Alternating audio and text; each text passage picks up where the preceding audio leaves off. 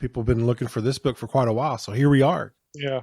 Well, I'm gonna start by reading chapter 1. I'm gonna, up front, this is only going to be part 1 devoted to chapter 1. We're going to have to spend two episodes in the first chapter, and when I'll explain why as we get into the content here. But I think the easiest thing to do is just to read the chapter, and once we get into the content, there'll be a certain point where I'll say, "Hey, this is for part 2," and you'll understand why.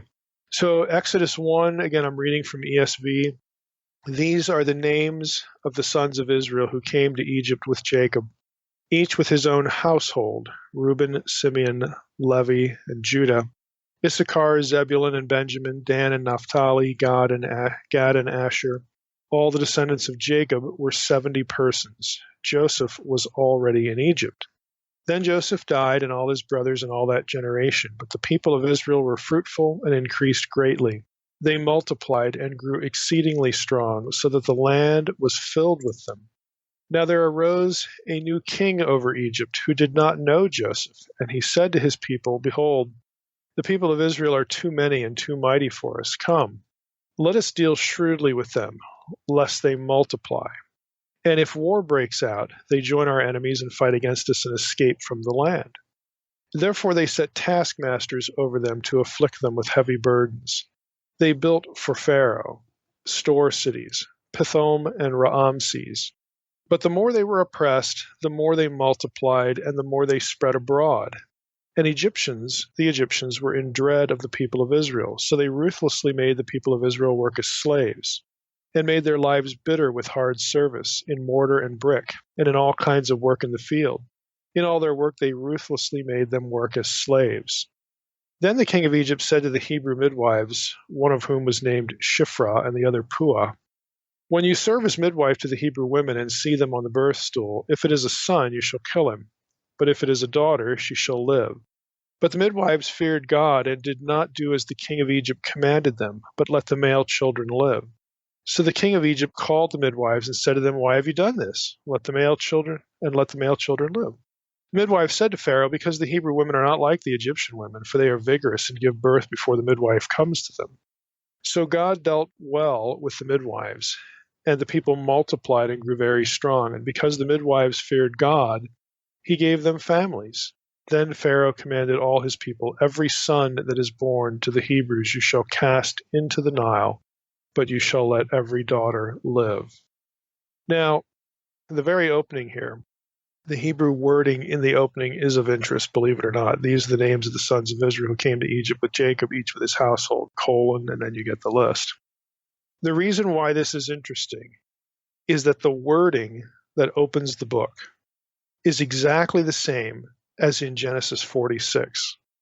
If you go to Genesis 46, specifically 8 through 27, there's a much longer sort of genealogy, a much longer explanation. There are lots of other individuals in it, but it starts exactly the same way. These are the names of the descendants of Israel who came into Egypt. ESV renders it a little bit differently, but in Hebrew, the wording is exactly the same.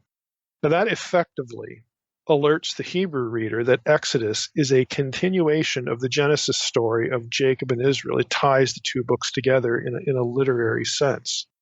And you say, well, isn't that kind of obvious? Well, it is on one level, because in our Bibles, Exodus is positioned after Genesis. We read one after the other, but there's more to the idea of continuation than just where something sits. Okay. Now, Carpenter, in his commentary, his Exodus commentary, and this is the volume in the Evangelical Exegetical Commentary produced by Lexham Press. He says this: the author's use of the formula, "now these are the names," in verse 1, also parallels the use of the formula, "now these are the generations of." That occurs throughout Genesis. You got Genesis 2:4, 5:1, 6:9, 10:1, 11:10, so on and so forth. It's a structural device. And so we have a sort of a structural parallel that also ties the books together. Its use here, Carpenter says, suggests that God's goals and purposes for his original creation are now being realized in an incipient Israel, unquote. Again, that's kind of obvious, but there's a little bit more to the continuity here then kind of meets the eye. I'm just going to telegraph it here. There are things, and we said this in the introduction, there are things in the text of Exodus, in the Hebrew text, that specifically repurpose, connect into, hook into specific passages in Genesis that aim at talking about the fulfillment of God's original promise to Abraham that he would have a great, he would have a large family, he would have many seed, they would multiply. Again, he would be the promised seed. He would be Abraham and Sarah were essentially the new Adam and Eve because God had disinherited, he had abandoned, he had forsaken humanity at the Tower of Babel event and started over with Abram and Sarah. They were the new human family. They were the new Adam and Eve, and their descendants were, again, to sort of replace that which God had abandoned. And so that God is committed to this plan is made evident when you get these are the generations thing. And in Genesis, they continue a specific line of people, specific line, specific family line. And then when you get it here, these are the names of the sons of Israel.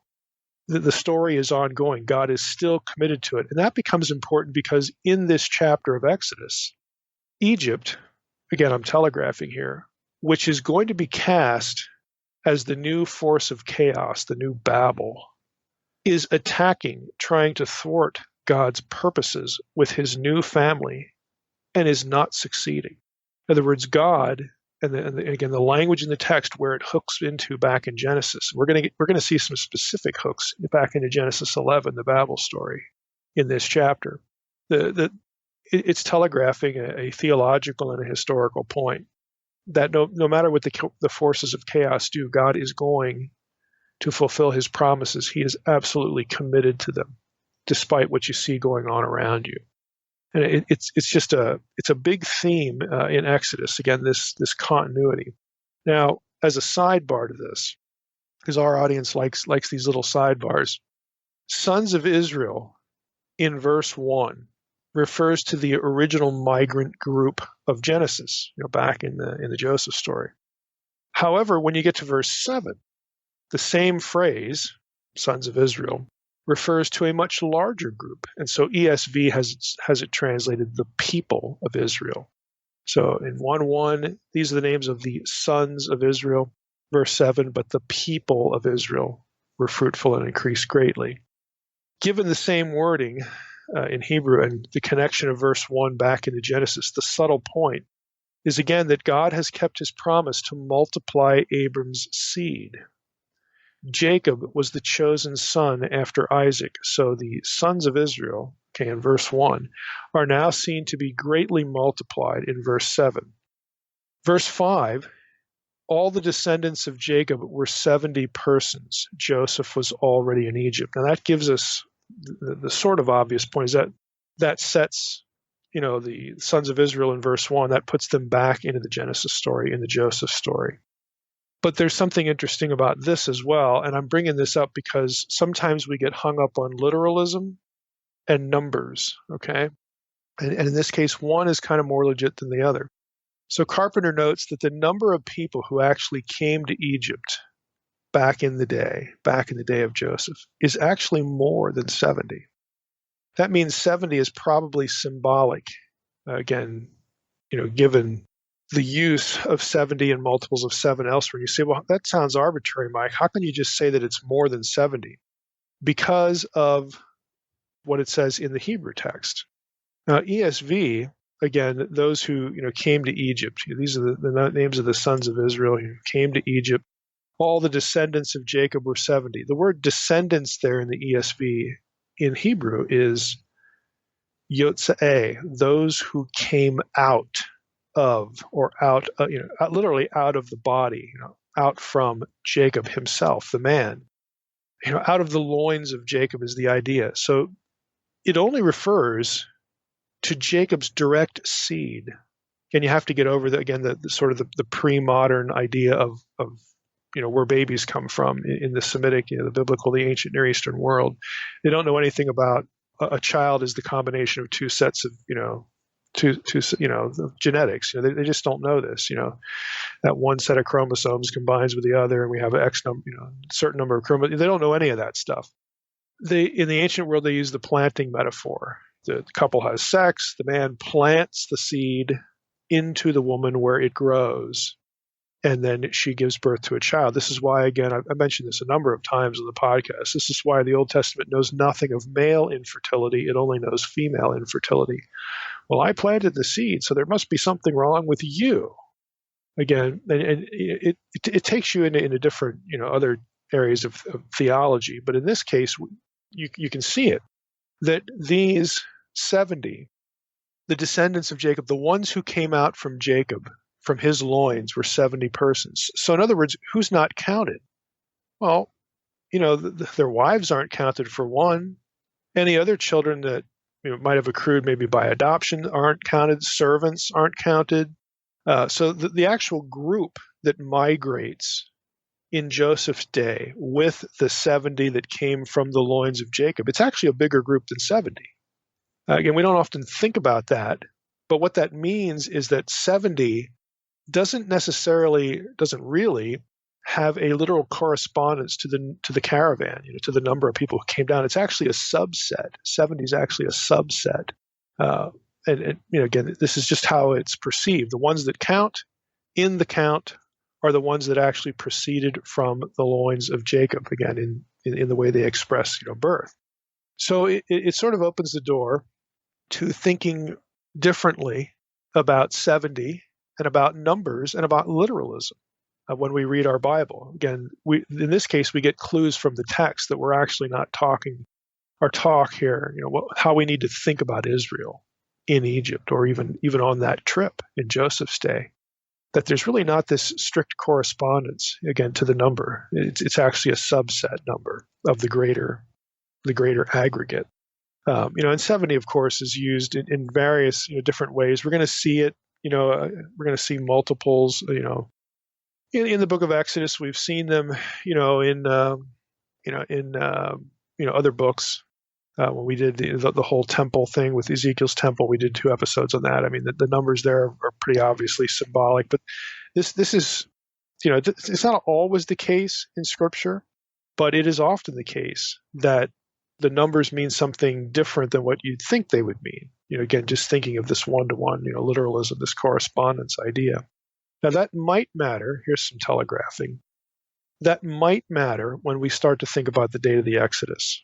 Okay, that's all I'll say for now. Again, our part 2 is going to really focus on chronological stuff, but just hold this thought, in your head until the, part 2 of Exodus 1, because one of the views of the Exodus is going to have to not take certain numbers literally, and the other one is going to insist on taking numbers literally. So just store that away. Now, verse 8, again, this is what we do in our when we do book studies. I'll just skip around. We don't do verse by verse. I want to land on things that are interesting, things that need to be understood, or just again, some of these sidebar issues.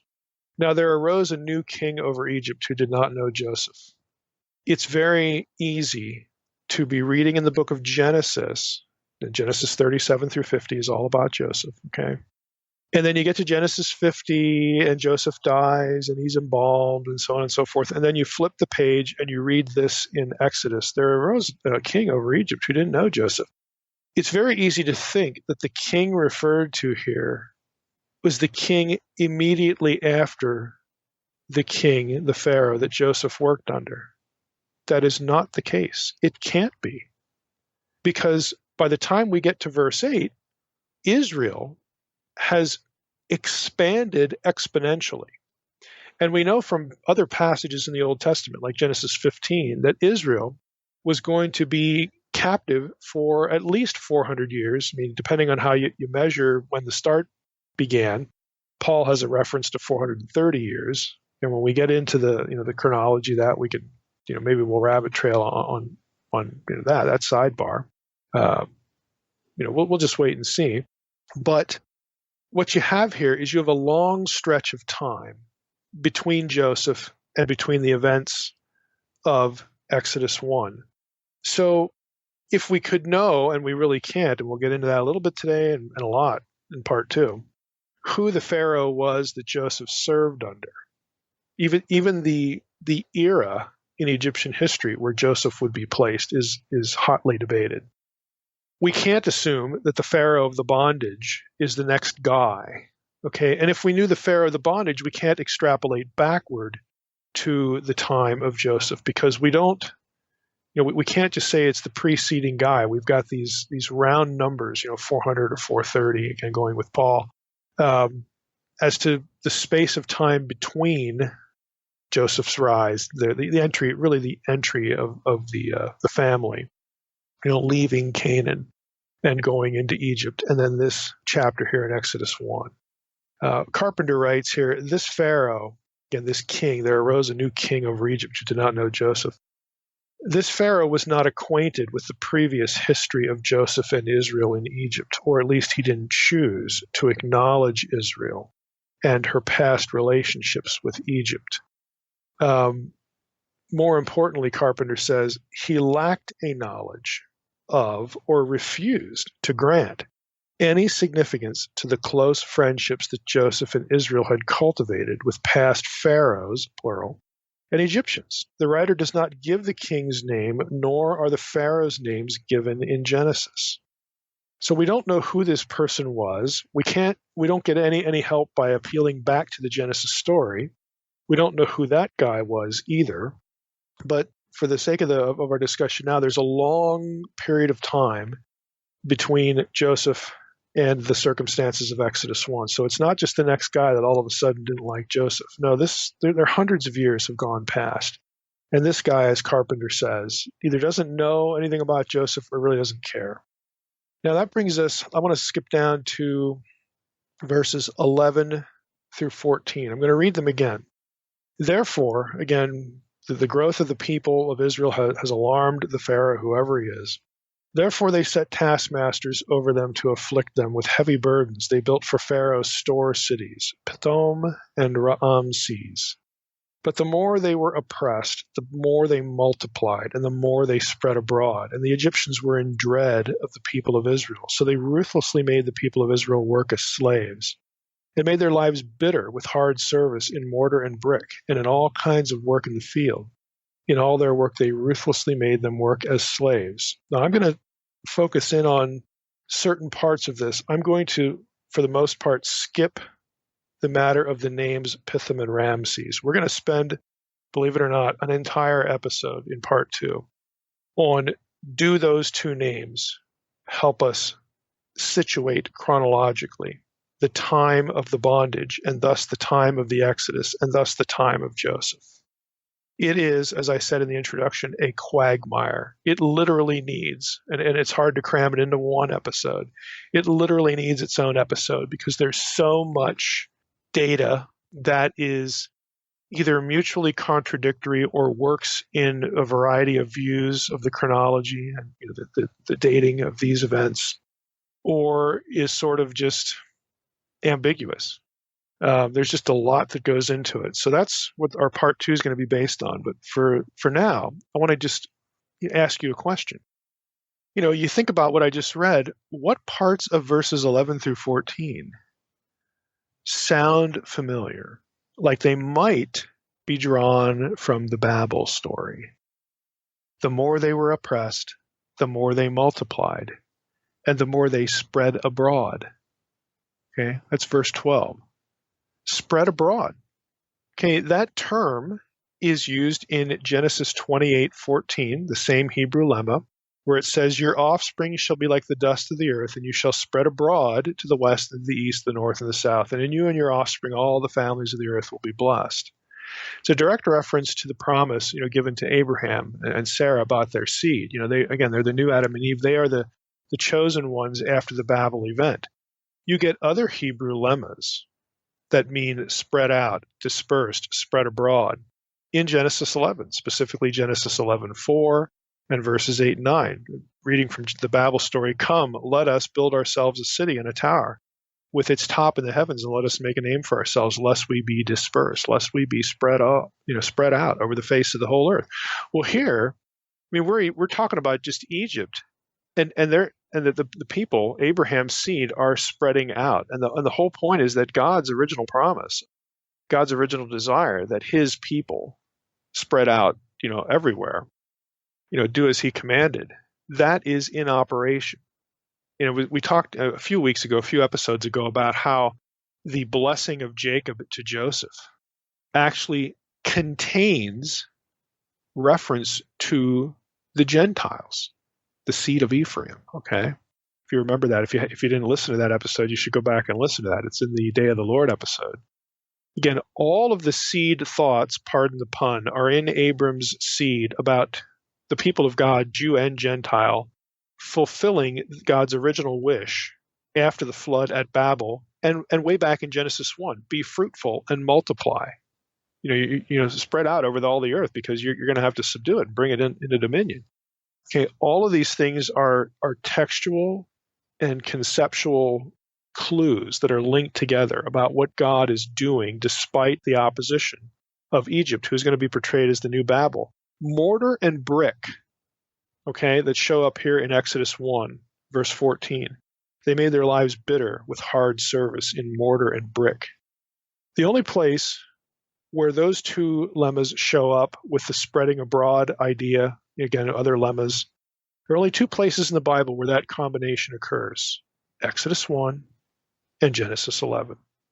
Again, the writer wants his readers to think not only about, hey, God's keeping his promises, like Abraham and Sarah, we're going to have a multitude of family. And look at that. That's neat. It is, but he brings along with that the context of Babel. It's intentional. It's deliberate. It's the only other place where these things occur. The writing is casting Egypt as the new Babel, the new referent point of chaos, of opposition to God's will. Remember, chaos is opposition. It's a metaphor. It's a symbol in ancient Near Eastern thought. But ironically, again, the harder the new Babel, Egypt, tries to oppress Yahweh's portion, Israel. Remember Deuteronomy 32, 8, 9, when the Most High divided up the nations. That's the Babel event. He divided them up. He fixed the boundaries according to the number of the sons of God. But Israel is Yahweh's portion. Jacob is his allotted inheritance. So the harder the new Babel tries to oppress Yahweh's portion, the larger it grows. And the message is that Yahweh is fulfilling his promises, no matter what the forces of chaos do. Babel, chaos, all the human and supernatural forces, combined, everything that opposes God's plan will not undermine his purposes through his people. The very people through whom one will come, again, one of those one seed of Abraham will come, and specifically part of his mission is to reverse Babel, to bring the nations back into the family of Abraham and all the children of Abraham. You're called a child of Abraham in the New Testament not because of your physical genealogy, your ethnicity. It's not the fact that you're Jewish. If you are Christ's, you are Abraham's seed. It's Galatians 3. Or just read Galatians 3, 27 through 29. Really the whole chapter, but those are the verses that sort of deliver the punch. If you are Christ's, you are Abraham's seed, an heir according to the promise.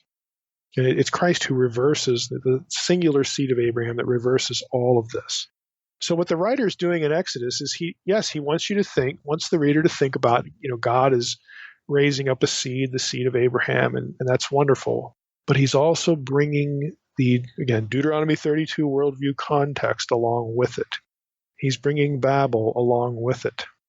There are other, there are other really, really subtle things that if we were reading in Hebrew, the whole thing about making their lives bitter, it's marar, the Hebrew lemma. Marad is very close to that, and it means to rebellion.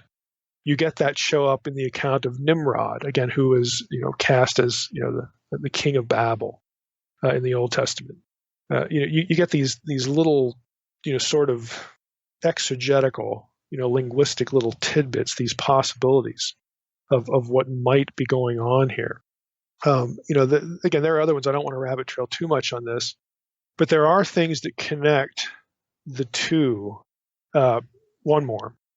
Leviathan, of course, is a very well-known symbol for chaos in Canaanite, the dragon, all right? And the Babylonian version of the chaos dragon was Tiamat.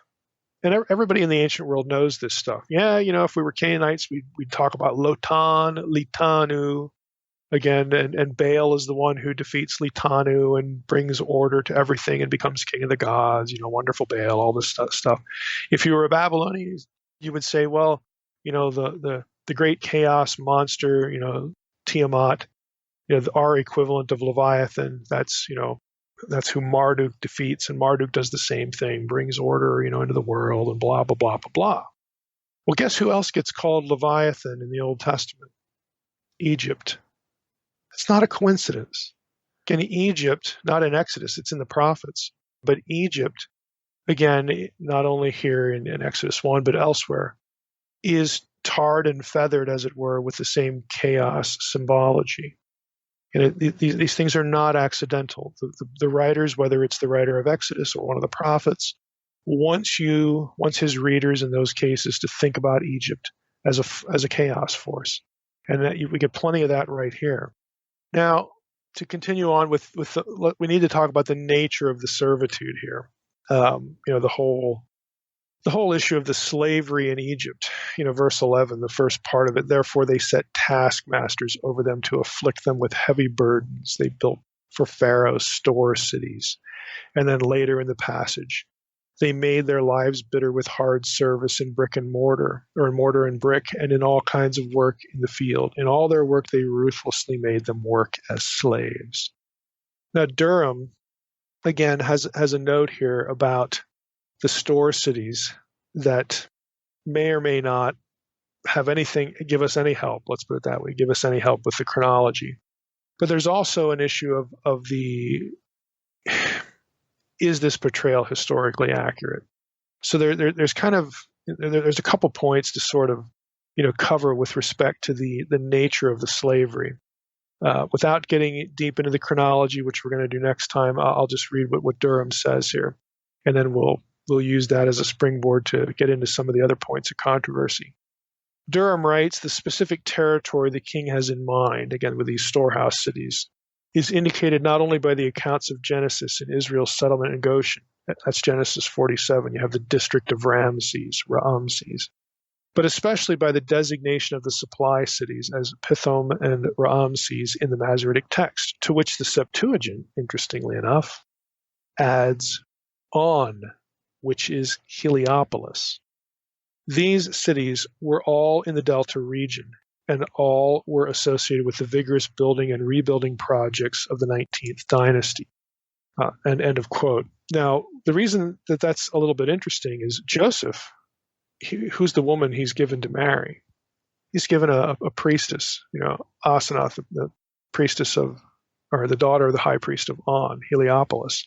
So the Septuagint actually sort of pegs this district here in Exodus 1:11 as being the same. He associates it with Joseph by virtue of this specific reference to On, the Heliopolis, where this woman was from. The other interesting point is that Pithom and Ramses, Durham says, and he's making a bit of an assumption here, were associated with the 19th dynasty. This is the dynasty of Ramses II, Ramses the Great. Now, that's all well and good. But as we discuss next time, that is not, in fact, it is quite far from a slam dunk for associating this time period described in Exodus 1 with Ramses II, Ramses the Great. Now, I know Charlton Heston, and Yul Brynner, okay, it was Moses against Ramses, Ramses the Great. I get it. Yul Brynner's dad, Seti the First, is the king before Ramses II. So the movie, of course, assumes that the king here, for both the bondage and the Exodus, which is another mistake, is Ramses II. Even the cartoon, the Spielberg, Prince of Egypt, makes this assumption. This is the dominant view. And as a proof text for that, people go to Exodus 1:11 and say, look, they're building stuff for Ramses. I mean, who else can that refer to? We'll get to that. We'll get to that in part 2. Let's segue to a bit of another note. In this note, verse 11, the king is called Pharaoh for the first time in the ongoing narrative of the book. We're in chapter 1, so it takes 11 verses, but the king is identified as Pharaoh. The Hebrew term is a transliteration. The Hebrew is paro.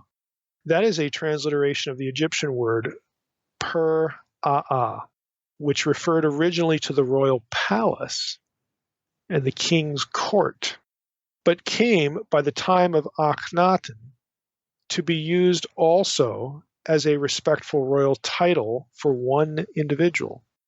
Eventually, by the 19th dynasty, there we go with the 19th dynasty again, time of Ramses II. By the 19th dynasty, per-aa, Pharaoh, was used as it is here in Exodus 1. And Gardner's, Sir Alan Gardner, famous Egyptologist, the guy who wrote Gardner's Egyptian Grammar, all that, he has an article actually on this, and he's right. I mean, that's what the data are. Pharaoh is only used to refer to households, sort of administrations. Think of our modern equivalent of White House. Okay, the White House, the phrase White House can refer to an administration or a single individual, depending on how it's used. Well, the White House said today, well, if it was President Trump saying that, well, again, we can do that math. That's the way per-aa, Pharaoh, was used from the 19th dynasty, slipping back into the 18th dynasty if we want to get a little bit earlier. And there's some legitimacy for that. But 18th, 19th dynasty onward, the term becomes used for an individual. Now, if you're thinking already about the chronology issue, you're thinking, well, good grief. How can we possibly hold then to the early date of the Exodus? And if you don't know what these terms are, I'll just, here's a little parentheses. When we get into chronology next week, I'm going to be talking about the early date and the late date for the Exodus. Early date is 1446 BC. Okay, that's 18th dynasty. It's prior to this time. 1446 BC is a number that comes from 1 Kings 6:1, where it says, in the 4th year of Solomon, and basically everybody agrees Solomon got to the throne around 970 BC. So his 4th year is 966. The 4th year of Solomon was the 480th anniversary of the Exodus from Egypt. So you just do the math. 966 minus 480, because we're going backward, 1446 BC. What could be simpler? Well, a whole lot of things could be simpler, as we'll see next week. The late date, though, wants to put the Exodus in the time of Ramses, roughly 200 years later. Okay? And you say, well, how can they do that if 1 Kings 6:1 gives us the math? Well, they would say, well, 480, interestingly enough, is 12 times 40. 40 is a generation. Maybe it just means 12 generations, and we don't have an exact chronology. And generations can be less than 40 years. Generations really when a male reaches adulthood and starts having children. And 40, again, is a symbolic number throughout the Old Testament. Again, that's well known. So they don't take the number literally, and they feel comfortable with that because they want the Exodus to be during the time of Ramses II because of verses like this, Exodus 1:11, and also because of the Egyptological data about a term like per-aa, Pharaoh, only used of an individual like it is here in Exodus 1:11 for the 19th dynasty onward. Okay, we're going to get into all of this next week, but that's just telegraphing it. So, we've got here a situation where let's agree for the sake of this episode that the Israelites have tough lives. They're in bondage. Can we just move on now? Well, we could, except that there's a lot of bickering about this description. There are critical scholars out there who will say, look, the only people in Israel that could rightly be called, or the only people in Egypt that could rightly be called slaves are military captives, prisoners of war. They were made slaves. They would say major Egyptian monuments. Now catch my wording here. I'm being deliberate here. Major Egyptian monuments, and the wonderful example, of course, are the pyramids, were built by trained, skilled laborers. They were native Egyptians they were like masons, okay? This is what they did. And when the pyramids were built and other, again, significant monuments, you actually had people move into the area. They built towns. to sustain the worker population. They were well fed. This is the job you wanted because you got more food than anybody else. You were waited on in that respect. You had to be maintained. You had to be physically vigorous and strong. So this was a good life, to work for Pharaoh as a mason, as somebody who did, the labor's hard, but hey, it's a building project. There's going to be another one after this. It's job security. We're good. They were not slaves. And all that's true. Of course, the assumption is that we classify Pithom and Ramses as monuments or, major building projects that were looked on the same way as the pyramids and certain temples were. Okay, so that's a big assumption, but it's often made. You get scholars again that just want to pick at what's going on there, as though to say that the description of the Israelites as slaves is incorrect. Again, what's incorrect is the assumption that foreigners, therefore, were never put under hard labor, forcible, hard labor. That in to be honest with you, and again, we'll get into some of the data here, that might be actually worse than a slave situation. There are indications that what we're dealing with is a little bit different here. It's not, again, a work crew, but it's not really a prisoner of war, kind of situation either. So let me just mention Sarna here. I've loaded this article into the podcast article archive that you can access if you're a newsletter subscriber. In regard to this idea of some objecting, again, to the recounting of the bondage, again, by saying that the picture doesn't fit. Nahum Sarna has a nice article on this. It kind of goes through the data pretty well. And he writes this: for his vast building program, Ramses II, again, Sarna is with the consensus. He's going to assume this is Ramses II here, his time. Okay. For his vast building program, Ramses II preferred to conscript foreigners in the area rather than native Egyptians. Such was reported by the Greco-Roman historian Diodorus Siculus, 1st century BC, who apparently relied on trustworthy Egyptian sources. The enslavement of the Israelites falls into the category that Diodorus describes. It was not a domestic bondage, the type in which an individual becomes the chattel of a private master and lives in his household, although this type of slavery is well attested in Egypt. There's no evidence that the Israelite women were enslaved or that slavery involved the dissolution of the family unit. Now, if you were a POW, this is me breaking in now. If you were in a POW, you don't have any hope of that. Back to Sarna. So there's no evidence that the women were enslaved or that slavery involved the dissolution of the family unit. In fact, one text shows in the Bible that the Israelites could live next door to or even in the same house as Egyptians and maintain social relations with them. And he quotes Exodus 3:22 in this regard. And I'll read it. Each woman shall borrow from her neighbor and the lodger in her house objects of silver and gold and cloth clothing, and you shall put these on your sons and daughters, thus stripping the Egyptians. Now, the point is that when that sort of prophecy is given in Exodus 3, that's the burning bush scene.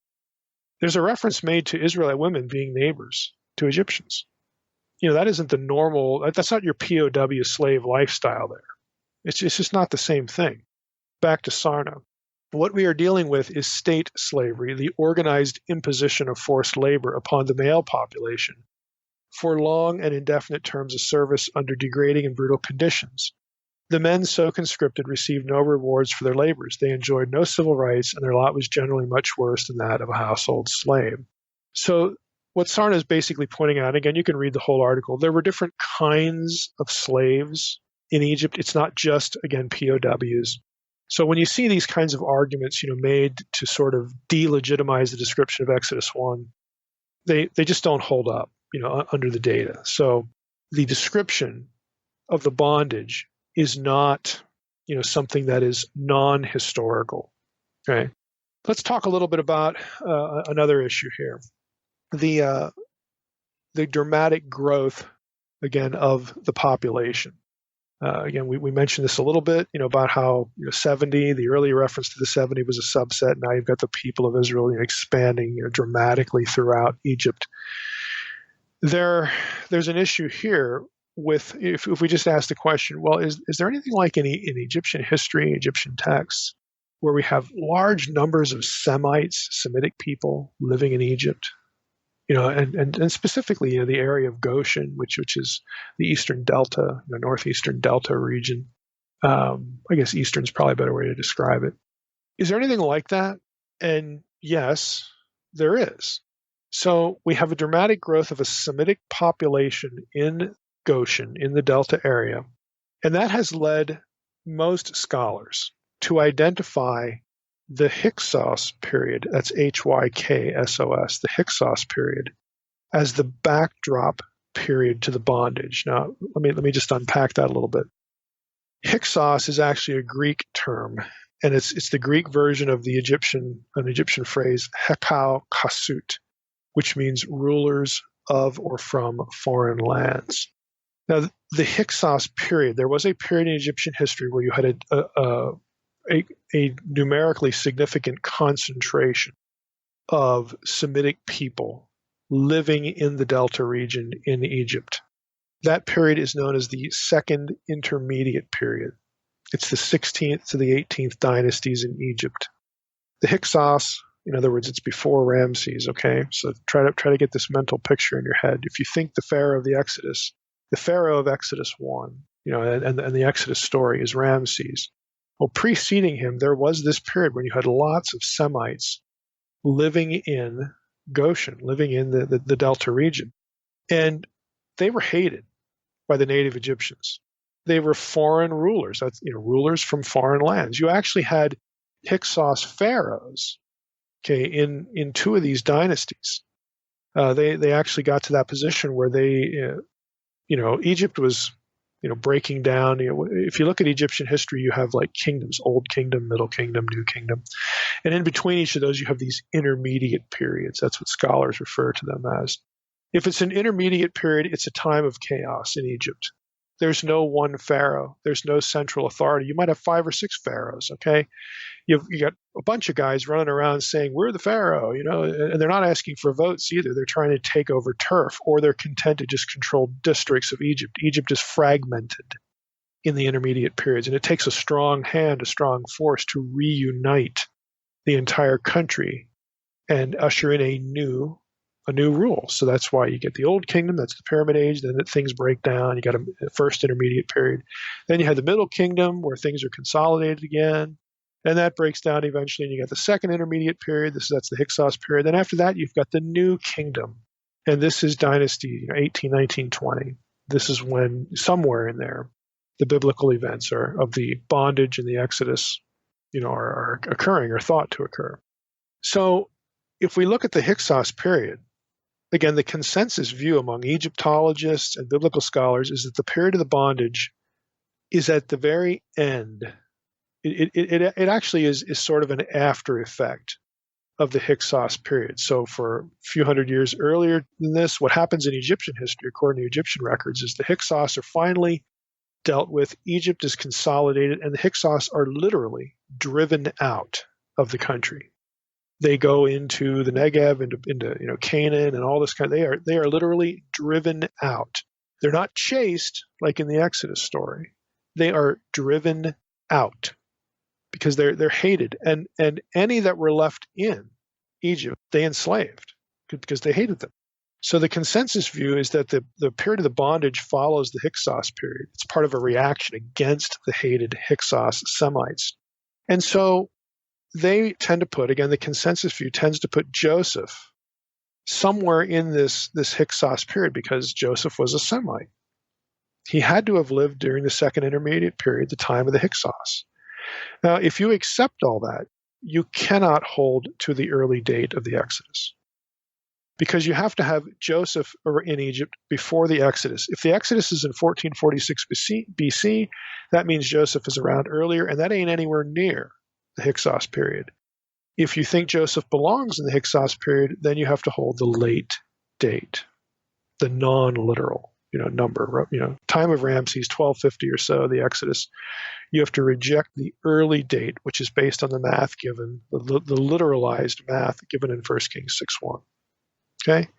So that's what we're dealing with here. Now, the idea again, just to go over this a little bit more, is not that the Israelites were to be equated totally with the Hyksos. The Hyksos are a conglomeration of ethnic groups, specifically, mostly, predominantly Semites.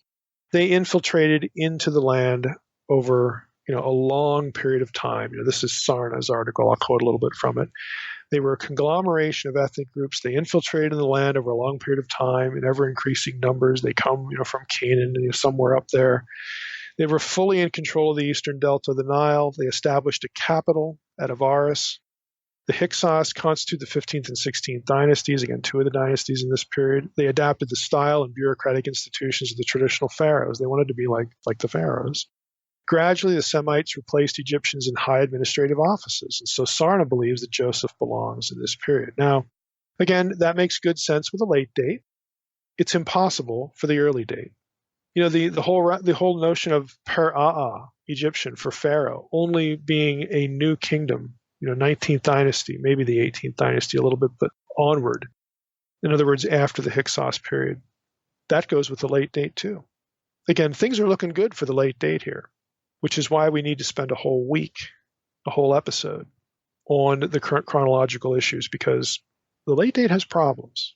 Okay, so don't just be clicking your heels if you're a late dater and saying, well, problem solved, end of story. No, it's a whole lot more complicated than that. Now, in regard to Joseph, let's just talk about him a little bit. If Joseph is part of this Hyksos period, if the Hyksos period is what we're looking at here in Exodus 1, the tail end of it, the very end of it, the question is pretty simple. Does Joseph fit what's said about him in the Hyksos period? Does he fit?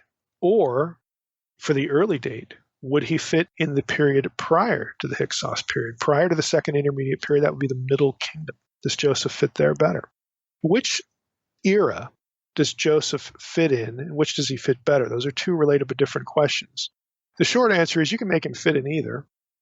Depending on how you take certain things, again, especially if you want to support the early date, if you're convinced of that, you can get Joseph in the Middle Kingdom and feel good about it.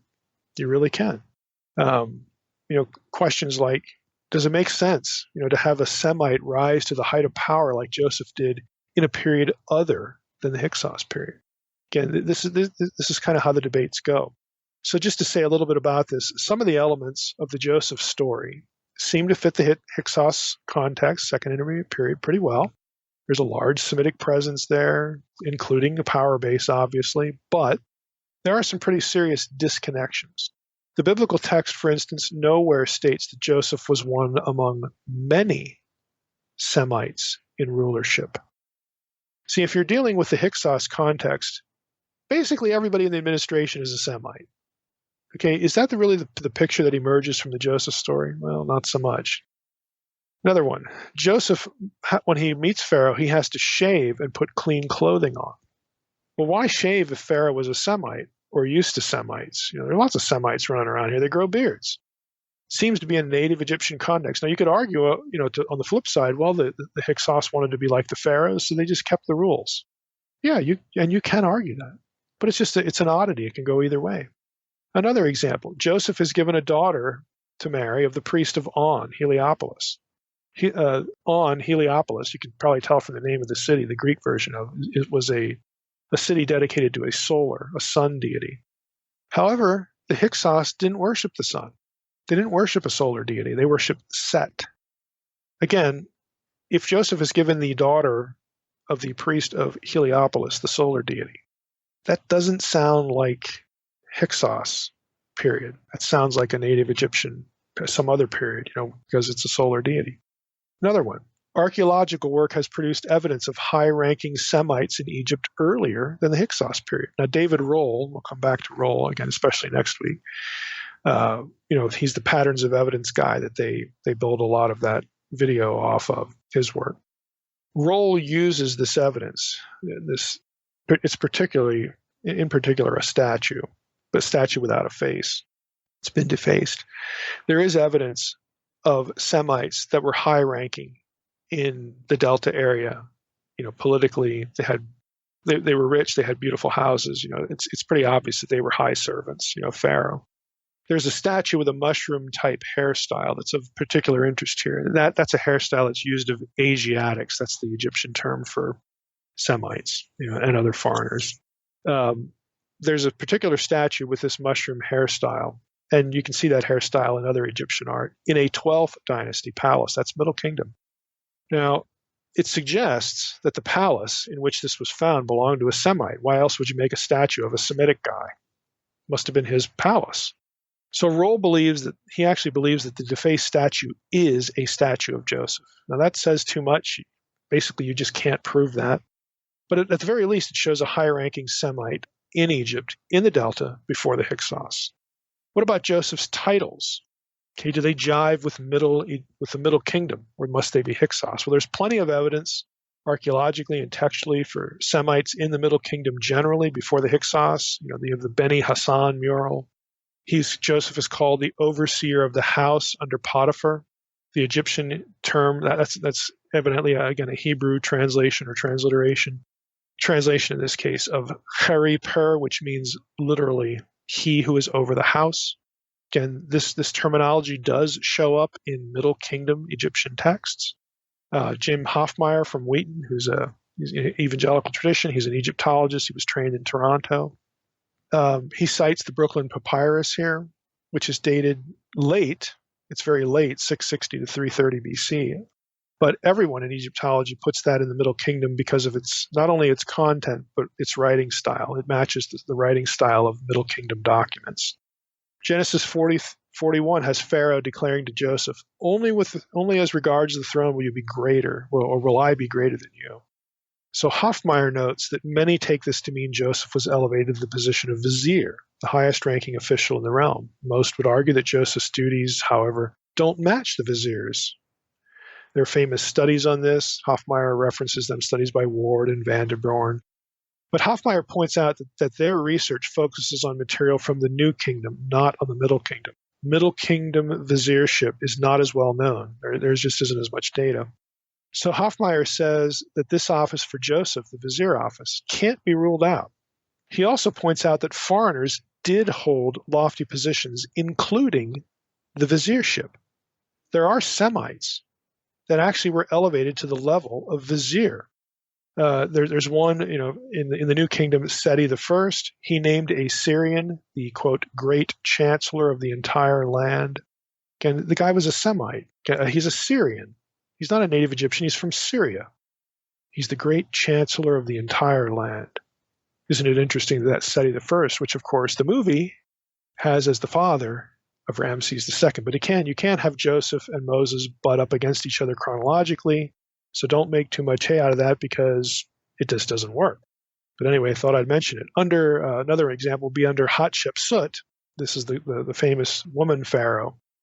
She named a Semite as her vizier.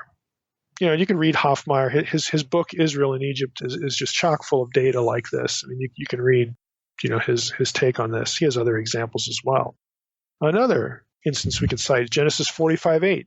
Joseph is referred to as a father to Pharaoh. No such title is known in Egypt. Is that a problem? Well, depends how you look at it. Nearly all Egyptologists consider that phrase, a father to Pharaoh, to be a Hebrew placeholder for a father to the god, which is well known in Egypt.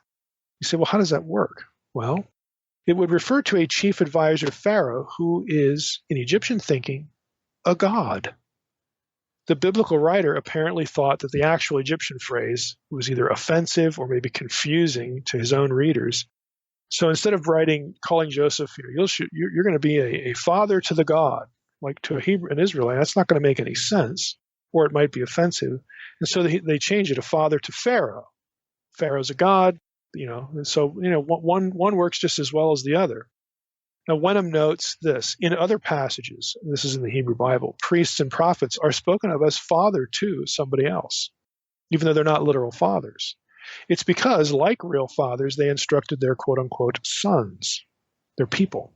It is often surmised that the underlying Egyptian title, again, quote, father of the god, was given to a variety of high officials, such as clergy, who advised Pharaoh. So it's really kind of a common title if you understand it that way. So in short, there's no obstacle to having Joseph in the Middle Kingdom. The early date can work. But there's nothing that rules out Joseph in the Hyksos period conclusively, so the late daters are happy too. This is what you get, when you're dealing, with this kind of material. So in Exodus 1, yes, we encounter a Pharaoh. We encounter the names Pithom and Ramses, which we'll talk about next week. We encounter, contexts that, okay, we've got slavery. Everything descriptively about Exodus 1 can work well, not only historically. It affirms the broad general historicity of the account. In other words, are the details of the account, do they jive historically with details, with what we know of the culture of the place that the story describes? And the answer is yes. This takes us back to our introductory, discussion of, well, what's history? What's historiography? What does historical mean? What's mythic history? All these questions. Oftentimes in the Bible, if you're looking if you're latched onto a specific name like Moses and you say, well, I can't believe that this account is historical, this story about the guy Moses, unless I find the name Moses in some other text, that's really misguided. What you ought to be asking is, does the story about this guy Moses, does it fit in all its details with the place that Moses was said to be doing stuff? And the answer here in Exodus 1 is, yeah. There's nothing in Exodus 1 that renders it as unhistorical or as really even as difficult. You've got the slavery issue. Again, it's not just POWs. There are other kinds of slaves. You've got the Pithom and Ramses thing. You've got at least the Delta. Again, we'll talk about the names next time. You've got Semites in the Delta. That can work, of course, with the second intermediate period right before the New Kingdom when these events are taking place, or even earlier, the Middle Kingdom. The titles can work. Again, the only outlier in what we've discussed so far is Pharaoh itself, again, 18th dynasty and beyond. But that'll be an issue I'm saving that until next time. Exodus 1 certainly can be viewed as historical. There's no obstacle to it. Now, I want to hit on two other things before we quit for this episode real quickly. And that is, I'm just going to mention this, and you can go elsewhere to other things I've done about this. Inevitably, there are going to be some listeners that think, well, did the Israelites, they built the stuff for Pithom and Ramses, and I've seen the movie, and did they build the pyramids? Did they build like the Great Pyramid and Giza and all? No, they didn't. Chronologically, by either view, either the early or late date for the Exodus, that cannot work by the Bible's own math. How old people were, X number of years between two people, it can't work. Now, I've actually blogged this. The best place to go, though, is go up to Google, put in, did the Israelites build the pyramids? Okay, and then the website fringepop321.com. You'll be taken immediately to an essay about this. I wrote it I actually developed it a little bit more because of the Ben Carson thing. If we remember way back to the earlier presidential election, somebody came up with something that says that one of the presidential candidates, Ben Carson, believed that the Israelites had built the pyramids, and he does. He's totally wrong. It just can't work. I also made a Fringe Pop video about this. So if you go to YouTube, Fringe Pop 321, you'll find a video on this. So that's all I'm going to say about it. No. Exodus 1 is not evidence that the Israelites built the pyramids. Okay? Let's move on to verses 15 through 22 for the last element here of this episode. I'll read a little bit of it again. Then the king of Egypt said to the Hebrew midwives, one of whom was named Shiphrah and the other Puah, when you serve as a midwife to the Hebrew women and see them on the birth stool, that's going to be our key term, the birth stool. If it is a son, you shall kill him, but if it is a daughter, she shall live. But the midwives feared God and did not do as the king of Egypt commanded, but let the male children live. So the king of Egypt called the midwives and said to them, what's up? Why have you done this and let the male children live? And they said, well, the midwives said to Pharaoh, because the Hebrew women are not like the Egyptian women, they're vigorous, they give birth before the midwife comes. Okay, that whole thing. Now, we've talked in an earlier episode of the podcast, specifically episode 210, about the ethics of deception. Does God use deception? And the answer is yes, he does. God himself uses deception to punish and thwart evil. So if you want a whole episode on that, go to episode 210 and listen to that. So I'm not going to get into that issue here. We've already covered it. I do want to get into the issue of this term, the birth stool. You say, well, good grief. I mean, what could possibly be interesting about that? Yes. Well, here we go. The term translated birth stool, and basically all your English translations have something like this, is Hebrew ovnaim. That term is used in Jeremiah 18:3 for the potter's wheel. Remember the famous passage in Jeremiah, potter fashioning the clay and God's the potter, and he makes us, and all that kind of stuff. That's important, what I just said. It's used in Jeremiah 18 for that imagery. Again, the potter's wheel imagery. Now, I got news for you, but the Hebrews, and the Egyptians for that matter, didn't use potter's wheels to have babies on. They just didn't. And I'm going to reference an article here. Again, I put this in the podcast article archive. You can get if you subscribe to the newsletter. There's 2003, so it's not that recent, but there's an article by Scott Morshauser called Potter's Wheels and Pregnancies, a Note on Exodus 1:16. That's very interesting.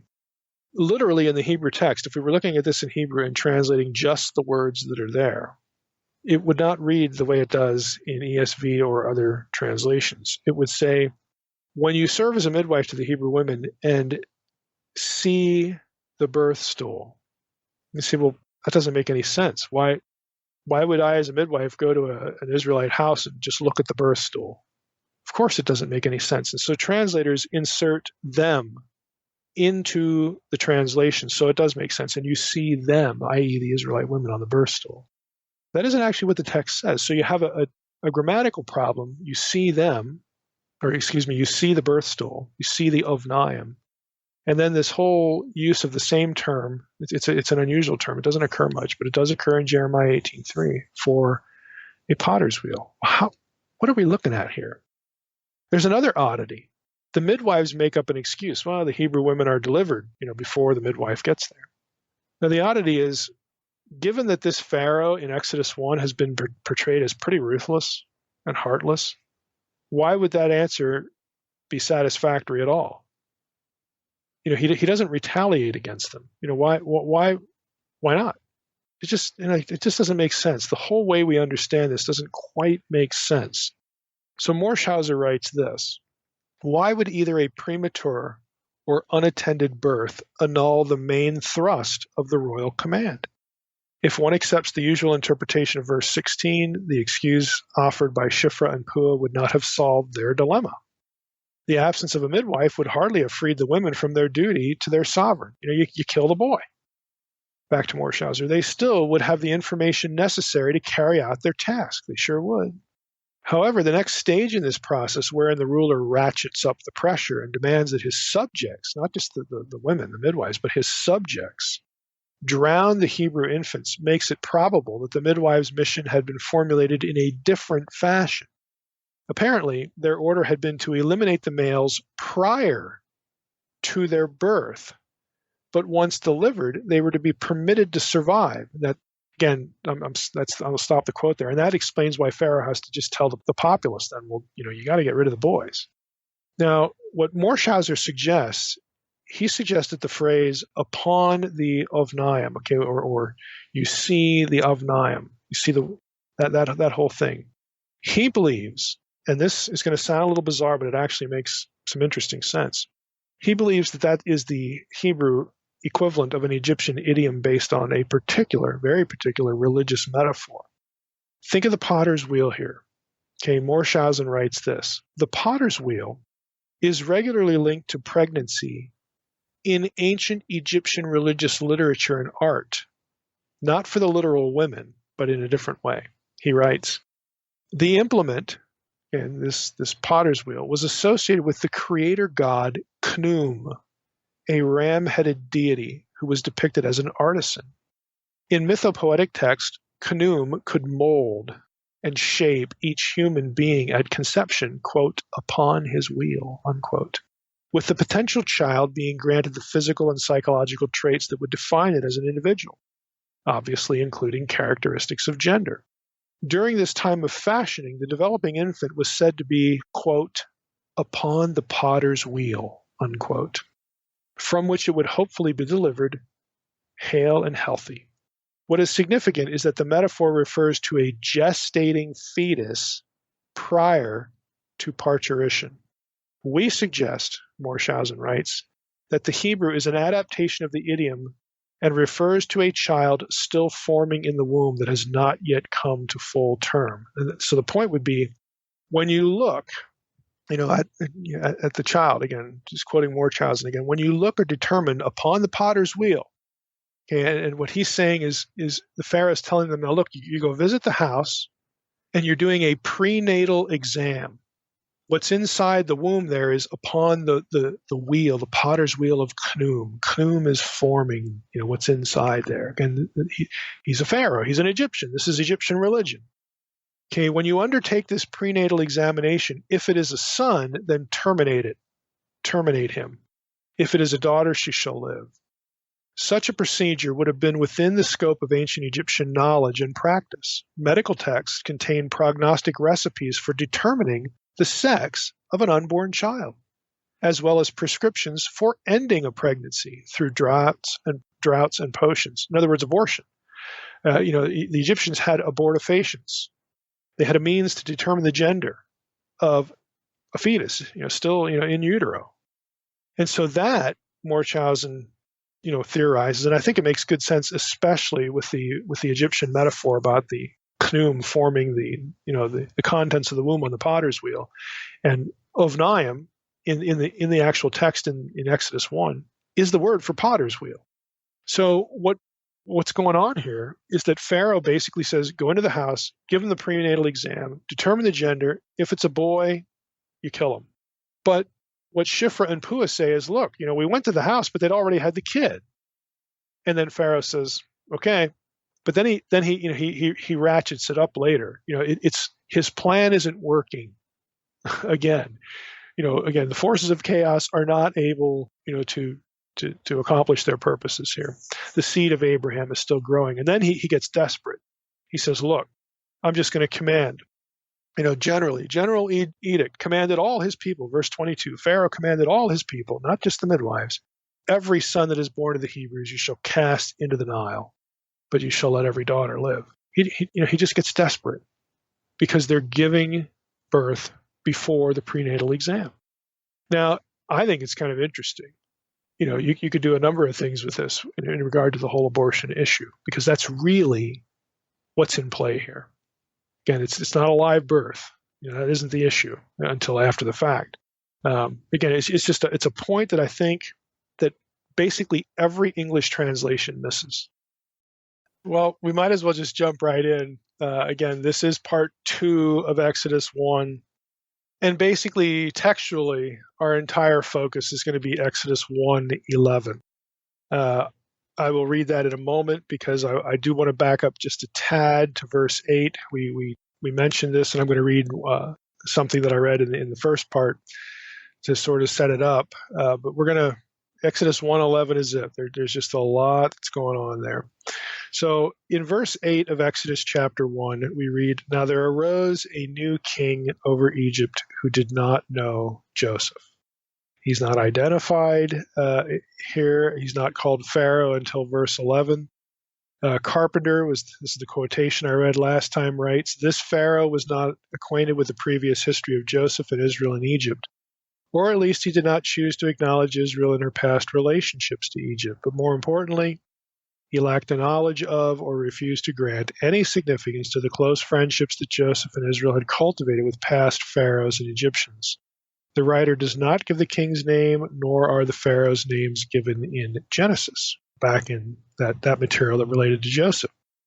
We don't get any names. What we do get is a reference, and we'll bring this up again.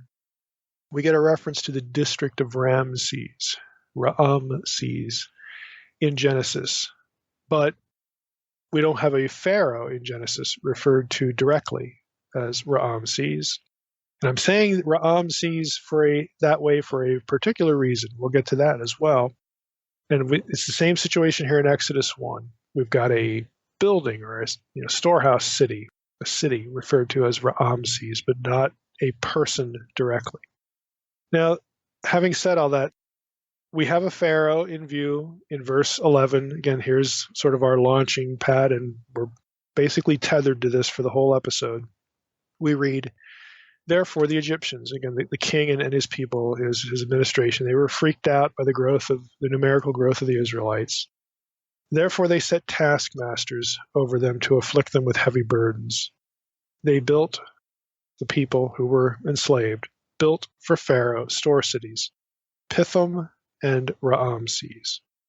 Now, we get these names, and it's a big if there is any prayer in Exodus 1, and you can throw in again the earlier reference in Genesis, even though that's going to mess things up because there's 400 years between Genesis. Just remember this, store this away, especially if you're a late dater. This is a problem for you. There are 400 years between the time of Joseph back in Genesis when we get that name Ramses in the text and here in Exodus 1. Ramses II, no pharaoh in the Ramesside dynasty, of course, was 400 years old. And you've got if you assume out of the gates that the reference to Ramses here in Exodus 1:11 refers to a person, you really have no hermeneutical right to say that it doesn't back in Genesis. The Ramesside dynasty is not that long. Okay, so the late daters have I'm telegraphing this up front, they have a problem with methodology. And that's going to become apparent as we go. Now, early data has problems, late data has problems. That's why there's a debate. That's why, again, this is kind of a quagmire, the whole issue. But let's just focus on this verse and the names. And I'm going to be taking shots and helping out, doing a little bit of both, to the early date and the late date. I just want you to see what the issues are and why it's difficult, why there is debate. It is not simply solvable by appealing to 1 Kings 6:1 and saying late date and that's all there is. It's just not that simple, although you can make a good case for the early date. So here we go. If we look at Exodus 1:11, the issue, of course, is the names of the store cities, both of them, but mostly, Ramses. Now, the name Ramses, the spelling of this name in both in Egyptian texts and in the Hebrew can vary. Here we have literally Ramses. There's like two A vowels in the pronunciation. It's not Ramses, it's Ramses, the way this is spelled. So I'm going to try to be consistent here and say Ramses when I'm referring to Exodus 1:11 specifically, but I'll also just refer to Ramses II just as a historical figure. But in the text, and this is going to become important, in the text it's Ramses, the way it's spelled. The first major chronological battle of the whole fight over the date of the Exodus, and of course, if you're dating the Exodus, it's the date of the conquest that follows, with Joshua. Really, this is sort of a linchpin thing, for how we think we might be able to understand and overlap biblical history of Israel, with ancient Near Eastern history, Egypt and Canaan for that matter. As I said last time, I'll give you the basics of the two dates, early and late. Early date says the Exodus happened in 1446 because of 1 Kings 6:1, which says that in the fourth year of Solomon, that fourth year was the 480th anniversary of the Exodus from Egypt. We know on very good grounds, astronomical grounds, again, because of both astronomy and the people who used astronomy, especially the Assyrians. Okay, they're very good at this. Babylonians, very good at astronomy, and then working backward with their kings and where their kings encounter the Assyrian king, all this. As I said in the introductory episode, after about 1000 BC, the chronology, at least with respect to Assyria and Babylon, works pretty well. It's pretty tight. You can really defend it and link it to astronomy. So we've got here an instance where we can date Solomon with a lot of confidence as taking the throne in 970 BC. His fourth year is 966. Subtract 480 years because you're moving backward in time, and you get 1446 for the Exodus. The late date says, well, not so fast. 480 is 12 times 40. So we might be dealing with 12 generations. And 40, again, a symbolic year for a generation. So we may not be able to just take the math literally. And they don't. They have the Exodus occurring during the time of Ramses, which is 200 years later than the early date. And the reason they want to fix it in the reign of Ramses or something in the New Kingdom. New Kingdom is Dynasty 18, 19, 20. Those are the dynasties at least we need to worry about. The reason they want to put it in there is because of verses like Exodus 1:11, the name reference to Ramses. They feel that justifies, tying. That's a peg. It's a chronological peg that we assign, to the biblical story, and we can back up with Egyptian history, real historical people. And the only thing that it really requires of us, so the story goes, or so the explanation goes, is that we not take 1 Kings 6:1 literally. So, their defense is you've got stuff in the story, and we alluded to some of this last time, the reference to Pharaoh per Aa, using that term, which in Egyptian means great house. It only gets applied to an individual person in Egyptian texts from the 18th dynasty forward. And so here we have it in Exodus 1:11. So they're saying this has to be stuff going on in the New Kingdom. Okay, specifically in the Ramesside dynasty, Dynasty 20. 200 years earlier, you get the 18th dynasty, and that's where early daters, it's still New Kingdom, but that's where early daters want, to have things going on. So you have this 200-year differential.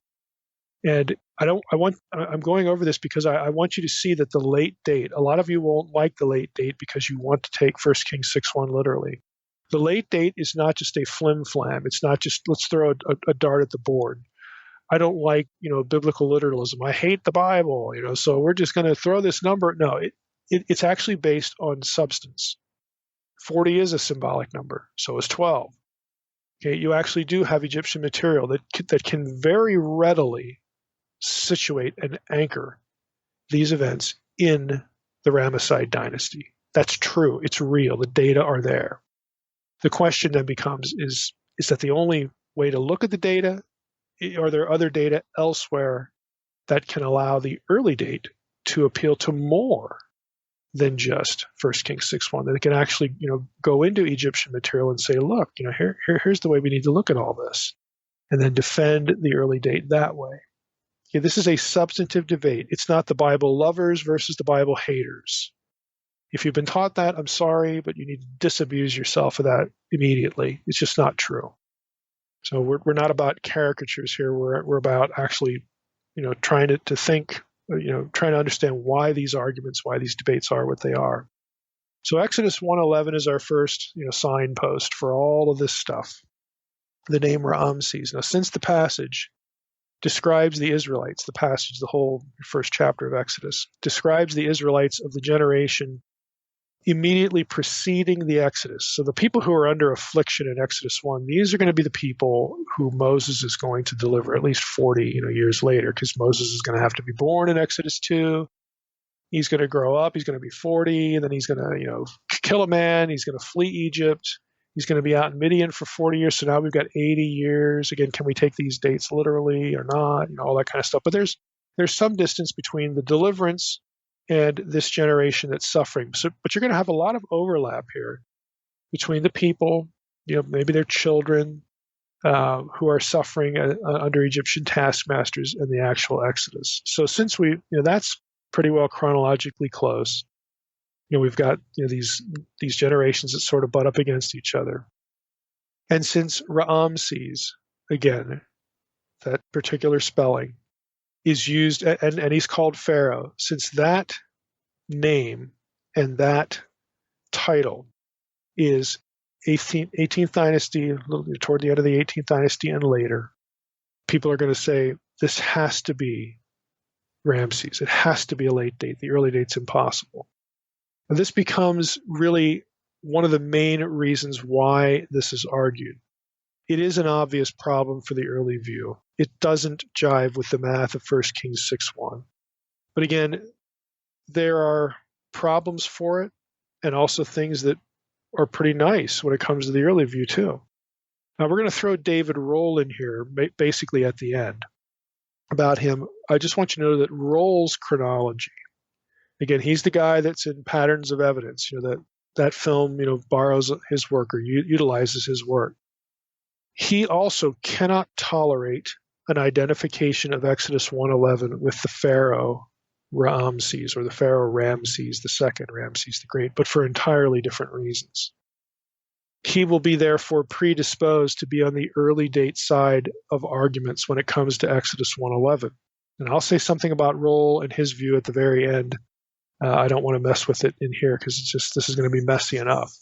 So some important points before getting into the actual name Ramses in Exodus 1:11. Any date of the Exodus, which means any determination of the Pharaoh, the bondage period, and the subsequent Exodus from Egypt has to factor in other details of the biblical text. And here they are. And I'll be honest with you, some of this stuff just gets ignored. You will read defenses of the early date and the late date, and if there are two or three things in here, one in particular, or actually two verses in particular, that, I could pull books off my shelf right now by leading biblical scholars that discuss this date, and these verses are never cited. But they're really important. So we need to think about a number of things, and I'm not going to, again, take shortcuts and leave certain things out, but any view, early, late, Roll, whatever, has to factor in certain things. A big one is Exodus 2:15 and Exodus 4:19. I'm going to read you Exodus 2:15. When Pharaoh heard of it, this is when Moses kills an Egyptian. When Pharaoh heard of it, he sought to kill Moses. Right? So you have an individual person, Pharaoh. He sought to kill Moses, but Moses fled from Pharaoh and stayed in the land of Midian and sat down by a well. Okay? Now, Exodus 4:19 says this. It plays off that reference there in Exodus 2:15. This is when God is talking to Moses, at the burning bush still. The Lord said to Moses in Midian, "Go back to Egypt, for all the men who were seeking your life are dead." So he flees from Pharaoh. And again, Pharaoh is used as a reference there to one person because we're now in Exodus 2, Exodus 1, started that trend. But, it still means the administration as well. But here's the point. It has to include the individual Pharaoh. So when Exodus 4 says, when God says, hey, all the men who were seeking your life are dead, he's not excluding Pharaoh. The Pharaoh of the Exodus and the Pharaoh of the oppression cannot be the same individual. You'd be amazed. Again, I can show you commentaries as well, where people just assume that you can have the same guy for both events, like these verses just don't exist. They cannot be the same person. You cannot exclude Pharaoh from Exodus 4:19 because it was Pharaoh, he who sought Moses' life. Okay, you can't take him out of Exodus 4:19 when he's in Exodus 2:15. So these references, again, have to at least include the Pharaoh. It can include others, but has to at least include Pharaoh. And I would say, again, because Exodus 2:15 is so explicit, that you just can't get around this point. We know that the Pharaoh alive at the time of Moses' murder of an Egyptian is not the same Pharaoh that's alive at the Exodus. Now, Acts 7:23, here's another little factor, tells us that Moses was about 40 years old when he committed this crime, when he killed this Egyptian. Now, that means the Pharaoh at the time of that act may have also been the Pharaoh of Moses' birth. But he can't be the Pharaoh of the Exodus. So we've got a 40-year span. It's possible. There are some pharaohs that reigned for 40 years or longer. And there's one in the, Ramses the Great did, and then there's a candidate for the early date that did as well. Okay, but the fact is, even if you have a guy whose reign is over 40 years so that he could be the Pharaoh at the birth of Moses, he knows Moses raised in Pharaoh's household, and he's the Pharaoh of the bondage. He's around when Moses kills this guy, and then he wants Moses dead. Even though that can be the same guy for Moses' birth and Moses' crime, he cannot be the Pharaoh of the Exodus because of Exodus 2:15 and Exodus 4:19. You got to have a different Pharaoh there. Got to have a different guy. Now, I would also add this. One way Ramses II, since he is one of these guys that reigned over 40 years, for him to be in the picture at all, he reigned 66 years to be precise, you'd have to make him the Pharaoh of the bondage and at the time of Moses' murder, but then you'd have to have him die before the Exodus event. It's the only way you really get Ramses in the picture. He would be the Pharaoh when Moses is born. He's the Pharaoh when Moses commits his crime, but he cannot be the Pharaoh of the Exodus. But if you read late date material, they desperately want Pharaoh or Ramses II to be the Pharaoh of the Exodus because of Exodus 1:11. You don't have to read Exodus 1:11 that way. All it says is that the Israelites built for Ramses, storehouse cities. Now that he can still be alive then, but he can't be the Pharaoh of the Exodus, is the point. So if you're a fan of Ramses II, if you're a fan of the late date, you can still have him in the picture. But you got to be careful, again, with how you use him. Now, another way the name of Ramses in Exodus 1:11 could refer to a pharaoh and work with the late date is to say that Ramses is a reference to Ramses I, not Ramses the Great. Ramses I is 2 kings earlier, 2 kings removed. Ramses I was the first pharaoh of the 19th dynasty. He reigned 2 years. Then he was followed by Seti I, who reigned 11 years, and then Ramses comes along and he's there for 66. So this alternative possibility, it honors Exodus 2:15 and 4:19, would posit that the store cities of Pithom and Ramses were built, or at least begun, under the reign of Ramses I. He then becomes, the pharaoh alive at the birth, or at the bondage, and so on and so forth, and he dies, and then we got Seti, then we got, we've got Ramses II later. Again, you can put these two Ramses pharaohs into the picture. You just have to be careful not to violate Exodus 2:15 and 4:19. So again, I'm speaking to late daters here. If this is what you prefer, don't skip those 2 verses. Don't do it. They actually matter. Now let's talk about late date still some more. Let's talk about Exodus 1:11. What's the late date evidence to connect Ramses in that verse to one of these Ramesside pharaohs, either one or two? Okay. What's the evidence? Why, when we read Exodus 1:11, why should we think of the Ramesside dynasty? And of course, the reflex response is, well, it says Ramses. What else could it be? We'll see. Now, I'm going to appeal to Redford's article here to begin. Donald Redford is a very well-known Egyptologist. I think he's still teaching. He was at Toronto for many years. I think he might have been Hoffmeyer's professor. I've never actually done the chronology there myself, but he's at Penn State now. He's been at Penn State for a long time. He may still be teaching. He might be retired, though. But anyway, Redford is a well-known Egyptologist. He's published a lot of stuff, both popularly and scholarly. And he has an article specifically on the names and the store cities of Exodus 1:11. And I'll just call a few points from that where he talks about these names. Now he says these are more or less his conclusions. He has detailed, arguments. The articles are just cluttered with Egyptian words and all this kind of stuff. But these are basically his conclusions. He says, Pithom is a term used no earlier than the New Kingdom. Again, that helps late daters. Per atum would be the Egyptian way of saying it. With respect, to Egyptian grammar, again, the etymology, per atum, Pithom, can work. Again, it ostensibly helps with the late date. Redford says, quote, "To sum up, the texts themselves justify us in stating only that in the late New Kingdom, the name Per Atom occurs sporadically in connection with the Eastern Delta." So there is Egyptian evidence, and by that I mean textual evidence, that gets this term. If you're wondering what happened to the R in Egyptian, it's Per Atom. In Hebrew, it's Pithom. Okay. If you know both Hebrew and Egyptian, you'd be able to follow Redford's arguments on the etymology. You're going to have to trust me here. I'm just reading his conclusions.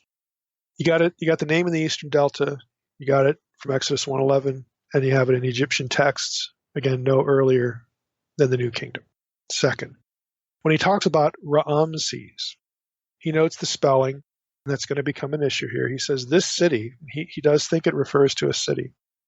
This city in Exodus 1:11 is usually identified with Per Ra Mes Su in Egyptian, the new capital, which Ramses II built somewhere in the Delta. End of quote. Again, so it's not that rules out Ramses I. Redford accepts that the term Ramses refers to the pharaoh, but doubts, though, that the biblical name refers to the royal residence, mostly because what we see in the Hebrew text is not a correct transliteration of the city name. Let me just reiterate that again. Redford's looking at the Hebrew text of Exodus 1:11, Ramses, and he's saying, well, yeah, okay. It's usually taken by biblical scholars to say that Ramses refers to Per Ra Mes Su, which is Ramses II's capital. But if it was, again, and sorry, I'm getting into the language here a little bit. I'm going to say it again. Per Ra Mes Su are the Egyptian characters. You notice there's not two A vowels there. It's not Per Ra Mes Su. It's Per Ra Mes Su. And so Redford says, if we have somebody writing about, who was familiar with Egyptian, and good grief, I mean, Moses was raised in Egyptian context, Pharaoh's household, he ought to know Egyptian. And again, if he wrote this, what we have in the Hebrew Bible, Ramses, two A vowels, again, separated by consonants, I'm not going to get in the nuts and bolts too much here. But what we see in the Hebrew Bible is not a correct transliteration of the place of Ramses II's palace. It's not spelled correctly. It's not correct. It's not transliterated correctly. You would expect, again, a second A vowel. So Redford asks, is it not strange that if the two Egyptian toponyms, those are place names, were borrowed around 1200 BC by the Hebrews, the element per should be retained? Now, see, this is another thing. He's like, okay, well, if Ramses refers to this city, Per Ra Mes Su, not only do we have an incorrect transliteration, but what happened to the per? It's not like with Pithom where that gets blended with the atum that follows. It's just gone. And he's thinking, that's just kind of odd. And he writes in response to this. Again, the article is very detailed. It says biblical Ramses and the Per Ra Mes Su, apart from the personal names, seem to have nothing in common. So he thinks that it is a biblical writer's reference to the name of the pharaoh, but he's like, it can't be to the place because they would have known how to write it. If this is a contemporary, this is key. I'm going to come back to this. If this is a contemporary writer in this Egyptian period, it's messed up. It's not what it should be. So he's like, okay, maybe the biblical writer of some other period, some other period, this is going to open the door for the early date, is thinking of Ramses. Maybe that's possible, but it's really doubtful. Even if this guy is thinking of the person, the historical figure, it's really doubtful that what they're building back in Exodus 1:11 is the actual palace of Ramses II. Again, this is an Egyptologist, who he's not a Christian, he's not a believer, he's not an evangelical. He has no axe to grind here on any of the dates. He's just pointing out that this really isn't what we would expect to see. Now, Redford believes, again, the Hebrew transliteration we see in Exodus and the one back in Genesis too. What he actually believes is that that transliteration reflects an even later Greek transliteration of Egyptian. He adds as well that the Hebrew term translated store cities is also a late term, because in the Bible it occurs only in Second Chronicles and First Kings. In other words, in past Solomon's era, which is way past the Exodus. So what Redford is angling for is, he says, I think these terms come from a much later period. You can find Ra'amses in Greek literature. You can find that combination of vowels in Greek. So what Redford suspects is that a scribe living in a later period who could read Greek, and lots of Jews could, Septuagint, hello, okay, that's where they got this transliteration. Now, if he's correct, there's no way to really argue well that Ra'amses should be that the place Ra'amses in Exodus 1:11 must refer to the actual palace. He thinks that the term wound up in Exodus 1:11 by what a scribe decided to do centuries later. Okay, I want you to hold that thought, because that's going to become really important when we get to the early date. It's actually useful. So you might ask, well, let's just get into it. I don't want to drag it out too much, but what about the early date? The early date response to the name Ra'amses in Exodus 1:11 and other passages, again, Genesis 47:11. I'll be honest with you, it's kind of disappointing to me. I put this in the protected folder. Again, if you subscribe to the newsletter, you get the podcast article folder.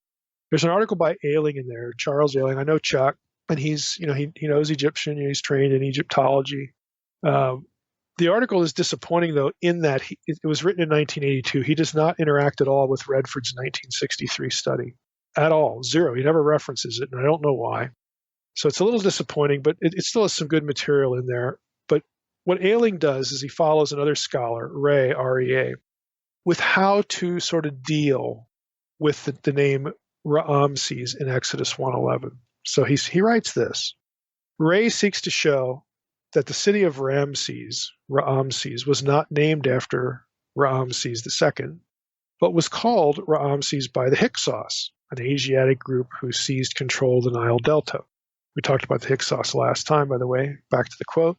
Ray bases his thesis on three main arguments: the contents of the 400-year stela of Ramses II, the alleged veneration of the god Ra by the Hyksos, and use of Ra'amses as a personal name earlier than the 19th dynasty. So you're getting back toward the Middle Kingdom here. Now, I would say the first and third of these arguments are the most important. There's this thing called the 400-year stela. It was written, it was created during the reign of Ramses II. Okay? That much is known. It was created at the city of Ramses to commemorate an event that had taken place some years earlier, before Ramses' father Seti had become pharaoh. So it's a memorial of some event that happened, even before Seti was pharaoh. Seti, while serving as vizier under the late 18th dynasty king Horemhab, came to Per-Ramses, again, the Egyptian city that Redford was talking about, Per-Ramessu, okay? He came to that city to celebrate the 400th anniversary of the establishing of the Set cult. Remember, the Hyksos worshiped the god Set instead of the solar deity. Ray believes that this stele indicates that the 19th dynasty rulers were connected in some way, perhaps genealogically, to the Hyksos. There's no way to prove that the pharaohs of the 19th dynasty were partly Semite. Okay, this guy Ray that Ailing is quoting wants to sort of argue that he wants to connect the 400-year stela, even though it was written during the period of Ramses, all the way back to the Hyksos. And this is just not a very good argument. It assumes that the anniversary of the founding, or the elevation of the Set cult that the stela mentions, it assumes that mention forces readers to conclude that the city in which the Set cult was established was called Per-Ramses at the time the cult was established, way back in the Hyksos era. There's no way to prove that. That's far from clear. The stela could just be saying, hey, the cult was established 400 years ago in the place that we know today as the city of Ramses. Yeah, this is a non-argument, but these are disappointing arguments when it comes to trying to connect the name Ramses with a period 400 years prior, because again, the early date doesn't mind having the Exodus be long before the time of Ramses. That's where they want it. They want the Exodus to have occurred 200 years before the time of Ramses II. And so this is one of the ways that they try to argue it, and it's just not a good argument. Fortunately, there are better arguments for the early date. Ayling writes this. He says, while the name did not become popular, Ramses, until the days of Ramses II and later, occasional examples of the name are known from earlier periods. A very prominent figure in the late 18th dynasty, again, that's still too, you might massage that with the early date. A very prominent figure in the late 18th dynasty was Ramos, or Ramses. He was a vizier under Amenhotep III and Akhenaten. And that's still a little late for early date, but this is what Ayling is trying to argue. Another Ramses is known from approximately Hyksos times. Now that would be better. And a still earlier Ramses is mentioned on a stele of a man named Ibi-Aa, probably of 12th dynasty date. So what Ayling's trying to do is say, look, you have the name Ramses show up a few times earlier than the 20th or the 19th dynasty. Again, this is what he's trying to do. So he's going to take that and say, when we see the name Ramses here in Exodus 1:11, we don't necessarily have to conclude that this text has the 19th dynasty period in mind. That's the late date for the Exodus. The early daters want it 200 years earlier, and so they're trying to create sort of an argument by analogy that maybe somewhere in the time period that we need for the early date, in the 18th dynasty somewhere, maybe there were other people called Ramses there because we've got Ramseses earlier in Egyptian history. This is what the argument that's being made. Now, Ayling admits, though, and he's citing an article by Alan Gardner, again, the Delta residents of the Ramessides. He says Gardner in 1918 published a thorough study on the Delta residents of the Ramesside kings, Per Ramses. Again, in Egyptian, it's Per Ra Mes Su. While his conclusions as to the location of Per Ramses must now be modified in the light of recent archaeological findings, Gardner's gathering of all known literary references to all towns bearing the name Ramses is still extremely valuable. From his list of cities, we can learn several things. It is very clear that the most important Egyptian city called Ramses, more fully Per Ramses Meri Ammon, translated the house of Ramses, the beloved of Ammon, was named after the king, after King Ramses II, and no other person. We are forced to conclude with Gardner that the biblical city and the famous Delta capital, Per Ramses, were one and the same. Now, Redford, of course, doubts this because of the spelling, but Ayling, and surprisingly enough, Ayling is an early dater, and he's actually in Patterns of Evidence if you watch that.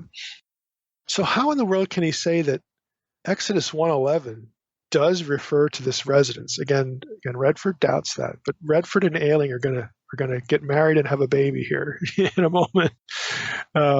Their notions are actually going to blend and support each other. Now, how in the world can you have an early dater say, "Yep, Exodus 1:11 that refers to Ramses II"? And Redford would say, yeah, it might refer to Ramses II as a person, but it doesn't refer to the residence because it's even later. How in the world can you say these things and come out with any hope for an Exodus that occurs 200 years prior to when Ramses lived? Well, let's see.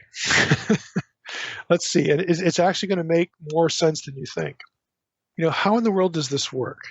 Now, what the argument basically is, and it's actually building off, in Redford's case, on the notion that a Hebrew scribe, someone who worked on the text of Exodus, did not know Egyptian very well. Okay, and he was using a Greek text. Again, that actually helps here. In short, Ayling believes that the place name of this store city in Exodus 1:11 was editorially updated by a later scribe. There's solid evidence that the original place name that Exodus 1:11 is talking about was Avaris. Remember, I mentioned Avaris in the last episode. Avaris was the capital of the Hyksos. They were Semites. It's in the Delta. It's in Goshen, okay? It is right next to, archaeologists know this, it is next to Pithom. It's next to some of the other names associated with the Exodus itinerary. Avaris was the capital. So what Ailing is hypothesizing is if Moses would, or somebody else, would have written this text at the time of the event, Exodus 1:11 would have said they built the store cities of Pithom and Avaris. But a later scribe, after Avaris's name was changed, the Egyptians changed the name to Ramses, okay, when Ramses II came to the throne. A later Hebrew scribe, knowing that this as a historical fact, later went back to the text and stuck the term Ramses in there so that his readers would know, what in the world are we talking about? What place are we talking about? Now, this happens in the Bible in other places very clearly, and the Bible actually gives you the name before and after. Luz and Bethel are kind of the it's kind of the textbook example of this. This does happen in the text of the Hebrew Bible, and the Hebrew Bible actually notes it. Before the city was named this, it was named that. It actually tell you. And we don't have that here, but the exercise, the act would be the same. So that is how Ailing, as an early dater, copes with not only this reference in Exodus 1:11, but the Exodus 47:11. You had a scribe living later go back and insert the name Ramses so that his readers would know where these places are, what they're talking about.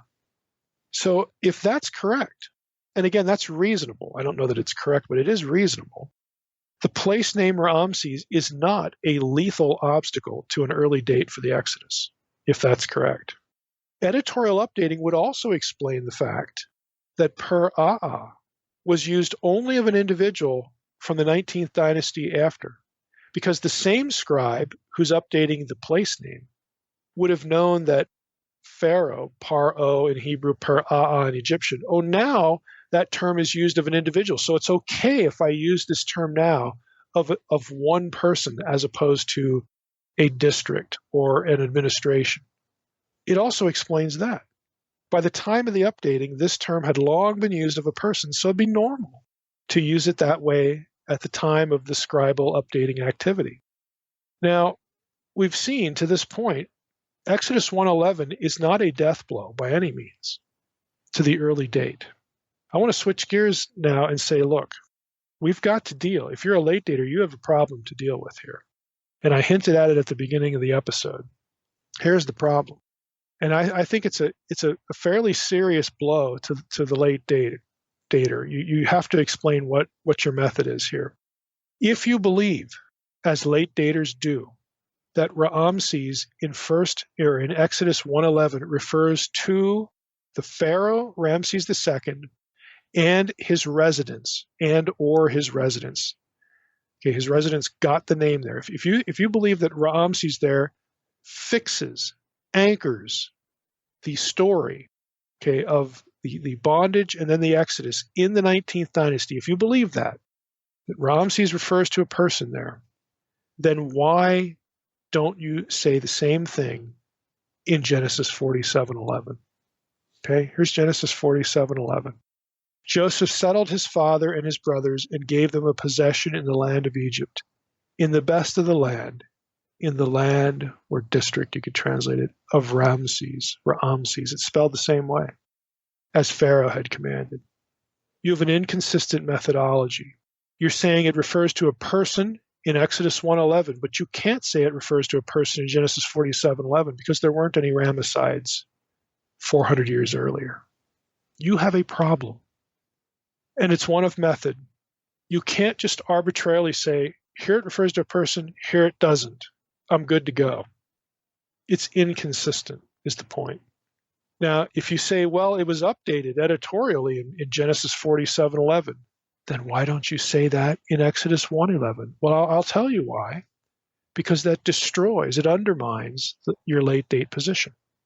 Again, I don't really care one way or the other. I'm just saying you should be consistent with the way you handle the data. Both views, early and late, can work with the data.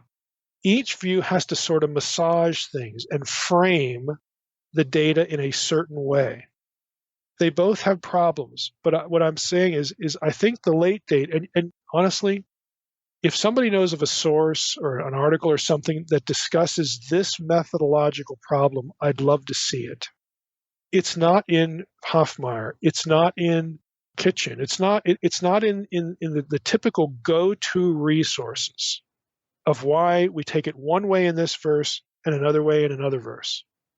You have to, if you're going to take them both as a person, you actually have to, as a late dater, make an early date kind of argument in Genesis 47:11. Well, there it doesn't refer to a person. It could refer to somebody who's not a pharaoh. That's Ramses. That's exactly what early daters say about Ramses when they're plucking out these 5 or 6 examples, like Ailing does, of people named Ramses. So now you have the district of Ramses in Genesis 47:11 named for somebody else other than the pharaoh.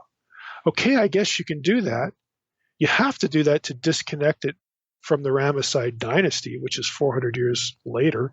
But that's precisely the argument made, the approach taken by the early dater. So the least you can do is not make fun of the early dater, for the way they approach this problem. You're in the same boat, fella. You really are, because you can't have them both be pharaohs.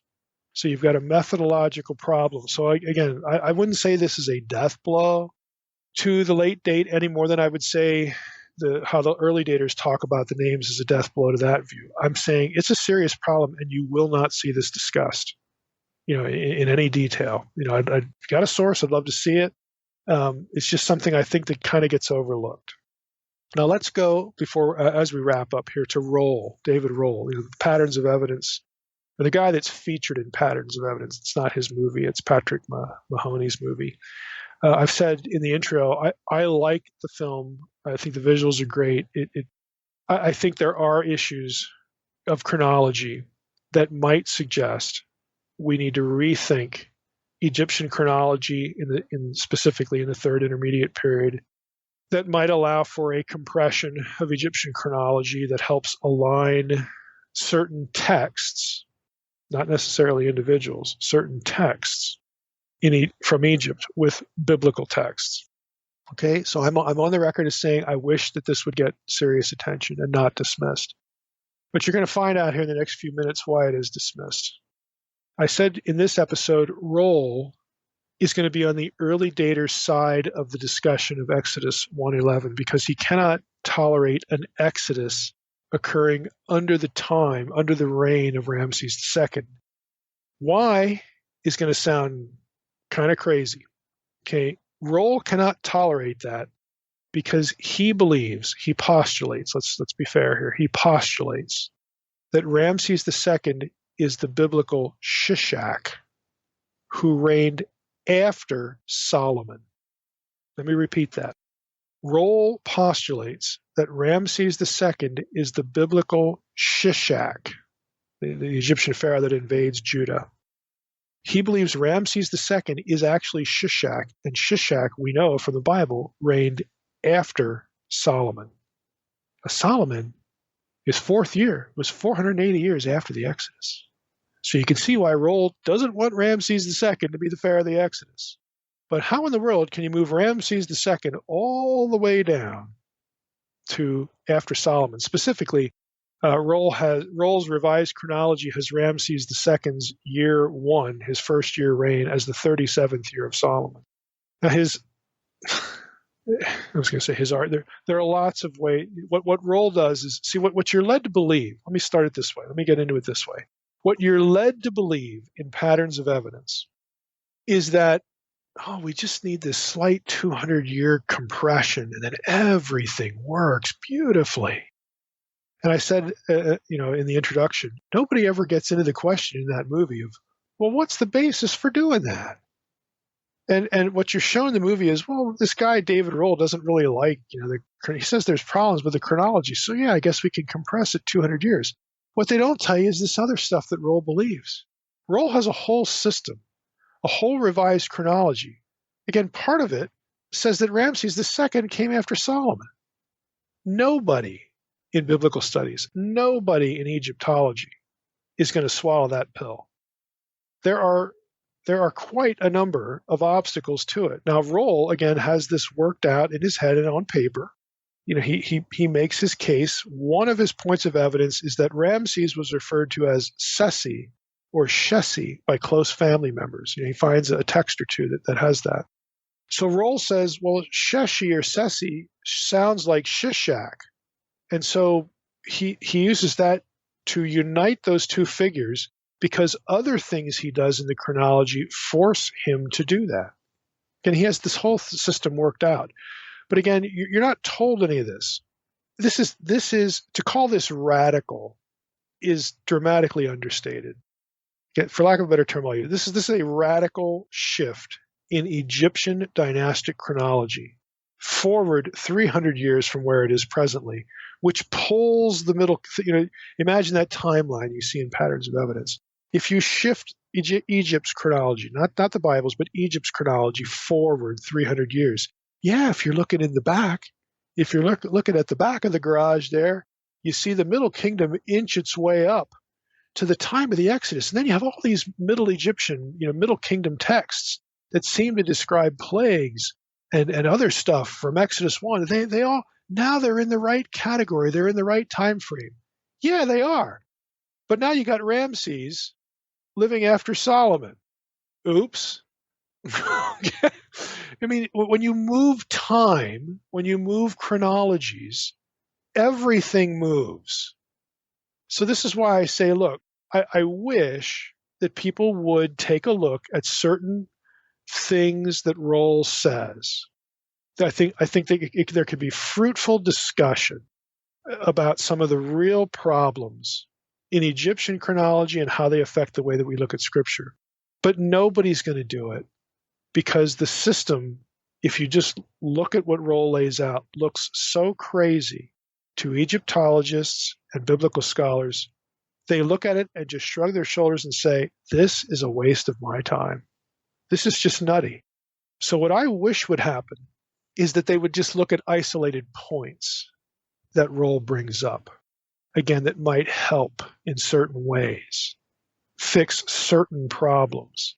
But if you're thinking that Patterns of Evidence cures the Exodus problem, okay, you got a cure now, and now you got like another disease going on over here.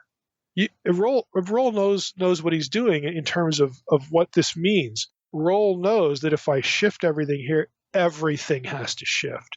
And so what he does is he's in search of ways to align the figures that have shifted together. How can I align Ramses with Shishak? How can I align this guy with that guy, and this place with this place, and this battle with that battle? He has to align everything. He has to come up with ways to tie all things together. And his arguments are tenuous. They are circumstantial. Okay, you got a couple texts where somebody in Ramses, maybe his girlfriend or something, called him Sheshi. That doesn't mean he's Shishak. Okay, this is the kind of argument that you get. If he is Shishak, then there are other things about Ramses' reign, which is highly documented, and the biblical story that have to also align. It's not just a nickname. It's so much more. So again, I don't want to burst anybody's bubble about this film. I feel positively predisposed to the film. I've seen it. I've talked to Tim Mahoney. He's a good guy. He's sincere. Nobody's trying to pull anything here, but you're not being given the wider picture. You can't just reference this movie and say, we're done, cross that problem off my list, I'm doing apologetics. No, you're actually not. You're actually doing a poor job of defending something that might be true, the early date. And when you awaken to that, is that going to damage you or the people that you've been talking to? That's more of an issue. So again, I know chronology can be boring. Trey says, this tickles my fancy. Again, my confession is I used to be a chronology nerd. It's almost like an AA confession. Hi, my name's Mike, and I used to do biblical chronology. Okay? I used to be that guy. And it is interesting. But at the end of the day, what you have is a pile of speculations. You have a pile of things that might look nice, but if you're honest, it's a house of cards. And that doesn't just go for role, it goes for lots of work in ancient chronology. It by definition must be subject to revision all over the place. And so I'm critical of people who are against roll that say there's nothing to think about here. There is stuff to think about here. Don't let roll, deter you from this or help or be an excuse to not see this. There is stuff to think about here. But I'm just, as again, critical of those who think, well, man, I got a big howitzer now in my apologetics belt. It's called patterns of evidence. No, you don't. You don't. It's so much more complicated. It's literally a case where you have again lots of evangelicals running around here on this subject that literally don't know what they don't know. You say, well, Mike, you seem to live in that town. Yeah, I do. That's why, Trey, maybe that's why I have pugs. They just comfort me at the end of the day, where I look at all this and say, this is just an inextricable, unsolvable mess. But now I'm going to pet Maury, and Norman, and I'll feel better. That's kind of where, we end up with this. So that's our first foray into the problems, the issues of biblical chronology. We're going to have other ones as we go through this book. But again, hopefully this doesn't kill your appetite. Hopefully it whets your appetite a little bit. But again, you realize how difficult and tenuous a lot of this stuff can be. So Ramses II is not Ramses. Ramses II, the king of the 19th dynasty, the Ramesside dynasty. You cannot conclude that Exodus 1:11 refers directly to him and his reign in real time. Okay, it could be an insertion, an editorial change by a later scribe, just so that you would know geographically where this stuff is happening. It's not a chronological linchpin. It might be a geographical, linchpin, a geographical point of orientation, but it is not a chronological one. Gotcha. Ramses the Great came to Dallas in 1989. I saw that. Did you go to that? I did. I was 14 years old. Look, our paths crossed. Look at that, 1989. And we didn't know it. And we had no idea. I was there. We went to the opening night, the reception. Okay, I wasn't there opening night. The exhibit was amazing. They had all those artifacts. And then they brought him out on stage. We all sat in the amphitheater. They had music, smoke, and they brought his tomb out slowly and unveiled it. It was amazing. And I think it has never left Egypt again since then. I think you're right. I don't think it's traveled. Yeah. Tut has traveled, but I don't think that one has traveled again. Correct. You are correct. And so, our paths crossed. Look at that. Yeah, I was a student at Dallas, seminary. We lived in Dallas for 2 years. So Drina and I decided to go to see that. Even though I didn't see Trey, well, I still got to see a lot of good stuff. We were both there in spirit, so. I've gotten more than a few emails about the Exodus series. It's just like, man, it's so detailed and it's cool stuff. And I got to go listen to it 2 or 3 times. Well, good. I kind of tried to warn you ahead of time. We're gonna be hitting the quagmires. We're gonna get deep into the woods here, into the weeds, into the papyrus. Okay, you can't really avoid it in this book. And today is more of the same with Exodus chapter 2, verses 1 through 10. But before we begin, one of the emails I got, it prompted me to. I thought it'd be a good idea to spend a few minutes, maybe 5 minutes here, commenting on some previous content. I got a question or an email, a comment from Chris, who's an archaeologist and a specialist in historical geography of the Bible at Bar Ilan University in Israel. And he wrote me and he said, just basically, I'm not going to go through the whole email, but he said, I've heard Jim Hoffmeyer from Wheaton, who's an Egyptologist, and of course has the very useful book, Israel in Egypt, the evidence for the authenticity of the Exodus tradition, which I have referenced in the earlier episodes a bit. Chris says, I've heard Hoffmeyer talk about the textual updating idea of Chuck Ayling. For those who have listened to the first 2 episodes on chapter 1, you know what we're talking about here. And Hoffmeyer, he said, counters that it is problematic for Avaris to have been updated to Ramses or Raamses when Ramses was only a major Egyptian town until the 20th dynasty. A late updating during the presumed editorial activity for the Pentateuch, which is the exile or shortly thereafter, would be centuries later, centuries after the 20th dynasty. And so Chris says it wouldn't mean anything to later Israelites who would not be aware of a city named Ramses or Raamses. In Psalm 78, again, we have a reference to Zoan, which is actually a later name of the same place, or at least the same region that we're talking about here. So he says, in other words, if Ayling's editorial activity is coherent, again, a scribe would have updated the name from Avaris to Zoan, not Raamses. Now, a couple comments here. That of course is coherent, as it's stated, but there are 2 possible responses to it. Again, just so that you get the idea that Chris is raising here. If it's true that the place, we're talking about these 2 store cities in Exodus 1:11, Pithom and Raamses to be more precise. And we talked during our chronology episode that the early daters address this or get around it by proposing that Raamses as a name is an editorial updating, again, when the Pentateuch was edited and updated. There are other examples of this. Bethel, Luz is a good example, very transparent in Scripture. And so they postulate this kind of thing happened. And so Raamses in Exodus 1:11 does not force a late date for the Exodus, something in the 1200s. Of course, the early date is the one that takes 1 Kings 6:1 literally, and that's the mid-1400s BC. So the fact that Raamses is in there and his time period is in the 1200s BC, that doesn't force us to say the Exodus was dated to that time. Raamses could have just wound up in the text because of this editorial updating during the exile or shortly thereafter, the 500s, we'll call it, BC. And Chris's point is that, well, that wouldn't make sense because if they were updating the text then, they would have used Zoan instead of Raamses. So again, there are a couple possible responses to this. And Redford's article that we talked about when we discussed Exodus 1:11 notes this on page 402.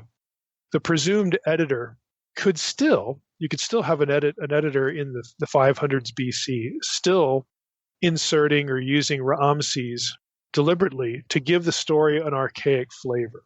Now, to some listening, that would just seem like fictionalizing something or playing a little too fast and loose with the editorial idea. That the writer knows that, well, the city's called Zoan now, but we're going to call it Raamses, to take to sort of get back to the original antiquity, of the Exodus event and preserve that then. Again, that might sound like fictionalizing. The problem with sort of looking at it that way, this possibility, is books like Job. I mean, Job has a mix, and everybody, all scholars who study Job know this. It has a mix of late Hebrew features and early, not only a few early Hebrew features or earlier Hebrew features, but the book itself is set in a patriarchal setting. So you could have a writer writing late, again, 500s BC, and putting things into the story to give it an archaic flavor. Of course, the problem with that is that people would say, well, Job can get away with that because it's wisdom literature. Exodus is historical, and so that we feel less comfortable there. Again, I understand that, but go back to our very first episode when we jumped into the book of Exodus. We asked questions like, well, how much precision do we need to be precise or to call something history? I mean, ancient books, ancient writers do this sort of thing.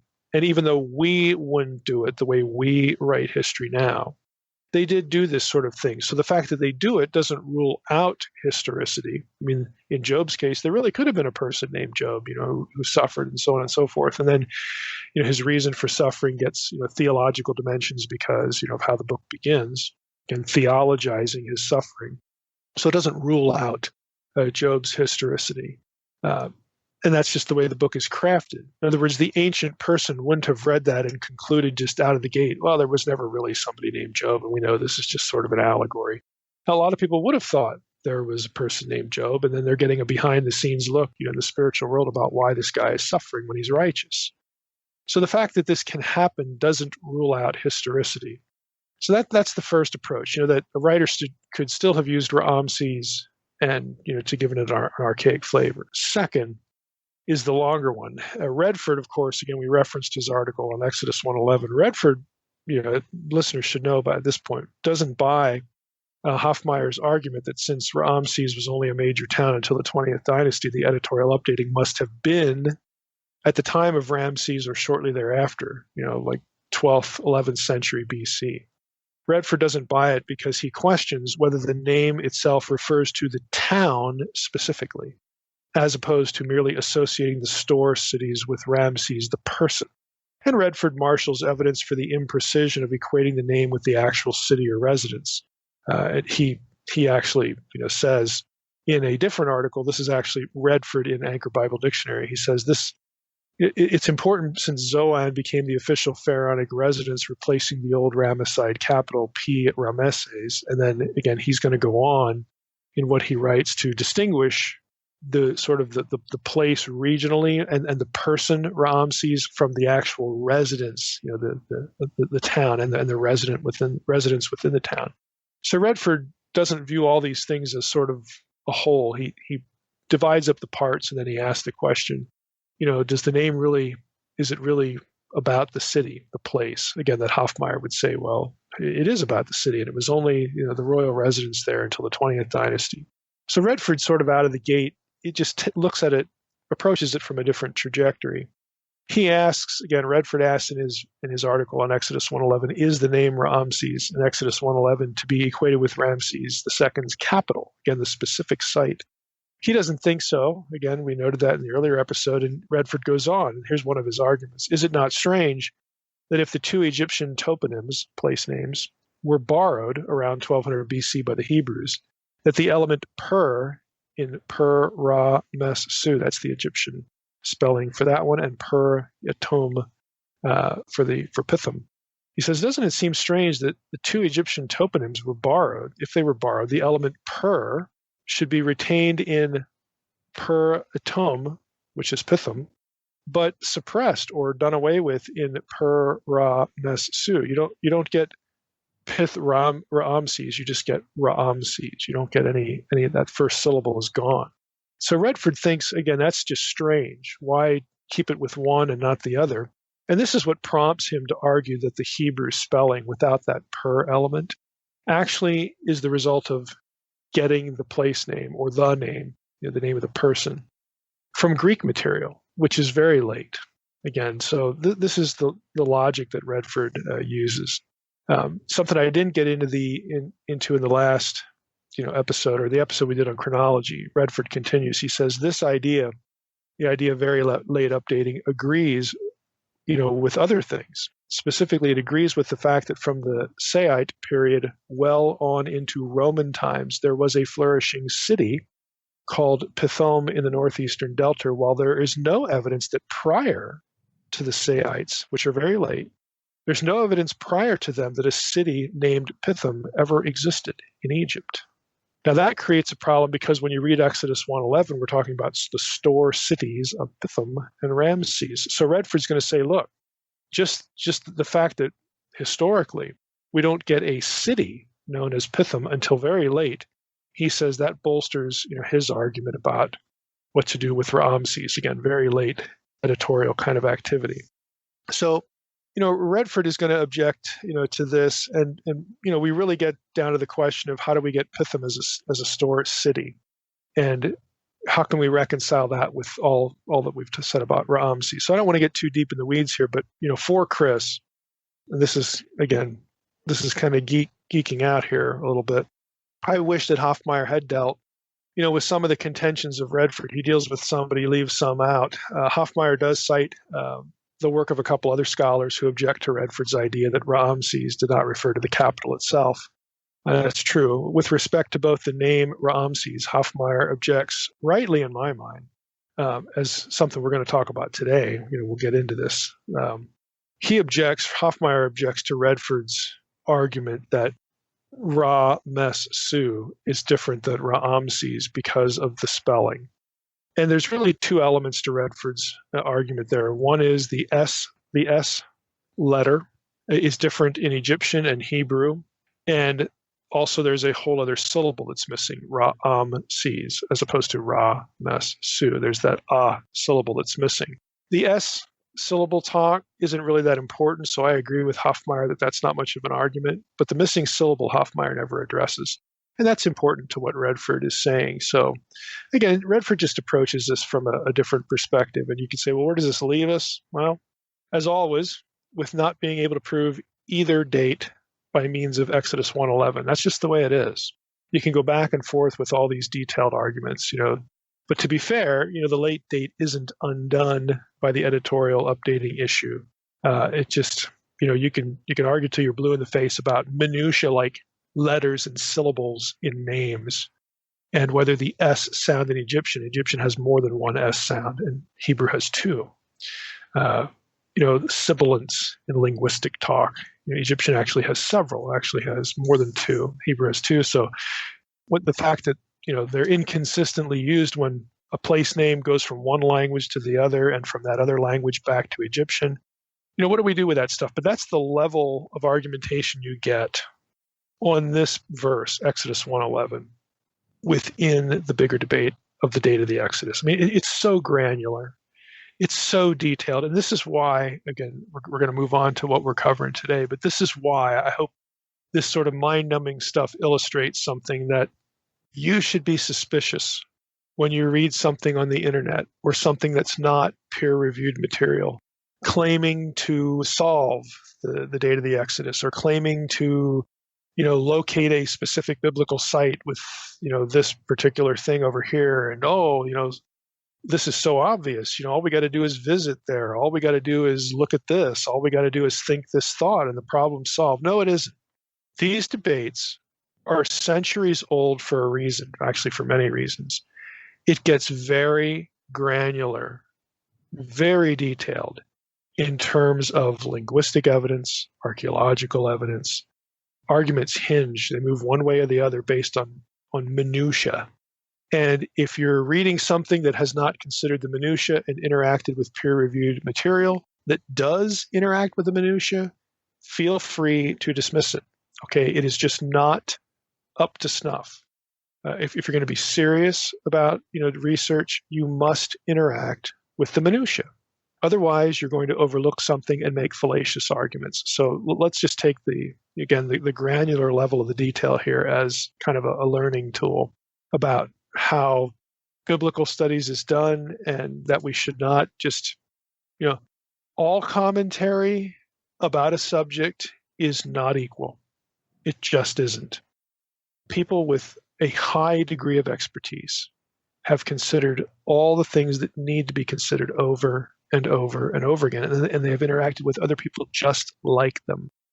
So when you get researchers and writers who don't do any of that work, aren't even really aware of that work, don't just adopt what they say. Realize that there are reasons why these debates have persisted. It's not easy. It just isn't. So today we're in Exodus 2:1-10. I'm going to read the passage, and we're going to get into sort of a big item and then a smaller item in the episode today. But we want to start off by reading the actual passage. And we're going to go through the first 10 verses, and there's a lot to consider here. There's just, again, it's Exodus. There's just so many things going on here, and some things that might appear a bit obvious. Hey, I want to drill down on that. I'm curious about this thing that I can see clearly, and then there are other things that are sort of lurking in the background that you may or may not be aware of that are really crucial, again, to the way academics, the way scholars think about Exodus 2:1-10. So, reading from ESV, we read this. Now a man from the house of Levi went and took as his wife a Levite woman. The woman conceived and bore a son. And when she saw that he was a fine child, she hid him 3 months. When she could hide him no longer, she took for him a basket made of bulrushes and daubed it with bitumen and pitch. She put the child in it and placed it among the reeds by the river bank. And his sister stood at a distance to know what would be done to him. Now the daughter of Pharaoh came down to bathe at the river, while her young women walked beside the river. She saw the basket among the reeds and sent her servant woman, and she took it. When she opened it, she saw the child, and behold, the baby was crying. She took pity on him and said, "This is one of the Hebrews' children." Then his sister, the child's sister, said to Pharaoh's daughter, "Shall I go and call you a nurse from the Hebrew women to nurse the child for you?" And the Pharaoh's daughter said to her, "Go." So the girl went and called the child's mother. And Pharaoh's daughter said to her, "Take this child away and nurse him for me, and I will give you your wages." So the woman took the child and nursed him. When the child grew older, she brought him to Pharaoh's daughter, and he became her son. She named him Moses, because she said, "I drew him out of the water." Now, again, this is a very familiar story. I think the basic elements of this are frankly pretty obvious. So, we're not terribly concerned about sort of retelling the story and doing, kind of a sermon, some sort of sermonic material on. What I want to drill down on are two things. Again, one of them is kind of obvious, the other's not. We're going to do the non-obvious first because it's the longest and it's probably the most challenging. And then at the end, the second part, we'll do that then. The second one, the one that's sort of easier, is what about the name Moses? How does that work with Egyptian? Does it make sense? And that's something that always comes up. You read books about Exodus or the Old Testament, Israel and Egypt, and you get that sort of discussion. Depending on what kind of books, though, you're reading, if you have studied Exodus on your own, you may or may not hit the first topic we're going to consider the big one. And that is, there's a genre, a literary issue here. Specifically, there are two aspects to this. When I say a literary or a genre issue, there are a lot of other stories, a lot of them, that feature an abandoned child or an abandoned hero who, in some instances, the circumstances are very similar to what you read in Exodus 2. And then this abandoned child, grows up and does great things. Now, there are a lot of these stories. I'm going to reference yet another article by Redford. Again, Redford is an Egyptologist, so he's taken an interest in Egyptian stuff in the book of Exodus. That's why we're referring to his material more than once. But there's one specific story that has the closest parallels to Exodus 2:10. And I'm going to give you the title of that story now, and we'll get into it as we proceed here. But that is the Sargon birth legend. Now, if you're doing your research on the internet, you're going to read things like the writer of Exodus copied the Sargon birth legend to create the story of Moses in Exodus 2. Again, I think that's drastically overstated, but that's what you get on the internet. But we need to get into the subject, and I think you'll see, why pretty quickly. So I'm going to be referencing, when I say Redford's article on the exposed child or the abandoned child, the article I'm referring to is, again, by Donald Redford. It's entitled "The Literary Motif of the Exposed Child, Exodus 2:1-10." And this is from the scholarly journal Newman. It's Numen, volume 14, number 3. It was written in 1967, pages 209 to 228. Now, what Redford does in this is he marshals all of the similar stories that in some way feature a child, a baby, that is abandoned or put under threat, basically disposed of in some way, and collects those and then makes some comparative comments in relationship to Exodus as part of the article. The entire article doesn't focus on the comparison. What he does is he groups the stories into sort of three categories. And his three themes, or his three thematic categories, are: number one, you have stories where the child is exposed through shame at some circumstance of birth, like maybe the child's illegitimate, maybe the child has a deformity, Maybe the child is a quote unquote hybrid. In other words, the offspring of a god coming down and copulating with a woman or raping a woman. There are some Greek stories like that. So the child is a product of a rape, that sort of thing. So that's the first kind of theme, the thematic element of his three. Now, Redford provides 14 examples, 2 of which have a box or container being put into water. The baby or the child is put into this container and put into the water as an element. But the stories in this category, this isn't actually where Redford puts the Moses story, because the other features of the stories in this category are honestly pretty bizarre. You've got the infant being suckled by a bear or a wolf or a cow, to keep it alive. And you got other really just truly bizarre sorts of elements. But 2 of them, at least 2 of the 14, have this box or container in water. That was the method of disposal of the child. And I hope you're catching that I'm saying disposal, because that is going to be a point of disconnect with the Exodus story. The mother of Moses in the Exodus 2 story isn't trying to just dispose of him. There's no shame here. Again, this is, part of why Redford does not include the Exodus story in this first category. But again, you'll see on the internet some of these examples that are plucked out. And one of them is the Sargon birth legend. Sargon is an illegitimate child. So that's a big disconnect with what's going on in the book of Exodus, just out of the gate.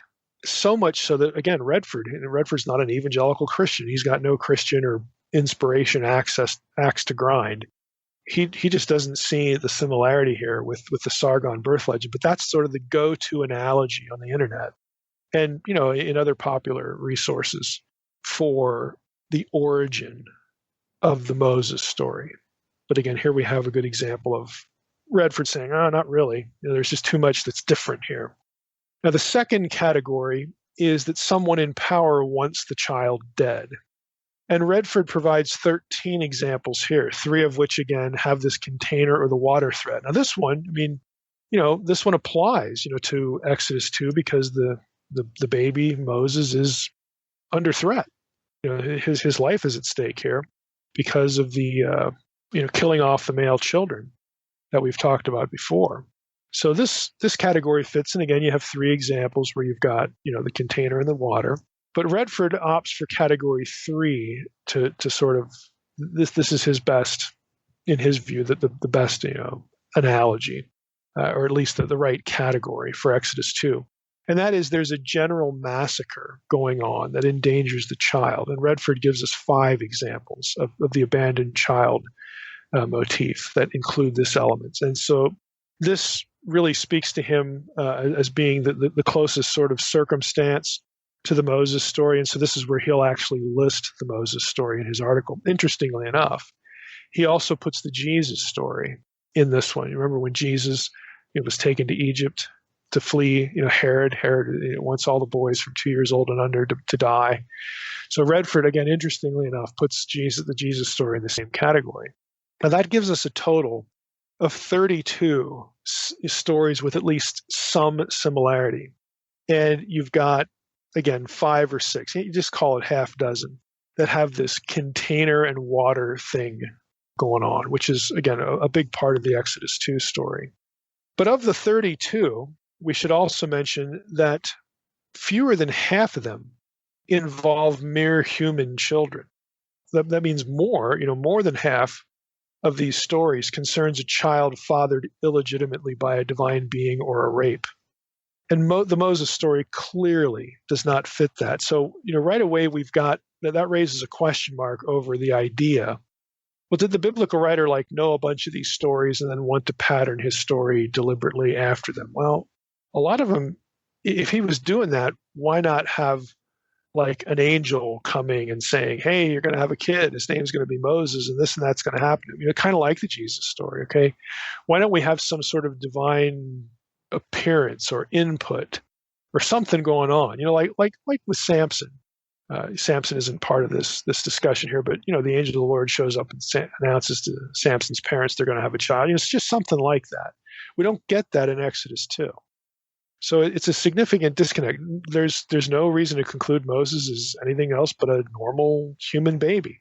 So over half the examples, again, have a significant disconnection with what's going on in Exodus 2. Now, Redford, again, is obviously well aware of this, and we know where he puts it. He puts it in the third category. And he knows that other scholars have tried to argue that Exodus 2, is an adaptation of this or that specific story. Since he's an Egyptologist, he spends a lot of time in this article discussing the birth of Horus. And again, he devotes a good bit of attention to, as an Egyptologist, why the birth of Horus doesn't really provide a good literary analogy, does not, again, provide a good literary analogy with the Exodus 2 story. And he's also going to reject, the Sargon story, but we'll get to that in a moment. Redford goes through the birth story of Horus, and he rejects, again, the alleged Egyptian antecedents to the Moses story as source parallels. Specifically, he notes that the parallels to the birth of Horus, there is a craft, a little boat or whatever of papyrus made of reeds. The child is hidden in a marsh. There's a villain bent on the death of the child. He notes those elements are there, but he points out that those elements of the Horus, birth story, come from a very late, set of texts, very late versions from the Greco-Roman period. And so Redford actually argues that the writers of the Horus, myth, were very likely familiar with the Moses story. And it could have, been fertilized the other way around. I mean, Redford is pretty transparent about that, with the chronology of the text. And so for those listening, I wanted to mention that because, again, there's a lot of internet stuff, zeitgeist. Zeitgeist is typically trying to say, Jesus is Horus or whatever. But you're going to run into this as well, with the Moses story. It's just taken from the Horus story, and Moses is like a archetypal for Jesus, and so that's why Jesus, gets to be a rehash of Horus. It breaks down, and you even have Egyptologists that just say, well, if we're honest here, the material is really late, and so it doesn't make a whole lot of sense. Again, as it pertains to our subject here in Exodus 2. Now, where we want to camp, though, is really the Sargon birth story. So I'm going to read you a summary of the elements here from Redford's article.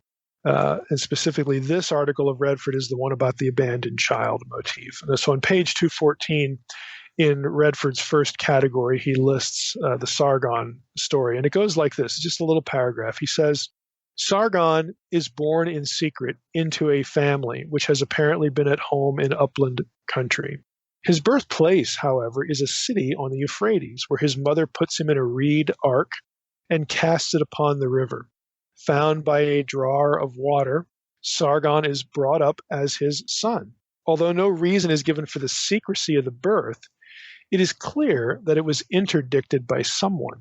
Sargon was probably not the object of a jealous king's search, but simply the bastard offspring of a woman whose station in life condemned her to childlessness. Then he has a footnote where he discusses that. But for our purposes here, there's this thing out there in Akkadian literature, Akkadian and Assyrian Mesopotamian literature, called the Sargon birth legend. And it has these elements. Sargon, little baby, put into a reed box or ark, little boat made of reeds, cast into the river, found by somebody coming down to draw water. And then Sargon, grows up to be this great king, this, the Sargon the Great. And this is centuries, Sargon, at least Sargon the Great, that person lived centuries before, the Israelites were in Egypt, centuries before Moses. Now, the question is, though, how old are the texts? We're going to get into that because the person that we know from Mesopotamian history is that's one thing, but then what's written about that person is quite another. When you run into these texts, not just Mesopotamian texts, but Egyptian and biblical texts, you have to ask yourself, well, is the writing contemporaneous with the person that we're reading about? We talked about Job a few minutes ago. Job is set in the patriarchal era, but again, by virtue of the language used throughout the book, it's much later. We have these sorts of situations where the biblical content is written centuries after the fact of what's being described, and that's normal. Again, it's ubiquitous actually in antiquity. There's nothing unusual about that. So again, just a heads up that when we talk about Sargon the person living at a certain specific time well before Moses, that's different than talking about the literary text or texts from which we get the Sargon birth story. Okay, they're not contemporaneous in terms of time.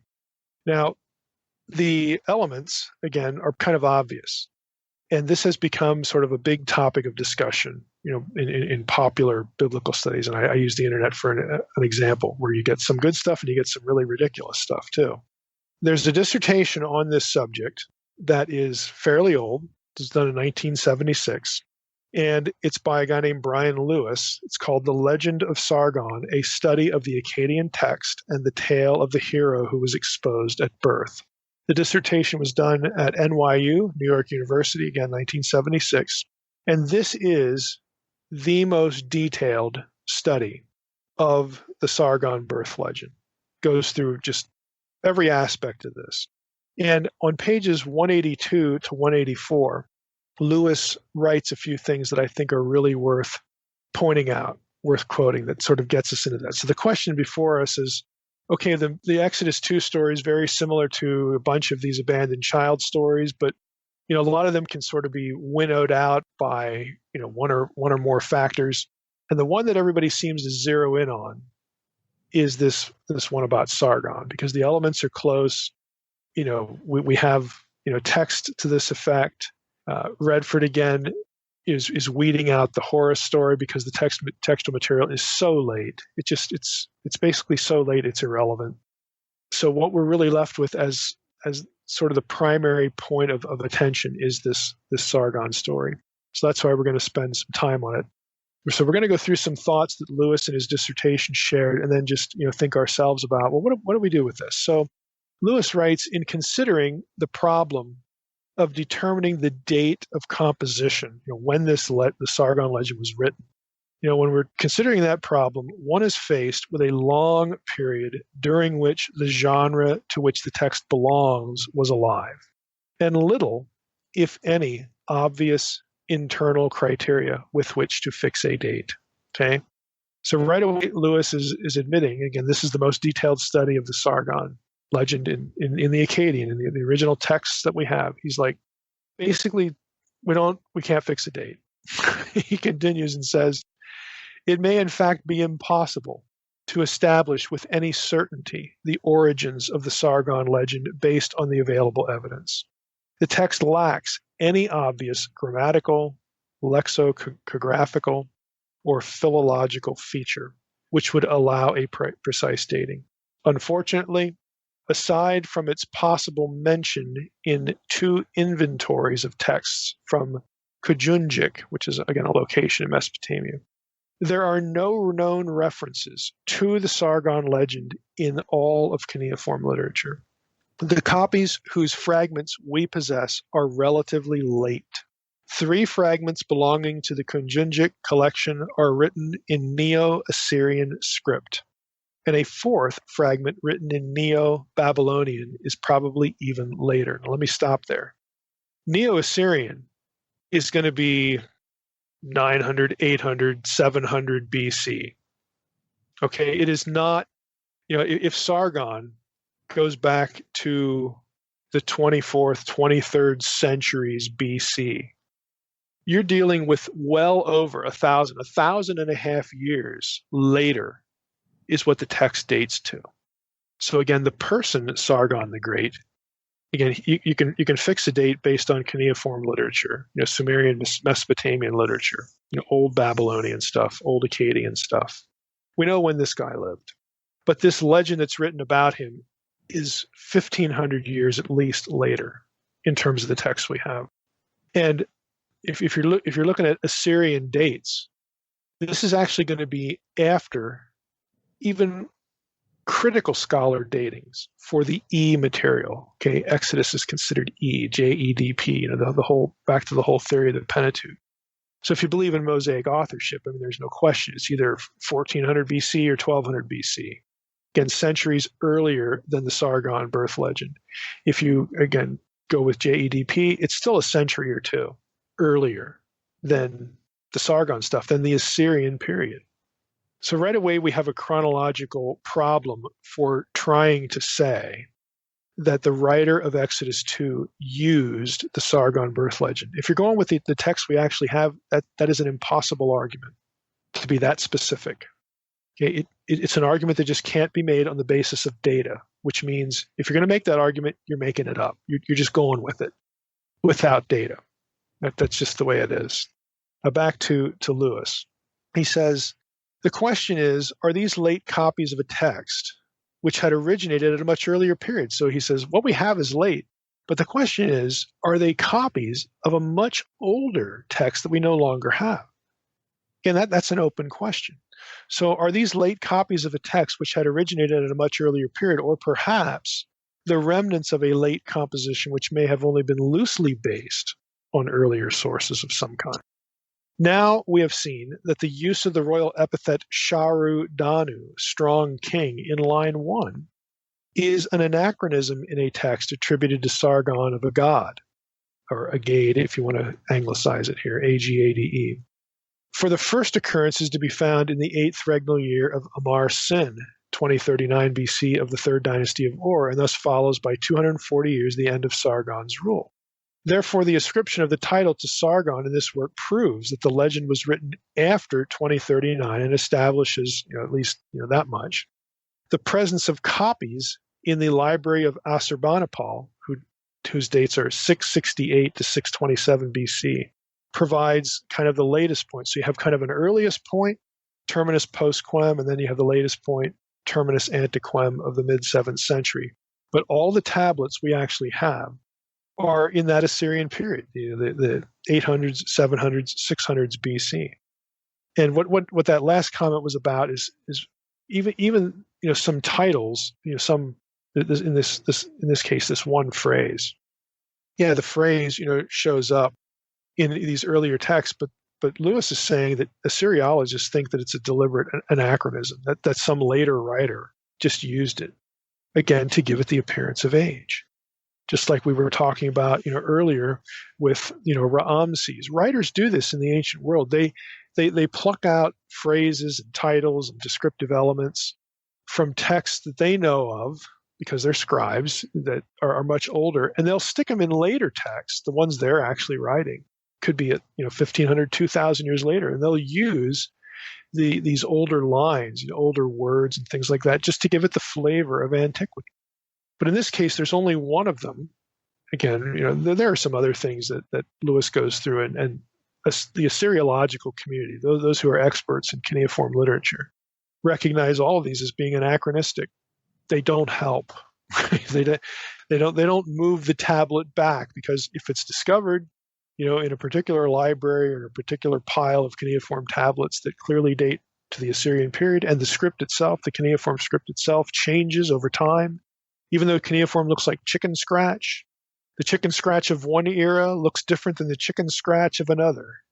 Again, and people who are into cuneiform understand that. They can see it. They create, or they have typologies, for all of this kind of stuff. The texts are late, is the point. And the question of, are they copies of something that was earlier? Well, we don't know. You can make that argument. So what Lewis does in his dissertation from this point on, from about page 184 on, is he imagines a scenario for an early origin of the story. Again, text we don't have, but he imagines how this might have worked, how you could make the argument. And then he is fair in his dissertation, and he imagines how you would understand how things would have worked in a late period. Now, there are 2 points I think that are worth pointing out as well, before we leave Lewis's dissertation here.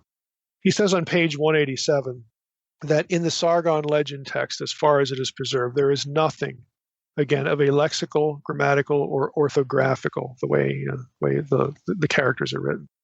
Nothing of a lexical, grammatical, or orthographical nature that need to be early. Okay?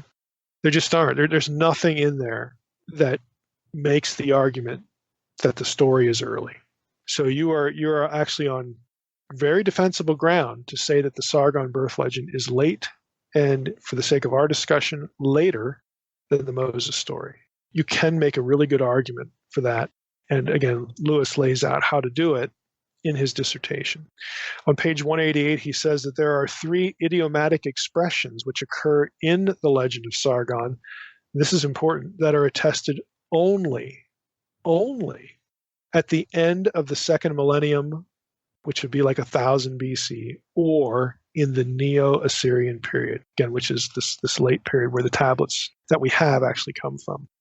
He says this provides the strongest evidence available that the Sargon legend was composed in its present form at a much later date than previously thought.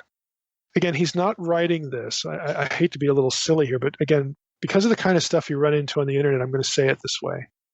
This guy's not writing a dissertation at a Christian school or a seminary just to reflexively defend the Bible on some point that he doesn't like. This is NYU. It's a dissertation. He's an Assyriologist. Okay, let that sink in. He's being honest. He's doing what good scholars should do, regardless of what his own personal predilections are. I mean, this is the data. These are the data, I should say, and this is the conclusion that is very defensible, very late for the story. But you won't hear any of that on the internet. What you're going to be shown on the internet is you're going to be shown the Sargon birth story, and then you're going to be shown the Moses story, and somebody's going to say, see, the Bible stole more material from Mesopotamia. Really? Again, if you run into somebody claiming that, maybe the Ancient Origins website, they love to do stuff like this. You have just found a person, A, with an axe to grind, and B, who isn't a scholar. Okay, it's just that simple. This is why I say primary texts are what you should focus on, the data that actually exist. And peer-reviewed scholarship, where people, they specialize in this stuff. They go through the material. And in the overwhelming number of cases, regardless of if they're a Christian or a Jew or not a Christian or an atheist, whatever, especially in dissertations, they really make an effort, far and away. It's not everybody, but far and away, they make an effort to be honest. And we have a good example here in Lewis's dissertation. Now, there's something else the internet won't tell you, and that is the problems of dissimilarities between the two stories, the Sargon legend and the Moses story in Exodus 2. I'll offer one more little bit from Lewis's dissertation here.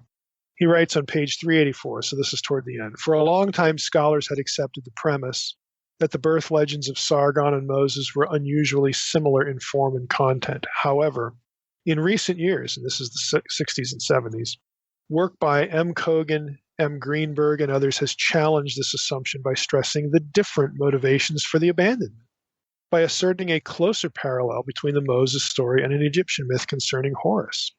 Of course, Redford, essentially debunks that with the late material. But I quote that to say that other scholars besides Lewis, besides Redford, again, have not thought of the Sargon birth story as a really good parallel. Now, Redford doesn't like either. He doesn't like the Horus story. He doesn't like the Sargon story. But some other scholars have looked at the Sargon story and go, there's just too much different about it for it to have been a model. There's just too much different. And again, the textual situation is that it's very late anyway. So it isn't just one guy. It isn't just Redford. I mean, there are other people who have noticed this, and they've tried out the Egyptian story. But like I said, Redford doesn't like that either because the material is just so late. How in the world could this work? So let's go into some of the differences here. There are, here's the short list. There are 5. We'll just give you a short list of 5, and Lewis summarizes these. The Hebrew story, Exodus 2, in relation specifically to the Sargon story, has some significant disconnections. One, the concept of genocide as the motivating factor underlying the need to abandon the child. Okay, that is not in the Sargon story. Certainly in the Exodus story, Moses is exposed to save his life from a threat to all Hebrew male infants. That's just not part of the Sargon story. Number 2, the hero, the child, is hidden for 3 months.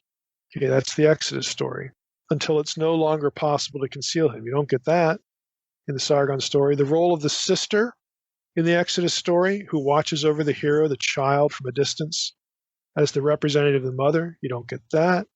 4, the use of Pharaoh's daughter to rescue and adopt the infant. Again, you don't have a royal daughter. I mean, and fifth, the hiring of the natural mother to nurse the child. Again, here are 5 core elements to the Exodus 2 story that do not appear in the Sargon story.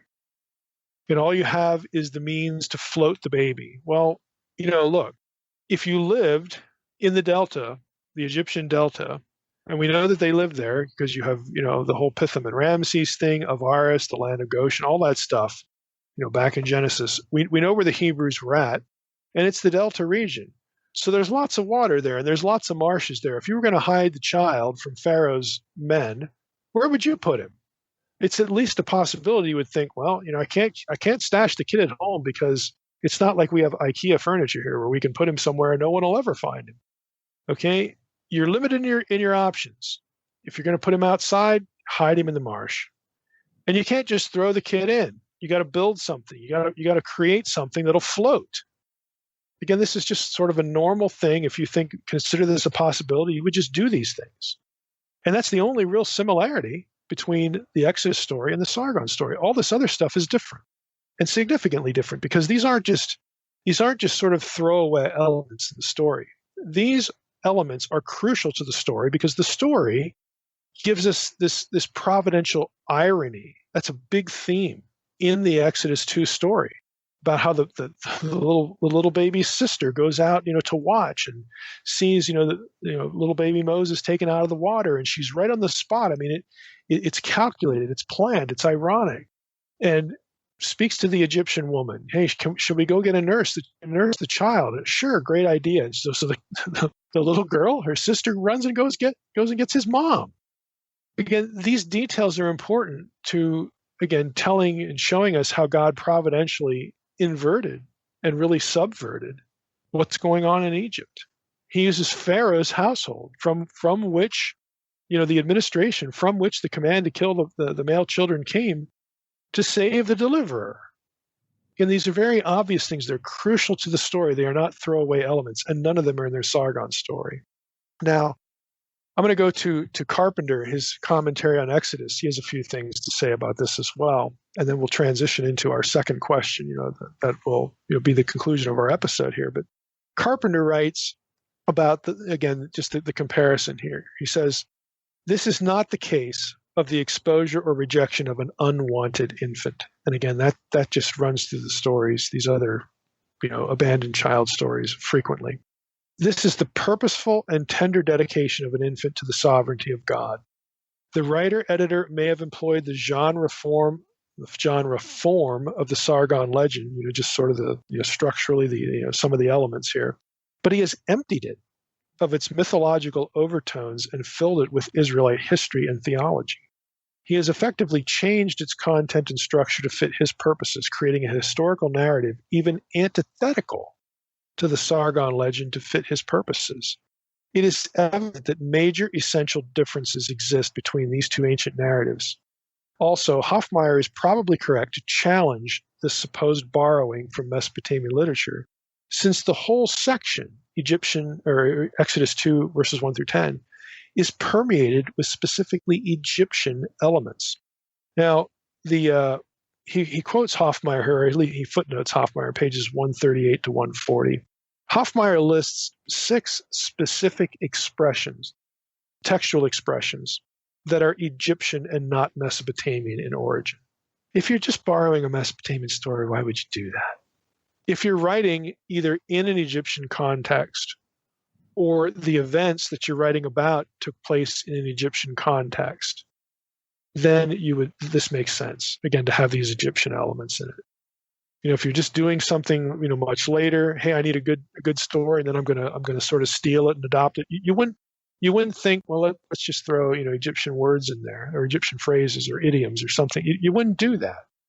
You wouldn't do that. It doesn't make a whole lot of sense. So Hofmeier again says we have to look at the Egyptian elements in here to really make sense of it, because the Sargon story by itself would have been perfectly serviceable if that's what's happening. Now, all of this suggests that the biblical writer, again, if we take all this as a whole, was not dependent on the Horus myth, certainly. Again, Redford points out that material is so late.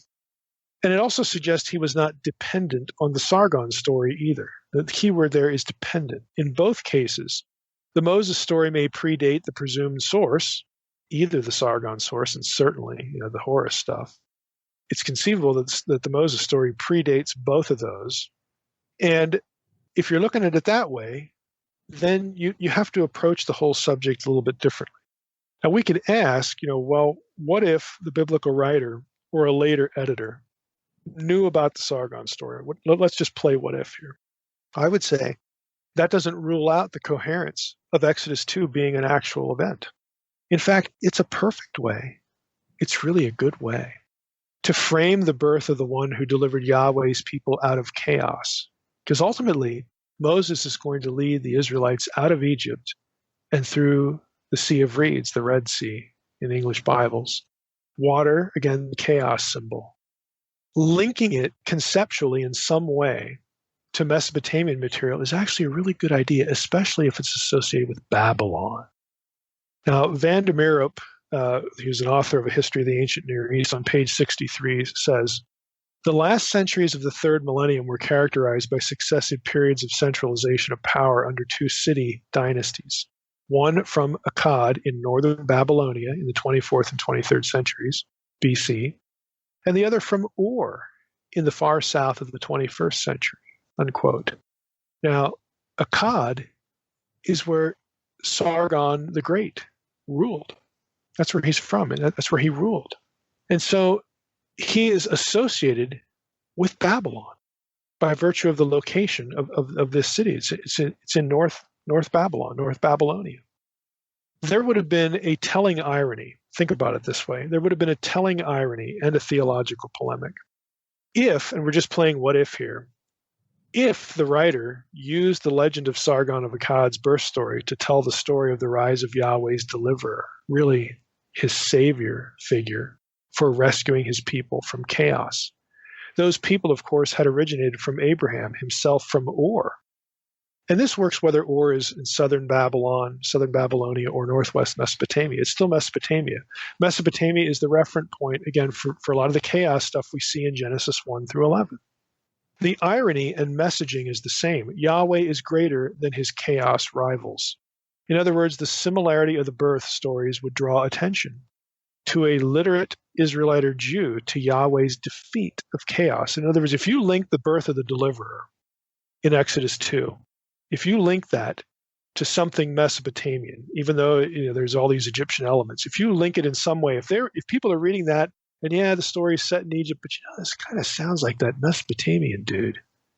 If that's what's happening in somebody's head, then the writer gets to compare and contrast what Yahweh is doing to save his people out of chaos. And it takes your mind back to when the chaos began and where it began, where it's rooted. Babylon, Mesopotamia. Genesis 1 through 11, I've said it many times in the podcast, is just cluttered with Mesopotamian material for a reason. This is where it's the anti-Eden.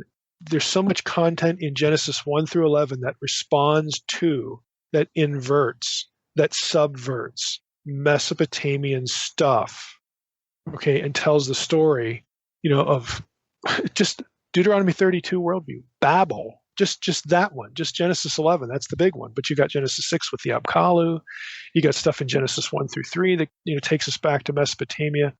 Genesis 1 through 11 is designed to pit God's desire for Eden against the anti-Eden, the forces of chaos, all of the forces that disrupt what God wants on earth.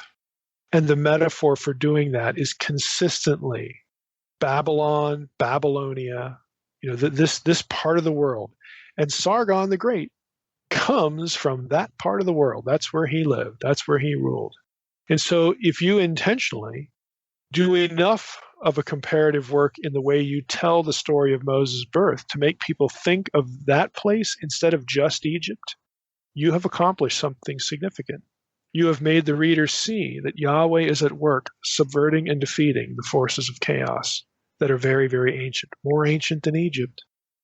So again, this is just a little thought experience, just a what if. Again, there's no way literarily to prove this, any sort of dependence or cross-fertilization because the material as we have it is late. But just what if? I mean, to me, it's just fascinating that a writer could be so clever. And by the way, none of that rules out the historicity of the event. It's just literary strategy for theologizing the event. The event, of course, being Moses' birth. Theologizing an event and the event are not, the historicity of the event are not mutually exclusive. They're not. Remember the story of how I got my job at Logos? All those events happened. Now, again, the way I tell the story is I'm making God a character. I'm making God a behind-the-scenes actor in the events that unfold. And I'm not telling you that under inspiration, okay? I have no divine guidance to tell you that. That was just my perception. But my perception, my theologizing of what happened, my making it a mythic narrative, doesn't mean that the events didn't happen. They did. It's just the retelling of the story to make a theological point, to make my listeners think theologically important thoughts.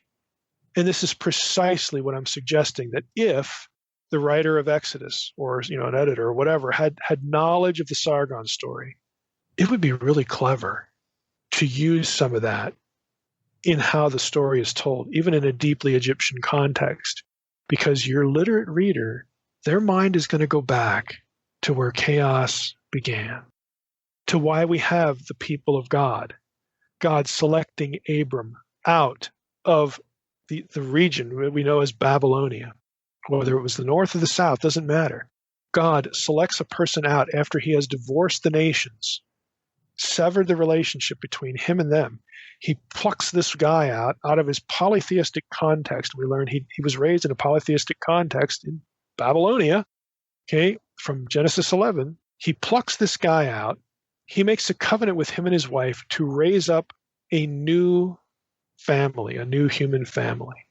He's not giving up on the original Edenic plan. He's going to use this guy and his offspring through this woman who can't have children. So she's perfect. Again, it's a supernatural event. He's going to use her and him to create a human family. And through them, he makes a covenant that will draw all of these other nations back home. In other words, it will cure chaos. Again, this is really, really clever. But we're just playing what if here. But it does not rule out the historicity. It's a literary strategy. And there are other examples of this. It's not a coincidence that Egypt in other parts of the Old Testament is actually identified with Babylon in other ways. Egypt is actually identified with Babylon in the Old Testament as a chaos agent. For example, Pharaoh is cast as Leviathan in Ezekiel 29, verse 3, and Ezekiel 32, 2. It's Ezekiel. He's writing from a Babylonian context. He's talking about Pharaoh of Egypt, but he's using Leviathan again, the wonderful, wonderfully elastic, chaos symbol. The Babylonian context, again, is very evident. It seems reasonable that given the non-bizarre circumstances of the Moses story and the proximity of the Hebrews living in the Delta to marshy areas, that we have a real story of a real event, a desperate mother who risked the life of her child on a gamble that he'd be discovered by someone, a woman of importance. I call it a gamble, but it's a faith-based gamble. She's trusting God. There's nothing uncomely about his birth. He's not undesirable. He's not like some divine hybrid. It just seems a reasonable act of desperation by a woman.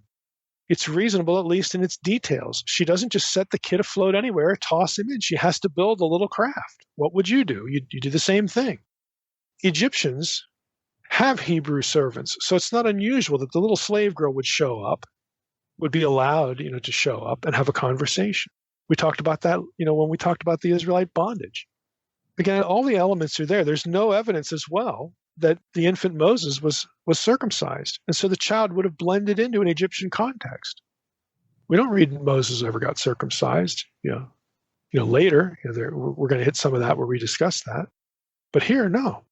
It seems reasonable that a really good strategy for linking Babylon and Egypt as chaos agents who will be defeated by Yahweh, raising up a human deliverer, it'd be really reasonable to play off the Sargon story and blend in the Egyptian material of the actual historical context. You kill two birds with one stone. And again, you're not fabricating events, you're theologizing. It's extraordinarily clever, is really how I look at this. It's really, really clever.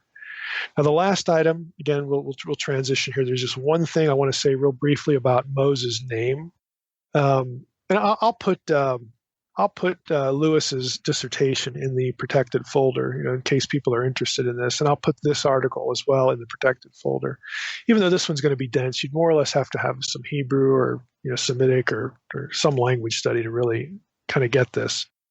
But in regard to Moses' name, there's an article that's a really good one by J. Gwyn, that's Gwyn Griffiths. It's titled The Egyptian Derivation of the Name Moses. It's Journal of Near Eastern Studies, Volume 12, Number 4, October 1953. It's about 8 pages long, but it's a very thorough treatment of how scholars have tried to link Moshe in Hebrew, that's Mem, Shin, and then He, with something in Egyptian and do it coherently, because there are things that don't align in the possibilities. Moses, again, we get this little comment at the end. She named him Moses because she said, I drew him out of the water. Well, again, it requires a little bit of thought. And in this article, Griffiths goes through all the options. And essentially, I'm just cutting to the chase here because it's full of Egyptian in transliteration. It's full of Hebrew and all this other stuff. She argues really well. And she's just drawing on other research and then answering a few questions that are kind of outliers. That what we have here is Moses is mes, that's MS, in Egyptian. And it's not a verb to draw out. She believes, and again, she has really good reason for arguing this, and she has really good examples, that that term just means child.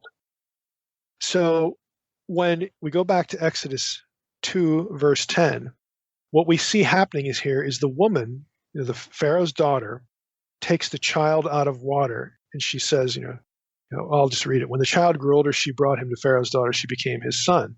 And she named him Moses because she said, I drew him out of the water. So the Egyptian is saying, I'm going to call him Mes, which means child in Egypt. I'm going to call the child. And Mes in Egyptian was actually used as a proper name. Again, Griffith's article gives really good examples of this.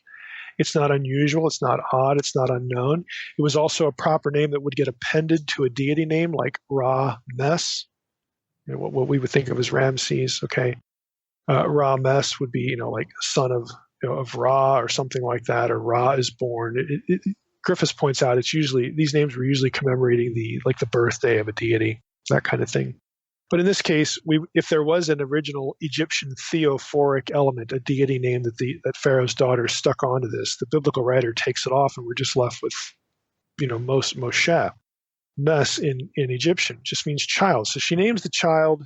She calls him child. Moses, we'll just say, because I drew him out of the water. Now, a lot of your commentaries will try to link an Egyptian term for drawing out with the name Moses. I think that's a mistake. I think the point is that Pharaoh's daughter calls him child, and when she says, because I drew him from the water, it means because I saved him and kept him. In other words, the drawing out of the child is not an etymological clue to the Egyptian term behind the name Moses. It refers to the event. I'm going to call this child Moses, because I saved him. He's mine. Again, it's a much neater solution. Again, there are places you can go to read about the other ones. Griffith's article, Hoffmeyer's book, pages 140 to 142 goes through this. I think Hoffmeyer tries to be diplomatic to Kenneth Kitchen, and he had a real affection for Kitchen, as did a lot of other people.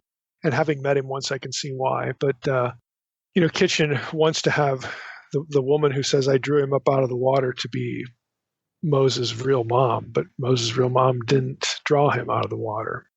It was Pharaoh's daughter. So I think we can lay that option aside, even though, again, Hoffmeyer tries to be nice about that in what he writes, but he's well aware of Griffith's article, interacts with it, and I think that's the simplest, neatest solution. Mes, MS, is a very normal Egyptian term. If you're really into philology and Semitic linguistic stuff, get Griffith's article for what happened to the H in Moshe.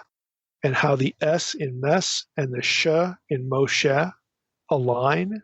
There's linguistic coherence to that. If you want to read that stuff, you can. But I wanted to just append a little bit on this because, people are curious, does this work in Egyptian language? It does. It does, and it makes sense in context. So, yeah, we'll get through chapter 2. So we're in Exodus 2:11 through 25. That is the remainder of chapter 2 today. And a couple of things, again, to park on in the course of this episode. But let's just start by reading the chapter just so it's in the heads of those listening. This is when Moses flees to Midian. That's the episode, the series of events in which we are following. So one day, verse 11, when Moses had grown up, he went out to his people and looked on their burdens. And he saw an Egyptian beating a Hebrew, one of his people. He looked this way and that, and seeing no one, he struck down the Egyptian and hid him in the sand. When he went out the next day, behold, 2 Hebrews were struggling together. And he said to the man in the wrong, "Why do you strike your companion?" He answered, "Who made you a prince and a judge over us? Do you mean to kill me as you killed the Egyptian?" Then Moses was afraid and thought, "Surely the thing is known." When Pharaoh heard it, he sought to kill Moses, but Moses fled from Pharaoh and stayed in the land of Midian, and he sat down by a well.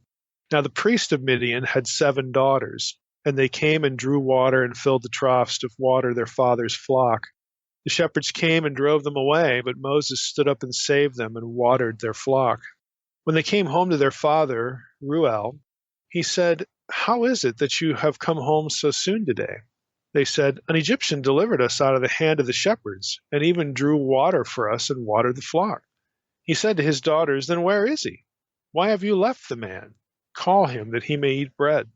And Moses was content to dwell with the man. And he gave Moses his daughter Zipporah. She gave birth to a son, and he called his name Gershom, for he said, "I have been a sojourner in a foreign land." During those many days the king of Egypt died, and the people of Israel groaned because of their slavery and cried out for help. Their cry for rescue from slavery came up to God, and God heard their groaning, and God remembered his covenant with Abraham, with Isaac, and with Jacob. God saw the people of Israel, and God knew.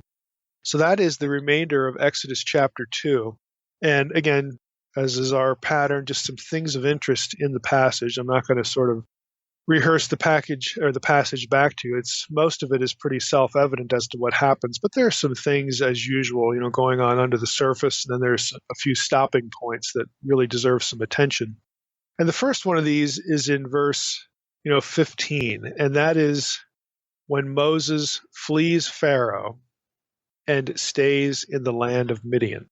So what in the world is the land of Midian is the obvious question. And it's actually a more important question than we might realize because it's going to take us into other areas as we proceed through the book of Exodus, a few other really important topics.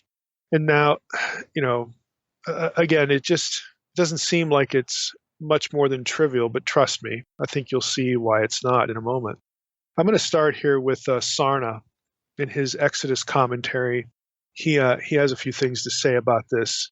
He says, Moses is now an outcast fleeing for his life. The land of Midian, where he takes refuge, refers to an area under the control of one or more of the 5 semi-nomadic tribes that, according to biblical sources, make up the Midianite Confederation. And he cites a few passages here. Numbers 31:8 says, they killed the kings of Midian. So notice the plural there, the kings of Midian. So it's more than one person. With the rest of their slain, Evi, Rechem, Zur, Hor, and Rivah, the 5 kings of Midian. And they also killed Balaam, the son of Beor, with the sword.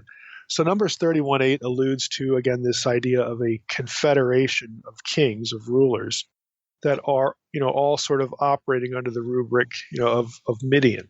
So Midian is going to be a place where there's, again, more than one domain, more than one ruler. It's going to be this tribal confederation kind of thing.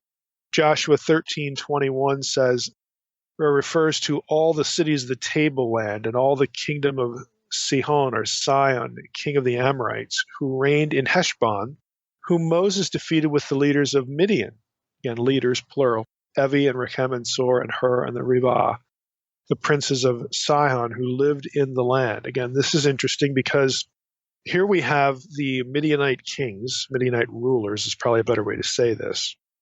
In the time of Joshua, under the authority or some sort of lordship, confederation that Sihon of Og, had control over. Of course, he's one of the Amorite kings. That gets us into the Rephaim with the giant clan material. Here they're referred to as princes of Sihon who lived in the land. So, this is the time of Joshua. I mean, this is going to be some years removed, obviously, from when Moses, wanders into the land of Midian. But again, for our purposes here, it's like, okay, this is some definable or maybe a little bit fuzzy region of land. It has 5 rulers in it. Again, it's this confederation idea. And it is interesting, again, that, Moses winds up here, and later this region is going to become, infamous because of its association in some way with Sihon of Og. Again, this king of the Amorites. Now, if you remember in Deuteronomy 2 and 3, this is the area of Bashan. Well, Midian is considerably south of that. So how to reconcile these two things? Again, it's a little bit far afield for what we're doing right now. It could be that Sihon, again, had sort of an extended oversight or had control over, maybe by tribute, maybe a vassal arrangement with Midian, that these princes of Midian were somehow under his authority. This isn't necessarily giant clan territory in Midian, but it has some relationship to what's going on there, again, as that we're going to read about much later. So that is a point of interest. Sarna goes on and says, the Midianites ranged over a wide area of the Near East, stretching from the eastern shore of the Gulf of Aqaba. So if think of a map, think of the Red Sea. It has those 2 prongs. The left prong, sort of points toward the Delta region of Egypt. The right prong, that's the Gulf of Aqaba. And to the east of that, on the other side of that watery prong, is what is now, Saudi Arabia. It's that prong, sort of delimits in modern terms the kingdom of Saudi Arabia. You've got Jordan as well, also referred to as the Arabian Peninsula, that idea. So Sarna is saying Midian as a land stretches from the eastern shore of the Gulf of Aqaba, so that right-hand prong eastward, up through the Syro-Arabian desert, which again is going to be the Arabian Peninsula, Saudi Arabia today, Jordan, and into the borders of the land of Israel, west and northwest of Eilat. Eilat is right sort of at the tip of that right prong. If you're looking at a map, again, that right prong of the Red Sea. So north and northwest obviously would take us into the land of Israel, probably not as far as Bashan, but maybe the lower region of Bashan. I mean, who knows precisely how this would have been defined. It's just, again, general territory. So we can't, take this as evidence, again, that Moses has fled into giant clan territory. I mean, it's possible, but it's more likely that there was some sort of overlordship relationship between the king of the Amorites, Sihon and Og, and the Midianite confederation, that the latter was somehow subservient or answerable to the former. So let me just throw in one other thing, because we're going to get into, you probably already have sort of picked up on it. This is going to directly relate to the location of Mount Sinai, the location of the burning bush incident, which we'll actually get into more next week when we hit Exodus 3, because that's the passage for it. But we'll say a few things about it in this episode. But I want to add what Anchor Yale Bible Dictionary says here about Midian. I'll just read you the selection here. The origin of the name Midian is unknown, though it has been suggested that the root Madi is non-Semitic and possibly cognate to the designation of Medes of much later times. The biblical genealogy, and the writer references Genesis 25:2. The biblical genealogy includes 2 variants, Midian and Midan, cognates of both of which appear in Greek sources of the Hellenistic period as names of towns east of the Gulf of Aqaba. So there's that location again, east of the Gulf of Aqaba, over in what we would Now think Saudi Arabia, and then a little bit north of that, Jordan. Biblical tradition listed the eponymous ancestor, Midian, as one of 6 sons born to the patriarch Abraham by his second wife, Keturah. That's Genesis 25, 1 through 6. So again, that's what the writer was referring to by the biblical genealogy of the name Midian. It shows up in Genesis 25, 1 through 6, specifically verse 2, as one of the 6 sons born to Abraham by Keturah. Back to the quotation. According to this account, Abraham sent these sons away from Canaan to the east country, a tradition that implies an origin in Canaan proper for these Proto-Arabic tribal designations. This tradition is now powerfully reinforced by linguistic evidence that derives the pre-Islamic Arabic language and writing system from the Bronze Age Mediterranean coastal region.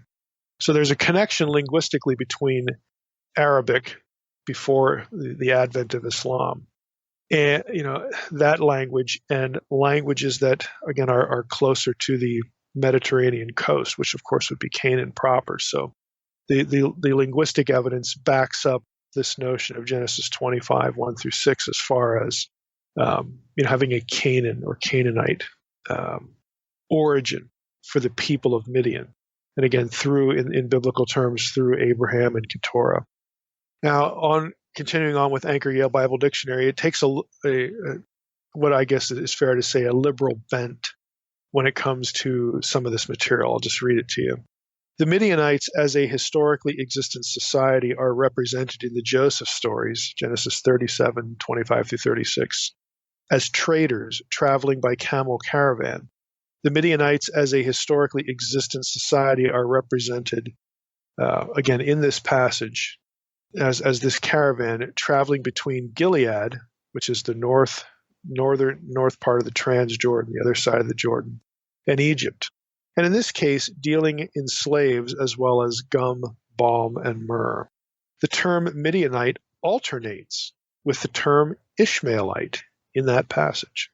Probably to be explained, here's the liberal bent, at least a little bit, probably to be explained by the fact that at the time the narrative reached its present form, the Midianites had ceased to exist as a distinct social group, but were identified with an ethnic group later called Ishmaelites. The narrative certainly is not earlier than the monarchy, time of Saul, David, and Solomon, and there's no reason to believe it is based upon any historical event. Now that's from Anchor Yale Bible Dictionary. It's by Mendenhall again, and he's sort of playing his hand as far as his view of the historicity of the text. That's why I said a liberal bent. Now Sarna, back in this is actually a different commentary. He has a Jewish Publication Society commentary on Exodus, which we've quoted from before, and we did a few minutes ago. And he also has the Genesis volume. Now here's what he says in the Genesis volume. He's a little more charitable than Mendenhall is in the Anchor Yale Bible Dictionary. So in talking about the discrepancy between Midianites interchanged with Ishmaelites, because again, if the Midianites came from Abraham through Keturah back in Genesis 25, then how can we possibly call them Ishmaelites? Because Ishmael is born by Hagar. So we have a disconnection here, a problem. And Mendenhall's solution is that, well, this is not historical anyway, and it's probably because the Midianites ceased to be a people by the time this was written, and they just got conflated by mistake, so on and so forth. Sarna is a little more generous. He writes this: the discrepancy in names has been variously explained by traditional commentators. Genesis Rabbah, 8420, and this is rabbinic stuff, so that's what he means by traditional commentators. Genesis Rabbah, 8420, followed by Rashi, postulates that Joseph was traded several times. Ibn Ezra identifies the Ishmaelites with Midianites on the basis of Judges 8:24, and I'll read that. Gideon said to him, "Let me make a request of you. Every one of you give me the earrings from his spoil." For they had golden earrings because they were Ishmaelites. Remember, Gideon was connected with the Midianites, okay? So I'll repeat that. Ibn Ezra identifies the Ishmaelites with Midianites on the basis of Judges 8:24, which relates that Midianites possessed golden earrings because they were Ishmaelites. This passage suggests that the term Ishmaelite was used as an epithet for nomadic traders rather than in an ethnic sense. Midianite, on the other hand, indicates a specific ethnic affiliation. Even if the two names are indicative of originally distinct narrative strands that have here been interwoven, it must have been the close connection between Ishmael and Midian in biblical tradition, both being offspring of Abraham, again by different women, that led to their fusion. That's the end of the Sarna quote. So again, he doesn't see this as any indication of it not being historical. So again, he's more charitable than Mendenhall was in Anchor Yale Bible Dictionary. The point here is that Moses is a distant relative of the Midianites before he gets married to Zipporah.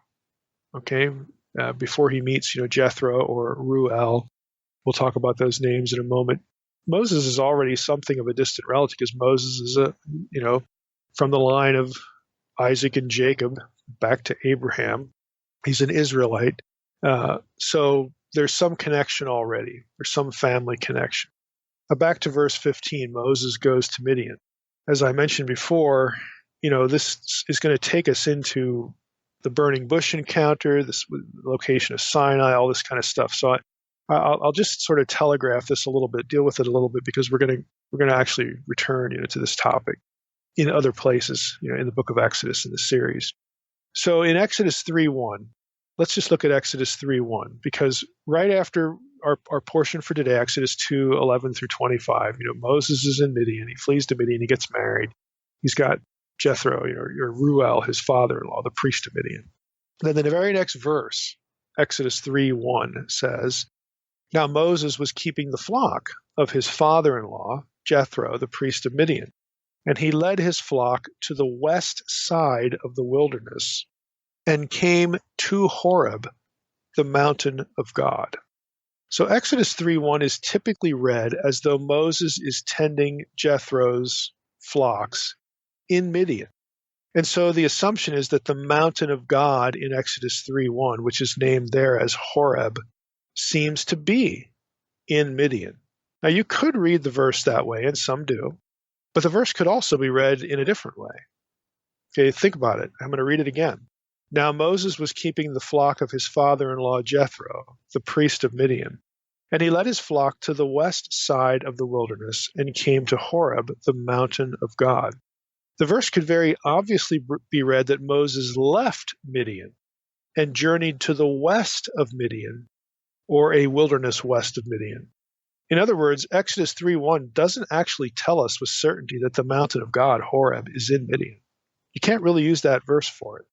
Because if you read the verse, Moses was keeping the flock of his father-in-law Jethro. Now, Jethro certainly is the priest of Midian. Okay, we got that. But he led Jethro's flock to the west side of the wilderness and came to Horeb. So Horeb could very well be perceived and actually be to the west of Midian, somewhere where it wasn't in Midian proper. Of course, the difficulty here is, well, how do we define Midian with any precision? Because it could be this territory of east of the Gulf of Aqaba, all the way up north, to where you hit Eilat, and even beyond that into Canaan territory. How do we know this specifically? Now, I mentioned this. You can't read that.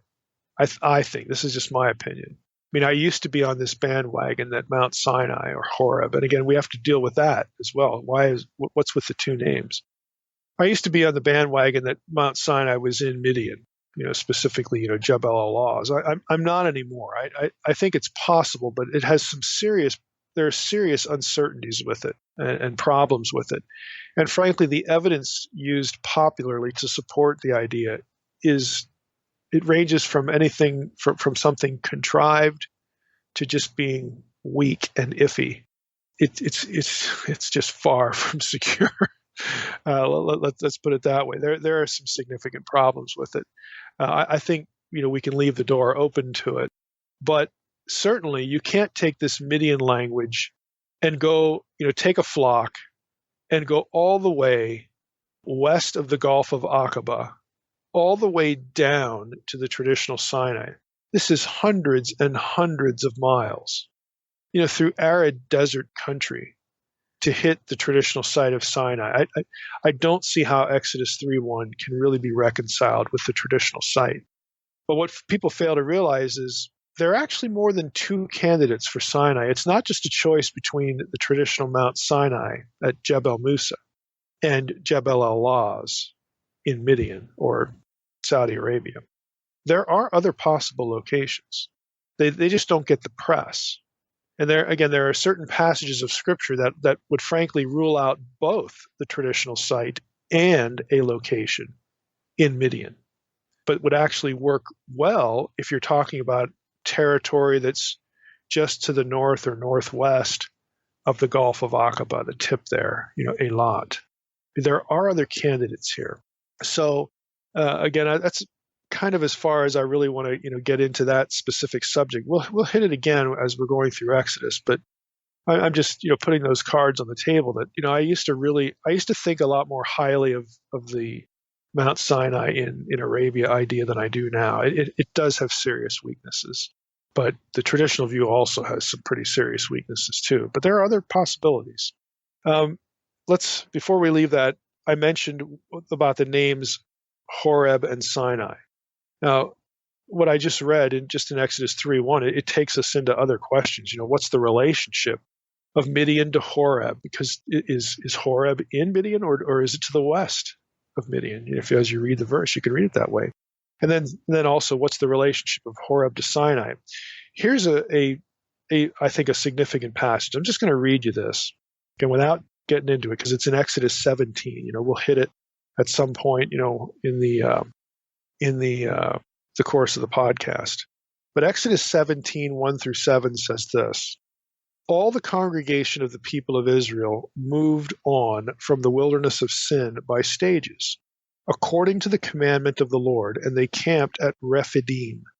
But there was no water for the people to drink. Therefore the people quarreled with Moses and said, "Give us water to drink." And Moses said to them, "Why do you quarrel with me? Why do you test the Lord?" But the people thirsted there for water, and the people grumbled against Moses and said, "Why did you bring us up out of Egypt to kill us and our children and our livestock with thirst?"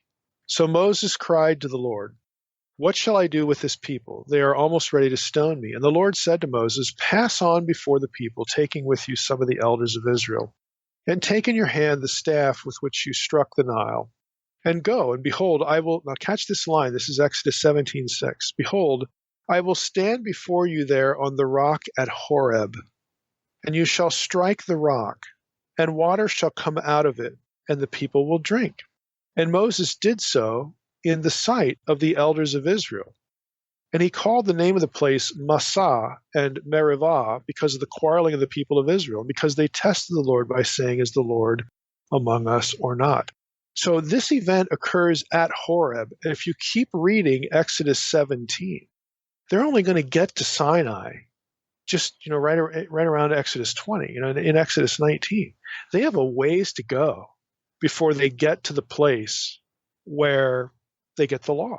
So here we have a disconnection. It's a clear disconnection between the mountain, or Horeb, just the term Horeb, and the mountain of God that they're going to end up at.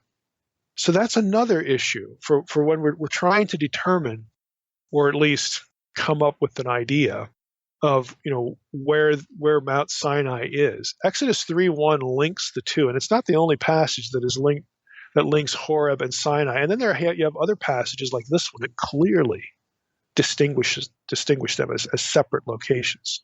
Now, Sarna comments on this. He says, many texts seem to identify this location. He's commenting on Exodus 3:1, Horeb. Many texts seem to identify this location with Sinai, but there are also indications that they may not be identical. Thus, while Mount Sinai appears frequently, Mount Horeb is rare. And there's no reference to the wilderness of Horeb as there is to that of Sinai. Further, an impression of some distance between the two is gained from the story of the water crisis at Rephidim, as told in Exodus 17, 1 through 7. There, the divine spirit is said to have been manifest before Moses, close by a rock at Horeb. Yet Rephidim was the last station of the Israelites before entering the wilderness of Sinai. We may be dealing with different strands or different tradition. Or Horeb may have been the name of a wider region in which Mount Sinai, a specific peak, was located. Perhaps that peak eventually lent its name to the entire area. Horeb means desolate or dry, and its location has not been identified. So again, we're going to hit all this again when we get into Exodus 3. But you should know, even at this point, that we've got some problems here between Midian. What is it? How wide is it? Where does it go? Where does it stop? That kind of thing. Or does it have borders? Sinai, Horeb. Again, all of these place names, there is variability, and there just isn't agreement. So we have to think about, well, what do the terms mean in which context and why, and all that sort of stuff. The location of Sinai, again, is not a simple thing. So if someone tells you it is a simple thing, that all you got to do is look at this or do that, it just isn't. It just isn't. There's just more to it than that. That a close reading of Scripture is going to take you into some of these problem areas, and if you don't deal with them, you're really not dealing with the subject, very well anyway. So let's move on. In verse 16, we want to keep going here in Exodus chapter 2. In verse 16, we read, "Now the priest of Midian had 7 daughters." Then in verse 18, we read, "When those daughters came home to their father Reuel." And then in verse 21, we read about the priest of Midian named Reuel becomes Moses' father-in-law. But in Exodus 3:1, which we just read, it is Jethro who is Moses' father-in-law, and he is explicitly called the priest of Midian. So what's going on here? I mean, who is Moses' father-in-law? Is it Reuel? Is it Jethro? Who's the priest of Midian? Is it one of these two guys? Why the different names? It's actually going to get worse because you're going to have a third name thrown in certain passages. This is a well-known historical problem, historical textual problem in the book and elsewhere. So I'm going to read from P.E. Hughes's article in the Dictionary of the Old Testament of the Pentateuch, just to give you some flavor for it, again, for how some scholars at least, approach it.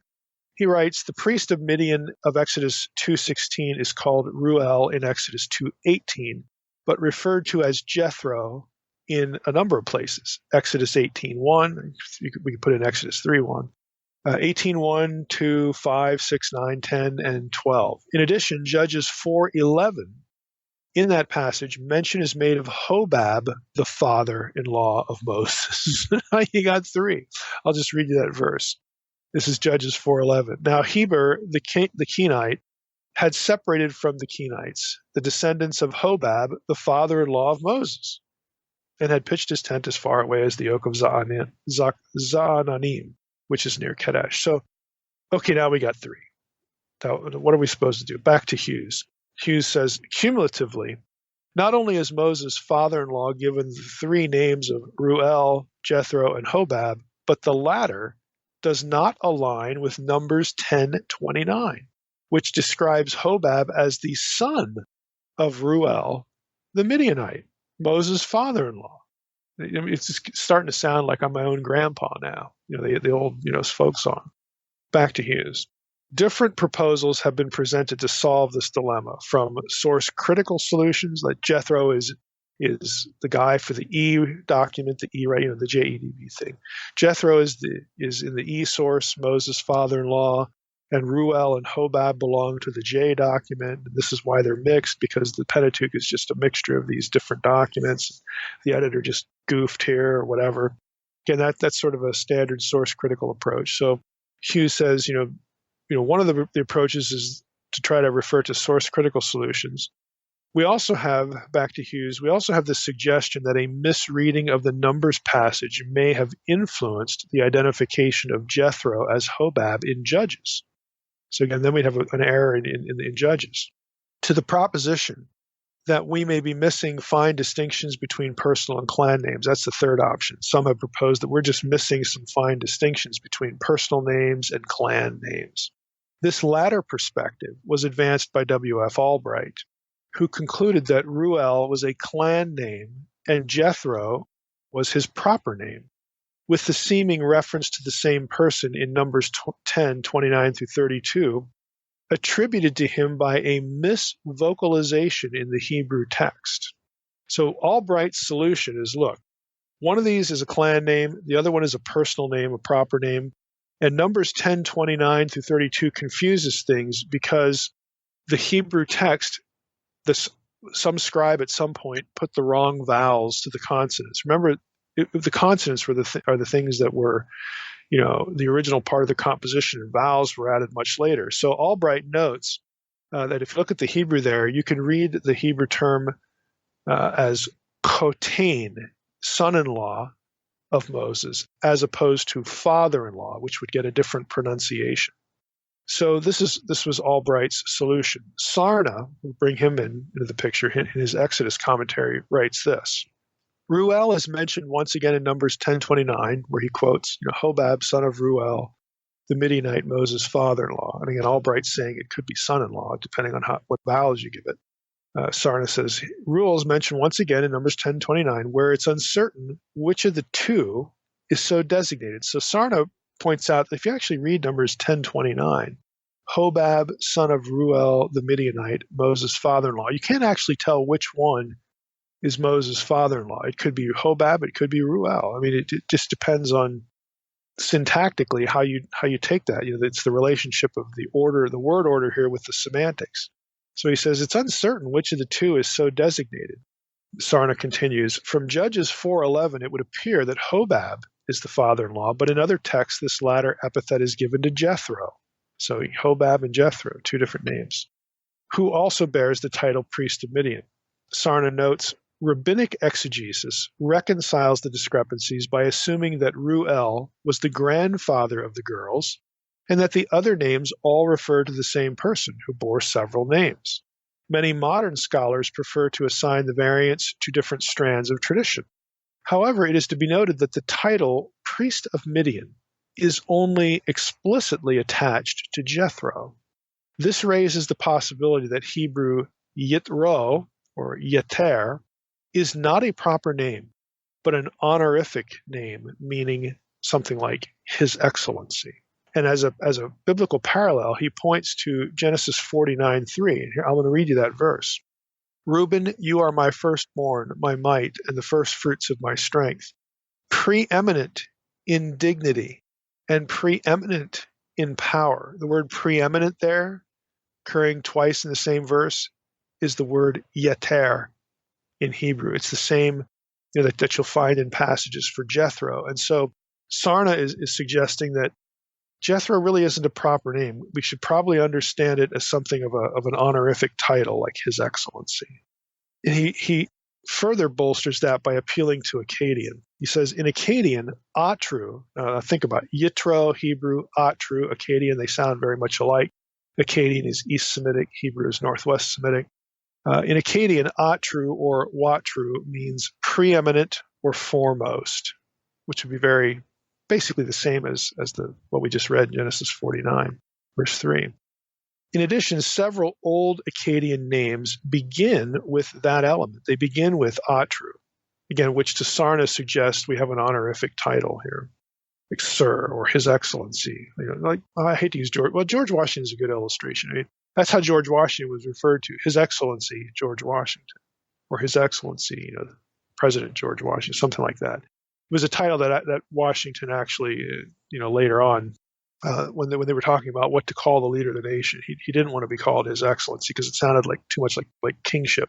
So president, was what they decided on. But this is the way Washington was referred to routinely.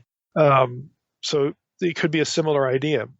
Lastly, Sarna points out in Ugaritic, several personal nouns are known that are prefixed by the element YTR, exactly the same as Hebrew, Yeter or Yitro. So that's the end of Sarna's contribution there. So it's very possible that the way to reconcile this information is just as we tried to summarize there. That you might have a confusion between son-in-law and father-in-law in the one passage, just depends on what vowels you apply to the Hebrew consonants. You could have Jethro as a title akin to His Excellency. And again, these things, these elements remove the obstacles, remove the contradictions. You're not forced to say, well, these passages are what they are because they're hopelessly contradictory because some editor goofed up when he was making the Pentateuch from these three different documents or two different documents, J and E. You don't have to go there. For some, that's just an easy solution because, again, they're committed intellectually, to the JEDP idea. And again, I'm not an opponent of editing. I don't buy JEDP because I do think it's based on circular reasoning, as I've said many times on the podcast. But editing certainly, happens throughout Scripture, including the Torah. But we don't need to appeal to that sort of thing when we, actually have a fairly, not only reasonable, but fairly easy solution here. Repointing Hebrew, because again, the vowels were not original. And then looking at other occurrences of this Hebrew lemma, yater, and seeing not only in Hebrew, in the Hebrew Bible, but also in Akkadian and Ugaritic, that it refers to some sort of preeminence idea for a person. So the idea that it's an honorific title, that could make pretty good sense. Other items here. Let's talk about the name Ruel. Some of you, again, have already tracked on this as hearing that term, you're going to be on this point already. The name means friend of God. El is the generic term for God. The other part is the word for friend or companion.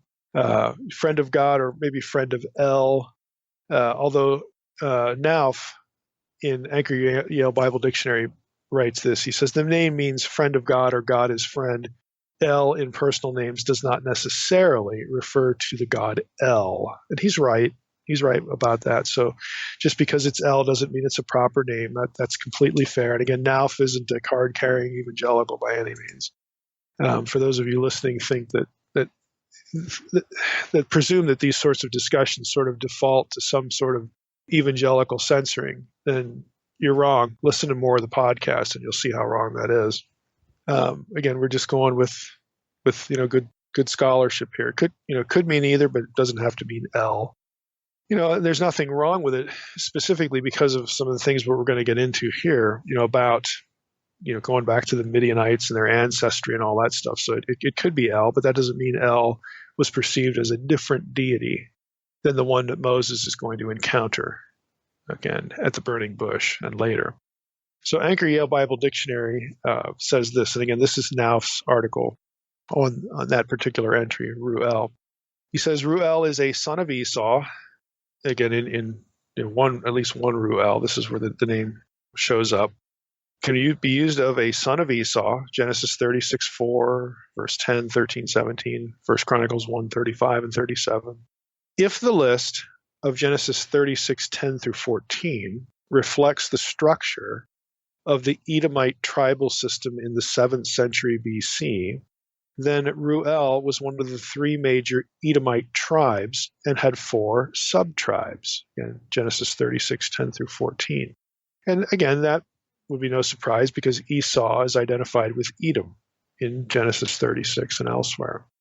Nauf continues, in Numbers 10:29, Ruel is the father of Hobab, the eponymous ancestor of a Kenite clan that settled in the Negev among the tribe of Judah. This clan may well have belonged to the Edomite tribe Ruel before it migrated to the other side of Wadi Arabah. Therefore, Ruel, as Moses' relative, is possibly identical with the Edomite tribe. And he references Albright here, who sort of went along the same trajectory. Now, the point of all that is that it's possible. It's quite possible that Moses, therefore, represents both lines, from Isaac. Both of Isaac's lines, Jacob's line, because Moses is from Levi. And again, if you have this connection here with Esau, Isaac had 2 sons, Jacob and Esau. Moses is sort of emblematic and has some sort of blood connection with both sides, as well as being a distant relative of the Midianites who overlap with the Ishmaelites. And again, there you have Abraham's seed outside the line of Isaac, which is really kind of interesting. I mean, the person Moses could represent all of the 2 lines within the one Abrahamic line, and then the line in another Abrahamic line. It's just kind of interesting genealogically. Now Carpenter writes, that given the lineages involved, it seems Carpenter says it seems likely that the Midianites would have known of the God of Abraham, Isaac, and Jacob, but not by the name Yahweh as revealed to Moses in the 3rd chapter of Exodus. I mean, Exodus 3, God is going to reveal this name to Moses. In other words, it's quite coherent. This is me now, this isn't Carpenter. It's quite coherent to think that these people, the Midianites, knew of and worshipped the God of their patriarchal forefathers.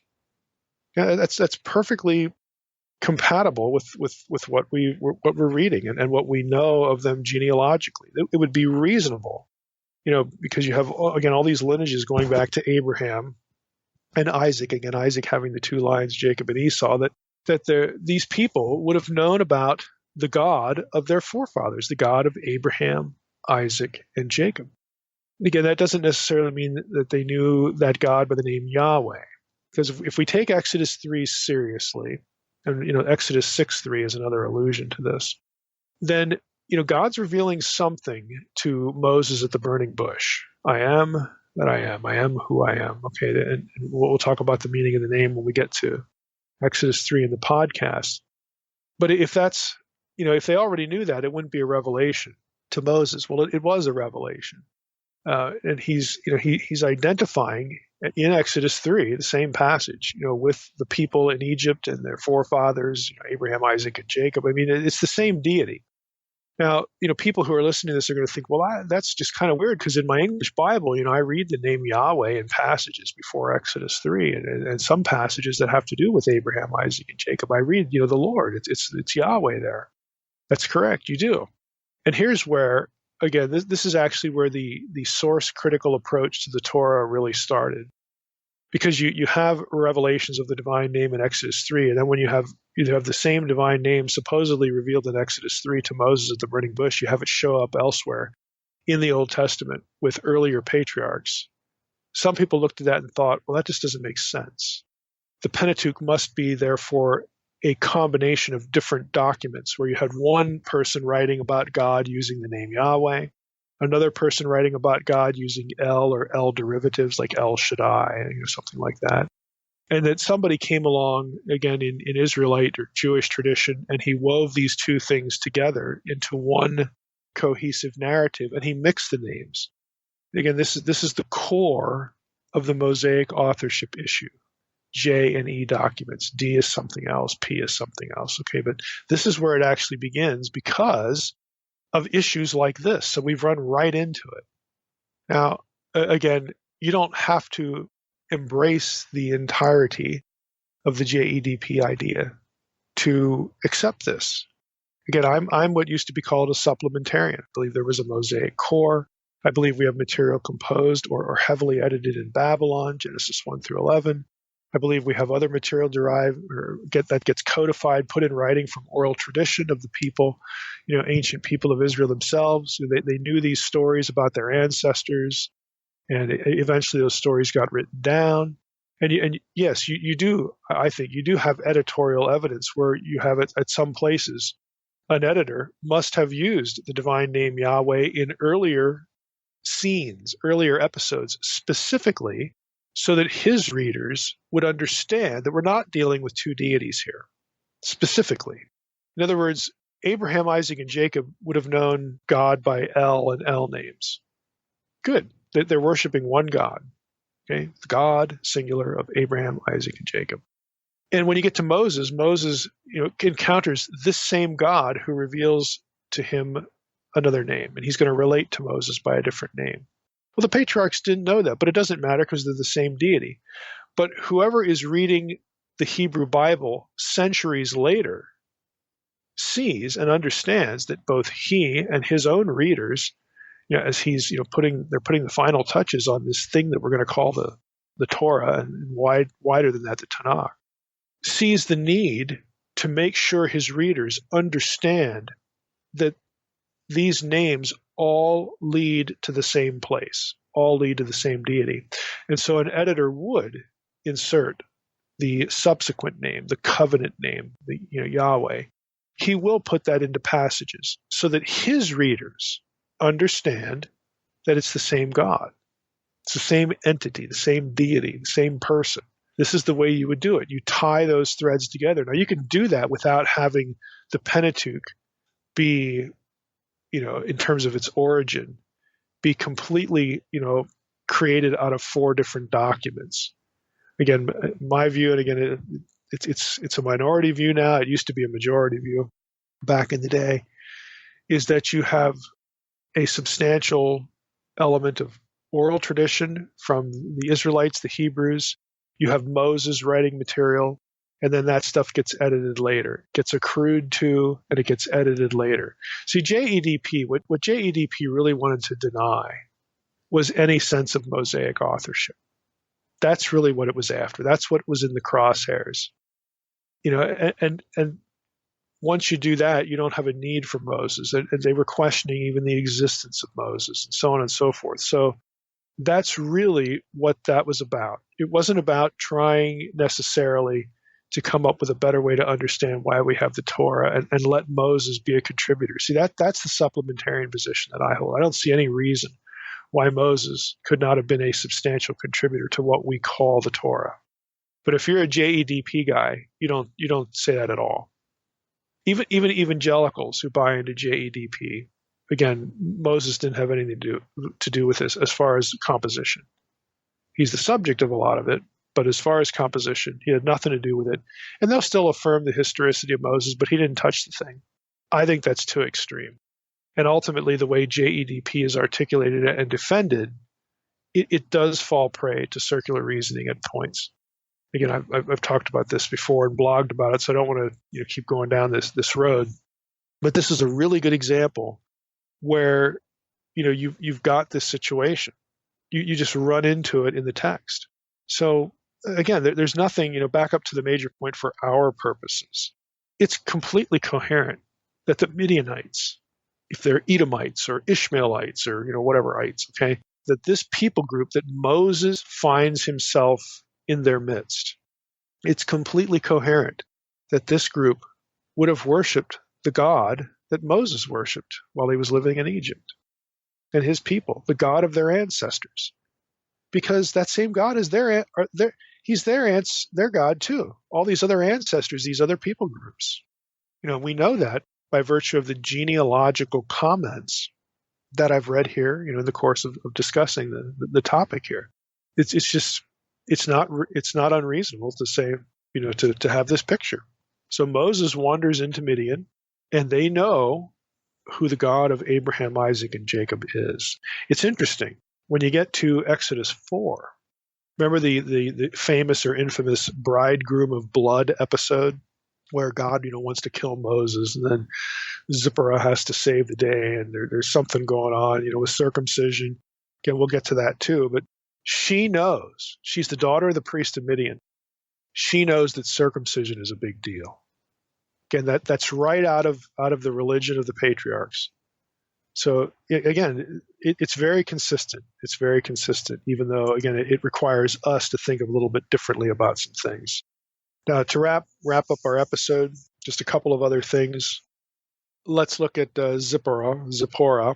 In verse 21, her name means bird, a bird. Again, it's either a term of endearment or to reflect, her beauty.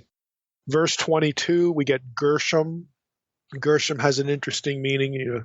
Zipporah gives birth to a son. Moses, called his name Gershom, for he said, "I have been a sojourner in a foreign land." Gershom, again, comes from the main stem of the word is garash, which means to drive out or to drive off. Okay, it's the same lemma used to describe the action of the shepherds in verse 17. Okay, when the daughters of the priest of Midian, are being driven off, the shepherds came and drove them away. It's the same lemma there, garash, to drive away. And it's kind of interesting that Moses, of course, witnesses this while he's in a foreign land, and he has been driven out of Egypt. Again, he's forced to flee, by Pharaoh. So just the name of the son sort of harkens back to the occasion where Moses met his future wife and he was received into Jethro's family. But Gershom, Sarna points out, also carries a wider national allusiveness. That's ALL, like an allusion. Its allusions are bigger. For later in the narrative, the stem is used 3 more times. Garash is used 3 more times to underscore the abject humiliation of the stubborn Pharaoh, as he is forced to reverse his refusal to let Israel go. Again, later on in the story, again, he drives them out. In other words, the term's going to be picked up by the writer just to draw connections between Moses being driven away and Moses rescuing these women from the shepherds. Shepherds who were driving them away, and then of course the name of Moses' own son. There's an interconnectedness, throughout these characters and these scenes. The folk etymology, Sarna says, interprets the name as a composite of ger, sham, a stranger. There, ger is stranger. Sham is the word for there. And so we get this, I've been a sojourner in a foreign land. That statement is still true because Moses was driven out. But again, scholars have pointed out that what we actually have here is the lemma garage, to drive out, and it's used intertextually in a number of other episodes here. Verses 23 through 24, or the end, through 25, we read, during those many days, the king of Egypt died. There, again, when we were discussing chronology earlier, you cannot say that you have the same Pharaoh who was the Pharaoh of the oppression and the one who was seeking Moses' life, and have the same guy be the Pharaoh of the Exodus, because he dies. Right here it is. Again, I don't want to rehearse that, but this is something that needs to be accounted for, and it's kind of astonishing how many treatments of the chronology, the candidate for Pharaoh, just omit this or just never seem to see it. Again, I don't know how that is, but it's true. I can show you specific examples of pretty good published stuff, and it's not in there. There, continuing in Exodus 2 and verse 23. So the king of Egypt died. The people of Israel groaned because of their slavery and cried out for help. Their cry for rescue from slavery came up to God, and God heard their groaning, and God remembered his covenant with Abraham, with Isaac, and with Jacob. And God saw the people of Israel, and God knew. That's the way it ends. And God knew. He knew what? I mean, haven't you ever wondered that? You get to the end of Exodus 2, and God knew. What? I mean, it feels like there's something that should come after that. The best answer is probably found in Exodus 3, 7 through 8a, at least the first part of A, because it aligns with the third-person narration of Exodus 2, 23 through 24. So if we read Exodus 3, 7, and 8, then the Lord said, I have surely seen the affliction of my people who are in Egypt and have heard their cry because of their taskmasters. I know, and here we get what God knows, I know their sufferings. And I have come down to deliver them out of the hand of the Egyptians and bring them out of that land, so on and so forth. So what God knows is what's happening to his people. And that's what we read, in Exodus 2, 23 and 24. It's just odd that verse 25 ends that way. God saw the people of Israel and God knew. It's really abrupt, but that's what it is. Now, as far as literary stuff, and we'll end with this, I mean, we've sort of picked around a few of the problems in the passage and a few of the things that we're going to be picking up in later episodes with Exodus 3 and beyond. But there's some real interesting literary things going on. I just want to read a summary by Hughes in the Dictionary of the Old Testament Pentateuch. I think he has a really nice way of summarizing kind of literarily what's going on in this passage. He writes, Ruel's significance is further emphasized by the fact that he is properly named Ruel, meaning friend of God, in Exodus 2:18, which provides a sharp contrast to the oppressive anti-creational bent of the Pharaoh, who has just been described as seeking to kill Moses. So Ruel, the friend of God, God's companion, is set in contrast to Pharaoh. One is the friend of God and the friend of Moses. The other one wants to kill him. The hospitality of the priest toward Moses, the outsider, not only contrasts with Pharaoh and his banishment of Moses from Egypt, but also serves to illustrate the impending legal concern for upholding the cause of those on the margins of Israelite society. Again, Carpenter gets into the foreshadowing of all this. He writes this, the conclusion in verse 22 and the previous context, including Genesis 15:13 and Genesis 50:24 through 25. Again, verse 22 is the reference to Gershom, and that Moses was a sojourner, a stranger in a foreign land. These things work together to indicate Moses' status in Midian is ultimately temporary, and to anticipate an open door for him to return to Egypt to lead Israel to their own land of inheritance. The event of Moses' deliverance deliverance. Think of the word deliverance. The event of Moses' deliverance of Ruel's daughters foreshadows not only Exodus 18, but the entire episode in Exodus 18, 1 through 12. In incipient form, it is Moses who informs Ruel or Jethro of Yahweh in chapter 18, not the other way around. This scenario, involving meeting one's bride at a well, recalls similar scenes in Genesis 24, 12 through 16 with Isaac and Rebekah, Genesis 29, 1 through 14 with Jacob and Rachel. All of these episodes stress the providential care of God for the persons involved, but in this case, it is Moses' exile and sojourn in Midian that is the most important. Moses' act of kindness had ramifications that he did not expect, but the reader will recall that he had been a favored baby, Exodus 2:2, a status that also applies to him as an adult.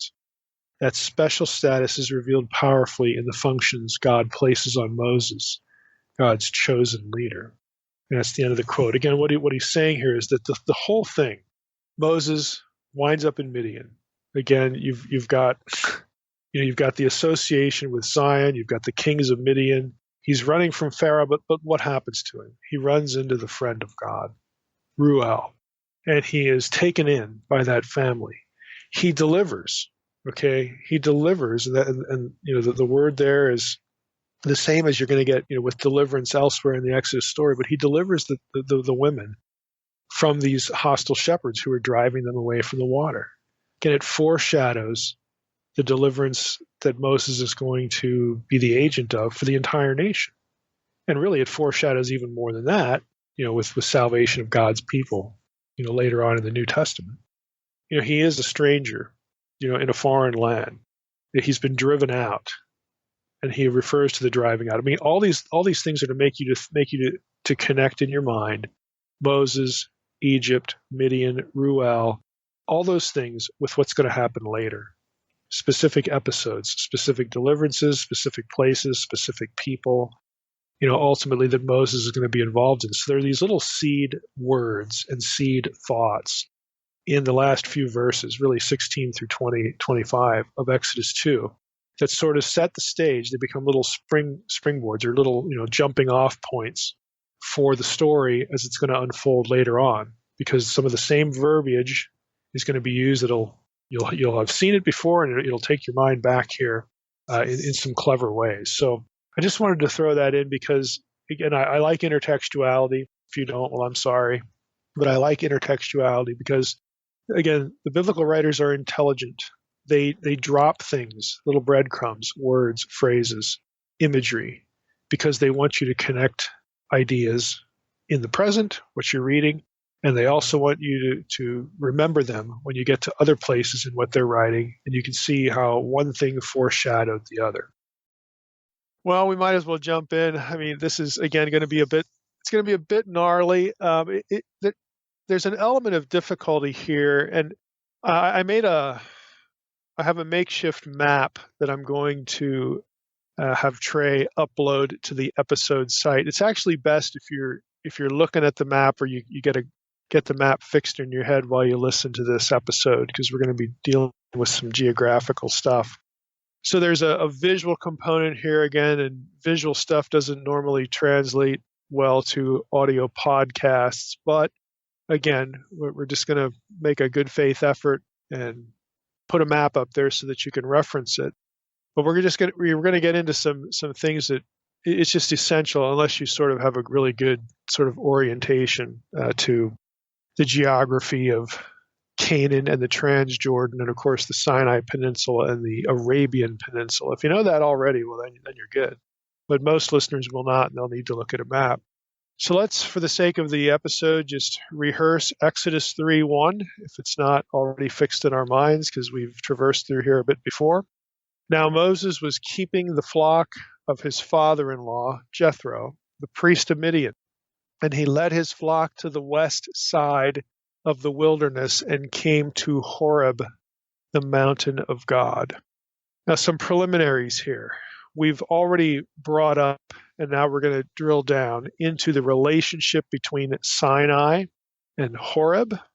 The mountain here is called Horeb in Exodus 3:1. Elsewhere, it's called Sinai. Most of the time, it's called Sinai. and also the relationship between Sinai and Horeb and Midian, okay, the place known as Midian. Secondly, we're going to need to deal with the relationship of all that, Sinai, Horeb, and Midian, with quote unquote Yahweh's march from the south traditions in the Hebrew Bible. Now, this is going to be unfamiliar to a number of listeners, but it's just sort of, it's all over the place. I mean, you can't discuss Exodus 3 and really Exodus 6 without getting into this material. So this is why we're doing it specifically, and we'll look at all these passages that are relevant. Yahweh is said in the Hebrew Bible in a number of places to have come to his land or come to his temple from the south. And the passages explicitly define the south with geographical terms like Paran, Timan, Seir, and Edom. Okay, so if you're thinking already, well, the south, that would be the Mount Sinai, the Sinai Peninsula, the traditional site of Sinai. Or if you're thinking, oh, well, Jebel el-Lawz, in Midian, I think that's Mount Sinai, and that's south of Canaan. So that's what those passages are talking about. Sorry, they're not. Again, they use specific geographical terms: Paran, Timan, Seir, and Edom. So either the association with Midian in Exodus 3:1, and at least another passage, for Yahweh's abode is reconcilable with those other places, or we have contradicting traditions. So there's real issue here. These other places are a good bit to the north, again, of where people typically want Sinai to be, either the traditional location, way down the Sinai Peninsula, at the V of the two forks of the Red Sea, right in there. Or, again, as this idea comes and goes, but the idea that Sinai is in Saudi Arabia at Jebel el-Lawz, which is to the east, about, midway, maybe a two-thirds of the way up the fork, the right-hand fork of the Red Sea, the Gulf of Aqaba. Again, those other places are a good bit north, they're a good bit south to Edom, Timan, Paran, and Seir. So we have to figure out either a way to reconcile some of this stuff, or we've got contradictions. Now, I'm going to suggest that there's a way to understand all of the data collectively, but the way that I'm going to suggest undermines both the traditional view of Sinai and the Jebel el-Lawz location of Sinai. Both of them, I think, go out the window if you are going to try to reconcile holy mountain, Sinai, Horeb stuff with Yahweh coming from the south. Both of those locations are too far south of Timan, Paran, Seir, and Edom. They just are. It just doesn't work. So this is another reason why I said, if you come across people, I know for sure where Mount Sinai is, if they are not dealing with the passages we're going to deal with today that have Yahweh coming from these regions that are much farther north, but of course still south of Canaan, if they're not dealing with these passages, you can politely dismiss them because they have not dealt with important data. So I'm hoping that, again, that being the case is going to be clear here. Now, you might ask, well, why bother, with all this? I mean, again, we're into the weeds here. And for me, there's three reasons. I think we do need to be faithful to the details of the text and offer a coherent resolution to what seems on the surface contradictory. At least some think it's contradictory. And I'll add that if we do that, the resolution that I'm going to offer here will also be helpful in the next episode, next week, with the Kenite hypothesis, that whole issue. Second, I would say I'm hoping that this will convince listeners to not get sidetracked on rabbit trails like the idea that Mount Sinai is in Arabia, or that determining the location of Mount Sinai has any theological importance. It really doesn't. I think those are distractions that can grow into dogma, as though something crucial has been discovered. There's nothing crucial here in the way of theology or eschatology or anything like that. The reality is that it's pretty unlikely that either the traditional location of Mount Sinai, again, deep in the Sinai Peninsula in the V of the two prongs of the Red Sea, otherwise known as Jebel Musa, or the alleged Mount Sinai in Arabia, Jabal al-Lawz. It's really unlikely that those are the real locations of Sinai. Again, if you care, and I do, and I'm not the only one, if you care about reconciling the mountain of God idea, again, Horeb Sinai, with the tradition of Yahweh coming from the south, then both of those locations are just not going to work. And I do care. I think it's important that all of the data be reconciled. And again, that issue itself might be new to listeners, but again, it's in your Bible. I don't write the stuff. This is just the reality of the text. We have to deal with it. And third, I think the point needs to be made that, again, the Yahweh from the South traditions can't be ignored, that they not only need to be aligned with Exodus 3, but this is also an issue for what we're going to run into in Exodus 6:3. Let me just read you that verse, where God says to Moses, I appeared to Abraham, to Isaac, and to Jacob as God Almighty, El Shaddai. But by my name, Yahweh, I did not make myself known to them. Okay, that is actually wrapped up in the Yahweh from the South traditions. And here you have Moses, in a conversation with God, and you have that statement made. Critics have acted like the revelation of the divine name in Exodus 3 and that statement in Exodus 6:3 justify some sort of notion that there are separate, and this is a key word, utterly distinct origins for Yahweh worship. They act the same way with respect to Yahweh traditions from the south, Edom, Seir, Taman, Paran, and the descendants of Jacob in Egypt. The Bible presents us, I think, with a coherent picture, not one that should shock us into thinking Yahweh religion, again, another key term, originated somewhere other than with the Israelites in Egypt. The Bible's picture is that the deity is the same, but the names are different, and that the name revealed to Moses was already in use by an Abrahamic people, i.e. the descendants of Esau, doesn't undermine anything in biblical theology. That would be expected. The Old Testament pictures that Abraham's descendants went separate ways. The line of Jacob went one way, the line of Esau went another, because of the whole birthright issue. It's quite logical that both lines knew the God of their father Isaac and their grandfather Abraham and continued to worship him. The real issues are how Yahweh name use is known in Edomite or Esau territory, but seems to be new in terms of Moses in Exodus 3 and in Exodus 6:3. Now, we'll get into that in more detail in later episodes. We'll touch on it here. A short version, it's not impossible that the name Yahweh was known by Semites in Egypt long before Moses, who took it to the Edomite regions. There is a textual argument to be made, specifically in Egyptian texts, that the name Yahweh was known among Semites in the Sinai region, like in mines, mining contexts and whatnot. And, it's conceivable that some Semites knew the name Yahweh there and took it up north into Edom, Seir, Paran area. That's not impossible.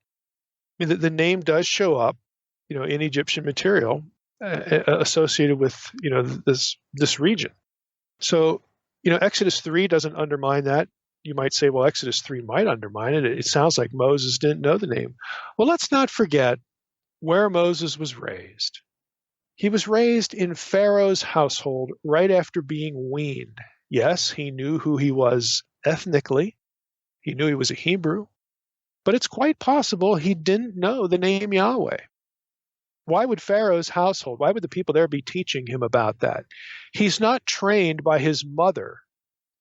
His mother has him until he's weaned, and then he is in Pharaoh's household. It's quite conceivable, again, while he knows what his ethnicity is, that he has not heard the name of Yahweh. That's possible. Again, his break with Egypt, if you read the Moses story, is about injustice toward his people. He didn't like the fact that they were enslaved. It's not about religion. Moses doesn't break from Pharaoh's household because of religion. Okay, he's upset at what is happening to his ethnic kindred.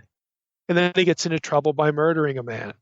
And he escapes to Midian, where again, providentially, he runs into descendants of his forefather Abraham, who do happen to know the God of their fathers by the name Yahweh, historically, and then the name is revealed by God himself to Moses.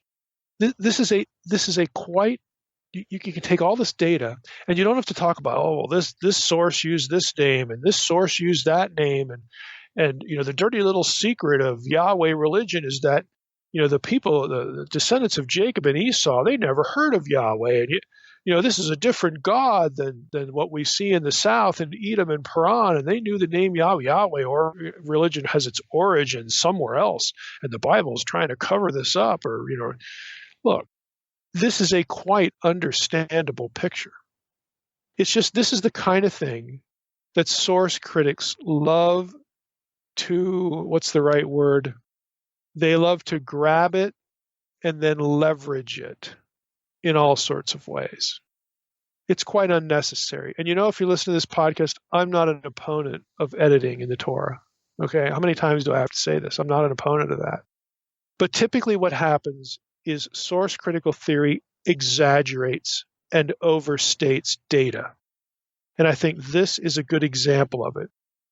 Again, it is quite conceivable that Moses had not heard this name, but he had heard of the God of his fathers at some point. He knew who the Hebrews were. Again, the name could have been, circulating in Egypt, at least among, the slaves working the mines in Sinai. Again, you do see this with certain, at least one people group that are associated with the Negev and with the even upward north to the regions we're talking about here, Edom and Paran and Teman. Again, they're still part of the line of Abraham, and they have this name, and maybe Moses doesn't. Now I say all of that to say this: Exodus 6:3, which generates a lot of this discussion that Moses didn't know the name, may actually not be translated the way it should be. I've commented on this on my blog that Exodus 6:3, if you follow the work of Francis Anderson, specifically in his book The Sentence in Biblical Hebrew, translates this quite different, where you don't have Moses not knowing the name. You have the opposite. And that's a little factoid that is almost never mentioned in the discussions of Exodus 6:3. Almost never. It's really rare. But Francis Anderson, again, I think he's still alive. This is the Anderson of Anderson Forbes, the database that we developed where I work at Logos. Francis Anderson is a premier Hebraist. That's probably a humble way to describe him. There are few who know their Hebrew as well as Francis Anderson. And so his work in this verse ought to be taken seriously, but it's rarely even mentioned.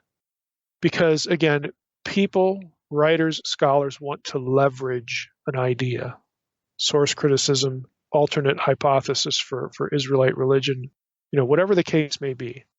That's just the way it is. So all of this is preliminary. I mean, we're going to get into the weeds again here in Exodus 3, but I'm telegraphing some of the things that we're going to run into, and some of what we'll do in this episode will actually, again, factor into some of that discussion. But for the sake of our episode at this point, I think it's really important that the Yahweh of the South traditions be reconciled, be understood alongside of passages like Exodus 3 and the Horeb and the Sinai traditions. I think they need to be understood together, and they can be.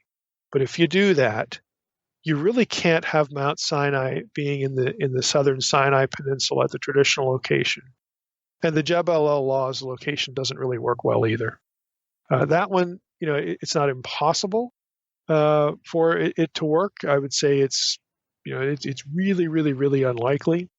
And that means that you'd have to come up with some other mountain. And there have been lots of proposals for Mount Sinai. It's not just those two.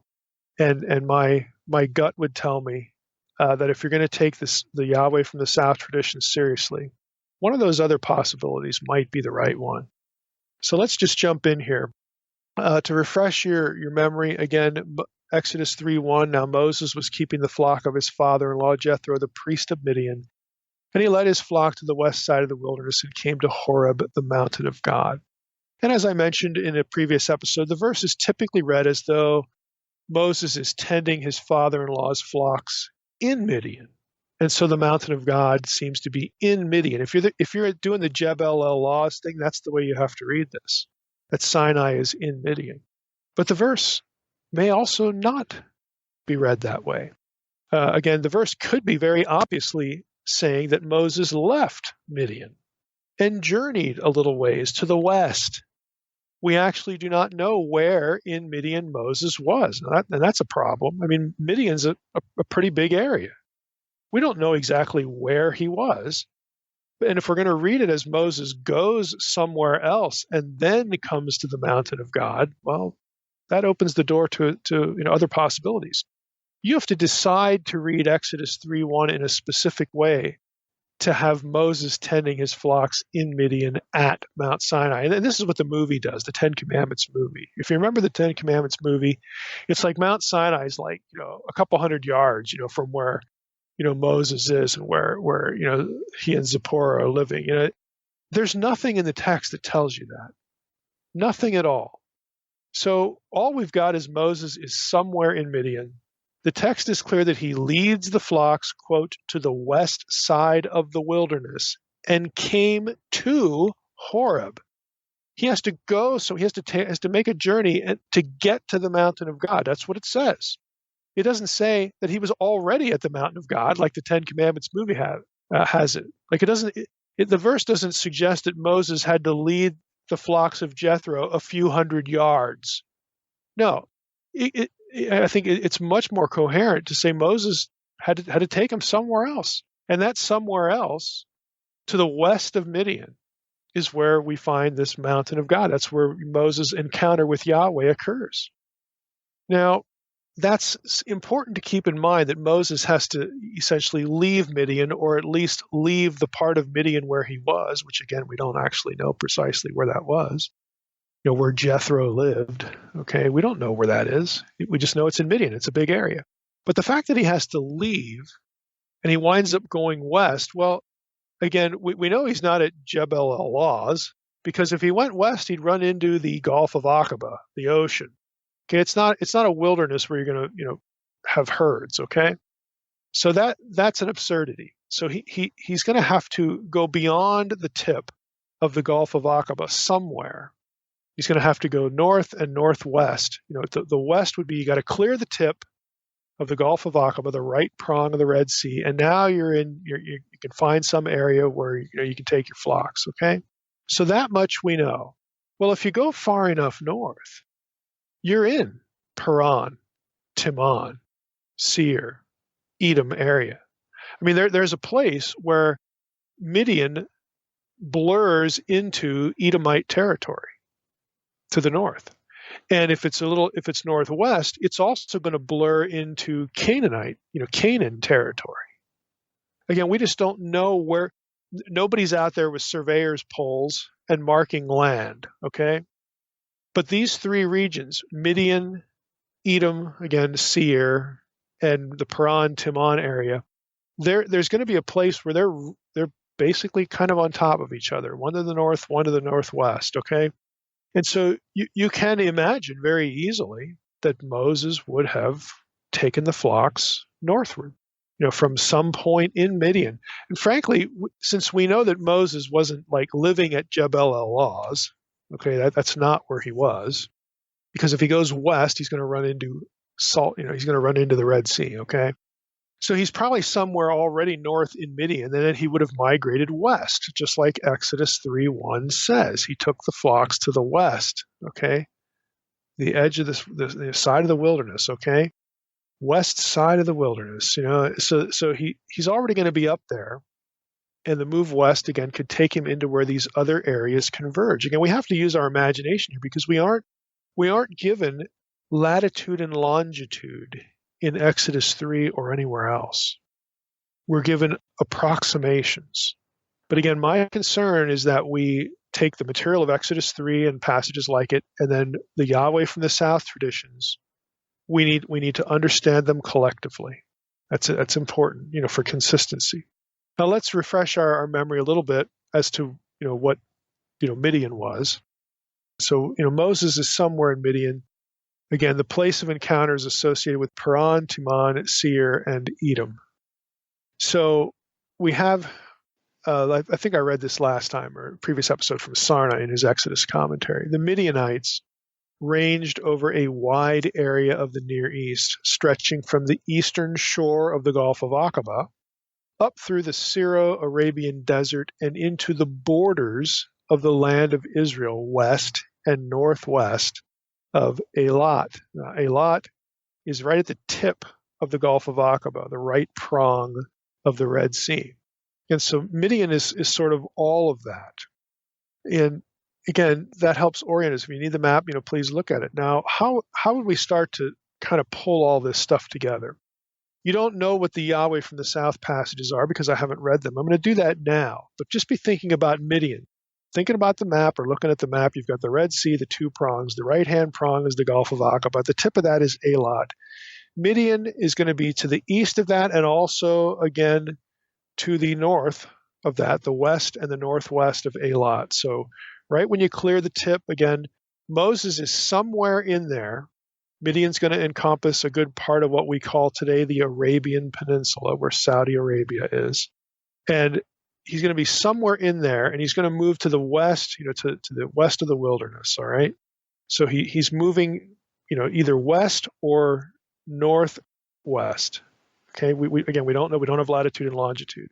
But that's going to move him into the areas where Midian touches, overlaps with, the borders are fuzzy with these southern places, Paran, Timon, Seir, Edom.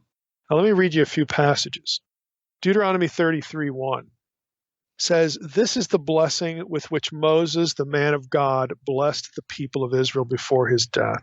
He said, the Lord, Yahweh, it's the divine name, came from Sinai and dawned from Seir, S-E-I-R, upon us."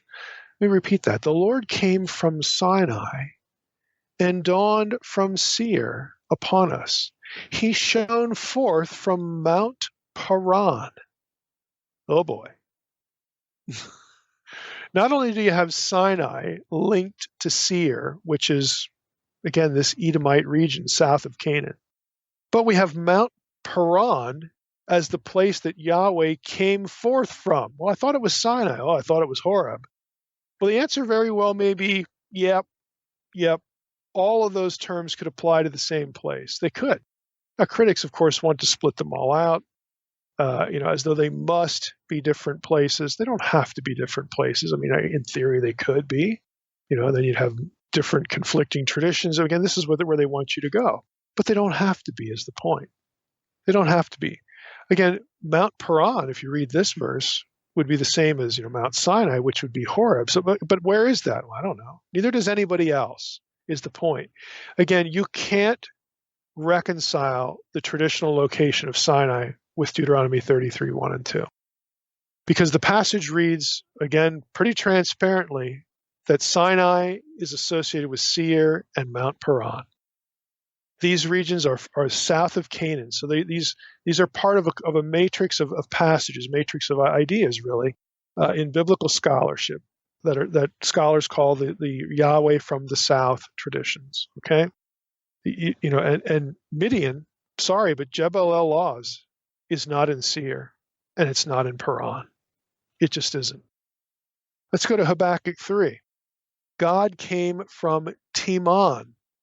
This is verse 3, Habakkuk 3:3. I'm going to read 3 through 7. God came from Timon, and the Holy One from Mount Paran. There it is again, just like it was in Deuteronomy 33, verse 2. His splendor covered the heavens, and the earth was full of his praise. His brightness was like the light. Rays flashed from his hand. By the way, that language, some of that is reminiscent of Deuteronomy 33. Okay. There he veiled his power. Before him went pestilence, and plague followed at his heels. He stood and measured the earth. He looked and shook the nations. Then the eternal mountains were scattered. The everlasting hills sank low. His were the everlasting ways. Here's verse 7. I saw the tents of Cushan in affliction, the curtains of the land of Midian did tremble. So now this brings Midian into the picture, also with Timon and Paran. And there's only one way you can do that, again, to have this, whatever's happening here and whatever peak this is, that it's in some area that it could be perceived as Midian and Seir, and we're going to get Edom. Again, these places converge or overlap. And again, when I say that, you can't be thinking of like maps of countries today where there are strictly defined borders. You just don't have that. Again, these are regions that don't have that level of precision as to their border lines. There's a fuzziness to all this. Okay?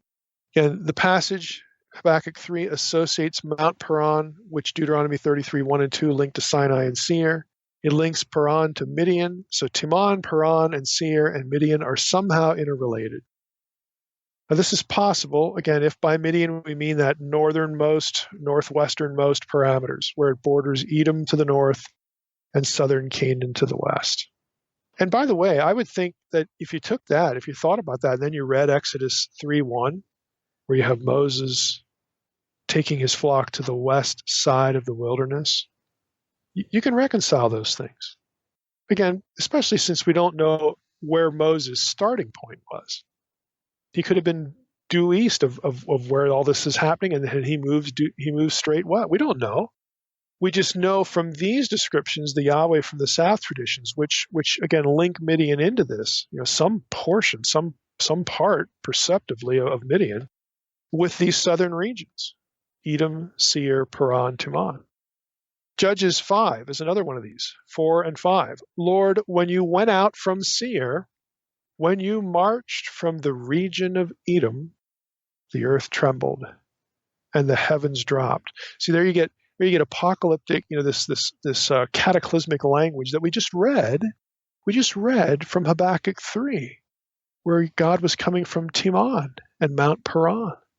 But now we get Seir and Edom. The earth trembled, the heavens dropped, the clouds dropped water, the mountains quaked before the Lord, even Sinai before the Lord, the God of Israel. That's Judges 5, 4, and 5. Now, this passage juxtaposes Seir and Edom and once again makes Sinai part of the picture. Verse 4's association of Seir and Edom, of course, makes sense because Seir, according to the Archaeological Encyclopedia of the Holy Land, was the name of a mountainous region southeast of the Dead Sea. Again, if you're looking at the map, you're going to see that. It was formerly inhabited by Horites, Genesis 14:6, and boy, isn't that interesting. And we can't really get into the people groups here or in the next few weeks either. Formerly inhabited by the Horites where Esau lived later. Esau lived later. Okay, I can't resist it. Go back and read Deuteronomy 2 and 3. Okay, get that spasm out of the way. Where Esau lived later. Again, this area identified with Edom in Genesis 36:8 and following. So how are we to deal with the data? And we got 3 passages here. I would say, just in basic terms, there's no way to get the traditional site of Sinai near Edom. So I am not a believer in the traditional site, Jebel Musa, for being Mount Sinai. I also don't think there's a way to get Jebel El-Lawz into Edom or near Edom, because it isn't. It's farther down, adjacent to the Gulf of Aqaba, in sort of, in that portion of Midian. It's not in Edom. It's not near Paran or Timon. So my suggestion is let's stop trying to defend either of these views. Here's a proposal. Again, it's sort of like a working hypothesis, then we'll get into some of the nuts and bolts of it here. I would say that maybe this is what happened. Again, this is a working hypothesis. It's a work in process as well. Moses leaves Midian proper, which is east, and again, we don't know where he is, possibly even already north of the Gulf of Aqaba, northeast of the Gulf of Aqaba. He's somewhere in Midian up there. He takes Jethro's flocks westward or northwestward. He's going to be clear the tip of the Gulf of Aqaba where Eilat is located. And he's moving again westward or northwestward, at least slightly, to honor Exodus 3:1, the language there. He winds up somewhere in the vicinity of the northwest fringe of northern Midian, where Midian borders the southern border of Canaan, and where it also blurs into the land of Edom. Again, look at the map. It is somewhere in this location, somewhere in this region, where all these things are possible, all these things are in play, that Moses encounters Yahweh on a mountain, variously called Sinai or Horeb. We saw last time that Horeb, again in a previous episode, Horeb may simply refer to a dry area. That's what it means. May simply refer to a dry area that included a mountainous region. As Sarna said, Horeb may have been the name of a wider region in which Mount Sinai, a specific peak, was located. Again, and that Horeb could be in this, this geographical region we're talking about. Edom, Seir, all that, because Seir again is a mountainous region, as we just read. There's going to be some peak there that eventually lent its name to the entire area, perhaps.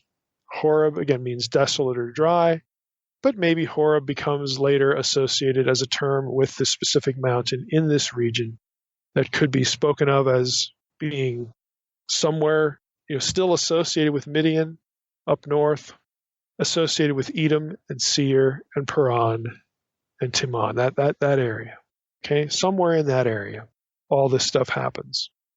I'm going to take you back to Sarna a little bit again here. We've already mentioned that Horeb means desolate and dry. We read earlier Exodus 17:1-7, and this is the incident at Rephidim.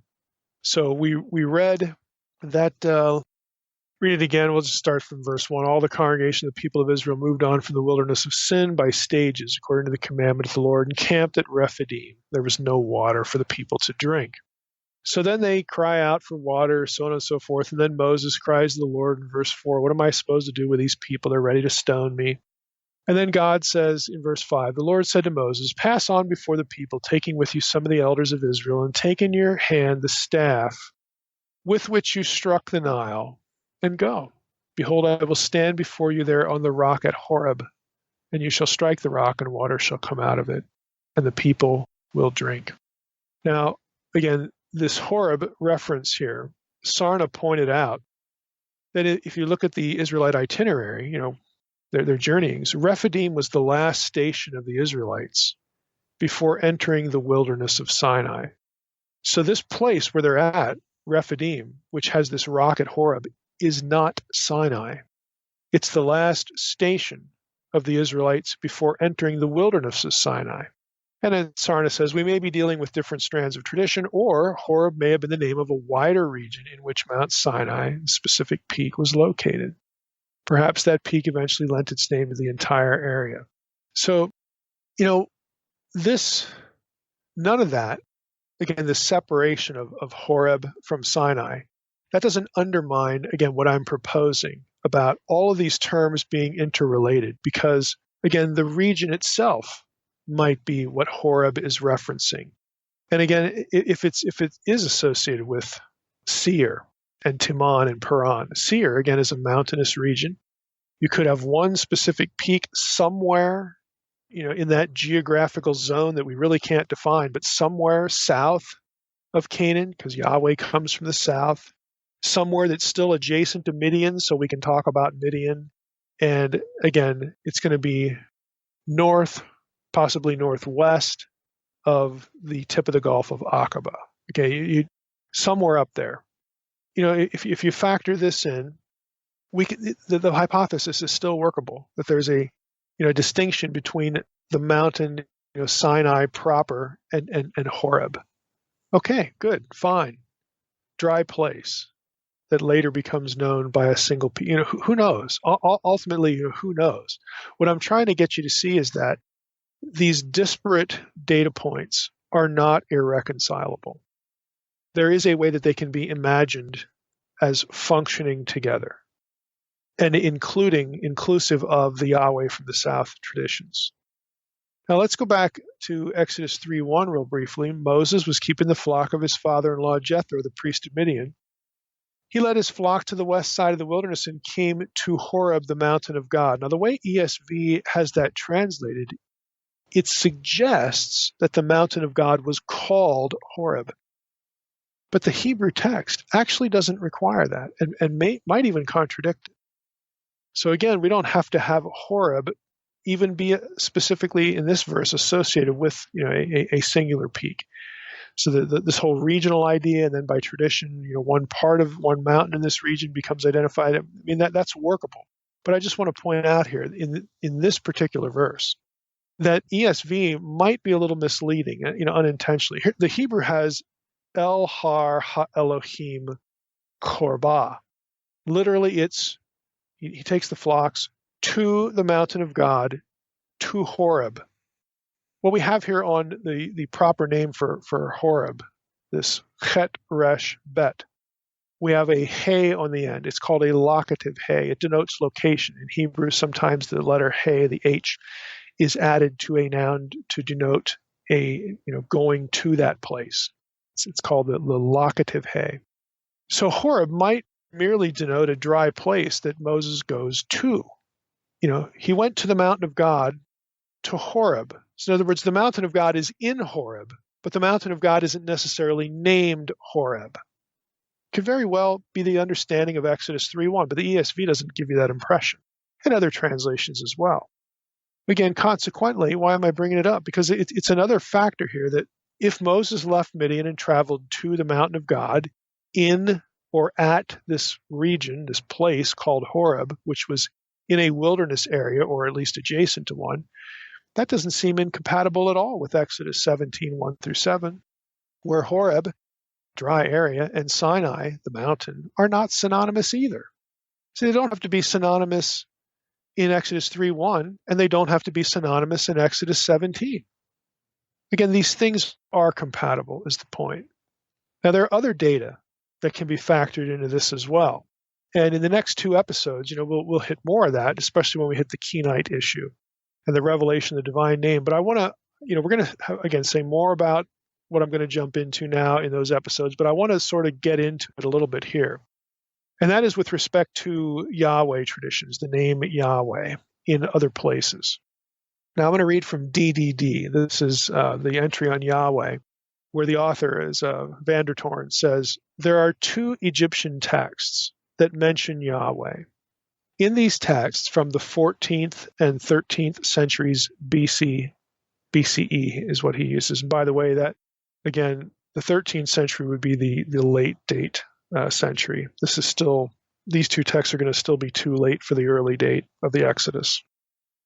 There are two Egyptian texts that mention Yahweh that date from the 14th and 13th centuries BCE. Yahweh is neither connected with the Israelites, again in these texts, nor is his cult located in Palestine, i.e. Canaan. The texts speak about, quote, Yahu in the land of the Shasu Bedouins, unquote. The Egyptian is Ta Shasu Yahuwah. So the one text is from the reign of Amenophis III, which is the first part of the 14th century BC, and the other one is from the reign of Ramses II, 13th century BCE. Again, that's the late date pharaoh, late date option anyway. In the Ramses II list, the name occurs in a context which also mentions, believe it or not, seer. Oh, boy. It may tentatively be concluded then that this Yahu in the land of the Shasu Bedouins is to be situated in the area of Edom and Midian, of course, the northern northwest edge of Midian. So you actually have a reference to Yahu in Egyptian material, in Seir, in Edom. Again, there you go. This isn't like explosive. This is in concert with the picture, again, my working hypothesis that I just, sort of laid out. So another quote about this material. This is from Mark Chavalis. This is from the Dictionary of the Old Testament Pentateuch in the Moses entry. He says, Yahu, YHW, is also the name of a Shasu country in connection with Midian and Seir. These references occur in an Egyptian eponym list from the time of Amenhotep III, circa 1400 BC, and in a text dated to Ramses II, a century later. Some have seen them as consistent with the poetic language in the Bible associating Yahweh with the region of Sinai, Seir, Edom, Paran, Teman, and Midian. And then he references Deuteronomy 33:2, Judges 5:4, and Psalm 68. We didn't read that one. Some have argued that the biblical Kenites, a branch of the Midianites, were the mediators of the Yahwistic cult, possibly by way of traders along the caravan routes from the south to the east. That's the end of the quote.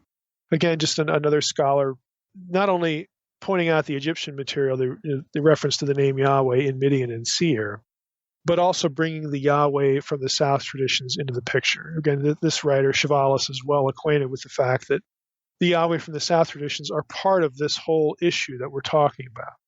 Again, the mountain of God traditions and the divine name and all that sort of stuff. Now, there's more recent research on this, and I put this in the protected folder for those who are newsletter subscribers. This is a dissertation. It's available online, but I put it in the folder anyway. This is by Julianne Cooper, who is a man. Now, you might be thinking Julian would be a woman's name, but Julianne with an E, Cooper, who's at Yale now. But this was his PhD dissertation from the Department of Ancient History at Macquarie, I think I'm saying that correctly, University in Australia. And its title is Toponymy. A toponym, by the way, is a place name. Toponymy on the periphery. Place names of the Eastern Desert, Red Sea, and South Sinai in Egyptian documents from the early dynastic until the end of the New Kingdom. That's his dissertation. Now, he says on page 185 that the place name, the Yahweh of the Shasu Bedouin, he says whether this place name can be used as evidence for an early cult, the early worship of Yahweh, seems far from certain. And that's being honest. The name is at least used among a people, again, who are in the region of Seir, who by biblical standards would have descended from Esau. Again, they're still descendants of Abraham. But he's saying, it's just a place name. We don't know that it's evidence that Yahweh was actually worshipped there. Okay, that could be. I mean, we don't want to overstate the data. It's just an interesting observation. But I wanted to bring Cooper into the conversation for a different reason. While we're on the subject of etymology, what about the name Sinai? So Cooper, in his dissertation, discusses this name as well. On page 214, the other one was on page, I don't know if I gave it 185, 186.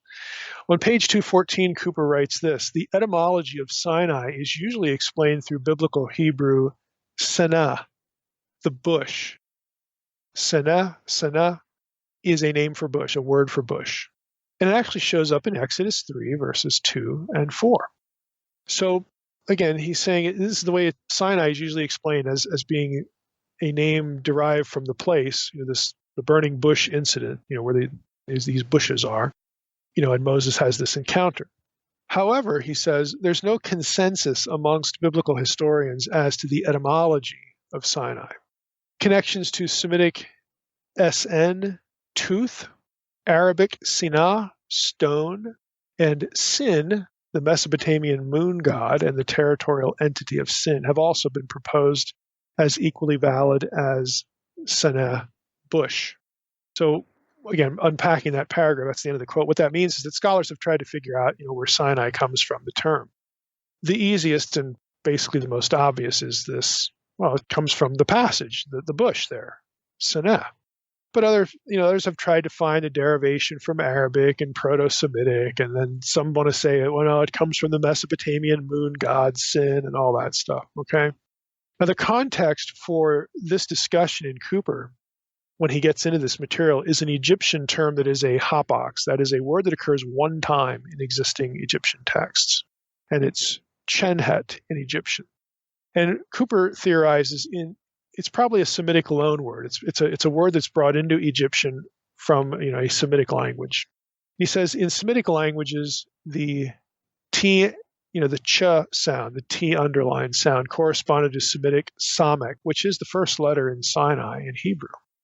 Now he goes on to discuss this, and I'm gonna disagree with him a little bit. I'm reading you this because we have geeks in the audience who like this kind of etymological stuff.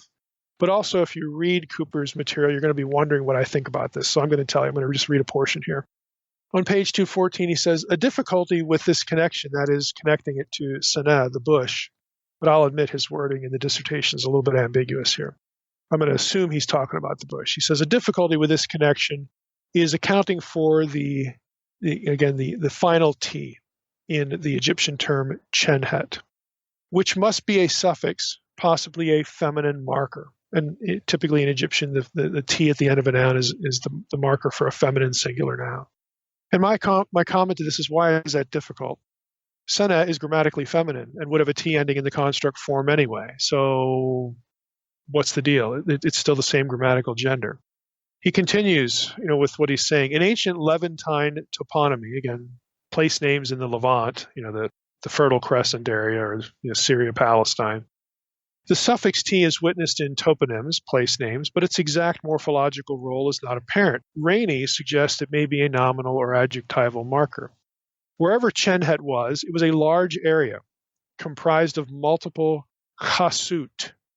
Now, some of you who are paying real attention to the podcast know what that term is.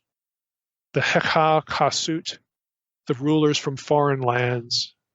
Again, this is what the Hyksos, where the term Hyksos comes from. They were Semites. So lo and behold, we have Chenhet being a large area where there's lots of Semites there. The only text where it occurs, again, Chenhet, the Egyptian term, mentions it in the context of, he has a personal name there, which doesn't concern us right now. And it would seem to be in the environs of South Sinai or contiguous with Sinai. Now, this is me now. He's opining that on the basis of this personal name that he references, because the personal name he references happens to be from a text that talks about a mine in Sinai. So he's connecting these two things that don't necessarily be connected. If you have a large region where you've got Semites living, and again, what's known as Sinai could extend on the basis of other texts way, way, way, way up north in the Negev, all the way up to to southern Canaan, then this is a conclusion. It's a non sequitur, actually. It's a conclusion that doesn't really follow the data. But he's making these comments based on this parallel with this one Egyptian text with this proper name on it that happens to be located in the southern Sinai.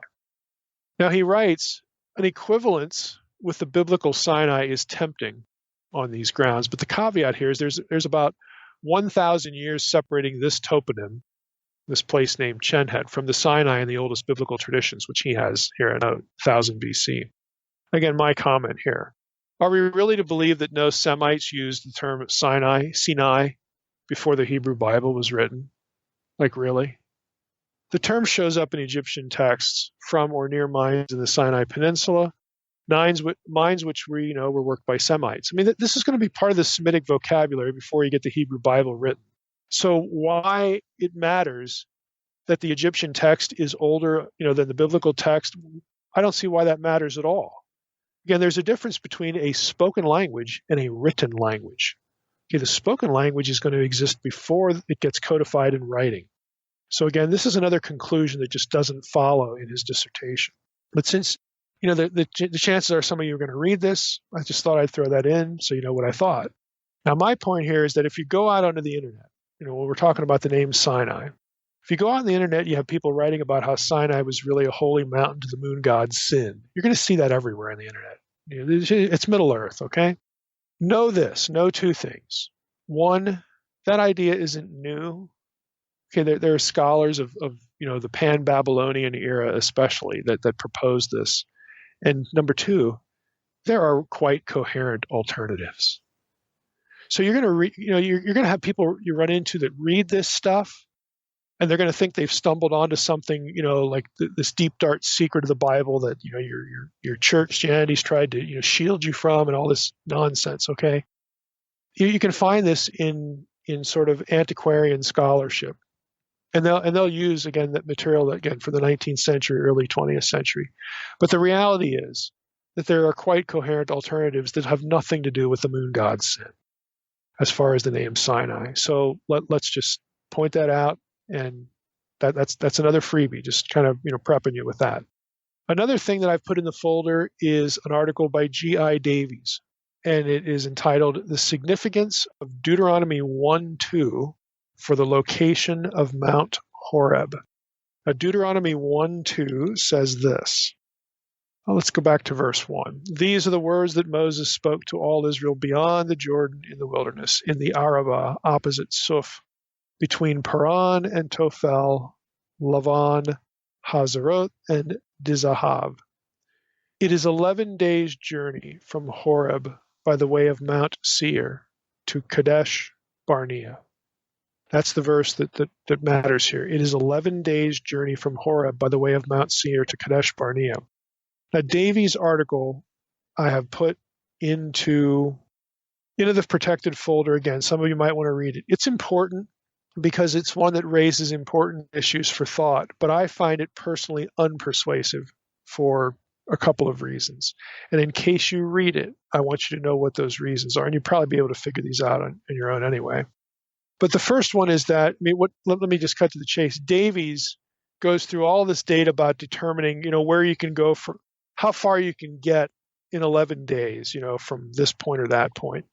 And he uses this to argue that the best location of Mount Sinai is the traditional site because, on average, it would take, and he has a number of standards for this. Like he looks at old, travel records. He looks at ancient records. He looks at modern, caravan, records, and archaeologists going from one point to the next. Basically, you can travel about 20 miles a day or something like that, 2022. And he says, well, 11 days, that's going to put you, up at Kadesh Barnea, and that's like 11 days from the traditional site of Mount Sinai. So that's the best, candidate for location. The other ones are too close for the 11 days. All right, so that's just in a nutshell. I disagree with that, and I'll tell you why. But the article's still important because of the things it makes you think about. So a couple of reasons I think that this is a little wrong-headed is that it doesn't work really with the geography of the Yahweh from the South traditions, and those are important. You have to factor them in, and he doesn't. Okay. His calculations of how many miles can be traveled in a day all of them, you can read the article, they all assume that the travelers are adult males, either soldiers or civilians. They don't assume large numbers of women and children and larger than normal herds. Now, I will grant, and when we get to this part of Exodus, I'll explain why, I will grant that the Israelites may not have been in the millions. I don't think they were. But the nation was considerably larger than your normal caravan that Davies is doing his calculations by. His calculations do not conform to the conditions described in the Exodus itinerary. Again, I still think the point of Deuteronomy 1:2 is that it took the Israelites 11 days to go from one point to the next. Not that the 11 days allows for some calculation of mileage. I think it's a report. It took us 11 days.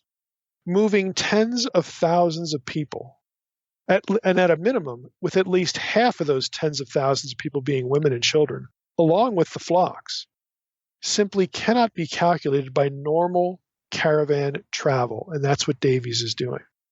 To really know how far the Israelites could get in 11 days, during 11 day times, you need to assemble 30 or 40,000 people, have half of them be women and children, and then add thousands of head of goats, sheep, cattle, and et cetera, and then have a go at it. That's what you need to do. You're not getting very far, to be honest, because you're going to have to be stopping to water the flocks. You're going to have to be stopping at places. I mean, people can carry water. You're not going to be carrying water for flocks. I mean, like everybody's got, 50 pounds of water on them? I mean, it just doesn't make any sense. So Davies' calculations, while they might on the surface seem impressive, do not conform to the conditions that we're dealing with the Exodus travel. Secondly, he also assumes that Seir and Edom are not the same area. He's aware of some of these verses, obviously, in the article, but then he'll gravitate to places where Seir is like a different place or a neutral term that doesn't overlap with Edom. And then he'll say, see, we got to keep them separate. And then he'll talk about the ones where they're obviously together, like the March from the South passages we read. Then he'll say something like that they were put together, because of sources. I mean, he does the source critical tango to divorce Seir and Edom. from the equation that he uses. Okay, I just don't think it's a legitimate method. Frankly, I don't think Deuteronomy 1-2 really helps us at all. I don't think it helps resolve anything, and it doesn't really help. I think that the whole point is that it took us 11 days from Horeb by the way of Mount Seir, okay, to get to Kadesh Barnea. Again, it's not like you can make a coherent calculation from that, because we just don't have the parameters to do that. So I wanted to mention that just in case some of you read that. So we're here at the end of our episode, and we're going to come back to some of these things later when we get to the Sinai scenes of Exodus. But I wanted to, again, say some things about, especially in this episode, the need for honoring both Exodus 3 and Exodus 17 and the march from the south traditions. We need to not blunt or ignore or dismiss or dichotomize, one set of data from other points of data. These things need to be and can be understood together. And again, if you care to do that, and I do, and again, hopefully you understand why at this point, because those passages about the march from the south they are explicitly connected to Sinai and Midian, Exodus 3. I mean, they just are. So we have to take these things in tandem to sort of frame a picture of what's going on in Exodus 3:1 and in these other passages, where Moses is at. And I'm going to tell you right now, if you care to do that, you either have to do what Davies does and just say, "Oh, these don't matter. They're later, or they're the result of some editorial snafu or whatever. We're not going to count them." You basically either cheat, or you try to, again, honor all of the data. And if you do that, I don't see how the traditional location of Mount Sinai can work. And I also don't see how Jebel al-Lawz works. I think we're dealing with a different location that, frankly, my answer is we don't know. We don't know where Mount Sinai, which mountain it was. We just don't know. And at this point, well, Jebel al-Lawz, there's like burnt tops of the mountain, and there's evidence for volcanic activity. So what? Why do we think we need a volcanic mountain? See, people assume that because they want a natural explanation to the fire of God's presence on Sinai. Frankly, if you're a theist, you don't need a natural explanation for the fiery presence of Yahweh on a mountain. You don't. But somehow, this naturalistic explanation is adopted by defenders of Jebel al-Lawz when they would reject it for the plagues or some other miracle or something like that. It's just at this point, it helps them make the argument for the location that they want. And what I'm here to say is I believe that's inconsistent and frankly unnecessary. And well, what about those pictographs of cattle? They like when the Israelites, when Moses was up on the mountain, they made a golden calf, and boy, we've got pictures of calves, at Jebel al-Lawz. And supposedly other sacred. I mean, I've seen the pictures. I don't really see some of what I'm told I'm seeing. And again, I'm aware of all these. But, have those pictographs been dated? There are experts. God forbid I would be one of them. Thank the Lord I'm not. But there are people who spend their entire lives studying rock art in Saudi Arabia and, of course, other places in the world. And there are ways to date these things. So my first question is always, well, those pictographs that you say are proof of the events of the Exodus, and this is Mount Sinai. Where's the dating analysis of them? I can tell you right now at Jebel al-Lawz, again in the promotion of this, and I used to like this theory until I realized it, really until I saw the problems that were associated with it. As I went on, for a long time I've not believed in the traditional site, and I liked the Jebel al-Lawz site for years. But then when you really drill down into it, especially the Yahweh from the South traditions and a few other things we'll talk about when we get to these other episodes on Exodus 3, it has serious problems. Even Paul's reference in Galatians 4 to Mount Sinai in Arabia. I hate to just, again, pour water on this, but there's a text critical issue there. It may not even be in the original text. Okay, I mean, there are just things like this that when you drill down, you realize how uncertain they are. And Arabia, again, is a vastly elastic term anyway in the first century period, Greco-Roman, understanding. There's just so many things that can go wrong. So many things that are assumed and not proven. And the pictographs is just another in a long list of these things. Where's the date for them? Can we date those things? Did you even check? And please don't bring in, Ron Wyatt at this point about the Egyptian chariot wheels, near the, this or that crossing and whatnot. And frankly, you can still have, a Nueva crossing or whatever, some other kind of crossing. That really isn't the issue, because the Israelites could have kept going, into the area where, we're looking at. They could have crossed something at the tip of Aqaba. I mean, who cares, But if you're depending on Ron Wyatt data, you're just not wise. Okay, his stuff has never been tested. It's never been pulled out for testing. We have shapes of things that may or may not be Egyptian chariot wheels. And I also hope you realize that Egyptian chariot wheels, the design of them differed in different eras. Okay, and there ought to be hundreds of them, not just 2 or 3.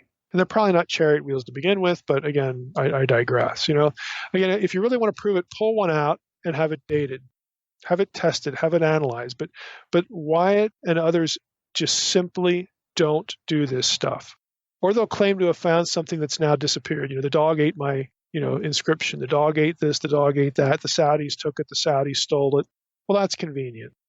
Again, you've got to do better than that. I mean, especially as Christians. As Christians, if we want to do this kind of research, especially if there's an apologetic bent to it for some reason or along some trajectory, you just have to be more honest than this.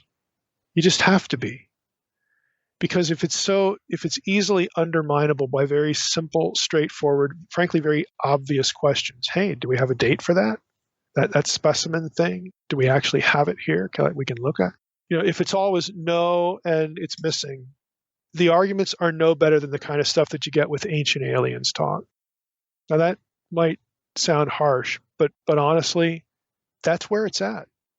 I meet people all the time, through email mostly, that will show me things where people belittle faith in Christianity because of poor scholarship and the poor reasoning that Christians do in areas like this. And yeah, I'll grant you that the atheists, they do a lot of poor reasoning too. They have a lot of poor scholarship too. But my point is that we shouldn't.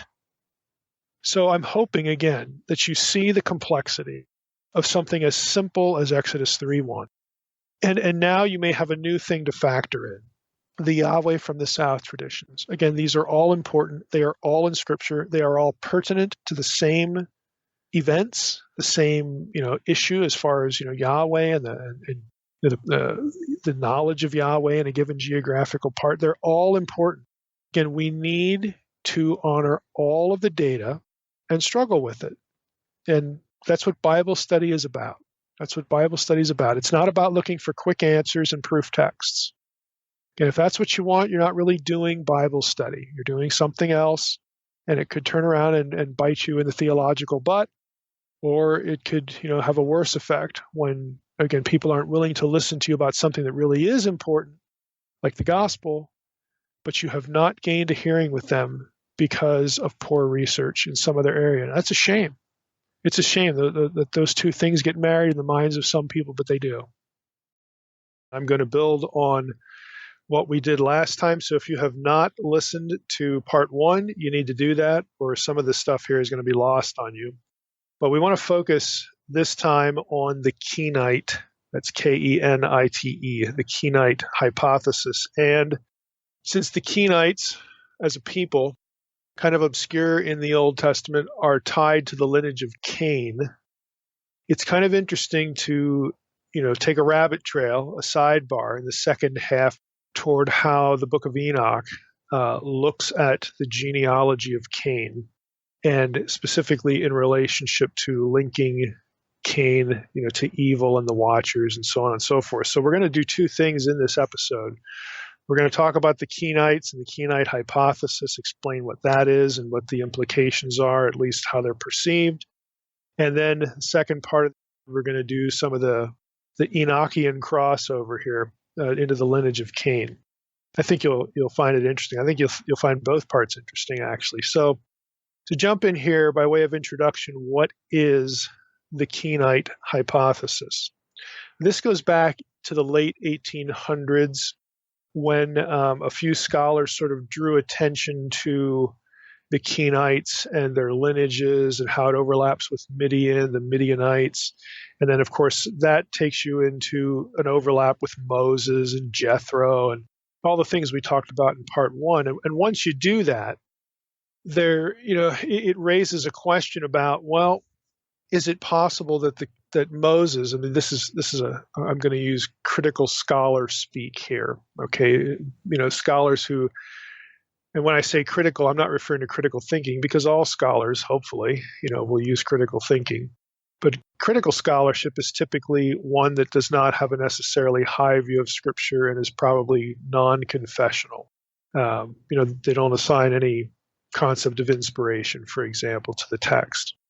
And that's especially true when critical scholarship starts to come into its own, the late 19th century, early 20th century, and so on. It was about, again, around that time, late 19th century, that a few scholars raised the question based upon the Kenite, Midianite, Moses connections. Well, in view of the fact that Moses apparently, that's an important term, we're going to hit this next episode, apparently did not know the name of Yahweh. We get that from Exodus 6:3. Typically, the way it's translated, it's pretty explicit there, where God says to Moses, "By my name Yahweh, I did not reveal myself to them," to the patriarchs. And then you get Exodus 3, where Moses says essentially, "Hey, what's your name?" In his conversation with God, and God says, "I am that I am." Okay, and this is where the divine name comes from. So, certain scholars raise the question: well, maybe the Midianites worshipped Yahweh before the Israelites did, and Moses had to learn Yahweh religion from Jethro and from the Midianites and from the Kenites. Now, this sort of picked up steam later on when there were a couple of archaeological discoveries that did locate the divine name in artifactual evidence in these areas, these geographical areas where the Midianites and the Kenites come from. And so the Kenite hypothesis has sort of been I don't know if it's probably overstated to say it's a big deal, because there are a lot of scholars who don't buy it because they don't think Moses was at all historical. So that just sort of throws the whole thing out the window from the get-go. But it's still something that gets talked about in biblical scholarship. So by way of a sort of a well-written definition or overview, I'm going to read from Harper's Bible Dictionary here about the Kenites to get us into this whole, what is this hypothesis? How does it work? And HBD says the Kenites are an ethnic group listed among the pre-Israelite inhabitants of the land of Canaan. So again, prior to the conquest, that means that there were people in the land called Kenites. Okay. Their name, continuing with HBD, their name is popularly derived from smith, as in like blacksmith, Hebrew Kayan, Kenite. Okay, you can hear the similarity there. A theory supported but not proven by the fact that the Kenites lived in northern Sinai, a region of copper mining and smelting in ancient times. Then he gives the reference of Numbers 24:17 through 22. Moses' father-in-law, Jethro, or Hobab, a priest of Midian, is identified in Judges 1:16 and Judges 4:11 as a Kenite. I'll read you Judges 1:16. The descendants of the Kenite, Moses' father-in-law, went up with the people of Judah from the city of palms into the wilderness of Judah, which lies in the Negev near Arad, and they went and settled with the people.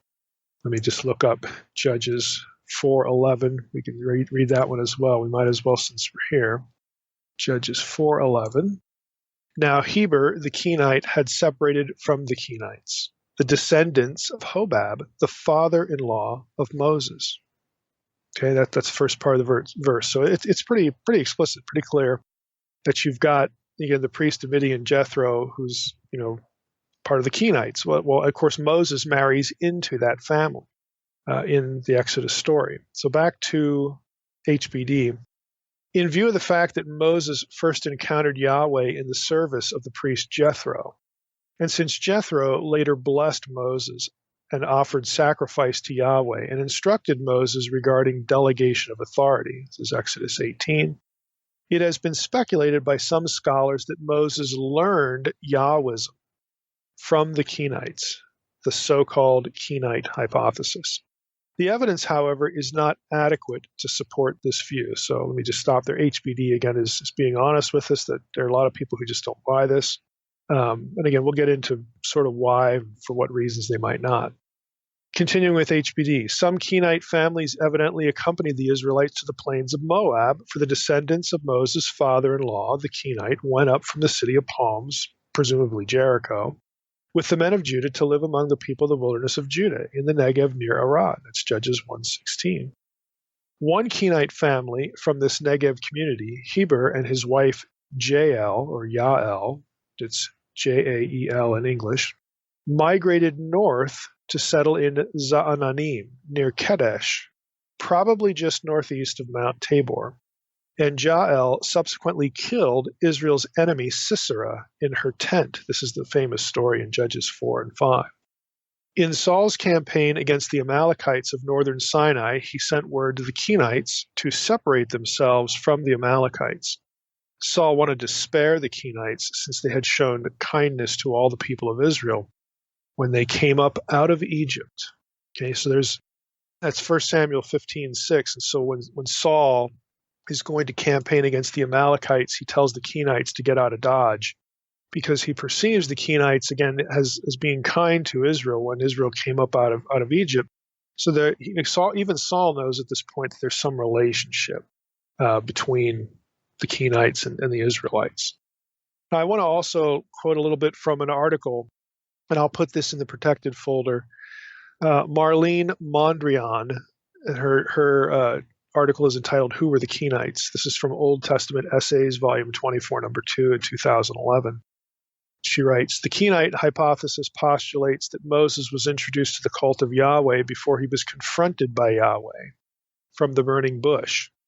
Scholars in support of the Kenite hypothesis advance that these nomadic peoples from the regions south of Palestine venerated Yahweh even before tribes migrating or escaping from Egypt were introduced into the cult of Yahweh." And by the way, as I mentioned before in the podcast, when you read the word cult in scholarly literature, you can substitute the word worship.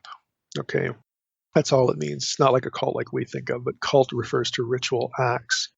So the worship of Yahweh. Back to Mondrian. In Numbers 24, 21 to 22, the name Cain is specifically associated with the Kenites. Now, that's going to be important. Again, Cain is associated with the Kenites, Kenites with Cain. Scholars have identified the Cain narrative of Genesis 4 as the possible etiological legend of the Kenites. Etiological is a word that means point of origin. And Cain, they've identified Cain as the eponymous ancestor of these people. In other words, the ancestor whose name they bear. Continuing with Mondrian, although presently not so much in the forefront of scholarly debates, the question of the origin of the Yahwist religion of the Israelites has as yet not been resolved. Scholars have thus reached no consensus regarding this contentious matter. So again, that's a nice way of saying, hey, this is a debate within scholarship. Now, there are questions raised in brief from those short summaries. I want you to be thinking about these questions. Is it coherent to say that Moses got Yahweh religion from the Kenites? Okay, that's question number one. Question two, is it coherent to say that the Kenites introduced the worship of Yahweh to Moses? And third, are the Kenites scripturally and etymologically connected to Cain? So those are three questions to sort of have in your head as we start here.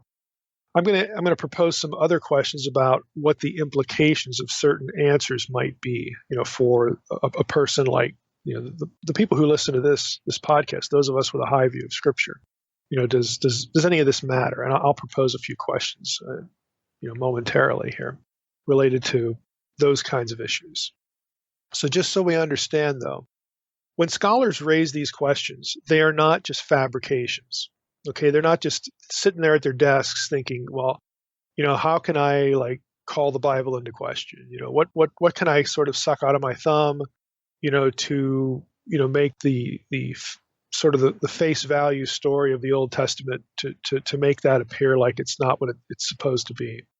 That's not what they're doing here. These are questions that arise from the text. Specifically, the questions are raised by Exodus 3, which is the revelation of the name, the divine name to Moses in the region of Midian associated with the northern Sinai Peninsula, the area of Paran, Timan, Edom, again, where certain biblical passages have Yahweh coming from. And Habakkuk 3:3-7, like we saw in the last episode, specifically loops Midian into that complex of ideas and that geography. There's also Exodus 6:3. Again, the way the verse is usually translated, it seems clear that Moses had never heard of the name of Yahweh. So that generates, this issue, this question. And thirdly, there is ancient material that shows the name Yahweh was known in the area of Edom and Midian. Now, as we talked about last time, these texts date to the 1300s BC or the 1200s BC, either nearly a century earlier than the time most scholars have the Exodus. Remember the late dates in the 1200s? So if you're taking the late date, which most scholars do, and you find an inscription, an Egyptian text, that has the name Yahweh in it, and that's going to raise questions. Well, they're not in the land yet, because one of those Egyptian inscriptions specifically situates, Yahweh, or of the Shasu Bedouin in the land of Yahweh, in Seir, which is again one of the place names where Yahweh comes from the south. Seir, Edom, Paran, Taman, this area. So if you look at that evidence, you're going to be thinking, good grief, it looks like Yahweh was known earlier than the Exodus and not by the Israelites. I mean, it's a very logical question to ask. So again, they're not sitting there at their desk just thinking up ways to, justify tenure or something, okay? These are real questions. Now, just to rehearse the DDD evidence a little bit more, there are two Egyptian texts. I'm going to read again from DDD like I did last time. There are two Egyptian texts that mention Yahweh. In these texts, again, 1300s, 1200s, Yahweh is neither connected with the Israelites, nor is his cult, again, his worship, located in Palestine, Canaan. Okay. The texts speak about Yahu in the land of the Shasu Bedouins. The one text is from the reign of Amenophis III, that's the 1300s, and the other from the reign of Ramses II, that's the 1200s. In the Ramses II list, where this place name occurs, the name occurs in a context which also mentions Seir. It may be tentatively concluded that the Yahu in the land of the Shasu Bedouins is to be situated in the area of Edom and Midian. Again, this is why it's a question. Now let's get into the data here about the Kenites themselves. Now, Mondrian writes this in her article. The Kenites were a nomadic or semi-nomadic tribe of coppersmiths. Just hold that thought in your head, coppersmiths, people who work with metal, okay, who inhabited the rocky country south of Tel Arad, which was an important city in the eastern Negev. As early as the 13th century BCE, they made their livelihood as metal craftsmen. Scholars have identified the Cain narrative of Genesis 4 again as the possible ideological, reference point to this. Now, if I go back to the HBD article, okay, remember that I read this line earlier. The Kenites are an ethnic group listed among the pre-Israelite inhabitants of the land of Canaan. Their name is popularly derived from smith, okay, like a blacksmith, or again, someone who works with metal, Hebrew kain. So what we have here, right off the bat, in the name Kenite, which is spelled in Hebrew characters, I'll just give you the English letter names, Q-Y-N-Y. The name is Q-Y-N, Kayin, and then the Y on the end is called in Hebrew grammar a gentilic ending. You'd stick that little consonant there to turn a name into a people group. Okay, that's essentially what gentilics are.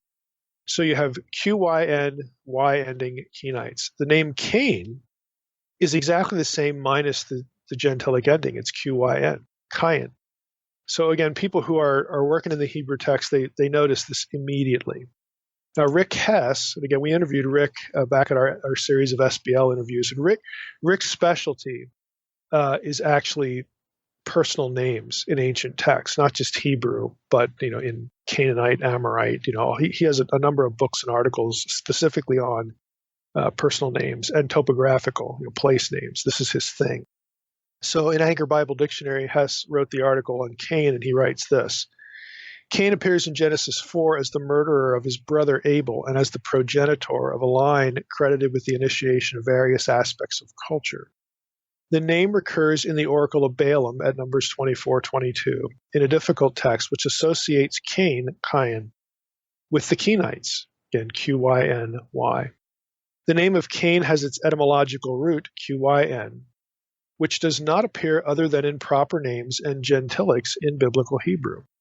A similarly spelled root occurs in South Arabian. Okay, there we go.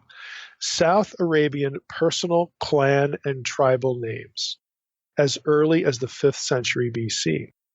And so we have a bit of a chronological disconnect there, but this is where you get this kind of naming terminology in that part of the region. A QYN root occurs in later Aramaic and Arabic with the meaning of smith, again, someone who works with metal. Furthermore, a similar root appears in the gentilic with which the Balaam oracle associates the name Cain and Kenites. These people appear in the biblical text as smiths associated with the desert area of Israel's wanderings. Okay, so there again, this is all biblical data. Hess concludes with this line here. Compare Tubal-Cain, the last mentioned figure in the line of Cain. He not only possesses Cain's name, but he is also described in the verse as a smith, again, someone who works with metal. So, again, the biblical data are there. Back to Mondrian. Mondrian, again, just a brief note here. She says, according to Exodus 3:1, which is, again, where we're parked, and Judges 1:16, there is a clear connection between the Midianites and the Kenites. Exodus 3:1 refers to Jethro, Moses' father-in-law, as a priest of Midian, while Judges 1:16 names him as a Kenite. Cain and the Kenites are also linked in Judges 4:11. Where Heber the Kenite is said to have separated from Cain, he's also identified with the sons of Hobab, the Kenite or Midianite, the father-in-law of Moses. So it really seems, again, that the biblical data are pretty clear as far as these connection points anyway. And the location of the Kenites, again, in the southeast, on the border of where Judah would be in the south of Canaan, right there, where if you're under, again, the Dead Sea, when you start to move under the Dead Sea, you run into Edom, so there's this fuzzy border again.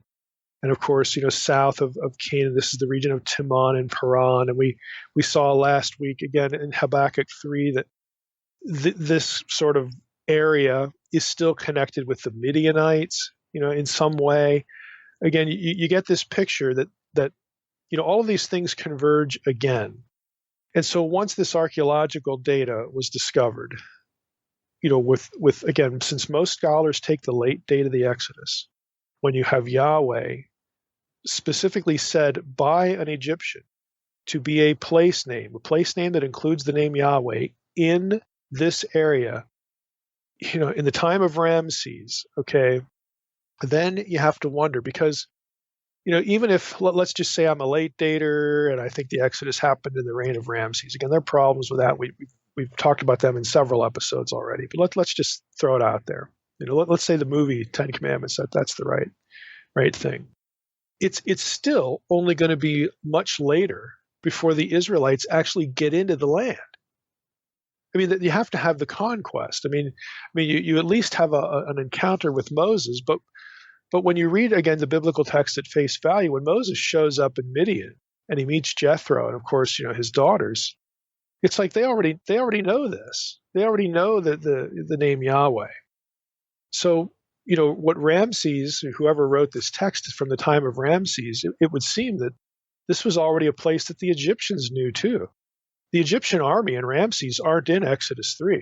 They're not scouting out Midian and run into the name of Yahweh. It's already there. So again, these things just create these questions. So our sources, again, at least biblically, seem pretty clear to create these associations. But I've already mentioned that some scholars just don't buy, into the connection. So we ought to say something about why before we go any further. It seems kind of obvious. So why would this be a debate?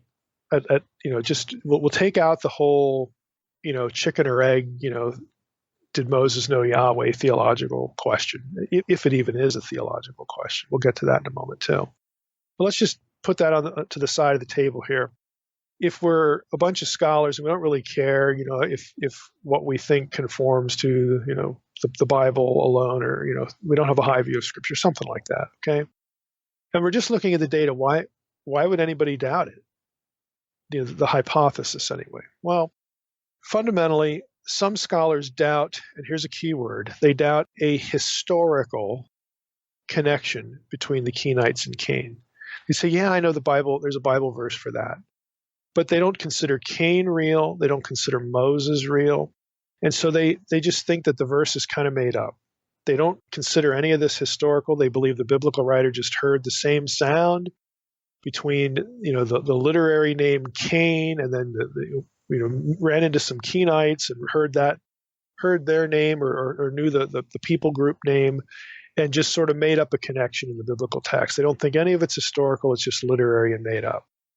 So that's why they don't really care about the hypothesis. They don't put any stock in it in terms of real history. And some of them even doubt that the Yahweh references in Egyptian texts. They think that, okay, there's a place and it has these consonants in it, YHW. That doesn't mean there was a religion of Yahweh there. You can't just take the occurrence of a name and say there's a whole system of worship there.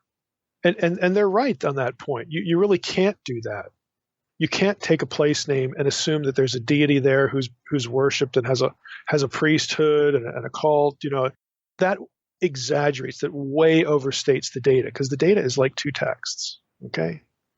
And only one of them actually puts them in seer, okay? So they're right. I mean, the people who are doubting this are right at this point. They just don't think there's enough data to make these connections. Plus, they don't consider it historical anyway. And so they just don't assign a whole lot of importance to it. Who cares if the Kenites come from Cain? The Hebrew Bible is still pretty clear. The Kenites were related to the Midianites. And so the Yahweh from the south of Canaan stuff, Seir, Edom, Paran, Taman, these scholars would say, well, that's still valid. I mean, because there's other things going on here in this Yahweh from the south tradition. That's pretty obvious. But why do we have to come up with this Kenite hypothesis about where the worship of Yahweh comes from? They'd argue that where our attention needs to be, again, is in the general Yahweh from the south stuff, and not really obsessing about which people group, told Moses, again, because they don't believe there was a Moses. We don't really need to care about distractions like this. Let's just look at the Yahweh from the south traditions and go from there. Now, I'm going to illustrate for you kind of how this works. And I'm going to quote from Van der Toorn's article in DDD. This is his article on Yahweh, because it spends some time on the Kenite thing. And you'll just see how Van der Toorn is a guy who, he knows all the data. He's not going to be a believer in the historicity of Moses. I mean, I don't want to say for sure that I know that, but I've only met the guy once, but so I can't really tell. But if he's sort of a mainstream European scholar, that 9 chances out of 10 I'm going to be right here. He doesn't assign historicity to Moses, but he recognizes all the data. So how would he talk about this? Okay, and that's what the DDD entry, at least this part of it, is good for. Just how do they think about this? So he writes, before 1200 BC, the name Yahweh is not found in any Semitic text. That's true. Yahweh was not known at, it's true if you exclude the Bible, okay? Yahweh was not at Ugarit either. I get email questions about this all the time. What about, Yahweh came from the Ugaritic stuff and Ugarit? No, he didn't. He just didn't. There's like one guy in the world who claimed this, and I think is still alive. Nobody buys that. All right, and this is a good example. Van der Toorn is not an evangelical Bible believer that thinks the Bible's inspired. He thinks that's just silly. Okay, so let's jump back in here. Yahweh was not known at Ugarit either. The singular name YW, vocalization unknown, in a damaged passage of the Baal cycle cannot convincingly be interpreted as an abbreviation for Yahweh. The earliest West Semitic text mentioning Yahweh, again, except for the biblical evidence, is the victory stela written by Mesha, the Moabite king from the 9th century BCE. That's the Moabite stone. The absence of references to a Syrian or Palestinian cult of Yahweh outside Israel suggests that the god does not belong to the traditional circle of West Semitic deities. The origins of his veneration must be sought for elsewhere. A number of texts suggest that Yahweh was worshipped in southern Edom and Midian before his cult spread to Palestine. Again, Palestine is politically correct terminology for Canaan here, for Israel as a land. There are two Egyptian texts that mention Yahweh. In these texts from the 14th and 13th centuries BCE, Yahweh is neither connected with the Israelites nor is his cult located in Palestine. Again, we read those before. So he says here, in these texts, YHW is used as a toponym, place name. Yet a relationship with a deity by the same name is a reasonable assumption, but whether the god took his name from the region or vice versa remains undecided. By the 14th century BCE, before the cult of Yahweh had reached Israel, groups of Edomite and Midianite nomads worshipped Yahweh as their god. He's saying this is apparently what's going on. These data converge with a northern tradition. North of Edom and Midian would be in Canaan proper. Okay, these data converge with a northern tradition found in a number of ancient theophany texts, according to which Yahweh came from Edom and Seir. Judges 5, Psalm 68, Deuteronomy 33, Habakkuk 3. Again, we've been over all this turf. All of those places in those passages, Van der Toorn writes, Seir, Mount Paran, Timon, and Sinai are in or near Edom. If Yahweh was at home in the south then, because Edom is south of Palestine or Canaan, how did he make his way to the north? Like how did it, if it started here, how did it migrate north? According to a widely accepted theory, the Kenites were the mediators of the Yahwistic cult. In its classical form, the hypothesis assumes that the Israelites became acquainted with the cult of Yahweh through Moses. Moses' father-in-law, Hobab, according to an old tradition, was a Midianite priest who worshipped Yahweh. Again, Exodus 18, Exodus 3, all that stuff. He belonged to the Kenites, Judges 1:16 and 4:11, a branch of the Midianites. Now, Van der Toorn says the strength of the Kenite hypothesis is the link it establishes between different but converging sets of data. The absence of Yahweh from West Semitic epigraphy, inscriptions, Yahweh's topographical link with the area of Edom, which may be taken to include the territory of the Midianites, the Kenite affiliation of Moses, and the positive evaluation of the Kenites in the Bible. So he says, all that makes sense.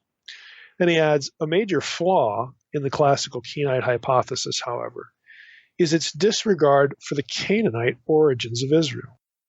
The view that under the influence of Moses, the Israelites became Yahwists during their journey through the desert, and then brought their newly acquired religion. That's questionable. I hope you're following there. It could, because it intentionally separates Yahweh from who the Israelites were worshiping while they were slaves in Egypt. But again, that's mainstream scholarship. They're going to say that El and El Shaddai, El this and that, in the patriarchal narratives of the Bible, that was a different deity than Yahweh. Okay, because again, they're assuming polytheism here. They're assuming lots of things. So let me repeat that sentence of Van der Toorn.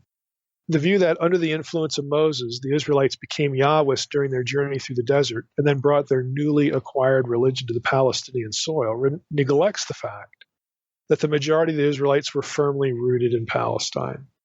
The historical role of Moses, moreover, is highly problematic. It seems more prudent not to put too much weight on the figure of Moses. It is only in later tradition that he came to be regarded as the legendary ancestor of the Levitical priests and a symbol of the Yahweh alone movement. His real importance remains uncertain. If the Kenite hypothesis is to be maintained, then it is only in a modified form. It's highly plausible that the Kenites and the Midianites, and he includes the Rechabites, and we didn't even get into them, may be mentioned in the same breath. Perhaps they introduced Israel to the worship of Yahweh. It is unlikely, though, that they did so outside the borders of Palestine. So he's a skeptic of this. If Yahwism did originate with the Midianites and Kenites, and the evidence seems to point in that direction, it may have been brought to the Transjordan, brought to Edom and these other places by traders along the caravan routes from south to east. You might think, well, that's kind of a wild card. Where does he get that idea? Well, we're gonna bring this passage up a little bit later. He gets it from the Joseph story. Who was it that took Joseph into Egypt? And again, think about where Jacob and his sons were. I mean, they're up north in quote unquote Palestine or Canaan or Israel. Okay, they're in that area, and who is Joseph sold to? The Midianite caravan, the Midianite travelers, also called Ishmaelites. So what Vandertorn is saying is, look, this is probably how the name Yahweh got into this region.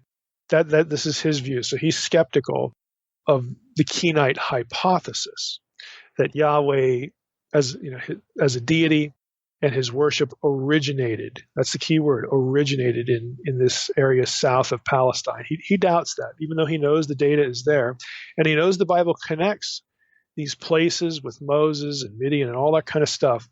He thinks he's arguing that the name got there by some other means. He's not going to deny that this is consistent with Yahweh coming from the south, and that's an important idea. Even from, I guess, somebody that we'll call, again, I don't know if he's an unbeliever or who knows, who knows where any of these people are at unless you actually have a conversation with them. But someone who, again, is quite willing, to assign less historicity to this stuff than a lot of people listening to this podcast. But that's still an important point. That's entirely plausible.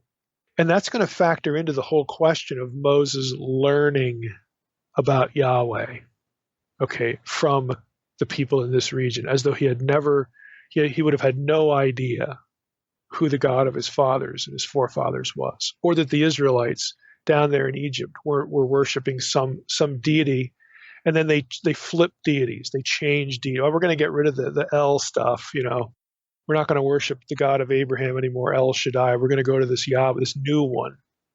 Okay, if what Vandertorn is suggesting, that this name was circulating around even down into Egypt, the Joseph story, and then winds up in this area, this region, that's significant, because it undermines this notion of a polytheistic deity flipping later on when you get to Moses. So I'm hoping that that rings a bell in your head. So let's try to just wrap up and assess the Kenite hypothesis part of this episode now. For someone who doesn't believe that there was a real Moses or an Exodus, the biblical material about Yahweh from the south and the external Egyptian material gives them a Yahweh origin explanation. It does that for them. They might complain that it isn't entirely accurate, like Vandertorn did. They might have that complaint. They might see some conflict with other biblical material, maybe something else archaeologically, but they don't care. Who cares? They're not looking to harmonize anything. They're just, they're nuts and bolts, kind of people. They would say the Bible's not accurate on other things anyway, so who cares? But for them, it gives them kind of a working explanation for how Yahweh became known, because he is not. The name is not in any West Semitic text, any Canaanite, Israelite, that part of the world, north, of Midian and Edom and all that stuff. The Bible, the name Yahweh is not found in any inscription, in that part of the world earlier than the Moabite inscription, which is 900 BC, which is the time of the Omride dynasty, Jehu, that bunch. So you say, well, we have the Old Testament. Yes, we do. That's a literary source, but they're saying, look, if this is just odd, if the Israelites come into Canaan, real early, 1200 for the late daters, 1200 BC, 1400 BC for the early daters, it's kind of unusual. We wouldn't see the name pop up anywhere. Not a seal, not an inscription, nothing. I mean, again, it's thousands of times, in the Bible. But again, for scholars who either don't regard the Bible as a historical text or they don't think it any more significant than any of these other historical texts, this is a chronological oddity to them. So the Kenite hypothesis helps them understand, or at least have a working model for how the name Yahweh would have been known in this part of the world prior to 900 BC. So that it does that for them. The real question, though, for us is, for those of us who do believe in a historical Moses and who have a high view of Scripture, does the Kenite hypothesis pose a problem? And this takes us to some questions that I think are required for good thinking, coherent thinking about the data we've just covered. In other words, what we want to do is we want to think about the data and ask, well, what do the data say and what don't they say? Because we don't want to just fill in gaps with our imagination. All right, what do they say? What do they not say? And how do we think well about the data that we have? So here are just, again, some questions that are important. Does the Bible, now think about this, does the Bible require that Moses knew the name of Yahweh before he flees to Midian? See, now we assume that as readers and as, in the Christian tradition, what little of the Old Testament actually gets taught to people, most of what people know about the Old Testament they get from movies. I mean, I hate to say it, but that's kind of true. So we assume this, that well, of course, Moses, he's a little boy. They've got the little, basket. And he gets rescued, and it's just a wonderful story. And he gets raised in Pharaoh's household, but he's weaned by his mom, and he knows he's a Hebrew. Of course, he knows about Yahweh. Really? Does the Bible require that Moses knew the name of Yahweh before fleeing to Midian? Okay, Moses is taken from his mother when he is weaned, 2 or 3 years old. He is raised in Pharaoh's household. Now, somehow we aren't told. Again, this is the key idea. What does Scripture actually tell us, and what do we sort of mentally fill in culturally? Okay, we're not told how Moses learned that he was a Hebrew. It's evident that he does know that, because the argument that he breaks up and then he kills an Egyptian. We know the story. Okay, but we're not told how he knows that. And we are never told that he knows the name of Yahweh. How would he? It's not like he's going to Yahweh class, an early release from Egyptian school every day. He's raised in Pharaoh's household. What do you think they're going to teach him? They're not going to teach him about Yahweh.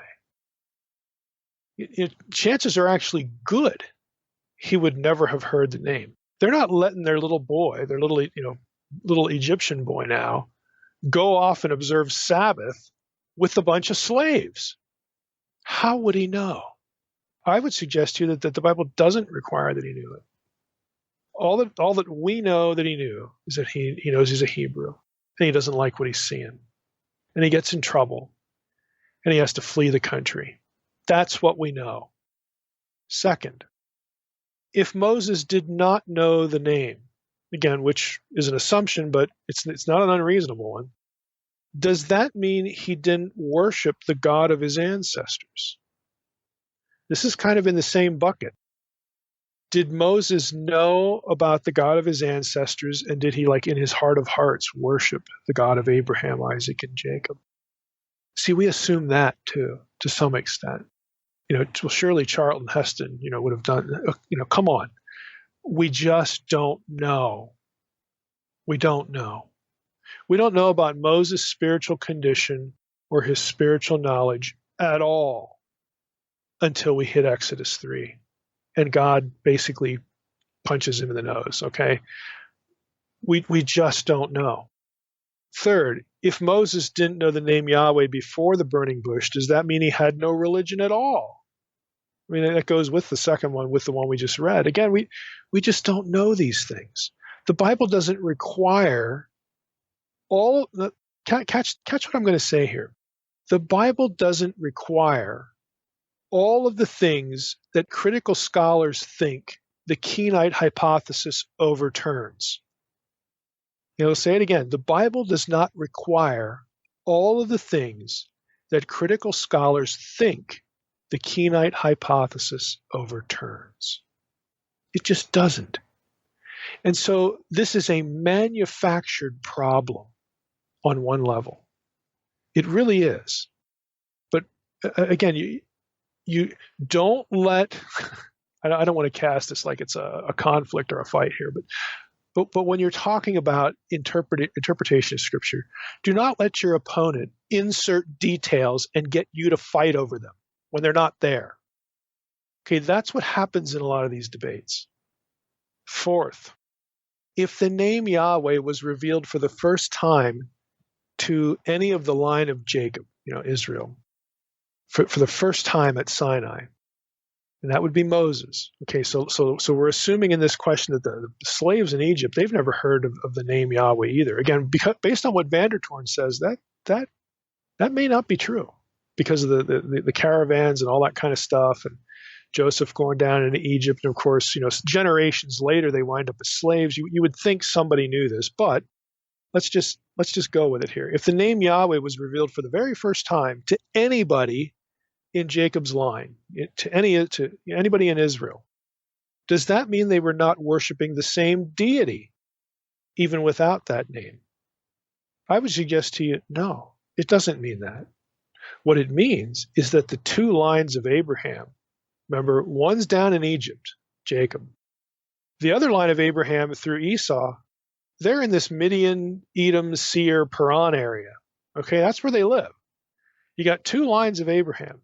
So what this would mean is that you have one line of Abraham down in Egypt, and let's just assume for the sake of the question, they've just lost everything. They've lost all historical memory, or not all historical memory, but if they ever heard the name of Yahweh, they've forgotten it generations ago, and now they're slaves, blah, blah, blah, blah, blah. And if there's this caravan where you got a few Semites like Joseph, who knew the name, Joseph's memory is history. Who knows about this guy Joseph anymore? And if you know about Joseph, you're not talking about Joseph's knowledge of the name Yahweh. You're talking about the things he did to save people from starvation and whatnot. Let's just assume that nobody down in Egypt knows the name Yahweh. And when the Exodus 3 event is the first time that they hear it, that's only part of Abraham's lineage.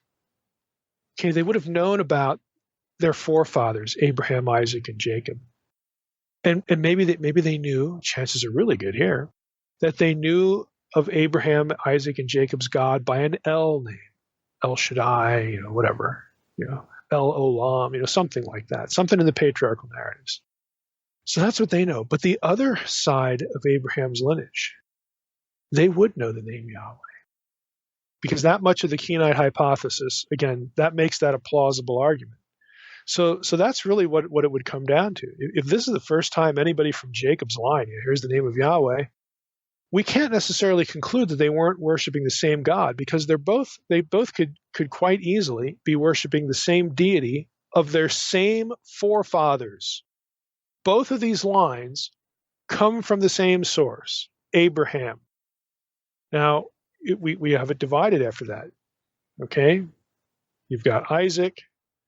Ishmael, of course, is the non promised seed, but there are even promises about Ishmael. He'll become 12 princes and blah. They go settle again where the Midianites and all the South Arabia. Okay, is it unreasonable to think that the Ishmaelites would not have known about El or El Shaddai or El one of these Abraham names for God? It's quite reasonable that they did, because that vocabulary is in South Arabia. And so is the name Yahweh. Again, that's the whole Kenite thing. So it's very conceivable they would have been worshiping the same deity, but with different names, different terminology. Now, this sort of raises a sub-question. Let's say that scenario is the case. We would still wonder, well, why would Abraham's other line, the Esau line, the Ishmael line, or whatever, okay, where would they come up with the name Yahweh? Because they didn't have a burning bush experience. Okay, where does the name come from? Now, in South Semitic, again, languages that are in Midian and Edom and Paran and all these areas, and the Arabian Peninsula, there are a number of possibilities here. And you could read DDD's entry on Yahweh and get all of them. But I think one of the more reasonable is the South Semitic root HYW. It means he blows, and it refers to wind, like a storm. Okay? You could very easily see that the god of the mountain, think of storm clouds over the mountain and lightning flashing, like you would have had in this region. And then this is a mountainous region. Again, we read that material last week. You could very easily see that if you're in the mountainous region of Seir, okay, Edom, these places, and you get these storms that come up, and right there, in association with the mountainous area there, that you would think as an ancient person, they're thinking that this frightening weather is caused by the gods or God. And you could very easily see how they could name the god after the windstorm idea. And if they did, there you have the consonants right there in South Arabia. Now we know when Moses has his encounter, again, Moses is from the other half of Abram's lineage, okay, in our little, sort of thought experiment here. Moses is from the other half, and he gets confronted, and in West Semitic, in Hebrew, it doesn't mean he blows. That's a different language. It's a Semitic language, but it's a different, it's another dialect of Semitic. In Hebrew, it means to be. It's from the to be verb, just like Exodus 3 tells us. So at that point, they're both worshiping the same deity who has the same name, even though, in this scenario, the etymology, the derivation of the name comes from two different ideas. Again, all of these things are on the table. They are all parts, either collectively or partially, of a coherent explanation that doesn't require the Israelites showing up in Midian behind Moses and saying, well, you want us to switch gods? Okay, we'll do that. And that kind of thinking, even though it's common in critical scholarly circles, overstates the data dramatically. And it fails to consider alternatives that are workable with the data. So we need to be thinking more carefully about this. To leave the thought experiment alone, what I just want to have you go away from or go away with, in this part of the episode is that, look, we have this data, certain people draw certain conclusions from it.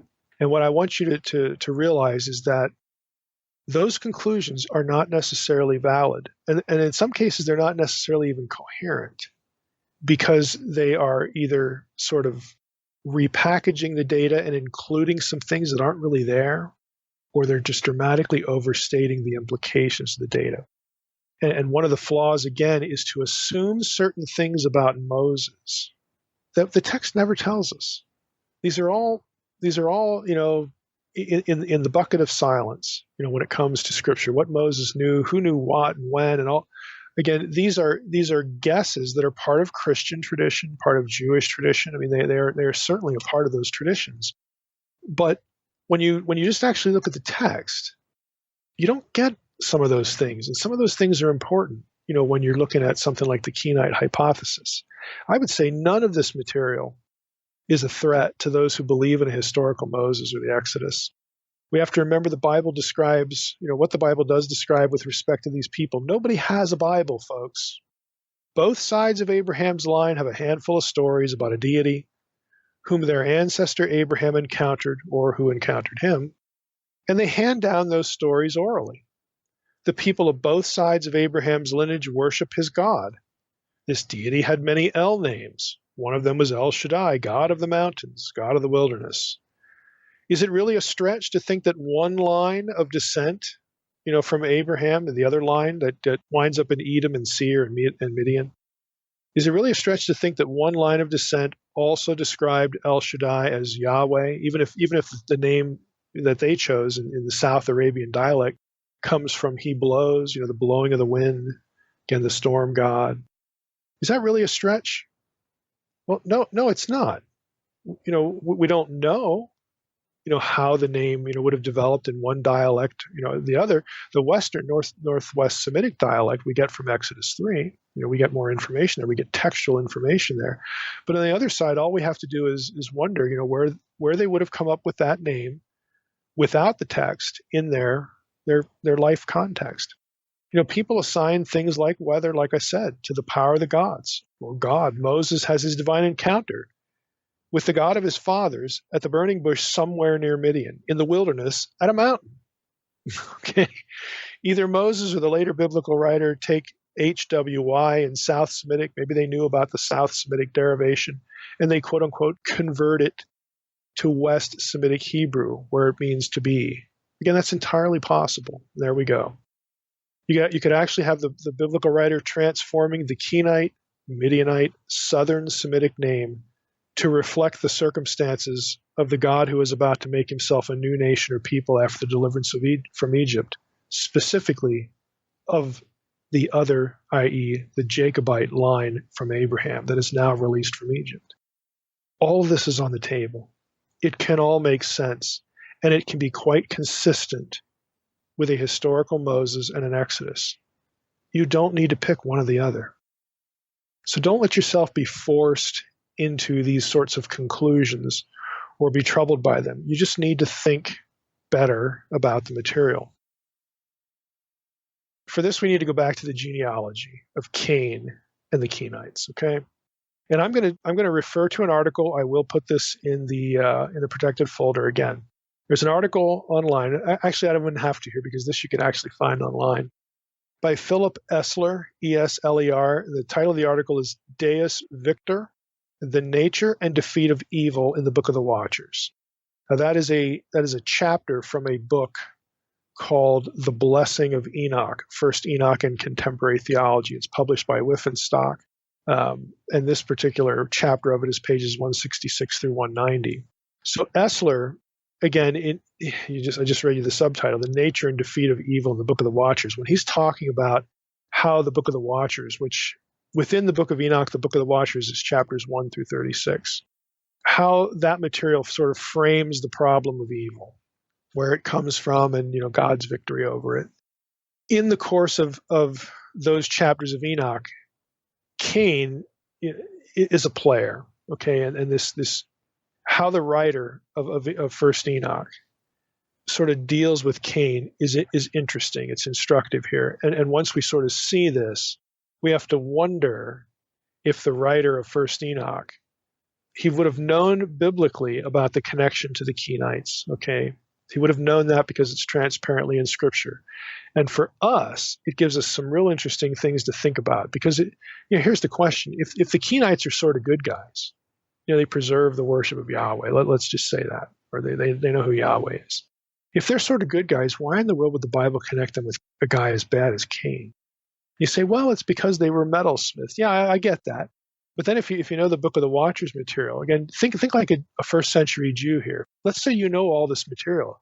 You're sitting there thinking, I get that metalsmith thing, but isn't that one of the things that the Watchers, get blamed for teaching humankind because it led to self-destruction? So if they're good guys, why do that? Why would the Bible writer do that? Good question. So Esler on page 4 writes this. To appreciate the nature of evil in the Book of the Watchers in a manner that is sensitive to the structure of the work, it is useful to draw a distinction between dramatic time and narrative time. Here, dramatic time refers to the time during which the plot of the work involving the secession of the Watchers from heaven and the description of First Enoch's activities takes place. Narrative time, on the other hand, means the much larger sweep of time that embraces all of the events referred to in the drama of the Watchers in Enoch, which actually extend from the creation to the period of the final judgment and beyond. I mean, Enoch runs the scope from creation to the second earth. I mean, it runs the gamut. Esler adds, it should be noted that the text does not always describe events in strictly chronological order. Thus, the Watchers descend to earth in 1 Enoch 6, again, based on Genesis 6, 1 through 4. But it is not until 1 Enoch 12 that we hear that, quote, before these things, unquote, Enoch was taken, i.e. to heaven, which relates to an earlier period, Genesis 5:24, which is obviously before Genesis 6. This is one of the several signs in the text that the author well understands the broad chronological course of universal and Israelite history, even though he is capable of jumping from one time to the other. On pages 10 to 11, Esler writes, Cain must be understood as the prototypical evildoer on the earth, the first person to engage in what for the Enochic scribe is the worst kind of evil, acts of violence. In the case of Cain, and by necessary implication others after him, homicidal violence. Abel is the first of many to petition heaven on account of this murder. pages 13 and 14, Essler adds, the next evil in chronological order, after the Cain incident, is that of the watchers desiring women and wanting to beget children from them. 1 Enoch 6:2. Their leader recognizes this as a great sin. So even the leader of the watchers, if you actually read Enoch, he admits this is a great sin. When the watchers do this, they are said to, quote, defile themselves, unquote. The watchers also, as the story goes on, impart knowledge to human beings. And then Essler goes on to, rabbit trail on that. One of those false teachings was metallurgy, specifically fashioning weapons for war and bloodshed.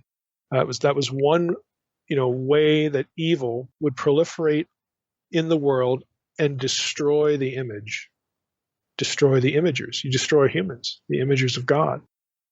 Essler continues after he talks about the false teaching there. But the true horror of the watchers' secession from heaven emerges only afterward in the actions of their progeny, the giants to which their wives give birth. 1 Enoch 7:4 and 5. The core of the evil they produce is violence, to the extent of killing and then eating human beings, the creatures of the earth, and even themselves, cannibalism. Thus, violence, initiated by Cain, reappears in a most extreme form with the giants. And that's the end of Essler's selections, at least right now. But let's think about this for a moment. In 1 Enoch, Book of the Watchers, that material creates a conceptual link between Cain and the Watchers. The Watchers' crimes, which are various, reach a crescendo in the violence that ensues from their activity. Now here's the question. Is there any indication biblical writers might have been tracking along the same lines? That is, thinking of Cain as some sort of prototypical bad guy, a murderer, and then connecting them with the giants, connecting Cain with the giants, connecting murder, with all that kind of stuff. So, is there any evidence biblically that they might have been sort of thinking? Biblical writers might have been tracking with this. Like if a biblical writer was here, Moses or whoever of the Torah, and I read him what I just read, would he say, "Oh yeah, we know that, we get it"? Is there any evidence for that? Well, let's think about that. In the Old Testament, Cain's murder in Genesis 4 is of course famous, but who's the next murderer? You ask yourself the question: who's the next murderer? It's Lamech.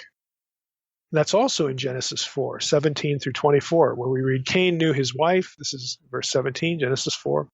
She conceived and bore Enoch. When he built a city, he called the name of the city after the name of his son Enoch. Now, I'm going to insert a note here. This is not the same Enoch as in Genesis 5, the one that goes to heaven, okay? That one in Genesis 5 is the seventh from Adam, according to the New Testament and Second Temple literature. Cain's son is obviously not the seventh from Adam in the biblical story. Okay? So on to verse 18. To Enoch was born Irad, and Irad fathered Mehujael, and Mehujael fathered Methushael, and Methushael fathered Lamech. And Lamech took two wives. The name of the one was Adah, the name of the other was Zillah. Adah bore Yaval, Jabal in most English Bibles. He was the father of those who dwell in tents and have livestock.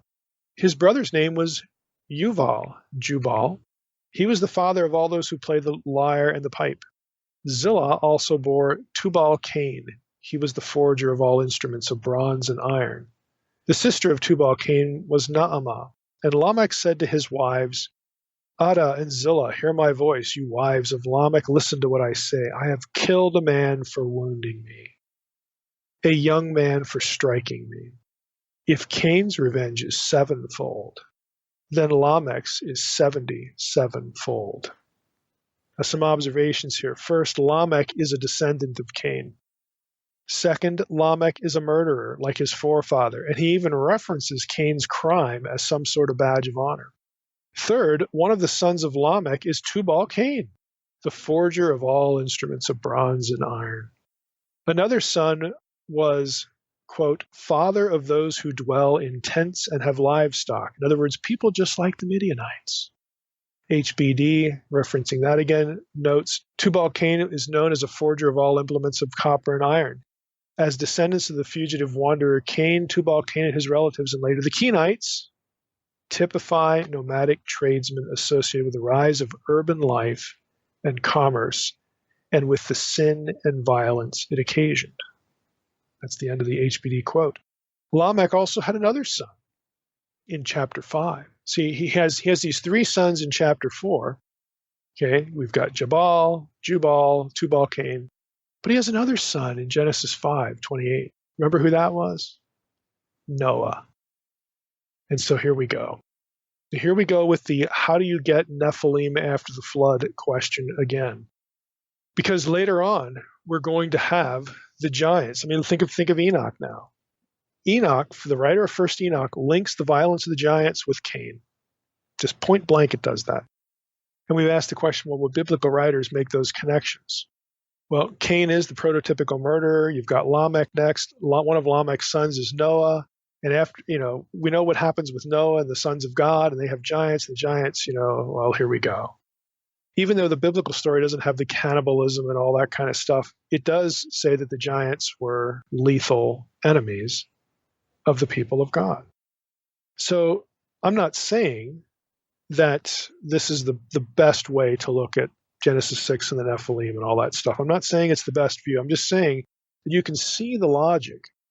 If someone either in antiquity or today wants to create a genealogical line back to Cain to the giants after the flood, you could actually do that because Noah is a descendant of Lamech who is a descendant of Cain.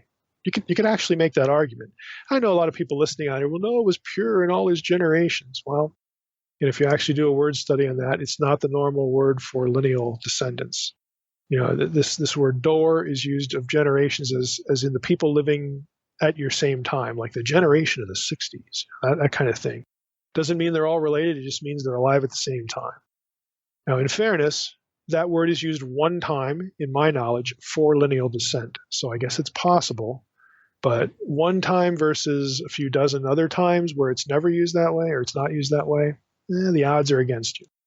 And in fact, this is why in antiquity you had some Second Temple Jews gravitate toward someone in Noah's lineage sort of being responsible for the survival in terms of genealogy, the survival of the giants after the flood. This is why they went there. And if you do that, and I'm not saying the writer of First Enoch did, he doesn't spell that out. Again, we don't want to overstate the data here, but he does connect them, at least conceptually. Frankly, I think that's the better way to connect them, these conceptual connections. But anyway, I just want to make the comment here that if this was your predilection, to come up with some like real, biological genealogy, that's your explanation for giants after the flood, and now we've got Noah and Lamech and Cain, and that's the way the writer of Enoch saw it. Well, okay, he may well have seen it that way. Doesn't mean it's right. Just it's a workable thing, at least on a textual basis. Now, again, if that's the way you want to go, you'd have it. Now, this takes us into the genealogies of Genesis 4. And I'm telling you, I know the genealogies are boring, but there's some crazy stuff in the genealogies. if you understand how people were thinking about them. And I'm gonna give you a quote here from Wenham's Genesis commentary on Genesis 4 here. He's writing about that genealogy that we just read, the one that has Cain and Lamech, okay? He says, here the genealogical structure of the account becomes apparent again. Verse 17 could have immediately followed verse 2 had not the long digression about Abel's murder been included at that point. Verses 17 through 24 include several brief comments on the vocations of Cain's descendants, but the only lengthy digression is the Song of Lamech, in which he shows that he has all the violent traits of his forefather. It may be noted that these comments cluster around Enoch and Lamech, the only two men in this genealogy whose names reappear in the genealogy of Adam via Seth, which is interesting. We'll get to that in a moment.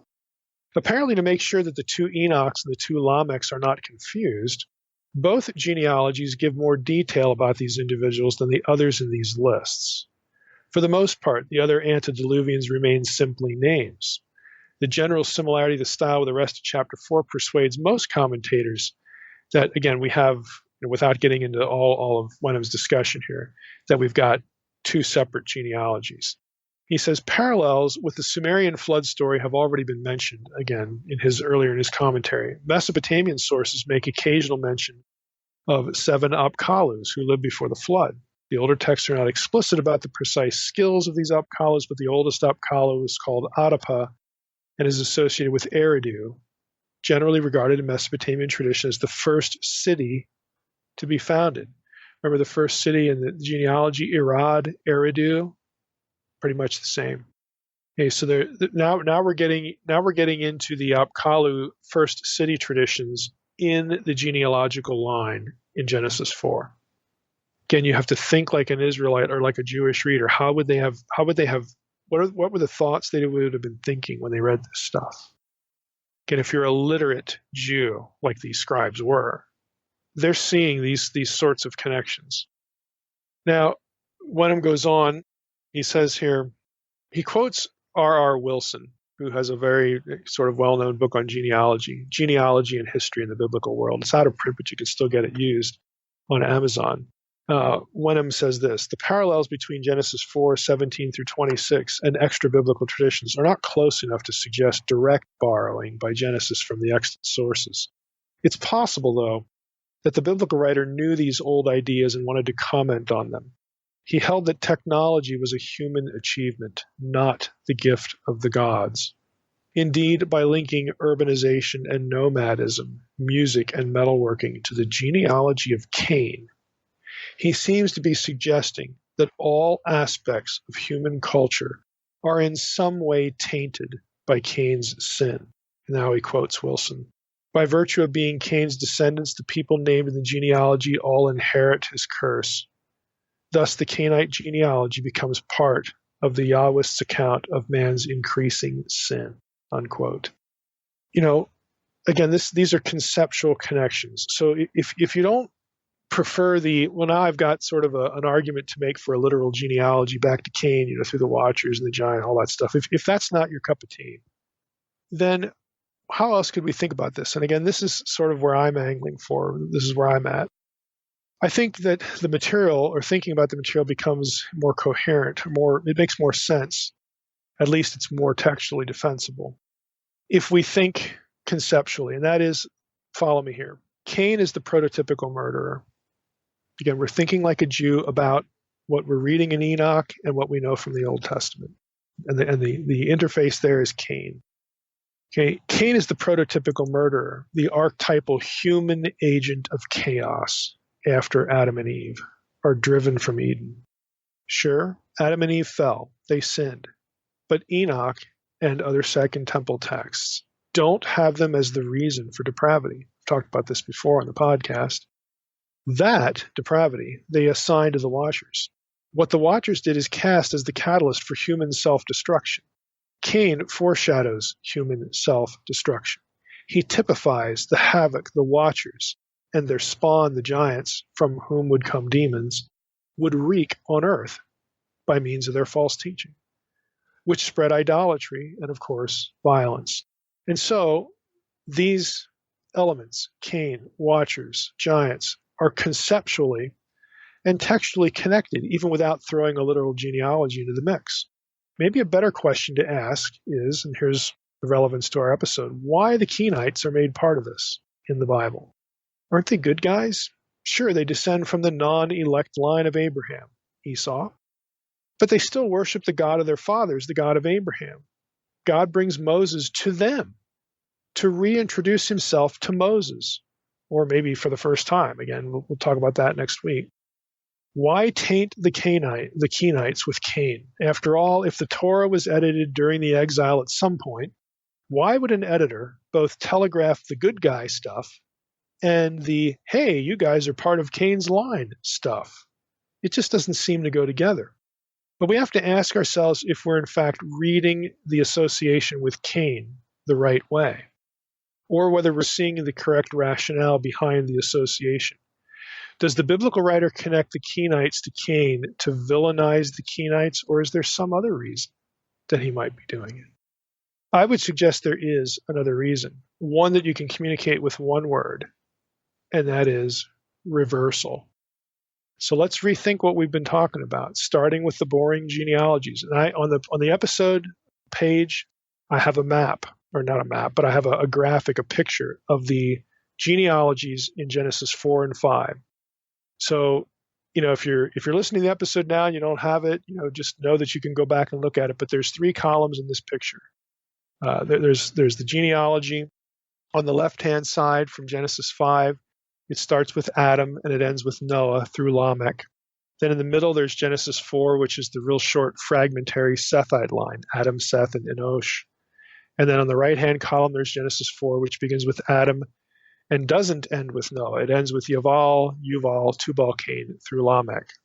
Okay? So have a look at that, and maybe you want to re-listen to this, but if you look at the picture, the genealogies actually telegraph some things. And you can add this to the dumpster of stuff you never hear in church. It's basically all we do here, but here we go again. So if you're thinking about the genealogies, Wenham writes this: the 3-member genealogy of Seth, that's the middle one, in Genesis 4, 25, and 26, acts as a trailer to the full 10-member genealogy of chapter 5. It has also been observed that the last 7 members of the Sethite genealogy in chapter 5 parallel the genealogy of Cain in chapter 4, Genesis 4, 17, and 18.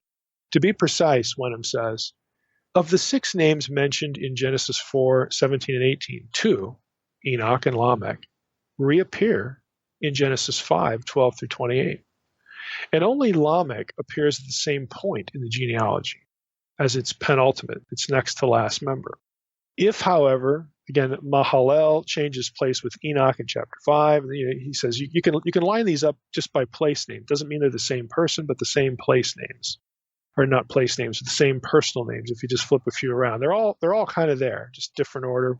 But again, doesn't necessarily mean that they're the same people.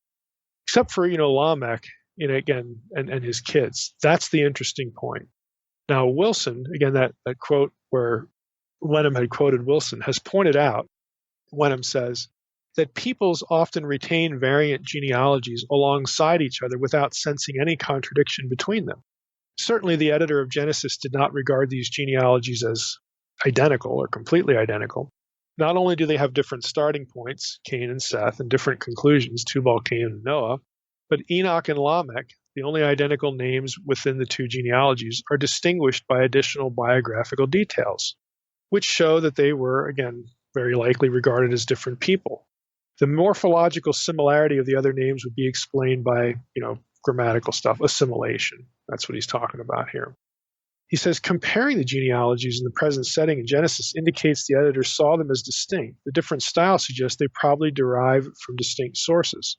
But this is not to say that they must have first been brought together by an editor, for once again, the Sumerian flood story may have discussed similar topics. Again, so when he talks about topics here, he's getting into this idea that the names in the genealogies, even if they're different, the names convey certain things, certain concepts, certain topics in the flow of primeval history. I would suggest to you something. If you look at the genealogies, here's what's interesting. Just look at them side by side. The left-hand line, you have the good guy. The left-hand column, you have the good guy line. Adam to Noah incorporating Seth. Of course, Seth replaced Abel because Abel was killed. It's a good guy line because it leads to a deliverer. God calls in the days of the flood. Noah. God will preserve humanity through this line. Maybe we should call it the God's plan line. Genesis 4, on the right-hand column, is the chaos line, the bad guy line. It doesn't include Seth. It skips from Adam to Cain on up to Lamech, Noah's father in the other genealogy, but instead of having Noah as Lamech's son, who do we get? Yaval, Yuval, and Tubal-Cain. Tents and livestock, lyre and pipe players, and then the metalworking thing. Big deal, you say. Well, it is kind of a big deal when you realize that those things, dwelling in tents, having livestock, dwelling in cities, that's also in chapter 5 in the genealogical section. It's also in chapter 4 in the bad guy line. Yeah, that's how I want to say it. It's also in chapter 4 when after Cain has to leave, he builds a city, or somebody builds a city. That's a subject for another episode. But the building of the city is also in the bad guy line. All of those things, the formation of civilization, the fashioning of weapons, metallurgy, all that stuff that's interested here, and music is part of what civilization broadly encompasses. All of those things are the stock elements of the Prometheus myth from classical Greece. Remember Prometheus, the Titan, one of the Titans that gives this knowledge, to human beings. And of course, it's not viewed as a good thing. They are all elements of settled civilization. So there are actually some scholars, again, this is a rabbit trail we won't take, that wonder if the Prometheus story actually borrows or reflects some of the older biblical and ancient Near Eastern material about civilization, how we get civilization, either the Watchers, the Apkallu, or something like that. But these are the elements of the Prometheus story, which is really kind of interesting. What you have here is you have the good guy line, the line of the plan of God, being set against the line that produces not only depravity and murder and chaos, but also civilization. You say, well, why would that be bad? Why would those things be connected? Think about what it means to pit the genealogies against one another and then loop the Kenites into this. Think reversal. The good guy line marks the line God will use to reverse the bad guy line, the chaos line. In fact, if the Torah links the Midianites back to Cain, it's a bit interesting that those Kenites or Midianites will wind up in territory associated with the non-elect line of Abraham, the Edomites, Esau. The Edomites and Kenites, both on the outs, with God's plan as it were, wind up in the same area. And it is to that area that God directs Moses to confront him with his mission of not only delivering Jacob's line from Egypt, but of rejoining the family strands back together. Remember, Moses marries into the Midianite line. And plenty of Midianites join the ranks with Israel. God, of course, has been trying to bring the two lines back together and blunt the power of depravity for a long time before we get to Moses. He's been trying to, again, restore the nations. God called Abraham out of paganism. He divorced the nations, but not so that the nations would be forever excluded from his family. God made a covenant with Abram that through his seed all nations would be blessed, and those nations include places that would later become known as Midian and Edom. They're actually in Genesis 10. They're included in Canaan as a whole place, plus Aram, Uz, and Hol, descendants of Shem, the Semites. Okay, these places are included. They're just not called Midian and Edom yet. Genesis 10's promise even includes the land of a city builder and civilizer, Nimrod. Babylon is not exempt from redemption in God's overall picture. The covenant is a compassionate one. Later, the angel of Yahweh wrestles with Jacob on the eve of his reunion with Esau.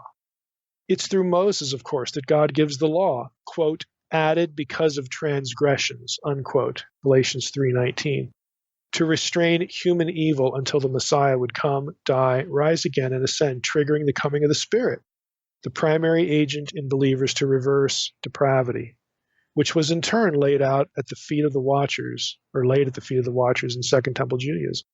And when we get to Exodus, God sends Moses into the land of the prodigal line, where God has been present through, though largely unnoticed, for a very long time. It's time to call a man, Moses, whose life's ministry will work to reverse the chaos of the world through the promised plan line of Jacob, the Israelites, whose descendants are supposed to be a kingdom of priests, and through whom the ultimate reverser, the Messiah, will come, and of course the reclaiming of the nations. We even get a foreshadowing of all this. Again, just to summarize all that, if you think about when you pit the line the good guy line, the line of deliverance, okay, Noah. We could throw in we could throw in right here the fact that in Jewish tradition, as I've talked about, with Revelation 12, the birth of the Messiah, Jewish tradition had Noah and the one born on September 11, 3 BC, Tishri 1. Jesus and Noah would have shared a birthday. Again, just using Jewish tradition in that. So you have this deliverance line. It's set over against the line of chaos. And the line of chaos actually works its way into biblical history, and the lines converge in the Moses story. The non-elect line of Abraham is there. The Midianites, the Kenites are there. The ones who are linked back to Cain, this awful guy Cain. They're symbols of chaos. Why is civilization, why is urbanization, why is human technology and invention viewed as a bad thing, just generally? Because it's not Edenic. It's of human origin. Everything of human origin is less than Eden in biblical thinking. Now, it can be used for good, it can be used for self-destruction.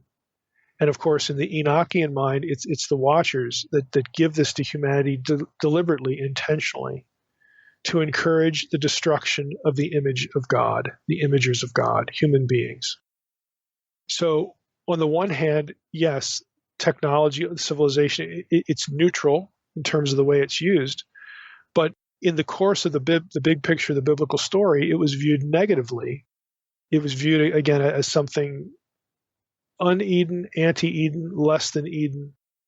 It just reflects life, not, it's sort of like it's putting in human hands the restoration of Eden. And that is not God's plan. God's plan is to restore Eden through a single person, okay, the Messiah, Christ, the seed of Abraham, who again will unite all nations, and he will unite the disparate strands of Abraham's own family, his genealogy. There's God's method for restoring paradise, restoring utopia, restoring Eden. And then there's everything else. And everything else is of human origin. This is what's working through the mind of the biblical writer, of the Enochian writer. This is how they're thinking about their world and about the whole situation of the world. We have lost Eden. We cannot restore it ourselves. Any attempt to restore it ourselves is going to fail. And in fact, we now, as we learn, as we build, as we do things, we are dependent on our own devices. And if left to ourselves in a non-Edenic world, humanity will turn these things against humanity. I mean, this is our world today. This is our world today. These categories of thought should not be unfamiliar. Everything that humans set their hand to is a two-edged sword. Everything. It's either brought into captivity, to the Lord, or it's not. So they're thinking along these same lines, but they're communicating the ideas through genealogy, through the violence, of the Watchers, through Genesis 6, through books like Enoch, even again, just the simple concept of civilization. It's less than Eden because we're doing it, because God is not doing it. Only when God is at the helm can Eden be restored the way it should be. That is the only path. The power of God is the only path to restore things as they should be, as God originally wanted them. So they're trying to communicate these ideas through, really, again, to us, strange means. These episodes, these stories, genealogies. It's just interesting that when you get to Moses and you get the Kenites, if you're a literate Jew, you know about the Kenites. They're from Cain. Isn't it kind of ironic? Isn't it irony? It's a reversal, okay? Isn't it interesting that God would have Moses go to the place where these descendants are, and that God would use them in some way to save Moses' life, and Moses would become the deliverer. Okay, through him, the knowledge of Yahweh would either be restored or would proliferate itself. Through this man Moses, that the Kenites, the Midianites, are instrumental in saving and preserving, this guy. God is using the unfavored line to do what he wants to do. He is using those who, again, have just fallen by the wayside to accomplish his plan. I mean, it's really a significant theological lesson. And the more you dig down into it, again, you see the ironic reversal of this. And we even get it telegraphed, like in Messianic prophecy. I'll end with this. We get a foreshadowing of this. If you're into the birth narratives of Jesus, I would recommend Father Raymond Brown's book. Raymond Brown was a famous New Testament scholar. He's deceased now. He wrote some massive stuff on the Gospels, and he wrote a really huge book, a thick book, on the birth narratives of Jesus. But he writes this. He says, The gold and frankincense gifts bestowed upon Jesus and his family derive from Isaiah 60, verse 6, and Psalm 72:15.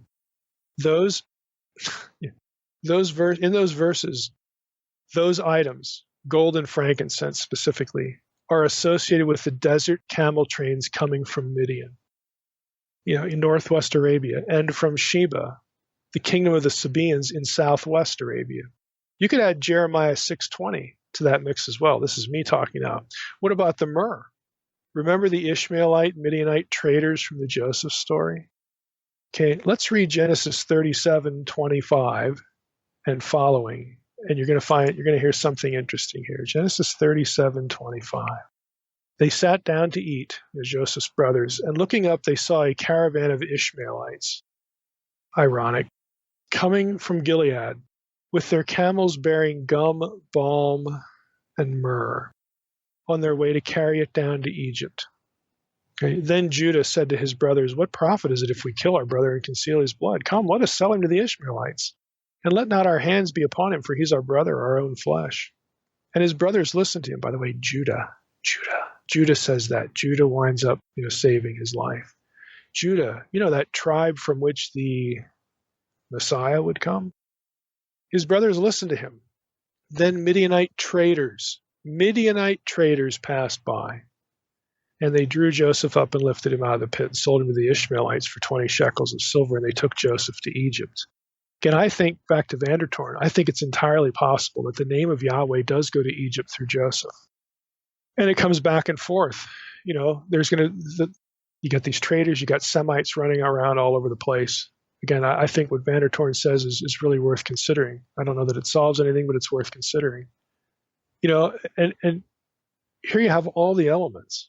You have all of the elements.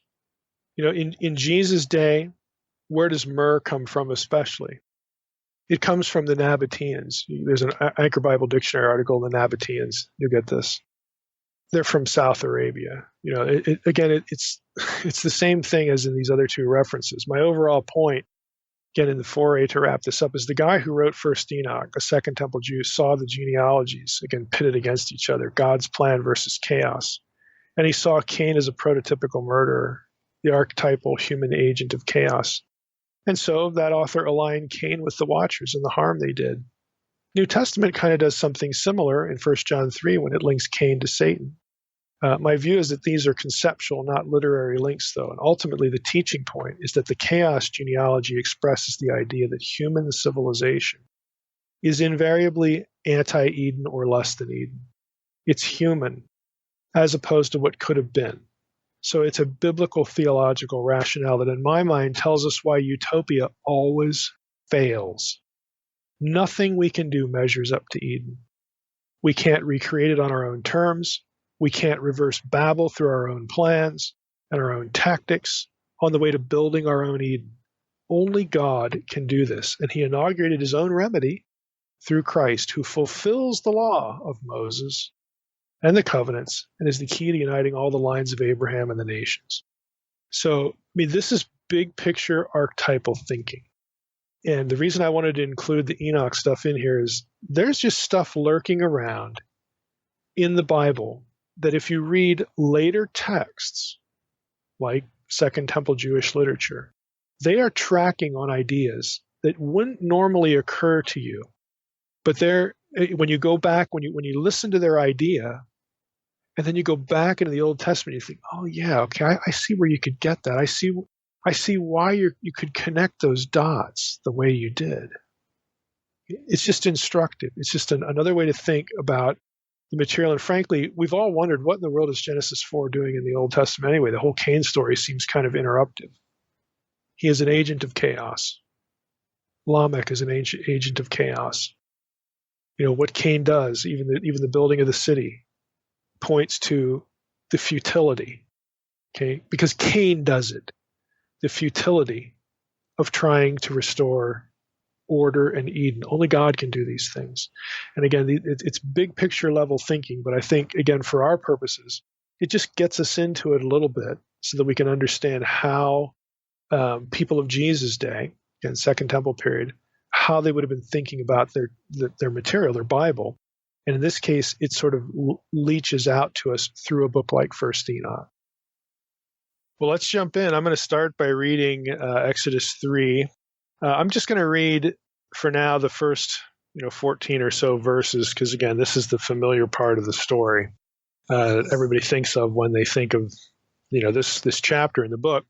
Now Moses was keeping the flock of his father-in-law Jethro, the priest of Midian, and he led his flock to the west side of the wilderness and came to Horeb, the mountain of God. And the angel of the Lord appeared to him in a flame of fire out of the midst of the bush. He looked, and behold, the bush was burning, yet it was not consumed. And Moses said, I will turn aside to see this great sight, why the bush is not burned. When the Lord saw that he turned aside to see, God called to him out of the bush, Moses, Moses. And he said, Here I am. Then he said, Do not come near. Take your sandals off your feet, for the place on which you are standing is holy ground. And he said, I am the God of your father, the God of Abraham, the God of Isaac, the God of Jacob. And Moses hid his face, for he was afraid to look at God. Then the Lord said, I have surely seen the affliction of my people who are in Egypt, and have heard their cry because of their taskmasters. I know their sufferings, and I have come down to deliver them out of the hand of the Egyptians, and to bring them up out of that land to a good and broad land, a land flowing with milk and honey, to the place of the Canaanites, the Hittites, the Amorites, the Perizzites, the Hivites, and the Jebusites. And now, behold, the cry of the people of Israel has come to me, and I have also seen the oppression with which the Egyptians oppress them. Come, I will send you to Pharaoh, that you may bring my people, the children of Israel, out of Egypt. But Moses said to God, Who am I that I should go to Pharaoh and bring the children of Israel out of Egypt? He said, But I will be with you, and this shall be the sign for you that I have sent you. When you have brought the people out of Egypt, you shall serve God on this mountain. Then Moses said to God, If I come to the people of Israel and say to them, The God of your fathers has sent me to you, and they ask me, What is his name? What shall I say to them? God said to Moses, I am who I am. And he said, Say this to the people of Israel, I am has sent me to you. So we'll stop there. That's the first 14 verses. And I just want to make a few, sort of sidebar comments on our way to getting to the revelation of the divine name. You'll notice in verse 2, we have the angel of the Lord appearing. The verb there in Hebrew is ra'ah. It is the same verb and stem. Again, I'm not going to rabbit trail into Hebrew stems, but they're important. Same verb and stem that we see in some other passages. Now, if you've read my book, Unseen Realm, you're going to be familiar with chapters 12, 13, and 14, which deal with God in human form in the Old Testament. And of course, this is part of it. The word of the Lord is part of it. The angel of the Lord is part of it. The name theology, the angel, we're going to get to this in Exodus 23, that has the name of God in him. It's another way of saying the presence of God, glory of God is in that particular angel, which is why he's identified with Yahweh. You should be familiar with all that stuff. If you have not read Unseen Realm on these concepts, I would recommend that you do that. Again, I can't really reproduce the book content in episodes, so you're going to have to settle for a bit of a summary here, but that's the place to go. But part of that discussion is, again, God in human form, God appearing. And so you have a verse like Genesis 12:7. It says, Then the Lord, Yahweh, divine name, again, when in your English Bibles, when Lord is in all small capitals, that's the divine name. The divine name is present there in the Hebrew text. Then the Lord appeared to Abram and said, again, so on and so forth. This is the call of Abram, but it's appeared. And we find out, again, this is connected to the word of the Lord. You get to Jeremiah, where the word of the Lord appears, to Jeremiah. And the word of the Lord is actually called Yahweh in Jeremiah 1, and the word of the Lord reaches out his hand and touches the prophet. I mean, this is God in human form. Even in some senses, some passages, it's a corporeal, encounter where God, touches somebody. You get the same verb and stem here. Genesis 17:1. I'll just read a few of these. When Abram was 99 years old, the Lord appeared to Abram. Same verb and stem. 18:1. This is Genesis 18. This is when God and two angels show up at Abram's house and they have a meal. Okay, it's God, it's Yahweh in human form. First verse of that section. Genesis 18:1, and the Lord appeared to him, Abram, by the oaks of Mamre, as he sat at the door of his tent in the heat of the day. Again, same verb. Genesis 26:2, the Lord appeared to him. So the same language is used of Isaac and Jacob, other patriarchs. Genesis 35:9, God appeared to Jacob again when he came to Padan Aram and blessed him. Chapter 48, again, if you've read Unseen Realm, you're familiar with Genesis 48:15 and 16, where the angel and God himself are fused by the grammar. They are co-identified with each other in Jacob's prayer when he says, may the God of, God who did this, the God who did that, the angel, may he, singular verb form, may he bless the boys. And it's a tight identification of the angel with the Lord. And that chapter begins with, in verse 3, by this statement.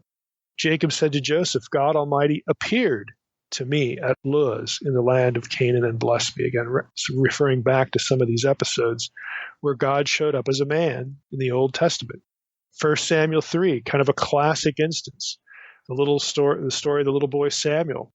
When he hears his name called out while they're trying to go to sleep, we find out it is Yahweh appearing and standing. Again, if it's just an invisible, disembodied voice, you don't describe something invisible as standing. How would you know? Samuel is seeing God, okay, again in human form. This is anthropomorphic language. This verse here, 1 Samuel 3:21, the Lord appeared again at Shiloh, for the Lord revealed himself to Samuel at Shiloh by the word of the Lord. Again, all these verses, and there are more, of course. You can read Unseen Realm about this, but here, again, I think that it's important to point out the language. Luke in Acts picks up on this too. Acts 7:30, in Stephen's speech there, we read, now when 40 years had passed, an angel appeared to him in the wilderness of Mount Sinai in a flame of fire in a bush. So Luke, again, is an observant reader drawing attention to an appearance. Again, if you want more detail, you can read Unseen Realm, chapters 12, 13, and 14. You notice as well in verse 2, Exodus 3:2, there's just an interesting sort of comment. Moses looked, and behold, the bush was burning, yet it was not consumed. Okay, and so later on, we're going to read that Moses was afraid. At the end of verse 6, he was afraid to look at God. It doesn't say he was afraid to look at the fire. He was afraid to look at God. Again, this is the language of appearance used of the angel in all those other passages, plus this one. This is God in human form in the bush, and Moses is freaked out, as I think we would all be. He's afraid to look at the bush. And again, you're not afraid to look at something invisible because it's invisible. How would you know you're even seeing it if it's invisible? Again, you got to think about the language being used here. It's important. You get to verse 5. This is where God tells Moses, don't come near, take your sandals off your feet, for the place on which you are standing is holy ground. And that is the same language repeated in Joshua 5, where you have the prince, the captain of the Lord's host, shows up, and Joshua sees him. So again, looks just like a man. And Joshua says, essentially, whose side are you on? Are you friend or foe? And then the figure answers him, I'm the captain of the Lord's host. But on the one hand, we don't have the term angel or angel of the Lord in that passage, but we do have two things. One of them is this same language drawn from Exodus 3. The captain of the Lord's host tells Joshua, take your shoes off your feet because you're standing on holy ground. It's exactly the same language. So, and that it's supposed to connect the visible human form of God in Exodus 3 with that guy in Joshua 5. The other thing you have is the description in Joshua 5 that the captain of the Lord's host was standing there with drawn sword in his hand. Okay, that is a unique phrase in Hebrew. It's used only two other places in the entire Hebrew Bible. And I talk about this in Unseen Realm as well. And both of those places, it's the angel of the Lord, Numbers 22 and 1 Chronicles 20. So this is, again, the angel of the Lord. This is God in human form. It's not that difficult to see if you're comparing Scripture with Scripture. And again, we know that biblical writers are very fond of, and they're very purposeful, they're very intentional about repurposing parts of the Bible in what they're writing. And they're trying to get you to read something in front of your face and then mentally connect with something else. to essentially connect the dots. And so that's what we're doing here. And again, Unseen Realm is filled with dot connecting of this kind. It's a close reading of Scripture. So again, if you want more detail, you can refer to that. Let's go down to verse 8. In verse 8, we have the statement, "And I have come down to deliver them out of the hand of the Egyptians and to bring them up out of that land to a good and broad land, a land flowing with milk and honey, to the place of the Canaanites, the Hittites, the Amorites, the Perizzites, the Hivites, the Jebusites." Now, a couple of things here. They're on a mountain, so the coming down, again, has to refer to God coming down from the heavens, again, from the skies. And this is a metaphor for where God would live. He doesn't live on earth. This is not his domain. It's our domain. Okay, it's a domain he created for humanity. He is transcendent. He actually resides, quote unquote. I mean, we have to use the vocabulary of embodiment, which is that's just the way it is, because we're embodied to talk about a being, God, that doesn't have a body, that can be anywhere at any time, at all times at the same time. I mean, so again, we have to think a little bit about the language, but the coming down, again, is a reference to God coming from his place, which again was perceived either as the heavens, the skies, or somewhere that humans don't inhabit, mountains, the oceans. This is where divine beings live, in these places that are not for human residence, that sort of thing. So he comes down, but I think what's really interesting about the "let us go down" that language, "I have come down." Then you have Genesis 11. It's the Babel incident. Let us go down. It's the same verb, same Hebrew verb there. So God is coming from the heavens to act. Something's going to happen here when this language is used. And again, it's another little technique of the writers to help readers think about what's happening in the scene they're reading, and again, through similar language, what happened at other times. When God came down, things happened. God is acting. He's busy. He's getting to the task at hand. So it sort of preps the reader for being prepared that God is a God of action, and here we go. So I think that's an interesting thing to observe. As far as the people group names, the Canaanites, the Hittites, and so on and so forth, we're going to wait until I hit probably about Exodus 23 again to get into those names. They're important, again, especially as it relates to the conquest and some of those other things. So we'll wait at that point, to do that. Now, one thing I want to draw your attention to that I think is really important, because of what we've covered in the last couple weeks about we asked the question, had he ever heard of the name Yahweh? Like should this be a shock? And then does that mean he didn't worship the God of his fathers? And so on and so forth. Here we actually have, I think, a pretty good clue as to how we might want to answer that question. We alluded to this earlier in earlier episodes, but here we go. He says in verse 13, "Then Moses said to God, 'If I come to the people of Israel and say to them, the God of your fathers has sent me to you, and they ask me, what is his name? What shall I say to them?'" Now, I would suggest to you that Moses is not looking for a password here. He's not saying, okay, if I go back to Egypt and go to the leadership there in Israel, I say, or they ask me, okay, you claim to be sent by God. What's his name? In other words, it's not like a password situation. I would suggest to you that Moses is asking the question because he doesn't know. Right? He doesn't know. Otherwise, why would you ask the question? If you knew the answer to the question you're anticipating, you wouldn't need to ask the question. But since he asked the question, and now catch this, the answer is verse 14. God said to Moses, "I am who I am." That suggests that the Israelites back in Egypt, they had heard that name before. Now, again, you can go back to the previous episodes and talk about how that might have been. But Moses doesn't know, and that's reasonable for him to not know this name. It's equally plausible that the Israelites back in Egypt did know this name. And if you go back to the prior episodes, this comes up. It's not just me. I mean, there are scholars who aren't theologically at all invested in this that I mentioned last time. like Vandertorn was one where he says, look, if the Midianites, if the Kenites, had heard this name, these guys are itinerant. They're travelers. They're merchants. They go all over the place, including Egypt.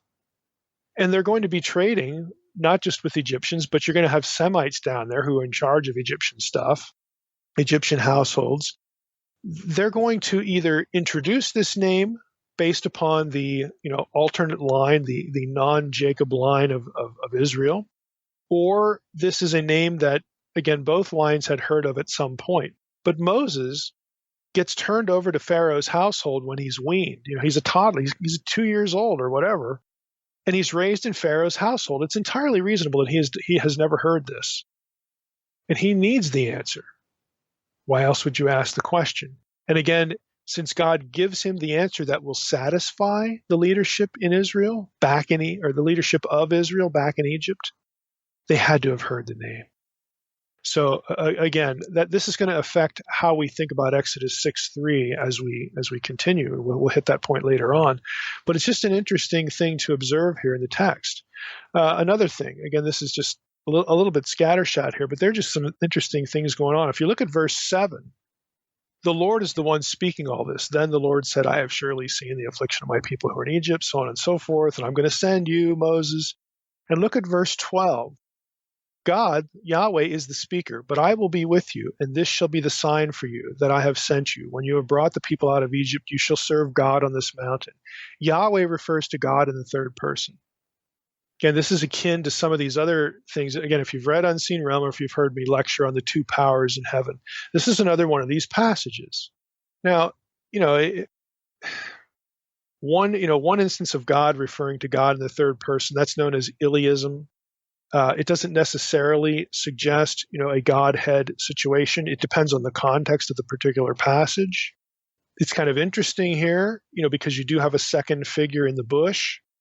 I don't know how far we can push it in this passage, but, there's certainly, again, in the history of Jewish thinking about these sorts of passages. And I talk about this in my Two Powers lectures, that some of these really drew attention and started the rabbinic thinkers down a particular road. And I would say, not just rabbinic thinkers, I'm thinking of Alan Siegel's work there, The Two Powers in Heaven, because after the first century, beginning into the second century, Judaism changed its theology to make the second power idea a heresy. And that's in part, certainly in response to Christians and their idea of a Godhead. But the point is that there was a Godhead kind of thing going on in the Old Testament. And at one point in Judaism, this was fine. If you look at Second Temple literature, the intertestamental period, there's like 8 or 9 different candidates for who the second power is in the literature of that period. It was widely discussed in the Jewish community and was perfectly fine until the Christians came along. Then it was something that needed to be dealt with. But this is just another example of this kind of thing that would stimulate the discussion or contribute something to the discussion. Right here it is in Exodus 3, the Lord referring to God in the third person. It's just kind of interesting. We get to verse 14. Again, here's where we're really going to camp for the rest of the episode in response to Moses' question. If they ask me, what's his name? What shall I say? God said to Moses, I am who I am. And he said, say this to the people of Israel, I am has sent me to you. Again, this is the revelation of the divine name. Now, Carpenter, in his commentary, has, I think, a pretty succinct and helpful summary here of sort of the options, that scholars have come up with as far as what does this mean? Because everybody wants to know what does the name of God mean? Because biblical names, this is pretty common knowledge. Biblical names typically have meanings. Either their constituent parts, form a sentence or something like that, or the name, is a correspondent to some other thing. So what does God's name mean? And scholars have just, this is well traversed territory. For anybody really interested, it's kind of a central passage. And you really have more than just that issue. It's not just the meaning, but there's also the issue of the pronunciation. How should God's name be pronounced? So you've got kind of two issues here, but Carpenter, I think, has a decent summary. And here it is. He says, 3 main suggestions have been put forth to pinpoint the meaning of God's name and its proper translation. Number 1, he says, one option stresses the presence of Yahweh. And so there are some scholars who would translate, I am here with you, I will be with you. Carpenter says this is clearly a part of the context. I mean, verse 12 indicates that this narrowing of the name and its meaning is possible. Verse 12, God says to Moses, but I will be with you, and this shall be the sign for you. And then that prompts Moses' question. Well, if they ask me what your name is, what do I say? But, so this idea of the name actually meaning or sort of being focused on presence is one sort of trajectory that has been followed in scholarship. So trying to take the context or take verse 14 and make its context verse 12, this idea of God being with someone. So I am that I am, meaning, well, God is promising to be there. He's I am, and I'm going to be with you. So again, scholars try to connect those two ideas. Second, others have championed something like, quote, I am he who causes to be all that is. I am him who causes to be, unquote. So this, Carpenter says, argues for again, sorry for the grammar speak here, argues for a hifil stem, a causative vocalization of the verbal name phrase. So the name comes, as it's given here, from haya, and we talked about in South Semitic that the root might mean to blow, and so you get he blows, which is a reference to the wind on the top of the mountain, the storm, theophany kind of thing. We talked about that a week or so ago, about it. If you were in Midian and you were a South Semitic language speaker, you might be thinking of that verbal root in association with the YHW or YW name. Okay. On the west side, the West Semitic, when Hebrew is part of this, the root would be the to be verb, haya, which in older Semitic would be hava, HWH versus HYH. They mean exactly the same thing, and they are the exact same thing. Again, without getting into historical grammar, the Y and the W were interchangeable in a number of words in Semitic languages. So if you're looking at it from the West Semitic side, you've got the to be verb. And so the translation in the first person is I am. Okay, I am who I am. But if you go to the third person, now you have something a little bit different, which is this number 2 option about causation. So if you wanted to drill down and get all the nuts and bolts details of this, I'm going to direct you to my website. Go to drmsh.com. Just put it into Google, drmsh.com, and put in YHWH. You're going to find the page where I discuss all this in sort of excruciating detail. But when God answers Moses' question, I am, that is the first person. First person is me. I'm number 1. Okay. First person is I with verbs. I run. I pass. I chase or something. That's first person language. Second person is you. You run. You chase. You pass. Okay. And then third person is somebody else. So it's I, you, and then everybody else. So he. Now in Hebrew, you take a verb like the to be verb, the haya, and the way you express the third person is to stick a Y on the front, a prefix. So now you have YHWH, which is the divine name in the third person. Now, how do we pronounce that? If you use the same Hebrew stem as the first person here, it would be yeh, and it means he is or he will be.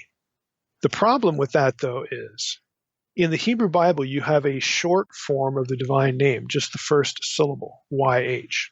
And it's always with an A vowel, Yah, always. So Yahweh instead of Yeh-weh or Yeh-yeah. Again, the Y and the W are exchangeable in older Hebrew. So if you have an A vowel under the first syllable, there's only one way to sort of account for that grammatically. An A-class vowel followed by an I-class vowel is the hifil. It is the causative stem. And that's why many scholars argue, look, if you got a to be verb and the short form has an A vowel, Yahweh, that means he who causes something to be. He who I guess that's the best way to say it. He who causes to be. He who creates. It's really a statement of creation, creator. a deity with the ability to make something real that has not yet existed. Okay, he who causes to be, who brings something into being, and this is this has a long history in scholarship and in discussion of the name. W.F. Albright argued for this back in the 20s, and later Frank Moore Cross from Harvard, who was Albright's student. Cross is very familiar to anybody who read Biblical Archaeology Review in the 80s, 70s, 80s, and 90s. He argued for this position. Cross's article is kind of famous, Yahweh and the God of the Patriarchs, Harvard Theological Review, volume 55, 1962, is sort of his full explication of this. David Noel Friedman in Journal of Biblical Literature in the 60s as well argued for this. So these are some top tier scholars of their time, their era, arguing for a causative understanding of the name. Third option, we'll return to the causative in a moment, but the third option is other scholars sort of opt for a more straightforward translation of the verbal phrase as it stands. This is Carpenter's wording, and as it is vocalized in the MT. So they would actually just not sort of favor, or I'm going to be a little bit blunt here, not really pay attention to the short form, the A vowel. They would go with ye, ve, or ye, yeah, third person of the verbal to be root. And they would translate, I will be who I will be. And the implication for those who take this position is that Yahweh will reveal who he is through the things he is about to do to deliver Israel. And again, you can make a good argument for that in the context. Now, those are the three views that Carpenter outlines. I'm going to add a fourth view here, and this is from an article that I am putting in the protected folder. It's actually something you could Google and find it online. There's a link to it online in various places. It's by Charles Isbell. That's Isbel, and the title is "The Divine Name," and it has Hebrew characters here. But the divine name Ehyeh as a symbol of presence in Israelite tradition. And the publication is the Hebrew Annual Review, Volume 2, 1978, and it's 17 pages, pages 101 through 118. Again, I put this in the folder. What's interesting about this is Isbell's article focuses on the first person form, that God's name, in not just in this passage, because look at what God says here. Moses asks him, what's your name? And God said to Moses, I am who I am. He doesn't say, now you should call me Yahweh. He doesn't use the third person. God says, I am who I am. Say this to the people of Israel. I am, Ehyeh, has sent me to you. He doesn't say to the people of Israel, Yahweh has sent me to you. If you actually, look at in the passage what God's answer is, he uses the first person instead of the third person. And so Isbell, his article is focused on this. He basically asks kind of a logical question. Well, are there other passages in the Hebrew Bible where the first person form is used as a proper name? And there are a handful. There's like a couple thousand in the third person. But there actually are a couple of instances where the first person form is used as the name. So I want to throw Isbell in here because this is a bit of a different trajectory that's interesting. And I'm going to read you a few things by way of summary here. Again, you can reference Isbell's work here, but just, again, trying to summarize the content for the sake of the episode here. He writes, and again, part of this is him, part of this is me summarizing. It is necessary to establish from the beginning the fact that both in biblical and post-biblical traditions, Ehyeh, again, the first person form, is used as a proper noun, essentially as an allomorph of the more common form Yahweh. Now, an allomorph is an alternate form. That's all the fancy linguistic word allomorph means. So Isbell's saying it's just a fact that you're going to have instances where the first person form is used like an alternative, proper name, an alternative to the third person form that is much more common. Back to the content here, clearly the starting point for this understanding must be Exodus 3:14, as Bell says, where it has long been recognized that the phrase Ehyeh has sent me is the precise equivalent of Yahweh has sent me in the very next verse. Now, let's go back to Exodus 3. Now, I'm going to read it. I'm going to start in verse 13 again. Now, just look at what the text does. Then Moses said to God, if I come to the people of Israel and say to them, the God of your fathers has sent me to you, and they ask me, what is his name? What shall I say to them? God said to Moses, I am who I am. Ehya asher ehya. Okay. And he said, again, God is still the speaker. And God said, say this to the people of Israel. I am, Ehya, has sent me to you. Now here's verse 15. God also said to Moses, say this to the people of Israel. Yahweh, the God of your fathers, the God of Abraham, the God of Isaac, and the God of Jacob, has sent me to you. Both verses have God saying to Moses, say this to them. And they both have a deity has sent me to you. But in verse 14, it's Ehya, and in verse 15, it's Yahweh, or Yahya, however you want to, say that. The Y and the W, again, are interchangeable. So Ehya, Yahweh, back to back, those two verses. First person, third person, in exactly the same formulation as God's answer to Moses, which is really interesting, and it's very easy to not notice that. So back to Isbell, he says the third example, again, in the course of his article, he has other examples, but he refers to a couple of things. Like one of the things, he refers to Psalm 50, I think it's Psalm 50 or 51. It's Psalm 50, verse 21 he uses. And then his third example is one I'm going to pluck out here. Well, I might as well take them in order. The three examples that Isbell uses are Psalm 50, 21, 2 Samuel 7, 6, and Hosea 1, 9. He says in all three of these instances, the Hebrew syntax, and again, if you know some Hebrew, you'll benefit from Isbell's article. If you don't, you can still get some things out of it, which is why I put it in the folder. Again, you could Google it too. But in all three of these verses, the grammar, the syntax, not only allows for Ehya to be a proper personal deity name, but pretty much requires it. I mean, he makes a good argument. Hosea 1:9, the ESV has it, translates it this way. And the Lord said, call his name not my people. Again, this is the child of Hosea and Gomer. Okay. Call his name not my people, for you are not my people. And ESV has, I am not your God.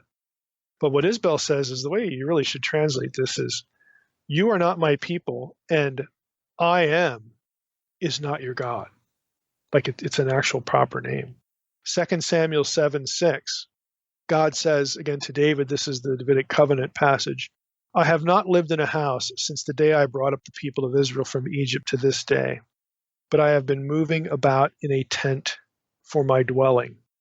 Isbell argues that the last part of that verse should be translated, I am has been moving about in a tent, okay, for my dwelling. So that the point would be, Ehya, as a proper name, was the one, traveling in the tent and living in the tabernacle, that kind of thing. So again, his argument is going to be, grammatical and syntactical. What's the last one? Or the other one that we didn't get to yet. Psalm 50, 21. These things you have done, and I have been silent, and you thought that I was one like yourself.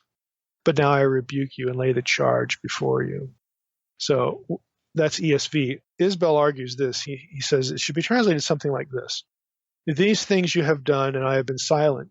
You thought that I am was like you, but now I'm going to rebuke you. Okay, so on and so forth. So he points out these three passages, and here's his conclusion.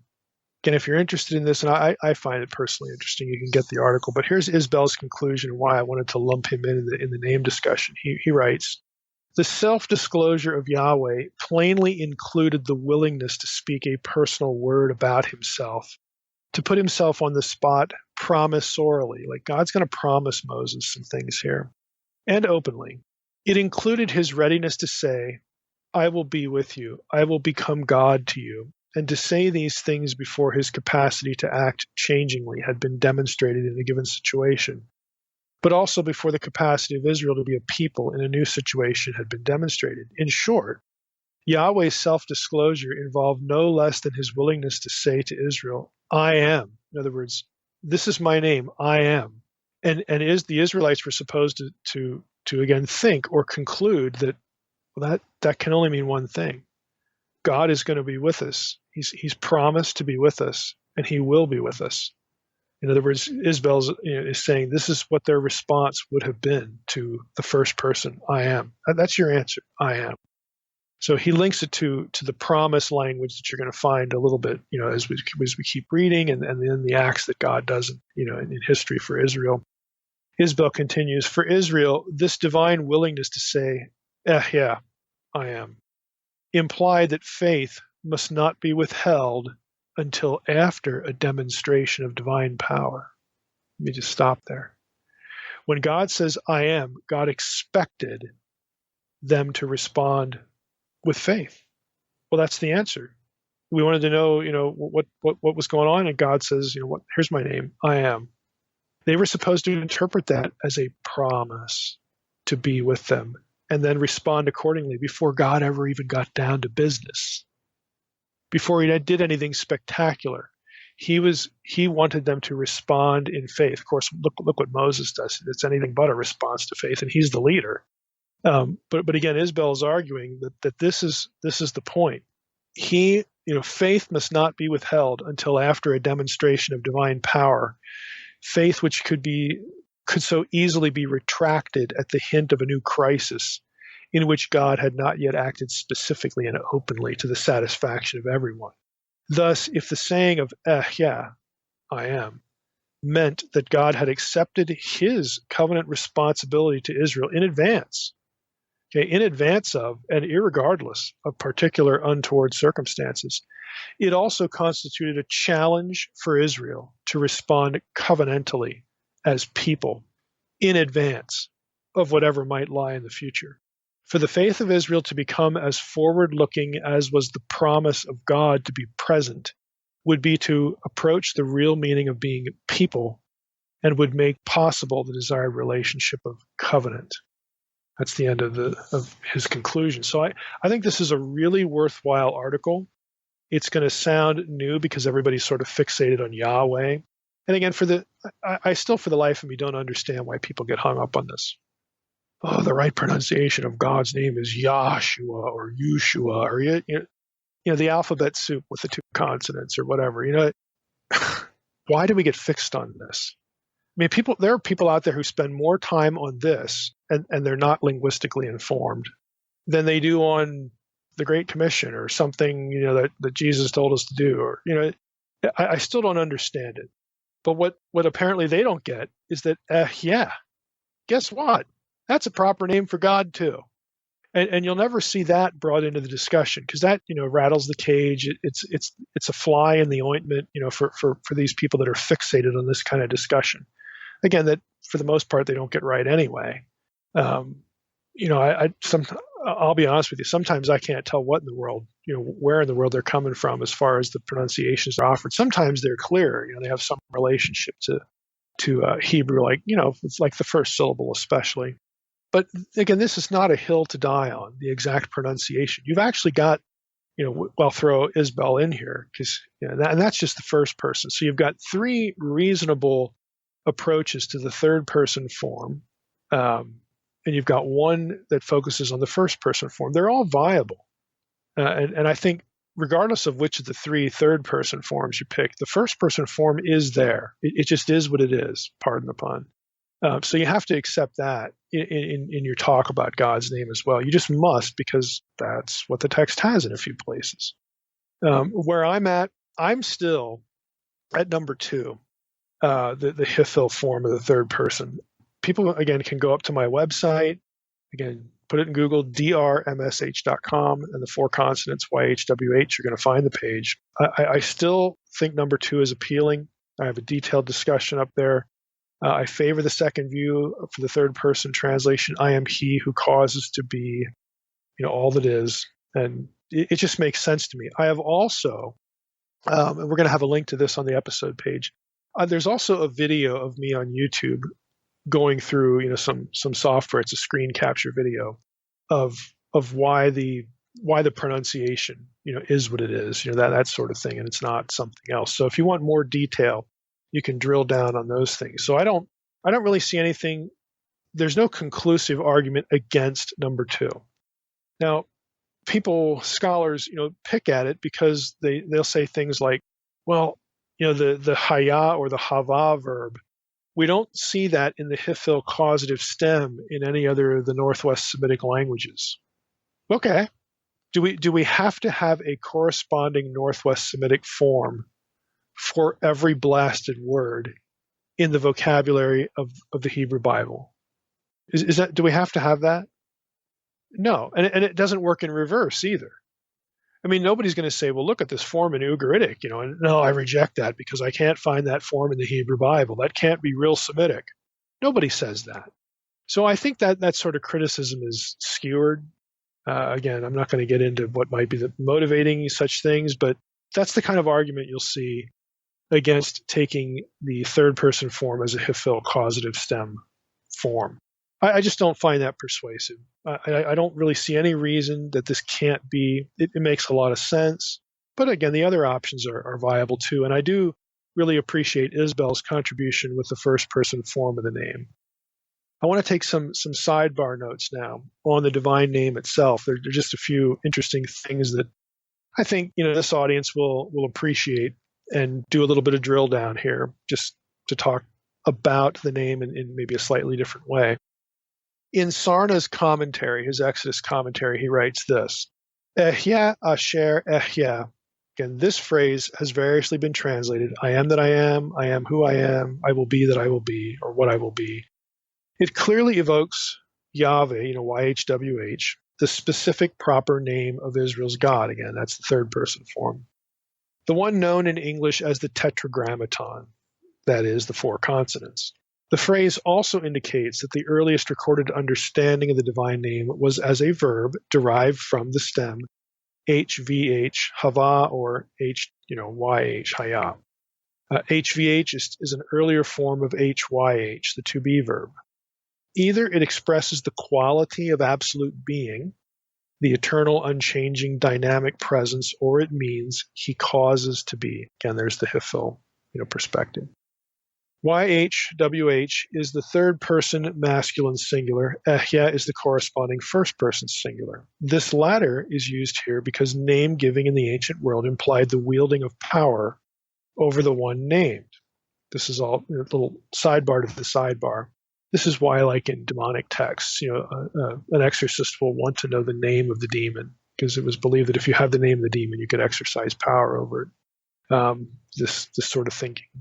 Back to Sarna. This latter is used here because name giving in the ancient world implied the wielding of power over the one named.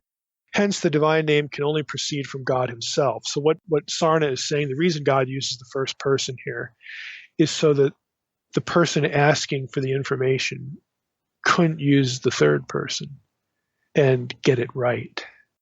Now, I don't know. I mean, it's kind of an interesting note. Maybe that's in view. Again, you're not going to find a whole lot of defense of that idea, but it's interesting for what it's worth. And Sarna then adds an interesting note. Now catch this. In the course of the Second Temple period, let me repeat that. In the course of the Second Temple period, Second Temple period roughly in round numbers is 500 BC to 70 AD or 100 AD. We'll make it even rounder, okay? In the course of the Second Temple period, the Tetragrammaton came to be regarded as charged with metaphysical potency and therefore ceased to be pronounced. It was replaced in speech by Adonai, Lord, rendered into Greek kurios. Often the vowels of Adonai would later accompany YHWH in written texts when vowels were added in the early medieval period. This gave rise to the mistaken form Jehovah. The original pronunciation was eventually lost, and modern attempts at recovery are conjectural. At the end of this selection, what do I want you to notice there? That people only got the notion, as far as the textual evidence, okay, and the historical evidence goes, they only got the notion of not pronouncing the name in the Second Temple period. That means earlier, we have no idea if Israelites felt free to say Yahweh or yeah. They very well could have. So this notion that from the moment of the conversation on Sinai at the burning bush, people would not pronounce the name of God, there's actually no way to prove that, and there's no proof for it. In the Second Temple period, there's a lot of proof for it, because that is the point. That's the point, textually, where we see these kind of changes with the divine name happen in the texts. So it's an assumption that you couldn't pronounce the name as an Israelite really prior to 500 BC, but there's no way to establish that. Anchor Bible Dictionary adds this: the form Jehovah results from reading the consonants of the Tetragrammaton, again YHWH, with the vowels of the surrogate word Adonai. Now you say word Adonai begins with an A, Jehovah begins with an E. How does that work? It's a feature of Hebrew consonants. Okay, Adonai is a guttural. It begins with a guttural consonant, and the shva, the vocal shva under a guttural, is going to be the A class. The Jehovah begins with a yod. That is not a guttural, and so the vocal shva under that will be eh. Again, end of linguistic spasm there. But they're the same thing. It's just there are linguistic reasons why one is ah or a and one is e. Okay, back to the selection. The form Jehovah results from reading the consonants of the Tetragrammaton with the vowels of the surrogate Adonai. The dissemination of this form is usually traced to Petrus Galatinus, confessor to Pope Leo X, who in 1518 AD transliterated the four Hebrew letters with the Latin letters, okay, JHVH, together with the vowels of Adonai, producing the artificial form Jehovah. This confused usage may, however, have begun as early as 1100 AD.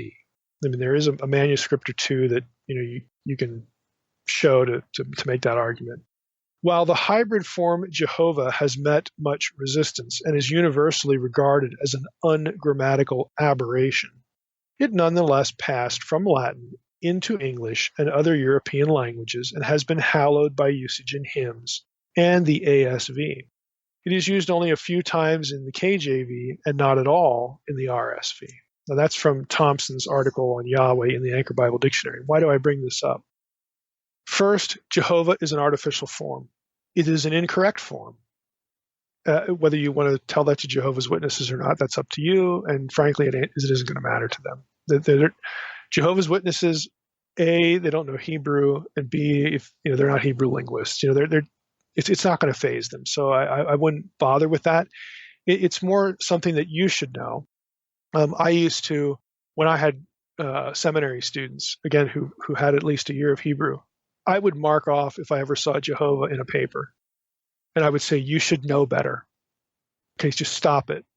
Why did you take first year? I mean, I wasn't this cruel. Okay, why did you take first year Hebrew? I mean, like get with the program here. Know what's going on. So I bring it up for that reason, and also again to show you how recent this is. I mean, you have a really good textual basis for saying this is like around the time of Luther. This starts maybe earlier, but it's not anywhere close to being in the biblical period. At the earliest, this is 1100 AD. That would be over a millennium after Jesus. Okay, we're in 2 millennium when you go back into the Old Testament period. That's a long time. So I don't want to hear this talk about Jehovah, being the actual, name of God. It's not. It's not. It has a traceable history. Another publication, I have put this one in the folder as well, by Kristen DeTroyer. This article is called "The Names of God, Their Pronunciation, and Their Translation." Subtitle, "A Digital Tour of Some of the Main Witnesses." Again, you can actually find that on the internet, but I put it in the folder anyway. The last name is D-E with a space, and then Troyer, T-R-O-Y-E-R. Kristen DeTroyer, "The Names of God." Put that into Google, you'll find it, or you can use the protected folder. You have to be a newsletter subscriber to get to the protected folder. DeTroyer writes this on pages 3 to 5. I'm just plucking out a few paragraphs here and there on pages 3 and 5. What does one read in old codices, such as Codex Leningrad and Codex Aleppo. Now, I'll stop there. These are the two oldest complete or mostly complete manuscripts of the Hebrew Bible that we have. Leningradensis is the oldest complete Hebrew Bible. And we know, I'm trying to remember, I always get this, I always have to look it up, and I didn't look it up beforehand. It's either 1007 or 1107 AD, because the scribe, the copyist, put the date on it. Aleppo is not complete. It's missing most of the Torah because of a fire, but that's in the 900s. Okay? What do those manuscripts, how do they point or vocalize the divine name? Good question. Most of the printed Hebrew Bibles, this is back to Detroyer, most of the printed Hebrew Bibles are based on Codex Leningrad or Leningradensis, a codex dated to, there we go, 1007, 1008. She has, I've seen the other one, just say 1008 since we're dealing with her article here. Located at the Library of St. Petersburg, again in Russia. This codex is the oldest complete Hebrew Bible. Most scholarly editions of the Bible are based on this codex. That's certainly true. There is a Hebrew Bible project in operation now that's using Aleppo as its starting point, but we'll wait for that to get completed. Back to Detroyer. The usual form of the name of God, however, in Codex Leningrad is, now this is interesting. Here's how it's pointed. It's YHWH, again, reading right to left here in Hebrew, or in English, YHWH. It has the E vowel and the final A vowel. In other words, there is no O vowel. Let me say that again. The usual form of the name of God in Codex Leningradensis does not have the O vowel. So again, if you have people, Jehovah, that'd be Leningradensis. No. And may I add, no. It has yeh and then va, yeh, va. There's no O vowel. There's the scribe just didn't, that wasn't the way you pronounced it. That wasn't the way you pointed it. The O vowel is missing. So Detroyer says, in other words, there's a holum, an O sound missing in the printed form of the Tetragrammaton. The first form, this again, yeh, va, e, a, and with the missing O, her approach, and it's not unique to her, but she says this form can be read as the Aramaic noun Shema, because that has the which is the word for the name, the divine name. So her view is that the reason why they took the four consonants in Leningradensis, and Leningradensis again is early 11th century, and that's going to be a copy of a copy of a copy. It has a long history. So back into the early Middle Ages, we'll say, when they wanted to add vowels to the divine name, they added an E sound, it's a vocal shava, and then the comments on the last syllable. Taking the vowels not from Adonai has an O vowel in there, but taking the vowels from Shema, the name. And if you take those vowels, put them into the four consonants, 2 vowels plus 4 consonants, you get Yeh, Va. Okay? It's just kind of interesting. It's a little bit of Masoretic trivia. I don't know. But it makes sense that they would do that. The name, okay, we'll take the vowels from the name and put them in the name. Makes sense. Yeah, but Jehovah does not have a traceable history back into the major manuscripts is the point. Detroit, I don't know if it's a woman or a man, Kristen with a K, probably a woman, but let's just say Detroyer, continuing, writes this. Indeed, like many Jewish readers of the Bible today do, God is referred to in the margins of the Masoretic Bible as Ha-Shema, the name, the Jewish Aramaic word for the name. The oldest complete copy of the Hebrew Bible does hence not render the Tetragrammaton with the Lord Adonai, but with the name. Similarly, Codex Aleppo and the editions of the Rabbinic Bible have the same thing, have the name instead of Adonai. That's where they take the vowels too. Now she or he says, I acknowledge that there are a couple of exceptions to this rule, namely a couple of places where Codex Leningradensis has Adonai as a kere. Okay, kere is a note in the margin from another scribe that says this is what you should read. But what's actually in the text doesn't have the O vowel, but some scribe came along and in a few places put in the margin, read this. Read it with the O vowel.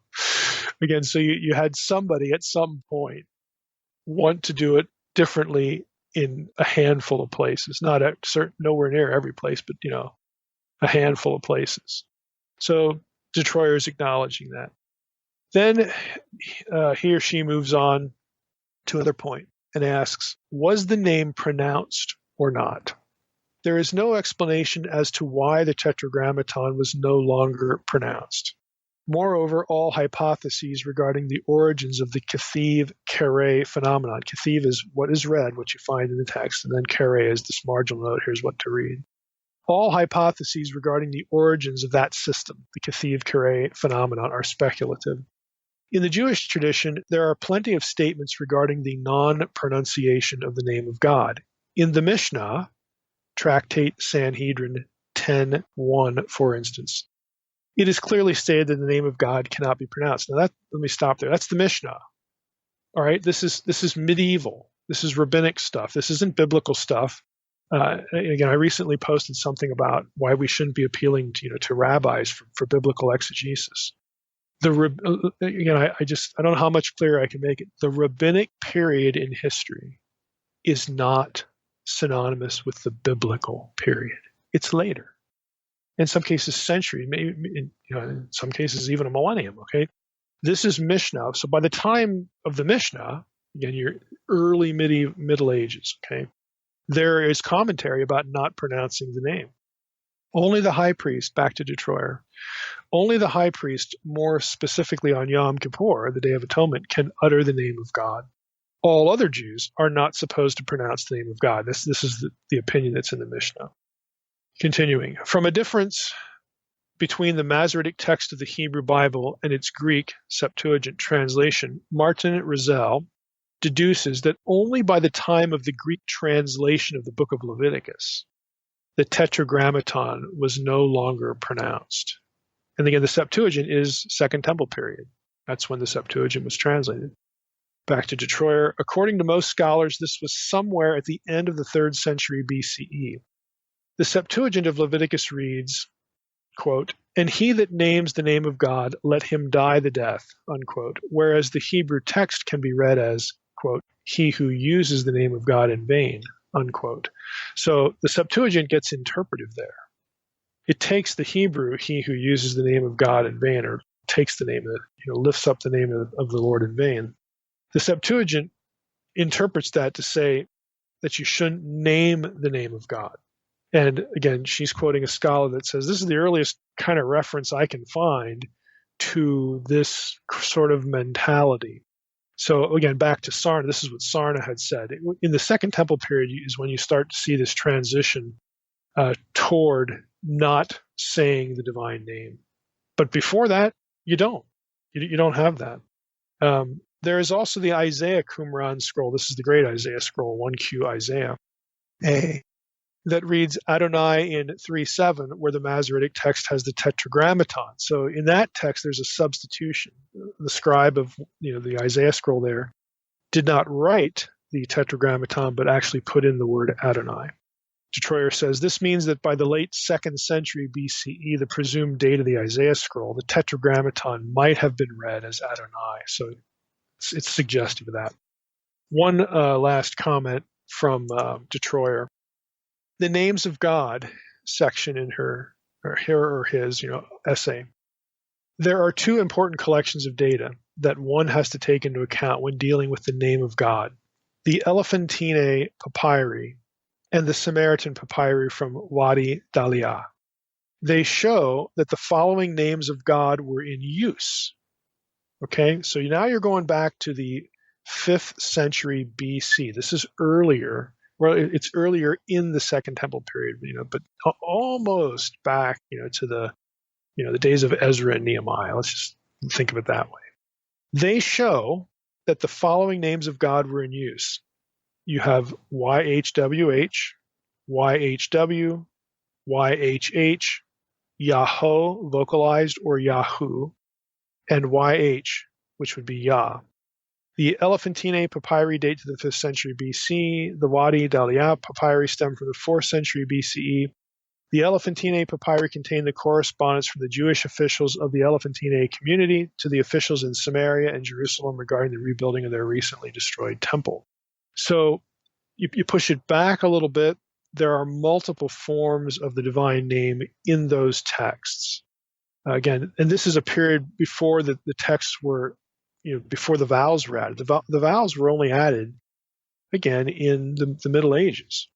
But in the Second Temple period, before the vowels were added, you have things like scribes taking the divine name out and putting in Adonai, or you have the instance that we just read where they'll do some other kind of thing in the text to make it seem, again, like they're trying not to write it or pronounce it. You only see that, the evidence for that is right around the 3rd century BCE or BC, right in the middle, so to speak, of the Second Temple period. You go a century earlier, and you have texts that not only have the 4 consonants in there, but they actually have variations. And some of the variations can only be vocalized one way, like YH, yeah. Even though they don't have vowels in them, but that's the textual situation as it is. So at least back then, there doesn't seem to be any predilection towards swapping the divine name out. But a century later, you start to see that. And, you go a little bit beyond that, and that's when, back to Sarna. Sarna says it's really in this period that you start to see this notion develop that you shouldn't pronounce the divine name. But before that, you actually can't argue that. There's actually no evidence for it. So, should we really be taking a Second Temple sort of custom, scribal custom, and presuming that when scribes sat down in the exile or earlier to write a biblical text or to edit a biblical text, that they were doing this kind of thing? Well, we really can't. We don't have any evidence for it. So, just take that for what it's worth. It's just kind of interesting. Well, let's go to verse 18. We're going to finish the chapter here. Just a few more observations. We'll be out of chapter 3 finally. Verse 18, we read this. We've had this conversation with God. This is my name, so on and so forth. You go to the leadership in Israel. Verse 18, we read, "They will listen to your voice." God says to Moses, "Look, they'll listen. They will listen to your voice, and you and the elders of Israel shall go to the king of Egypt and say to him, 'The Lord, the God of the Hebrews, has met with us, and now please let us go a 3 days journey into the wilderness that we may sacrifice to the Lord our God.'" I just want to draw attention briefly to the elders here. It's kind of an overlooked group. There are a lot of good articles on this. Elder in the Old Testament, in Interpreter's Dictionary of the Bible. Davies, G.H. Davies wrote that particular entry. He writes this: "Elders are thus represented as a constant feature of Israel's life from the days of Moses to those of Ezra, and they were as prominent under the monarchy as before it. Elders are mentioned over 41 times in the Pentateuch, and that's a lot more than you would think. Carpenter, in his commentary, adds, elders are mentioned at least 12 times in Exodus, from 3:16 to Exodus 24:14. Moses always works with or through them, never against them. But do you notice a bit of a problem here, or at least some would say this is a problem? You have back again in verse 16, go and gather the elders of Israel together. And then verse 18, God says, look, they're going to listen to you. You and the elders go to the king, blah, blah, blah, blah, blah. Some would say, well, that's anachronistic because we only get elders in Exodus 18, with Jethro. Hey, you need some help here, Moses. You need to appoint people. But it's actually not. This verse doesn't preempt or it's not misplaced before Exodus 18. Because in Exodus 18, you don't have the word elders. Moses, at Jethro's advice, appoints judges. It's a different word. Specifically, Exodus 18, 21. 22 is where you get this. So we don't have anachronistic things. There's going to be anachronistic things in Exodus, and we'll hit them when we come there. But my point is that if you come along, this sort of thing, it's not anachronistic. There's not a 1-to-1 equation between judges and elders. Okay, even though a lot of the discussion sort of assumes that. Sarna adds that the elders of verse 16 are the elders, Hebrew zekanim, who are frequently mentioned in the Exodus narratives, though little information about them is offered. I mean, as you just heard, it's more than a dozen times, even in the book itself, and over 40 times, just generally. So, what do we have here? When Moses goes to the Israelite leadership in Egypt, again, at the end of chapter 4, Exodus 4:31 is when he actually gets around to doing this. And when he meets with Pharaoh, which is Exodus 5, guess what? The elders, the leadership that's already in Egypt. Again, this has nothing to do with the appointees under Jethro after they get out, after they leave Egypt. The elders who are already there, they do what God said they would do. They believe Moses. They believe him. So God had anticipated that, and again, he had anticipated Pharaoh's resistance as well. Exodus 3:18. Again, they will listen to your voice. You and the elders of Israel go to the king of Egypt and say, "The Lord God of the Hebrews has met with us. Let us go out and sacrifice the Lord our God." Verse 19. But I know that the king of Egypt will not let you go unless compelled by a mighty hand. So I will stretch out my hand and strike Egypt with all the wonders that I will do in it after he will let you go. And I will give this people favor in the sight of the Egyptians. And when you go, you shall not go empty, but each woman shall ask of her neighbor, and any woman who lives in her house, for silver and gold jewelry, and for clothing. And you shall put them on your sons and on your daughters, so you shall plunder the Egyptians. And that's the end of Exodus 3. Exodus 3, of course, anticipates chapter 4, and, chapters 4 through 6, really. And really most of what follows, with respect to the confrontation with Pharaoh and the plagues and all that. God is going to do something new. He has come down. Again, think of that going down, coming down language. He has come down to act and fulfill his covenant and guarantees the outcome by virtue of his presence. And again, back to what Isabel said. If the whole point of using the first person is to essentially say, I am. In other words, God has decided to act now and to be with them. And he expects their response to be the same before God ever even rolls up his sleeves and gets down to business. To me, that's not only interesting, but it's kind of a compelling point. It's a good preaching point, actually, of what the name itself might convey in that particular form. So, we're set up now to get into Exodus 4 and the confrontation with Pharaoh, I think, pretty well, as far as what God expects, what God has promised, both directly and implicitly, for the rest of the story. We're going to do the first 17 verses. I'm going to leave the famous or infamous bridegroom of blood passage for next time. So let's just start by reading the 17 verses here that we'll get into, and we'll do what we usually do, just go through and make some comments on some things that are interesting. So then Moses answered, but behold, again, he's still arguing with God. Behold, they will not believe me or listen to my voice, for they will say, the Lord did not appear to you. The Lord said to him, what is that in your hand? He said, a staff. And he said, throw it on the ground. So he threw it on the ground, and it became a serpent, and Moses ran from it. But the Lord said to Moses, put out your hand and catch it by the tail. So he put out his hand and caught it, and it became a staff in his hand, that they may believe the Lord, the God of their fathers, the God of Abraham, the God of Isaac, and the God of Jacob, has appeared to you. Again the Lord said to him, put your hand inside your cloak. And he put his hand inside his cloak, and when he took it out, behold, his hand was leprous like snow. Then God said, put your hand back inside your cloak. So he put his hand back inside his cloak, and when he took it out, behold, it was restored like the rest of his flesh. If they will not believe you, God said, or listen to the first sign, then they may believe the latter sign. If they will not believe even these two signs or listen to your voice, you shall take some water from the Nile and pour it on the dry ground, and the water that you shall take from the Nile will become blood on the dry ground. But Moses said to the Lord, O my Lord, I am not eloquent, either in the past or since you have spoken to your servant, but I am slow of speech and of tongue. Then the Lord said to him, who has made man's mouth? Who makes him mute or deaf or seeing or blind? Is it not I, the Lord? Now therefore go, and I will be with your mouth and teach you what you shall speak. But he said, oh my Lord, please send someone else. I love that line. Then the anger of the Lord was kindled against Moses, and he said, is there not Aaron, your brother, the Levite? I know that he can speak well. Behold, he is coming out to meet you.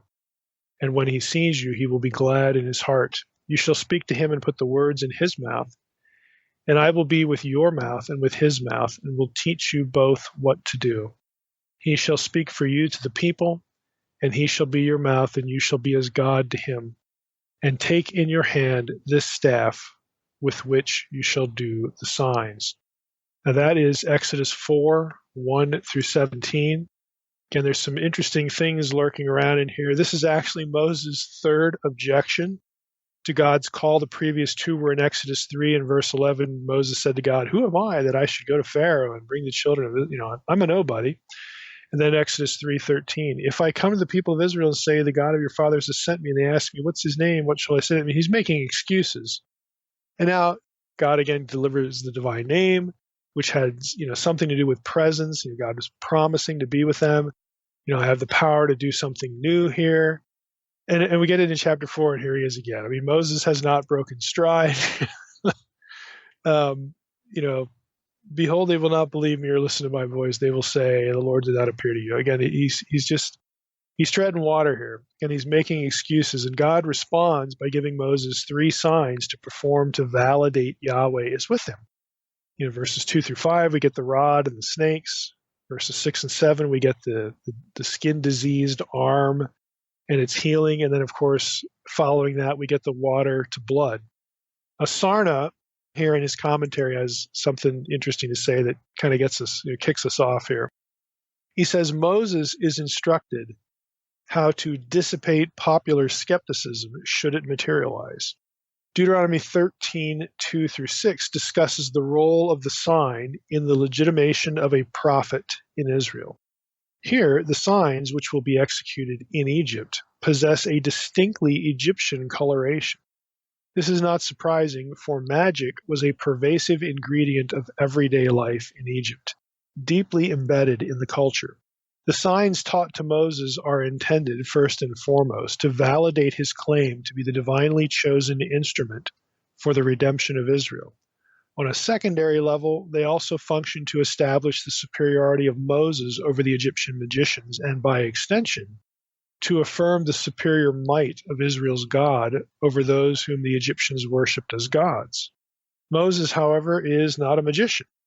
He possesses no superhuman powers and no esoteric knowledge. He is unable to initiate or perform anything except by precise instructions from God. He pronounces no spells, he observes no rituals, and employs no occult techniques. And often he does not know in advance the consequences of the actions he is told to perform. That's the end of Sarna. The last paragraph I think is really interesting because you read the stories, it's true. Moses never does any ritual. He never utters an incantation, no abracadabra, kind of stuff. He never casts a spell. Again, he has none of the techniques that Egyptian magicians and the Egyptians generally would have expected. He just says, look, I listened to my God. This is what my God said. Now let's just all watch.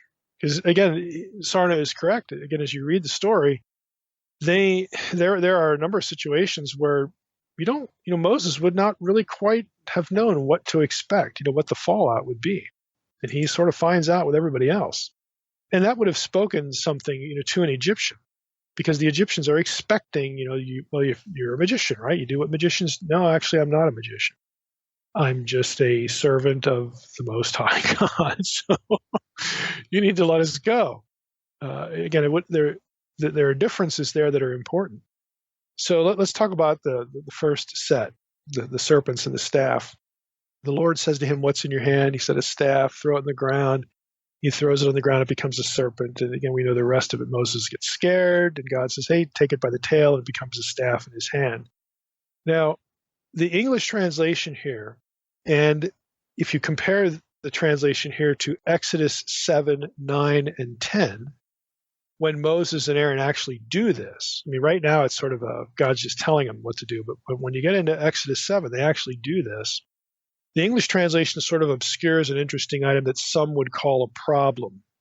Okay, I'm going to read you the way the ESV has in Exodus 7, 9 through 10, just to make the point that this isn't really very detectable in English. When Pharaoh says to you, prove yourselves by working a miracle, then you shall say to Aaron, take your staff and cast it down before Pharaoh that it may become a serpent. So Moses and Aaron went to Pharaoh, and he did just as the Lord commanded. Aaron cast down his staff before Pharaoh and his servants, and it became a serpent. You say, well, what's the difference? I'm going to read you a selection from John Currid's book. That's Currid. Currid is trained as an Egyptologist at the University of Chicago. He teaches, I can't remember where, he teaches at one of the Reformed seminaries, I think in the Midwest. Don't quote me there, but it is one of the Reformed seminaries. But he has a book called Ancient Egypt and the Old Testament. It's a 1997 title. And he writes this. I'm going to give you some sections of pages 86 through 92. So Currid writes, when Aaron was ordered by Moses to throw down his staff before Pharaoh, okay, and he's commenting specifically on Exodus 7, 9 through 10 here in this section. When Aaron was ordered to do this, it was transformed into a tanin, is the Hebrew word, tanin. One would have expected it to change into a nachash, because the first sign given to Moses in Exodus 4, 2 to 3, that he was to perform in Egypt was the turning of the staff into a nachash. Why is a different Hebrew term used in the two accounts? Let me just stop there. So back in Exodus 4, which is where we are, the Hebrew term for what the staff becomes, this snake, is nachash. But in Exodus 7, it's tanin, which elsewhere gets translated something like dragon. Okay? So Currid points this out, which you can't really see in English, and he says, well, why, what's the deal with the two different words? He continues now, many scholars argue that the alteration of terminology is due to the change in scene. They argue that tanin is a crocodile, because that word can mean dragon. They argue that tanin is a crocodile rather than a serpent, and thus more accurately reflects the Egyptian environment. Umberto Cassuto, famous Jewish commentator, comments, quote, instead of the serpent most appropriate to the desert, in which form the sign was transmitted to Moses, comes here the dragon or crocodile most appropriate to the Egyptian milieu, unquote. Currid says, supporting that position is the fact that the biblical authors often use the word tanin of large reptiles that were more formidable than the simple nachash, and he cites a few passages. Other scholars argue that the variation in terms is just a matter of poetic license. Now, Currid, here's where he's at. He says, it is doubtful that the Exodus writer meant anything more than that the rods of Aaron and the magicians turned into large snakes. So he says it's not a crocodile, it's snakes. In the first place, tanin and nachash appear to be used interchangeably in the early chapters of Exodus. Thus, shortly after the serpent contest, God commands Moses, quote, go to Pharaoh in the morning as he is going out to the water, and station yourself to meet him on the bank of the Nile. And you shall take in your hand the staff that was turned into a nachash, into a serpent. And I'll just stop there. In other words, the tanin word is not used there right at the Nile, which you would think if it's a crocodile, that's the word they would use. But he's referring back to the incident in chapter 7 where tanin was used, but here, later on in verse 15, Exodus 7:15, same chapter, a few verses later, what was in front of Pharaoh, what Pharaoh and his magicians are confronted with was not a tanin, it was a nachash. So the terms get interchanged. Back to Currid. He says, clearly the writer is referring here to the immediately preceding story where the term tanin is employed.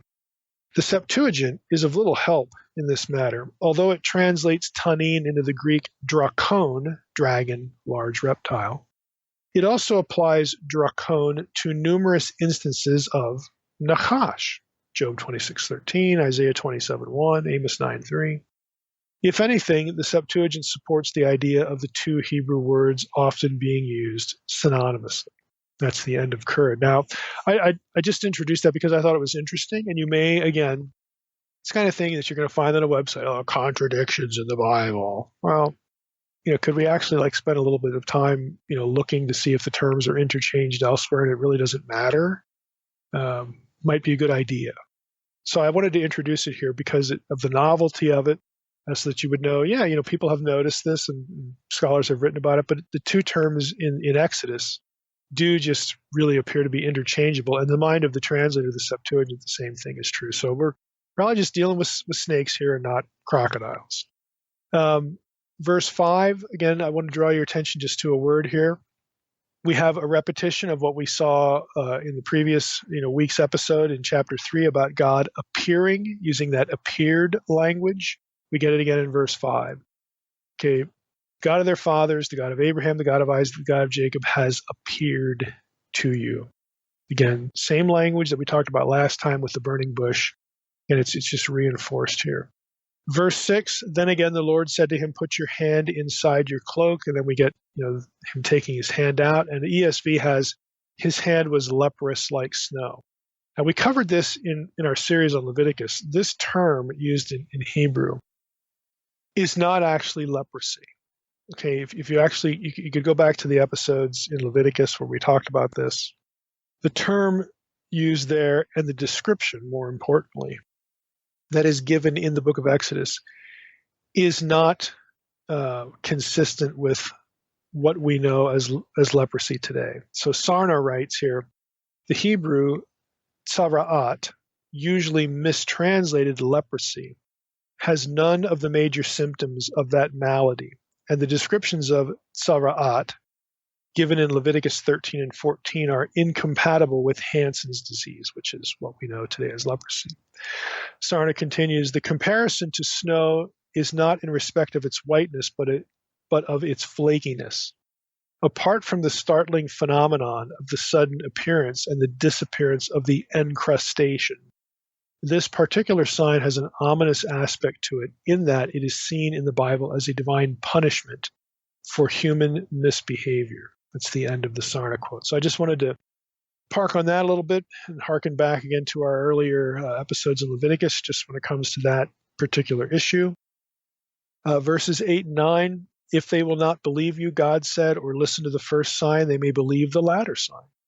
If they will not believe even these two signs or listen to your voice, you shall take some water from the Nile and pour it on the dry ground. The water that you shall take from the Nile will become blood on the dry ground. So this sign, the Nile turning into blood, turns out to be used for the first plague, as the actual story unfolds. It seems significant that at the continued resistance to, the signs that Moses is giving, Moses runs out of signs. He's got his staff there, with the changing it into a serpent. He can stick his hand in his cloak. But if Pharaoh doesn't believe those two, he's kind of out of ammunition as far as objects or parts of himself that can demonstrate anything. So at this point, essentially, with the third sign here, the water turning into blood, God has to take over. And I think that might be the point.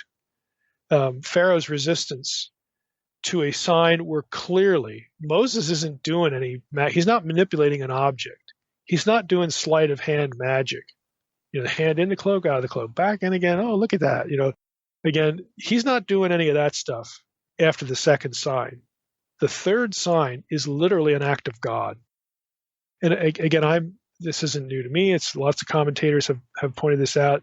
It seems like Pharaoh's resistance sort of brings God forward center stage and says, okay, here we go. We're going to watch. I'm going to turn the water of the Nile, which was like super significant because that's the lifeblood of Egypt, pun intended. I'm going to turn it to blood. It's going to pollute the land. This is an act of God. And so this actually launches the series of what will become known as the 10 plagues. It's a transition point. Pharaoh's resistance to what Moses is doing turns out to be like the last straw. And then God says, okay, I'm going to take over from here. And the confrontation, when God enters the picture, as it were, when it's an undeniable act of God, the confrontation therefore shifts to not Moses versus Pharaoh or Moses versus Pharaoh's magicians. Now it's God versus Pharaoh, who is the living Horus in Egyptian thinking. Pharaoh was considered the incarnation of a deity. In Egyptian theology, the Pharaoh was thought to be the living incarnation of Horus, the son of Ra. And, as soon as the Pharaoh dies, his son, the next in line, becomes the new Horus. This was the thinking. The first name of Pharaoh's fivefold titulary. In Egypt, the Pharaoh had 5 names, and they represented different things, different aspects of either his rule or his nature or something. He had a fivefold name, fivefold titulary. And the first of those was his Horus name. Now, Hoffmeyer has a Bible review article on Son of God language in the Old Testament, how that compares, how that maps over to Egyptian thinking. And Hoffmeyer teaches at Wheaton. He's an Egyptologist by training. He points out in his article, quote, during the Old Kingdom, which is 2700 to 2200 BC, the epithet, one of the epithets, attributed to Pharaoh was the Necher Aa, the great god. This epithet was applied to the king, only to be replaced by the less exalted Necher Nefer, the good god, in subsequent periods. Additionally, the pharaoh could be called the image, Tut, it's TWT in Egyptian, the Tut, the image of a deity. For example, Tutankhamun, Tutankhamun, literally means the living image of Amun. It's the end of Hoffmeyer. So the evidence is very clear that the Egyptians believed that the pharaoh was the incarnation of Horus, of a deity, and they would refer to the pharaoh as the great god. So when God says, "Okay, I'll take over from here," and starts pounding Pharaoh and pounding the nation, that speaks volumes. And again, Pharaoh's heart is going to harden. He's not surrendering the title, okay, anytime soon. He knows what's at stake in terms of his own reputation. Pharaoh is supposed to be the regulator of the divine order, and the divine order says that the Nile floods at the same time every year and gives the land life-giving soil on either side of the Nile, the Black Land. That's what Egypt called itself, the Black Land, the Kemet. Okay, the Black Land where things grow. This is miles, of arable land out there in the middle of the desert. The gods keep Egypt alive. This is why Egypt is great, because of the Nile. And God says, "Pardon me, I'm going to turn that to blood for a while. We'll see how that goes." So again, it's a shift in the confrontation and how it would have been read and parsed by Egyptians in light of their own theology. And we go down to verse 10. Again, yet another objection of Moses. Again, before the showdown actually happens. His fourth objection. Moses said to the Lord, "Oh, my Lord, I'm not eloquent. Either in the past or since you have spoken to your servant," which I take as a generic reference to his servants. Or, again, you could say there's a little bit of space here between this conversation and the burning bush. Could be, but it could be generic as well. He said, I can't talk well. I'm slow of speech and of tongue. And it is true that you can look at those Hebrew terms there, and it could be that Moses was a stutterer. I mean, that's certainly possible. It's not terribly important, because even if he's not, he's making another excuse. I can't do it. Just can't do it. And of course, God says, "Well, who makes a man's mouth? Who makes him mute or deaf or seeing or blind? Isn't it I? Get off your butt and go. I'll be with your mouth. I'll teach you what you should speak." But again, Moses isn't having any of it. So this is the fourth objection. And God has been patient, to say the least, up to this point. He has answered Moses' objections with, "I'll give you signs. You do this. I'll step in, with the water turned to blood. Once you get into Egypt, I'll help you with what you say." I mean, I'm present.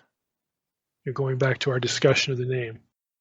And Moses just is resistant. So by the time you get to verse 14, 13 and 14, God is angry. But Moses said, "Oh, my Lord, please send someone else." Now he doesn't even bother making an excuse. He just, "I don't want to go." It's pretty simple. Pretty simple. You've handled my objections and my excuses. Let's just get down to it. I don't want to go. I'm either scared or I got some other, I don't want to go. Please send someone else. Then the anger of the Lord was kindled against Moses. he still doesn't just fry Moses on the spot, which you almost see like that would be the outcome. And he says, look, is there not Aaron, your brother, the Levite? I know that he can speak well. He doesn't have your problem. He doesn't stutter. Okay. Behold, he is coming out to meet you. And when he sees you, he will be glad in his heart. So God, again, has already anticipated this. God has already tapped Aaron on the shoulder, get out to the desert. Moses is out there. You need to go see him. You shall speak to him, God says. You shall speak to Aaron and put the words in his mouth. You tell Aaron what to say. I'll tell you what to say. You tell Aaron what to say. I'll be with you both. Like I am giving you the words, you're going to give him the words. You'll be to him like I am to you. That's why God says you will be, as Elohim, to him. You're going to play my role. The role I'm playing in relationship to you, you're going to play in relationship to Aaron. This is how we'll work it. He's on his way. Now, this is going to become significant later on when we get to, in the next episode, the bridegroom of blood, because Moses apparently just takes off. He doesn't even wait for Aaron. They never have the conversation, and God gets real angry. He's about to kill Moses. And that's not the only reason as well that God is really, really angry with him. We'll see that next time. But this is part of it. He doesn't even wait. I mean, he really doesn't want to go. It's pretty evident. Now, what I want to focus on here, though, for this episode is it is at this point that we have to go back and revisit something that we talked about in our earlier Hebrews series. This is when you get Aaron enter the picture. And once Aaron is in the picture, this is the beginning point of Aaron's role as intercessor for Moses to compensate for Moses' weakness. And, honestly, I think there's a bit of a punishment in here as well. Aaron is going to be part of the picture now, and he's going to have an intercessory role in the place of Moses between, for Pharaoh and also between the people in some instances, and specifically things like the Day of Atonement, ritual. Where only Aaron, only the high priest was allowed to go in, to the Holy of Holies. Moses didn't get to do that. It's at this point where that starts. Aaron becomes part of the picture, and it is a concession to Moses' unbelief, his resistance. And we talked about this in our series in the book of Hebrews, because back then we spent a lot of time talking about Melchizedek. You shall be a high priest after the order of Melchizedek, this language about Jesus. And we asked the question back in our Hebrews episodes, well, what in the world is going on here? I thought Israel had a high priesthood. It was Aaron. Why does the writer of Hebrews go back to Melchizedek, of course, who was the time of Abraham, predates Aaron? And we spent a lot of time talking about Melchizedek and his priesthood. And part of our discussion was the notion, again, in scholarship, again, this isn't unique to Mike. Mike's not making this up. You'll see this discussion in a number of places where the whole presence, the whole piece in Israelite thinking, in Israel as a nation, in the worship of Israel, the whole element of the Aaronic priesthood arose out of this conversation. In other words, it was not God's original intention. It was a concession to Moses. It was God being kind. God could have very well said, okay, we're done here, fried, or just go home. You're done. I'll go get somebody else. He doesn't do that. He gives Moses an out. Okay, there's a concession here. He's merciful. But this is where the Aaronic priesthood starts. It was not part of God's original plan. And we talked again about how that fits in with kingship and Melchizedek, who's the king of Salem, Salem, Jerusalem, how that became the model for the Messiah. You can go back to episode 167 and listen to that. I'm just going to, sort of, pick out a few summary statements here, again, from that material. But this is it's an issue for biblical theology. It helps to understand the Aaronic priesthood as being a concession. It helps to parse what's going on with Melchizedek and just generally what the template was supposed to be, and why in the perfect servant, the one who doesn't make excuses, the Messiah, Jesus, why both of these things, the kingship, the leadership, the rulership, the political leadership of the nation is blended with the priestly relationship, why it's blended into one person. That was the typical pattern. That was the intended pattern. Because up until this point, and again, this is just a general comment, and I'll get into few more specifics here. But up until this point, God is working through single individuals, not pairs. Okay, he's not doing Batman and Robin. There is no Robin. He's not working with his people as a group through pairs, through teams or duos. There's single leadership. This is the point of transition. And this is a departure from the heretofore normal template of doing things. So the original kingship of Jerusalem, think about it a little more broadly here, and I'll draw some material in from our earlier episode 167 when we were talking about Melchizedek. The original kingship of Jerusalem didn't go back to David. It goes back to Melchizedek. Again, Melchizedek was the model. He was the king of Salem. Jerusalem, get it? Okay, there's this connection here. He was the prototype. The original kingship of Jerusalem also entailed a priestly role. Melchizedek was also a priest of the Most High God. The priestly role would not be inherited by the sons of Aaron when it came to the Messiah. Okay, it would be inherited by the descendants of Abraham.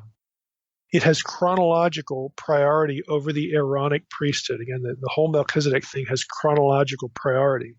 So the Aaronic priesthood, when that comes into view, it splits the role. It gives Israel two leaders instead of one. The political leader was Moses, the priestly leader was Aaron.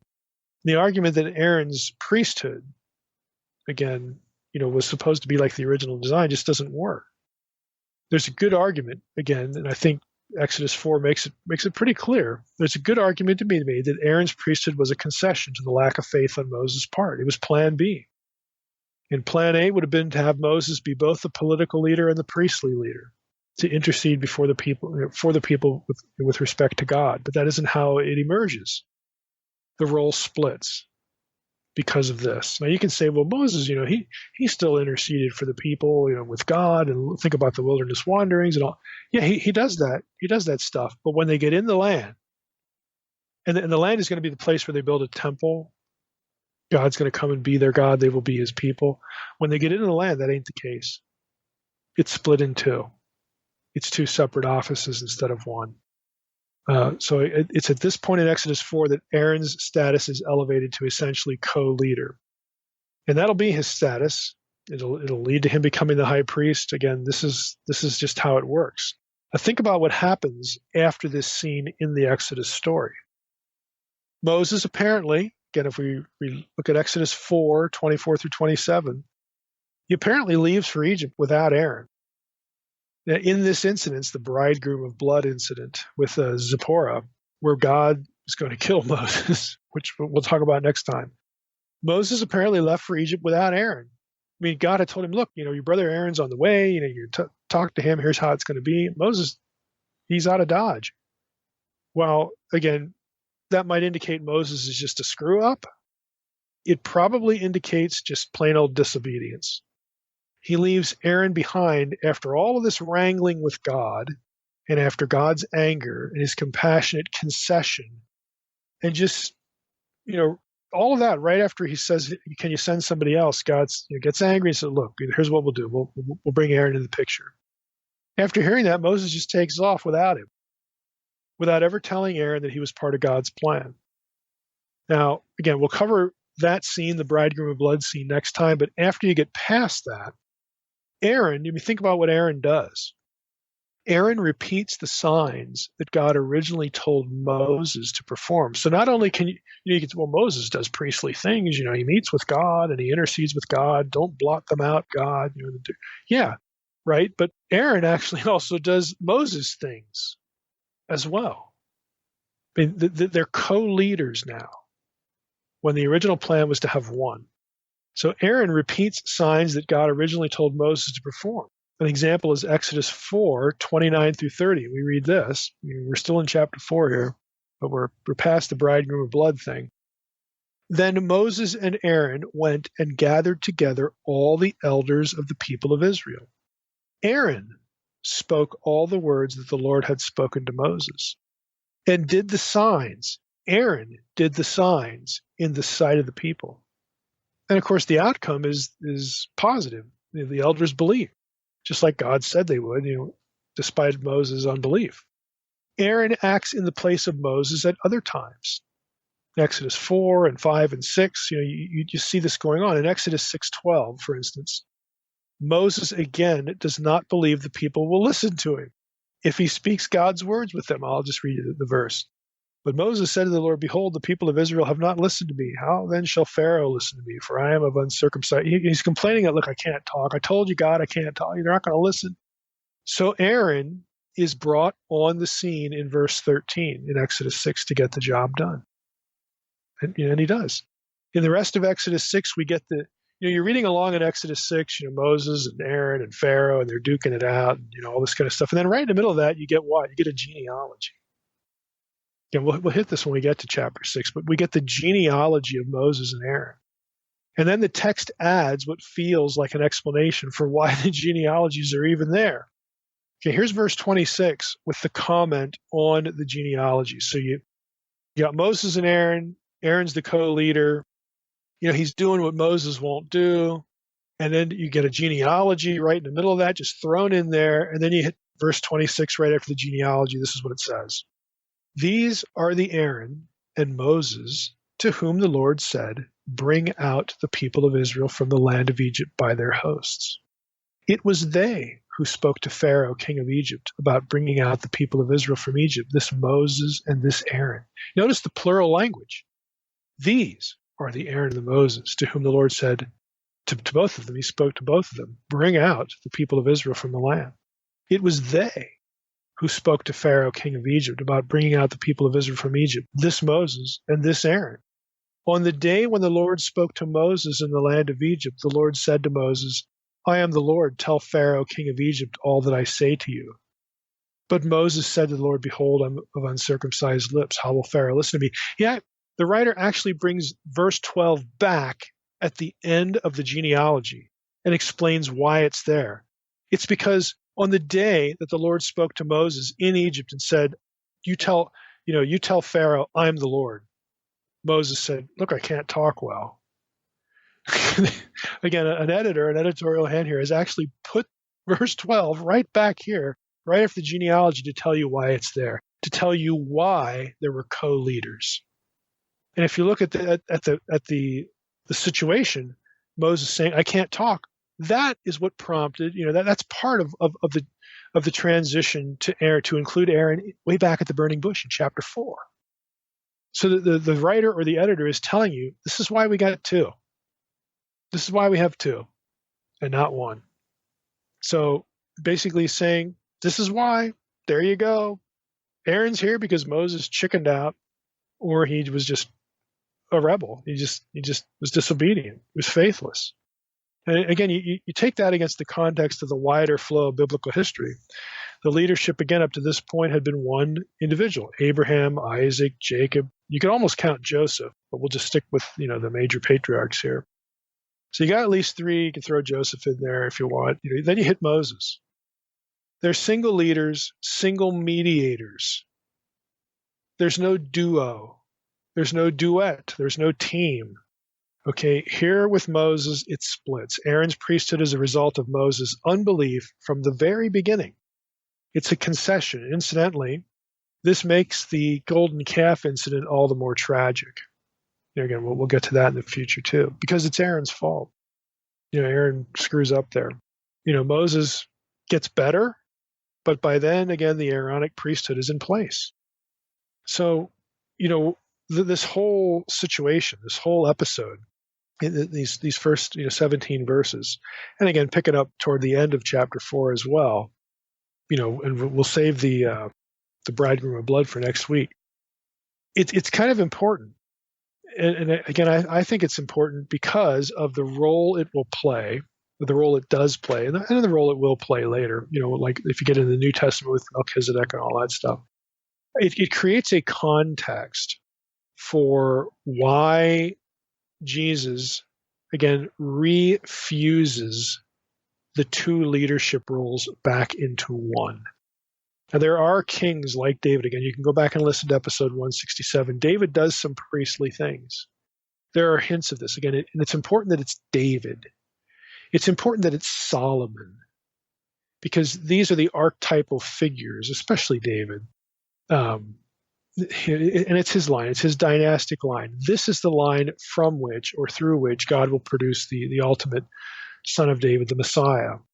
And when we get that in the New Testament, the two things are brought back together. We get back to God's original ideal of one person who is both the political, military, deliverer and the mediator between God and men.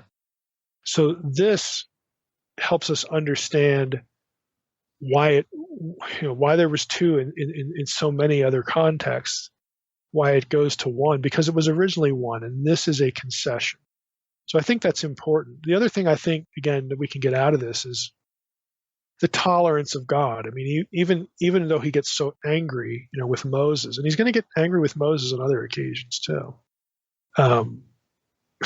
He doesn't allow Moses' obstinacy to thwart what he wants Moses to do. Now, that's not the case with everybody. Sometimes God just does say goodbye, so long, that kind of thing, and he moves to another. He does that with the kings, of Israel, the monarchy, the whole bit. He doesn't do it here, which again I think is significant. But it's really interesting, and we'll end with this. What's really interesting is when you actually read through the story, you get Aaron not only speaking for Moses, but actually doing things that Moses was supposed to do. And you get this weird, let's throw in a genealogy here so that our later readers know who we're talking about. It was these two guys. These two guys are who you think they are. It was the same Moses and Aaron that did, and the reason why we had two is because Moses just quit. He chickened out. He didn't want to do it. And so God had to bring Aaron back into the picture. I think there are wider implications here as well for, people who are sort of hung up on maybe priestly stuff as being, somehow we need to connect, priestly stuff to Jesus so that we do Jesus or worship Jesus right, or that we're disciples like Jesus. We got to throw in this Levitical stuff. Actually, that wasn't the ideal. It really wasn't. So we should really check ourselves and not make it the ideal right now. Again, there's that's contrary to, again, the patterning here, that goes from 1 to 2 back to 1. It's contrary to that, and really, ultimately, it's just completely unnecessary. Just again, so that we're familiar with where we're at, I'm going to read the whole thing, the whole section. So starting in verse 18. We read, Moses went back to Jethro, his father-in-law, and said to him. Now, this is right after the burning bush story, or at least ostensibly. So Moses went back to Jethro, his father-in-law, and said to him, please let me go back to my brothers in Egypt to see whether they are still alive. And Jethro said to Moses, go in peace. And the Lord said to Moses in Midian, go back to Egypt, for all the men who were seeking your life are dead. So Moses took his wife and his sons and had them ride on a donkey and went back to the land of Egypt. And Moses took the staff of God in his hand. And the Lord said to Moses, when you go back to Egypt, see that you do before Pharaoh all the miracles that I have put in your power. But I will harden his heart so that he will not let the people go. Then you shall say to Pharaoh, thus says the Lord, Israel is my firstborn son. And I say to you, let my son go that he may serve me. If you refuse to let him go, behold, I will kill your firstborn son. Verse 24, this is, again, these next few verses are going to be our focus. At a lodging place on the way, the Lord met him and sought to put him to death. Then Zipporah took a flint and cut off her son's foreskin and touched Moses' feet with it, and said, surely you are a bridegroom of blood to me. So he let him alone. It was then that she said, a bridegroom of blood, because of the circumcision. Back to verse 27. Then the Lord said to Aaron, go into the wilderness to meet Moses. So he went and met him at the mountain of God, and kissed him. And Moses told Aaron all the words of the Lord with which he had sent him to speak, and all the signs that he had commanded him to do. Then Moses and Aaron went and gathered all the elders of the people of Israel. Aaron spoke all the words that the Lord had spoken to Moses and did the signs in the sight of the people. And the people believed. And when they heard that the Lord had visited the people of Israel and that he had seen their affliction, they bowed their heads and worshipped. That's the end of the section and the end of the chapter. Now you can already tell that this is kind of a chronological mess. You get the burning bush incident, and on the tail end of that, when Moses is basically saying, please find someone else to do this, and God gets angry at him, like we talked about last time. We've had a series of objections, and then Moses, if God gives him answers to all the objections, then Moses just flatly said, well, I don't want to go.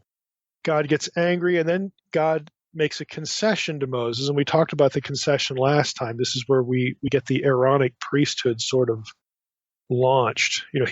God brings Aaron into the picture as a concession to Moses. And God actually says, back in verse 14, is there not Aaron, your brother, the Levite? I know that he can speak well. Behold, he's coming out to meet you.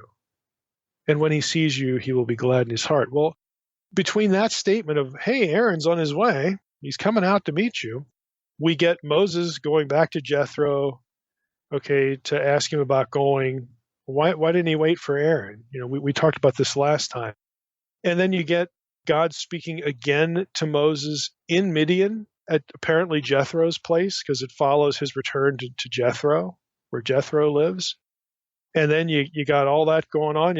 Then Moses takes off, and then we get the bridegroom of blood incident where God wants to kill Moses, apparently. And then after that, then we're back to Aaron. Then God says in verse 27, Lord said to Aaron, go to the wilderness and meet Moses. Well, I thought he already told Aaron to do that. And then they actually meet up, and then they wind up and eat. So chronologically, this is just a mess. And that's part of the problem. And, even if we took out verses 24 through 26, we just, cut them out, we did a Thomas Jefferson or something, you still have a chronological problem because, hey, I thought back in verse 14, God had already tapped Aaron on the shoulder, and here in verse 27, he's doing it again. Well, what in the world's going on here? So we've got a chronological problem, to say the least. We've got the intrusion of this really bizarre episode, the bridegroom of blood. And so the issue is, what in the world, do we do with this stuff? Now, I would suggest, again, there are, broadly speaking, two ways to read verses 18 through 31. And I alluded to the first of these in the last episode.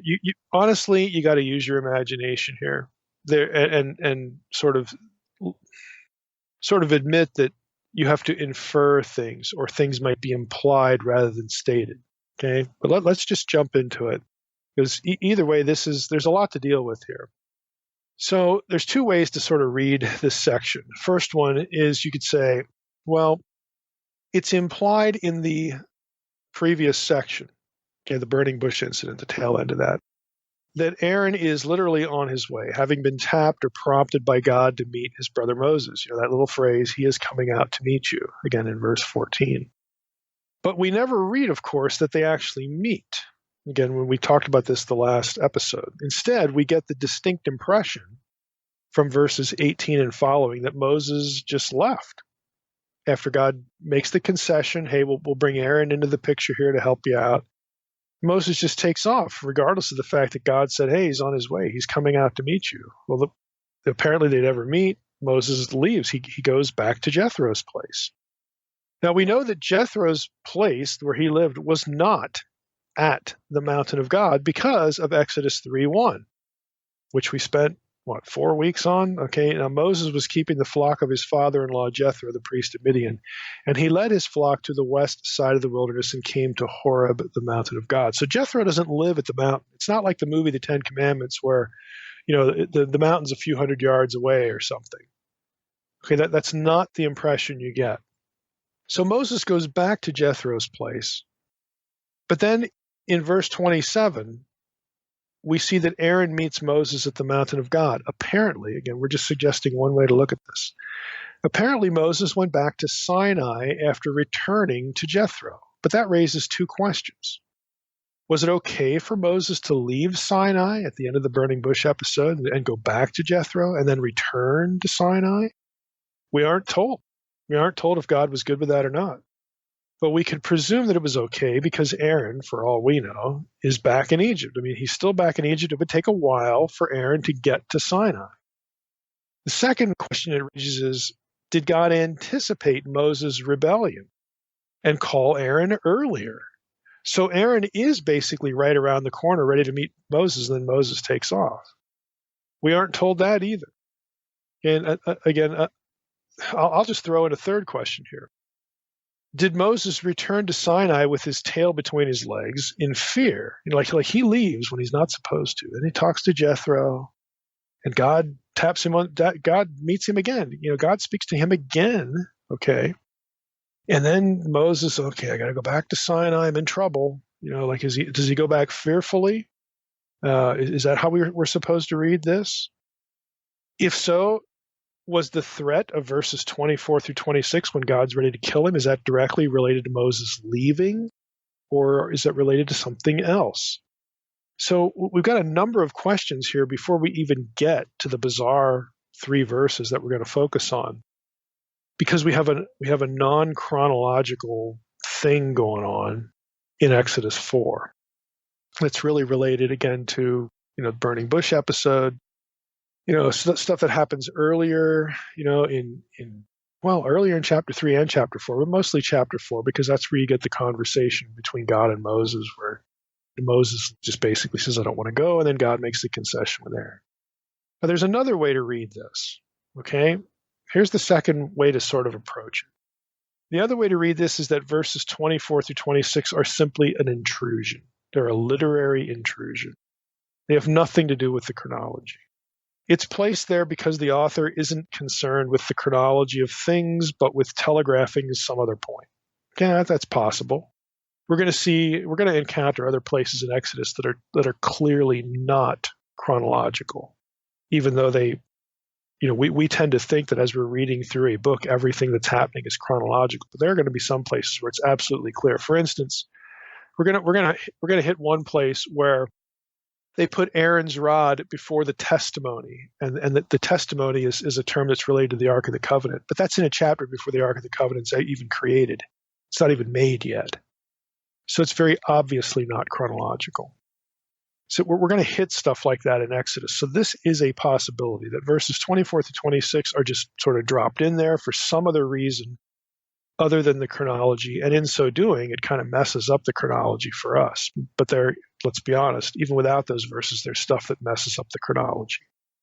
Now, if this is the case, that verses 24 through 26 are just sort of dropped in there, that would mean that the meaning of verses 27 through 31 could actually follow verse 17.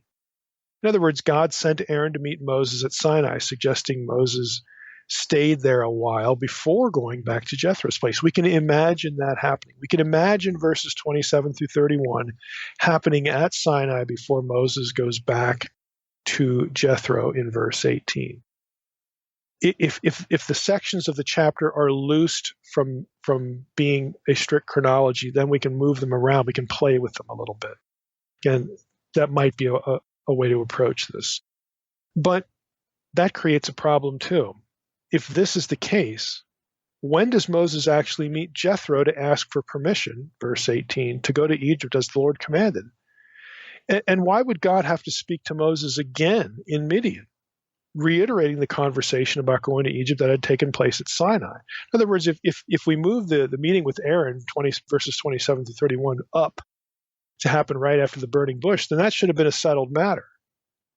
And then maybe that looks good preceding verse 18, but when you get into verse 18, the conversation that happens there that messes with our mind too. That just doesn't seem to work either. Again, we just got a lot of problems here. There's a lot that, again, you have to sort of imagine and infer. And I'm going to do that as we proceed. I'm going to basically say how I would approach this. But on the surface, this is not a simple section. You might think it's a simple section. You might think the only thing that really needs any thought here are verses 24 through 26, the bridegroom of blood weirdness.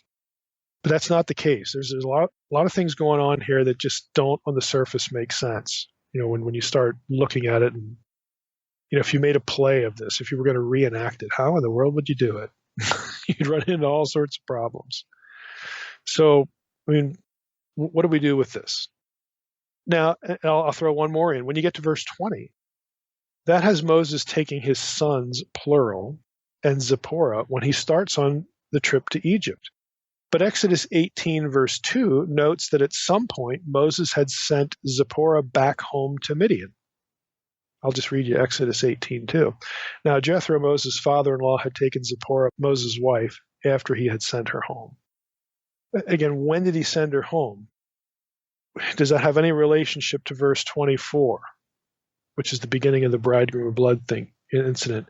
Would that suggest that the bridegroom of blood incident occurs on the way to Egypt, and then on the way, Zipporah and at least one son are in the scene, but then maybe they get sent back later. Do they ever actually get to Egypt? Again, we don't know.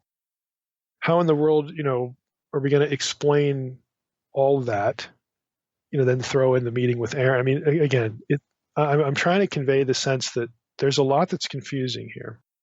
The chronology of events is really convoluted and problematic. It's hard to know if the parts of chapter 4 intend to give us any chronology or not.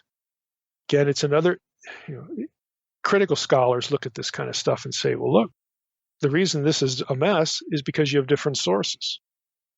You have different source accounts that were stitched together by an editor. The whole JEDB thing, it's editing on steroids, okay?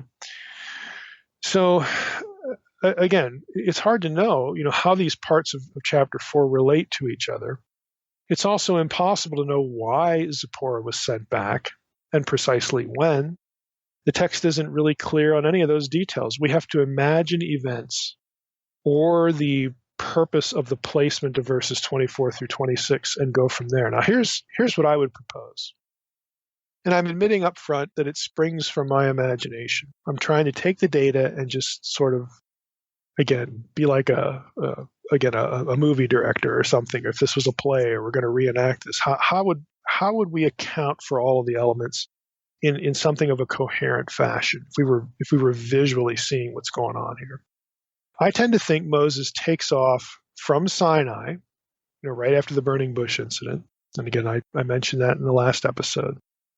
Whether God was happy with that or not, we can't necessarily know. Okay, again, I could see it going either way. I tend to think Moses takes off from Sinai. He could have waited, but he doesn't.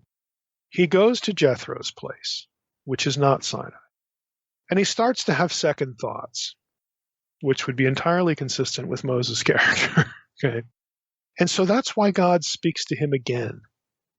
God actually speaks to him again.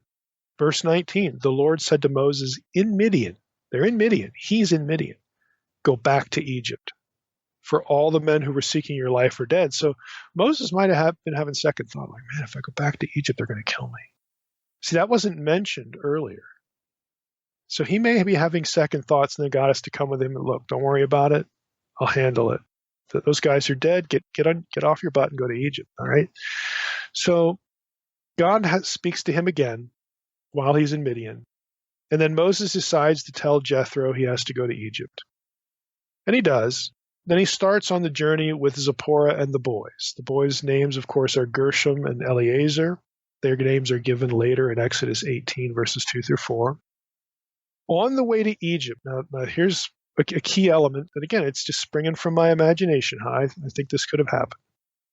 On the way to Egypt, he passes by or near Sinai. Now, this is possible if Sinai is to the west of Midian, where Exodus 3:1 says it is. In other words, Moses has to journey around the north tip of the Gulf of Aqaba. He's got to go a little bit north and west, or maybe directly west, because we don't know where Jethro lived in Midian. We don't know what part of Midian. But in any way, Sinai, if it's west of Midian, would be on the way to going back to Egypt. So on the way to Egypt, Moses passes by, he stops at Sinai. Maybe he says, hey, we're going to Egypt, but first I have to meet Aaron at Sinai. And this is when the meeting, the episode of verses 27 through 31 occurs. God having called Aaron, tapped Aaron, weeks, months, we don't know, ago, because Aaron's in Egypt and he's got to make the trip too, the other direction. So it's at this point that Moses and Aaron meet, and they have the conversation they have in verses 27 through 31. And then together they head to Egypt. Now, God may not be happy. We could say that maybe, God thinks Moses should have stayed and waited for Aaron to, despite telling him this, Aaron was the solution, Moses loses heart, or the thought of the guys in Egypt trying to kill him surface in his mind. He has second thoughts. God has to speak to him again. All that's still up in the air, but at least we have a way to make sense of where Moses is and where he goes, his movements.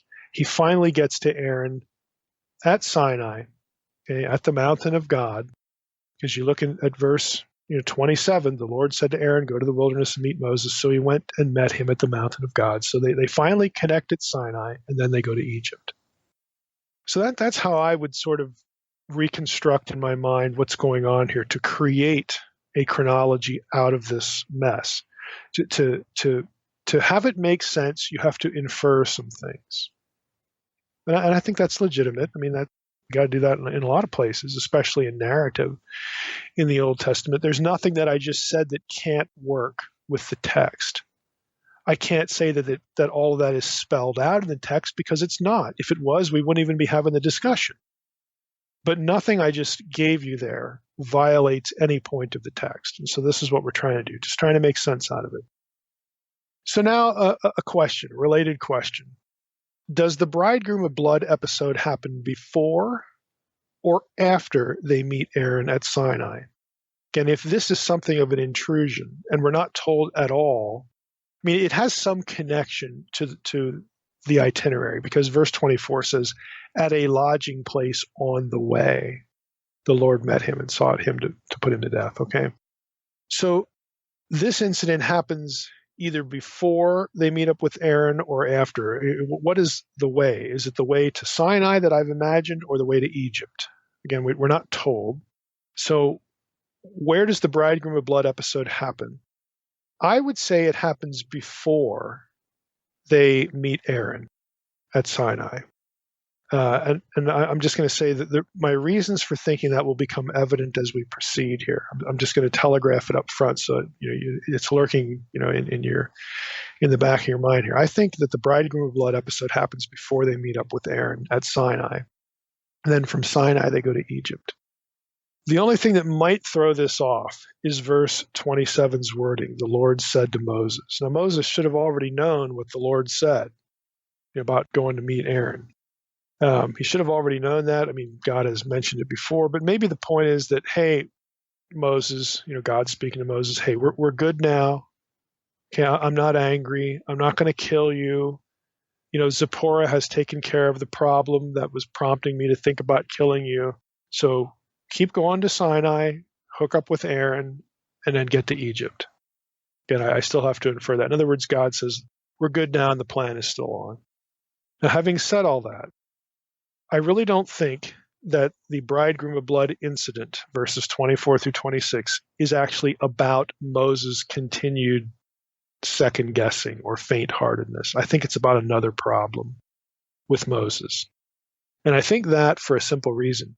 Whatever the problem is, it's taken care of by a circumcision. That would really have nothing to do with Moses leaving Sinai or needing a pep talk from God. A circumcision doesn't fix those things. There's something going on in verses 24 through 26 that is an altogether different problem involving Moses. And that problem is taken care of by Zipporah's quick action in circumcising, performing the circumcision. Now let's look at verses 24 through 26 for the rest of our episode. Zero in on the bridegroom of blood stuff. I'm going to read the verses again.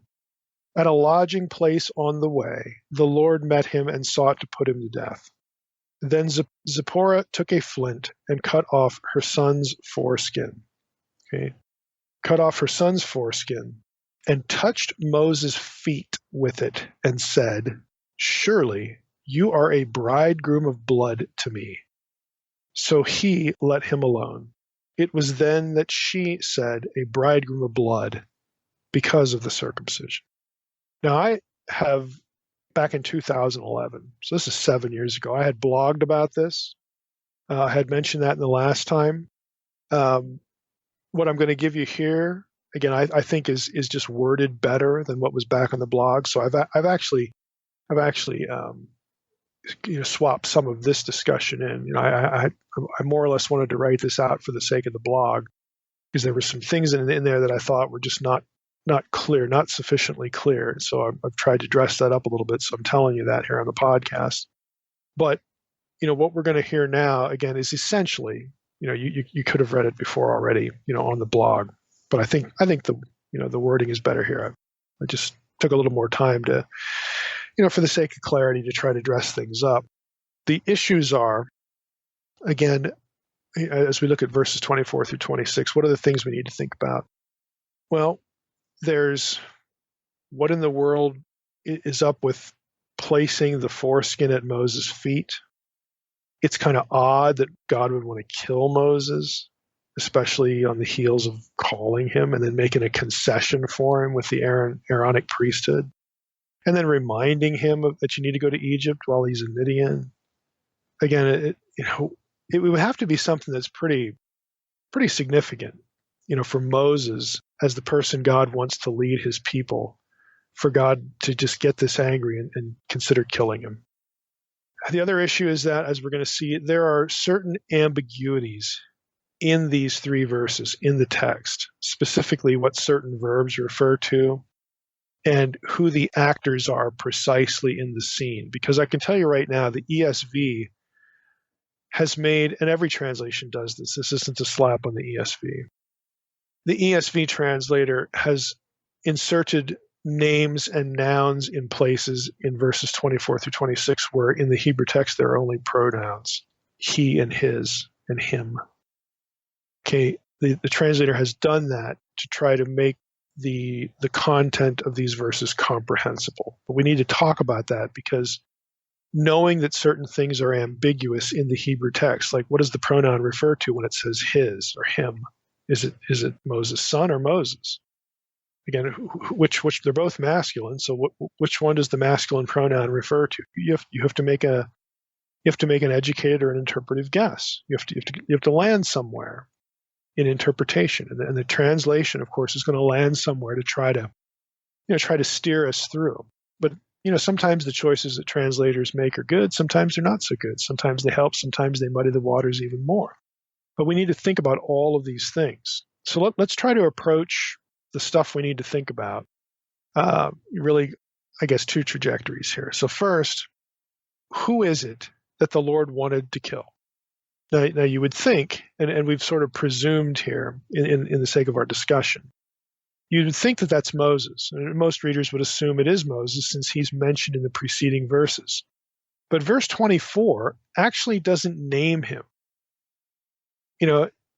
We see here, at a lodging place on the way, the Lord met him and sought to put him to death. We don't get the Lord met Moses. We get the Lord met him.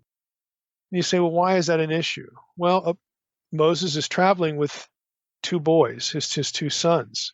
Could it be that Moses or God wanted to put one of them to death? Would that make more sense? Because he just called Moses. Why does he want to kill him off now? I mean, you actually have this discussion going on. And since it's one of the boys' foreskins that is removed through circumcision, in other words, since the solution of the episode is the circumcision of one of the boys, maybe it's one of the boys that God wants to kill because he's uncircumcised. Okay? So, who exactly are we talking about? Who's under threat? The other, again, trajectory is, what does it mean for Zipporah to touch Moses' feet with the foreskin? Now, there are two other factors, again, that are going to be part of this discussion as we try to take things in order. Again, Zipporah knows what to do. She's familiar with circumcision, obviously. She knows that it should be done, and she knows how to do it. She knows how it's done. So that is going to become a factor in interpretation as well. So we've got ambiguities in there. We've got some things we can assume about Zipporah, who is a Midianite woman. Again, and think of the Kenites. The Kenites should be familiar with the worship of Yahweh. And part of the worship of Yahweh, whether they're the the quote unquote forgotten or lesser line, the non-elect line from Abraham, they still know about circumcision. Okay, so there's something going on there. Zipporah knows it's important. She knows what to do. She knows how to solve the problem. She knows what the problem is, and she takes care of business. And the way she takes care of business is circumcising her son. So we've got that much. Is the son the one under the threat? What about this touching the feet thing? Again, that's what we've, as we proceed, those are the questions we need to answer. So let's take things in order. With whom was God angry and why? Now, I would say it seems best to conclude that God is angry with Moses and not his son Gershom. Since Moses is the major character in the wider context, and Gershom is known only from Exodus 2:22 at this point, he has nothing to do with the story. And so despite the fact that it's the circumcision of the child that fixes the problem, or is it? Okay, or is it? Is God's anger pacified just by circumcising the boy, or is more needed? Yeah, we'll get back to that point. But if there's more needed, then it's not. We can't necessarily conclude that just because the boy is circumcised that he's the problem. So I think that Moses is the one under threat here. That just makes more sense. Scholars have noted that Moses is the center of Yahweh's attention everywhere else in the story, even in the digressions about Aaron. It's still really about Moses and how to deal with his resistance, his unbelief, his uncertainty. His really in some, I think you could call it rebellion in some sense as well. So that much seems clear. I mean, it's a better option. But of course, that the question of why God is angry with him is still on the table. So I would say the answer to that question has to be inferred from two considerations. One, the Israelites born in Egypt had been circumcised, okay, although this might still be a problem.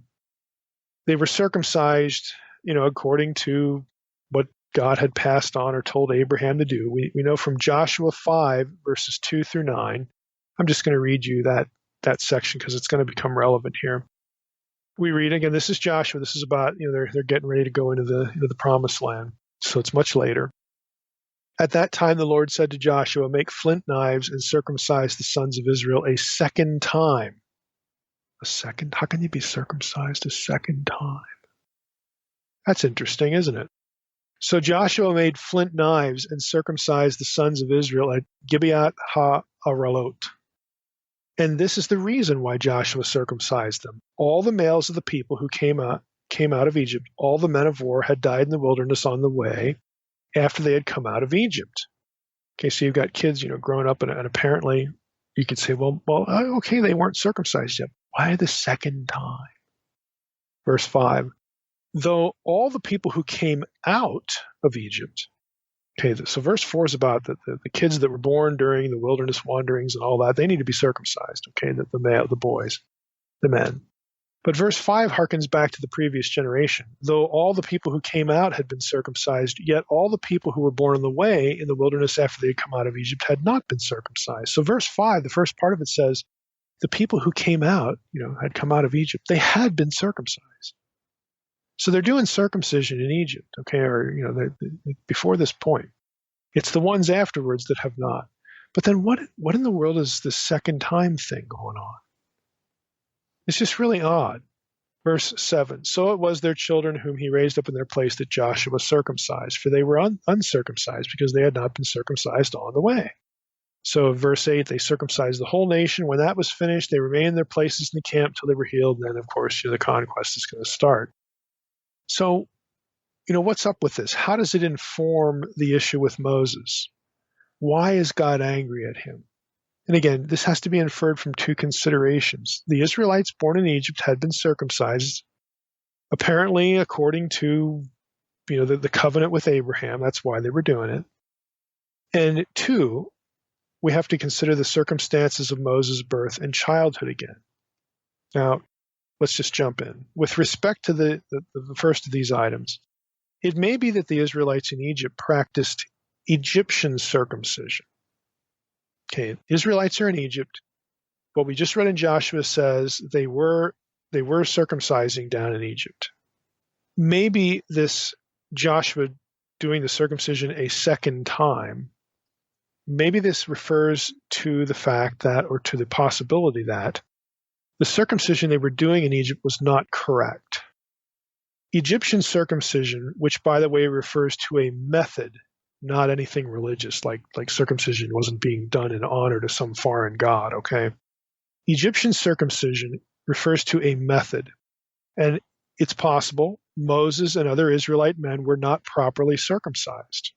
The second time in Joshua 5:2 might be an indication of this, that, yep, they were, but we got to do it again because it wasn't done right. Having fled from Egypt, God may have expected Moses to correct this before returning to Egypt. Because Moses is the representative now of Israel. He is the leader of Israel, whether he wants to be or not, he is. Aaron's going to again take up the slack, obviously.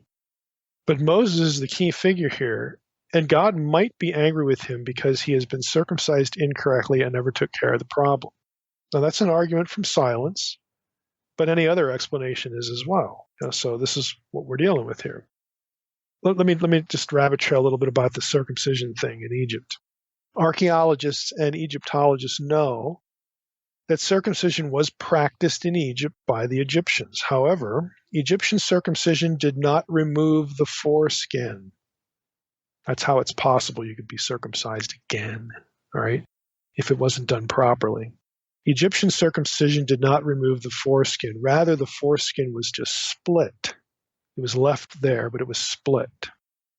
For this reason, any Israelite born in Egypt who happened to be circumcised in this way had not been circumcised in a manner acceptable to God's covenant. Those who take this trajectory as an explanation for God's anger would suggest that Egyptian circumcision is what's hinted at in Joshua 5:2, again about the second time, but also Joshua 5:9, which reads, "And the Lord said to Joshua, today I have rolled away the reproach from Egypt from you." The reproach from Egypt might be their bondage and slavery because they're going to go into the land now and have their own land. I get that. But there are some who say that the issue with circumcising them the second time is correcting this Egyptian method. And maybe that is the reproach of Egypt. We're fixing that problem now by having everybody, both the men who came out of Egypt that are still around, and then the second generation that was born on the way in the wilderness wanderings. They're both circumcised properly now, both groups. So maybe that's what the reproach of Egypt refers to. Again, it's possible. So again, given this set of circumstances, the ceremony in Joshua 5 would be a second circumcision for some and a first circumcision for the males born in the wilderness wanderings. And Joshua 5:2 is really what this view hangs on, this reference to the second time. So that's one way to look at this. Since other Israelite males were circumcised prior to the conquest, again prior to Joshua 5:2-9 at Gilgal, and some a second time, it is reasonable to assume, again, since they had to do this, since they had to fix this, first generation and second generation, it's reasonable to assume that Moses had never been circumcised, or that he was circumcised according to Egyptian custom. The narrative of Moses' birth and childhood never states that his parents, like his Israelite parents, had him circumcised. Had the boy been marked by Hebrew circumcision, maybe his life would have been in danger in Pharaoh's household. Who knows? We can only speculate whether Pharaoh's daughter had him circumcised in the Egyptian manner after he entered her household. In either scenario, whether Pharaoh's daughter had this done according to the Egyptian custom, or whether his Israelite parents just didn't do it, again, thinking that, well, when the baby's discovered, if they see it's an Israelite male, they might kill him because that's what Pharaoh ordered. Okay, either scenario means that Moses did not bear the covenant sign, and that is why God is angry. Now, in his Exodus commentary, this is in the Word Biblical Commentary series, Durham notes this material. This is his discussion over all this. So it's not just Mike here, okay? Durham is going to he's going to cite an article by Jack Sasson. It's Sasson. So here we go. The quote is this: Sasson has pointed out convincingly that Egyptian circumcision was not only performed on adults, but was, by comparison with Hebrew circumcision, merely a partial circumcision. Indeed, he contends that circumcision may well have come to Egypt from North Syria, where it was practiced early in the 3rd millennium BC. For whatever reasons, the compiler, who set verses 24 through 26 in their present context, had apparently reached a conclusion confirmed by these facts. Perhaps he combined the abnormal circumstances by which the infant Moses had been hidden away at birth with some knowledge of the Egyptian practice and even a belief that the circumcision of infant boys was a late development in Israel's life. Quite possibly, he too was searching for some reason for Yahweh's serious encounter. Whatever the case, he clearly believed that Moses was uncircumcised and that Yahweh determined to stop him en route to Egypt for that reason. That's the end of the Durham quote.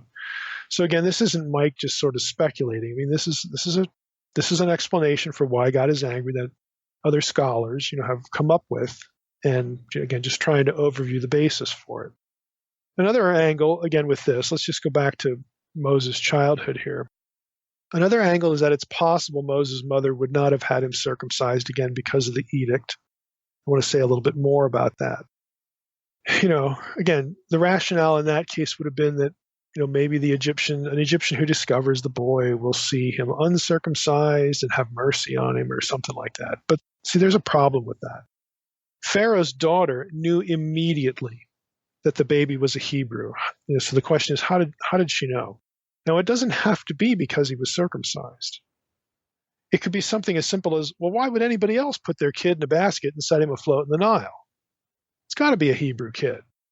In the movie, it has him with a Hebrew blanket or something. Just Ten Commandments movie doesn't get into all this stuff.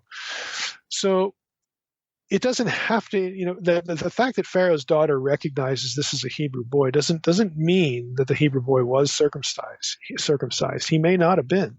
Even if he was, again, there's no sense in avoiding the circumcision, you would think, because, she's trusting God or whatever.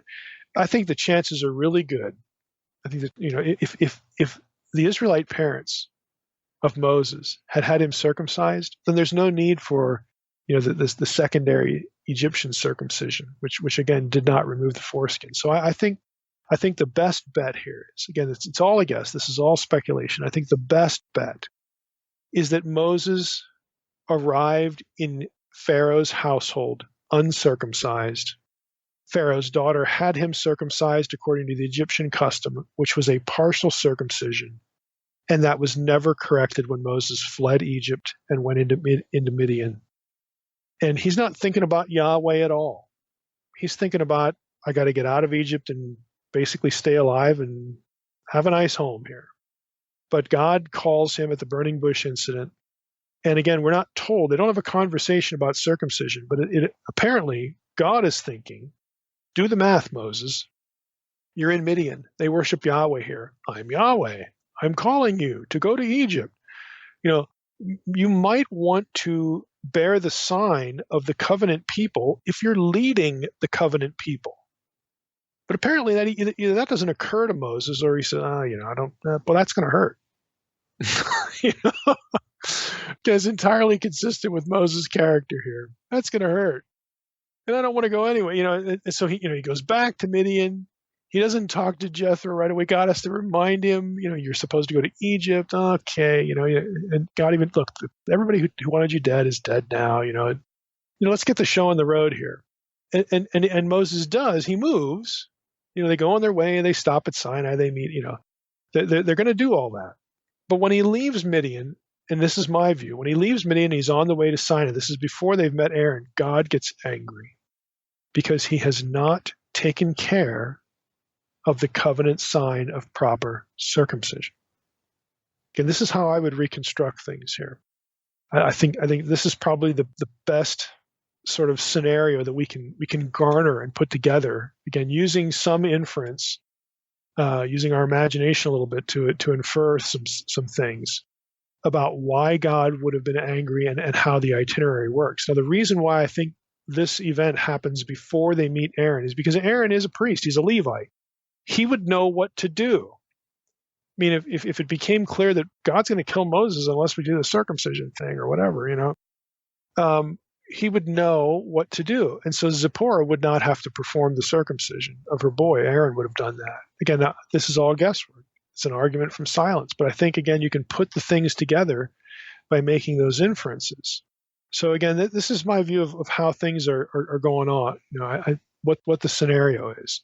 Now you could ask, well, why didn't she just circumcise her husband Moses and then they, wait a few weeks or whatever? Moses is probably a crybaby about that, like he's a crybaby about everything. So, it might take a week or two or whatever, or maybe Moses would use it as an excuse to delay the trip even further. And I think that's the key. I think the reason why it was sufficient for Zipporah to circumcise the child and then touch Moses' feet, and we'll get to what feet are, with the foreskin of her son, sort of a circumcision by proxy.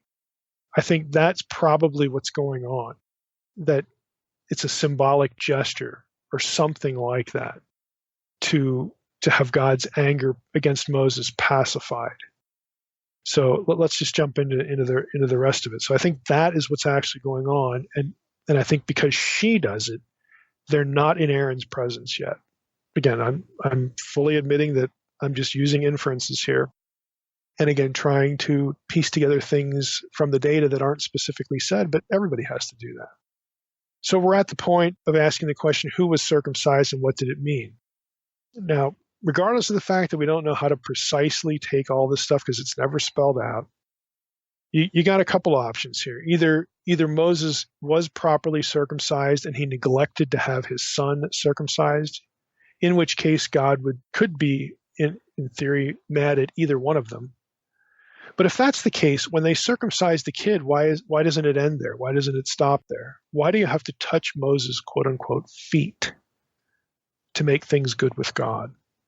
So again, I think the real problem is Moses. Again, that his inadequate circumcision. And it's not just the boy. And I think that they don't circumcise Moses there because that's going to delay the trip even longer. And God wants him in Egypt. I mean, the one thing you do that does come through clearly if you read chapter 4 is God wants him in Egypt, like now. We're not going to put this off anymore. I've told Aaron to meet you. Let's go. Go. Okay, get out of here. So I think that, again, is part of the rationale. Now, the Midianites, again, as you think back to the Kenite episode, as worshipers of Yahweh, they're going to know about circumcision. They're going to know about Abraham. They're going to know about the covenant.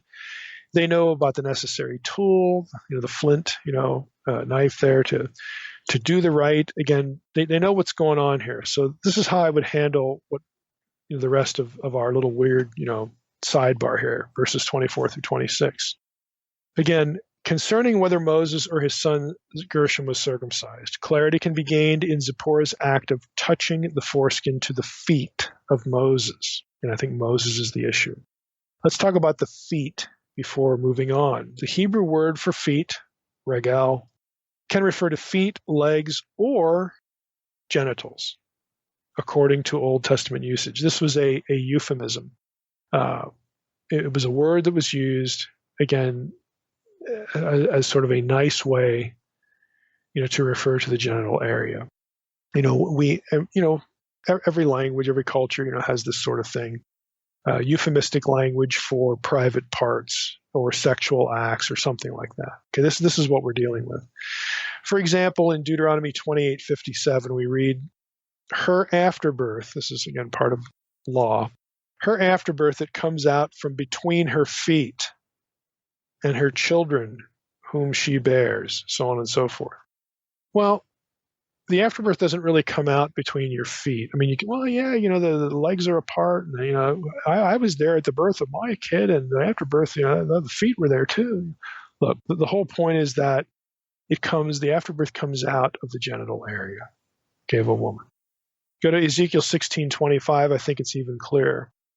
This is really the somewhat pornographic passage that we covered back in our series on Ezekiel, where the language is really graphic. Sexual language is really graphic there. And we have this verse I'm going to just go out to this one and pick up a little bit, maybe the verse before. I'll start in verse 23. So Judah is being compared to a whore, okay, a prostitute, prostituting herself with other nations, other gods, committing spiritual adultery, all this kind of stuff. Adultery and sexual whoredom were used as metaphors for spiritual unfaithfulness. So we read in verse 23, after all your wickedness, woe, woe to you, declares the Lord God. You built yourself a vaulted chamber, built yourself a bedroom there, set up a bed, and made yourself a lofty place in every square. You're looking for clients at every street corner. At the head of every street, you built your lofty place and made your beauty an abomination, offering yourself to any passerby and multiplying your whoredom, or your whoring. Now, ESV's offering yourself is literally in the Hebrew spreading your regel, spreading your feet. Again, it's exposing your genitals, spreading your legs. Okay, I mean that we get the idea. You're not, the woman in Ezekiel 16 who does this doesn't want some man to come by and touch her feet, like her real feet with toes. Okay, that's not what's going on there. This is euphemistic language again for the sexual, genital area. You get the same thing with Ruth 3 and 4. Again, Naomi tells Ruth, when Boaz lies down, observe the place where he lies, then go and uncover his feet and lie down. He will tell you what to do. This is when Ruth wants to, and she gets the message across pretty well. She uncovers his genital area. I mean, they're wearing these long skirt things. She just flips it open. They don't have underwear, folks, in the Bible days, okay? That'll probably become a meme now. They don't have underwear. So she exposes him. Why does she expose him? Why does Ruth do this to Boaz? It's a marriage proposal. I want you to marry me. I want to have your children. You need to redeem me. We're related. It's the law of the kinsman redeemer. She wants him to take her in, and become his wife. And then we get the whole thing about, well, there's somebody that's in line ahead of me, and got to take care of that kinsman thing according to the laws of Deuteronomy, blah, blah, blah, blah, blah. I mean, there's nothing sexual, as far as intercourse that happens in the Ruth scene, because that would have been a violation of the kinsman law. And Boaz doesn't do that. They go through the legal procedure before he can marry her. But she makes her intent, her wish, very obvious. She exposes him and then lays down. And it's like, okay, message understood. They have the conversation about what to do next. But again, the whole point is here, the reference to the feet is the genital area. Now, Durham, again, notes this. This isn't just Mike, going to crazy town here. This is common, Old Testament scholarship. This is nothing new. You'd find this in serious commentaries written by various people. Again, Durham thinks this makes good, again, contextual sense as far as Exodus chapter 4, verses 24 through 26, when, put it this way, the act of touching the foreskin of Moses' son, okay, Zipporah performs the circumcision, takes the foreskin, and touches Moses' feet. The act of touching the foreskin to the feet, i.e. Moses' own genital area, the touching part is not part of normal circumcision. You don't read that as part of a procedure for circumcision, so there's some special circumstance. And of course, the circumstance is that Moses' own circumcision is not adequate.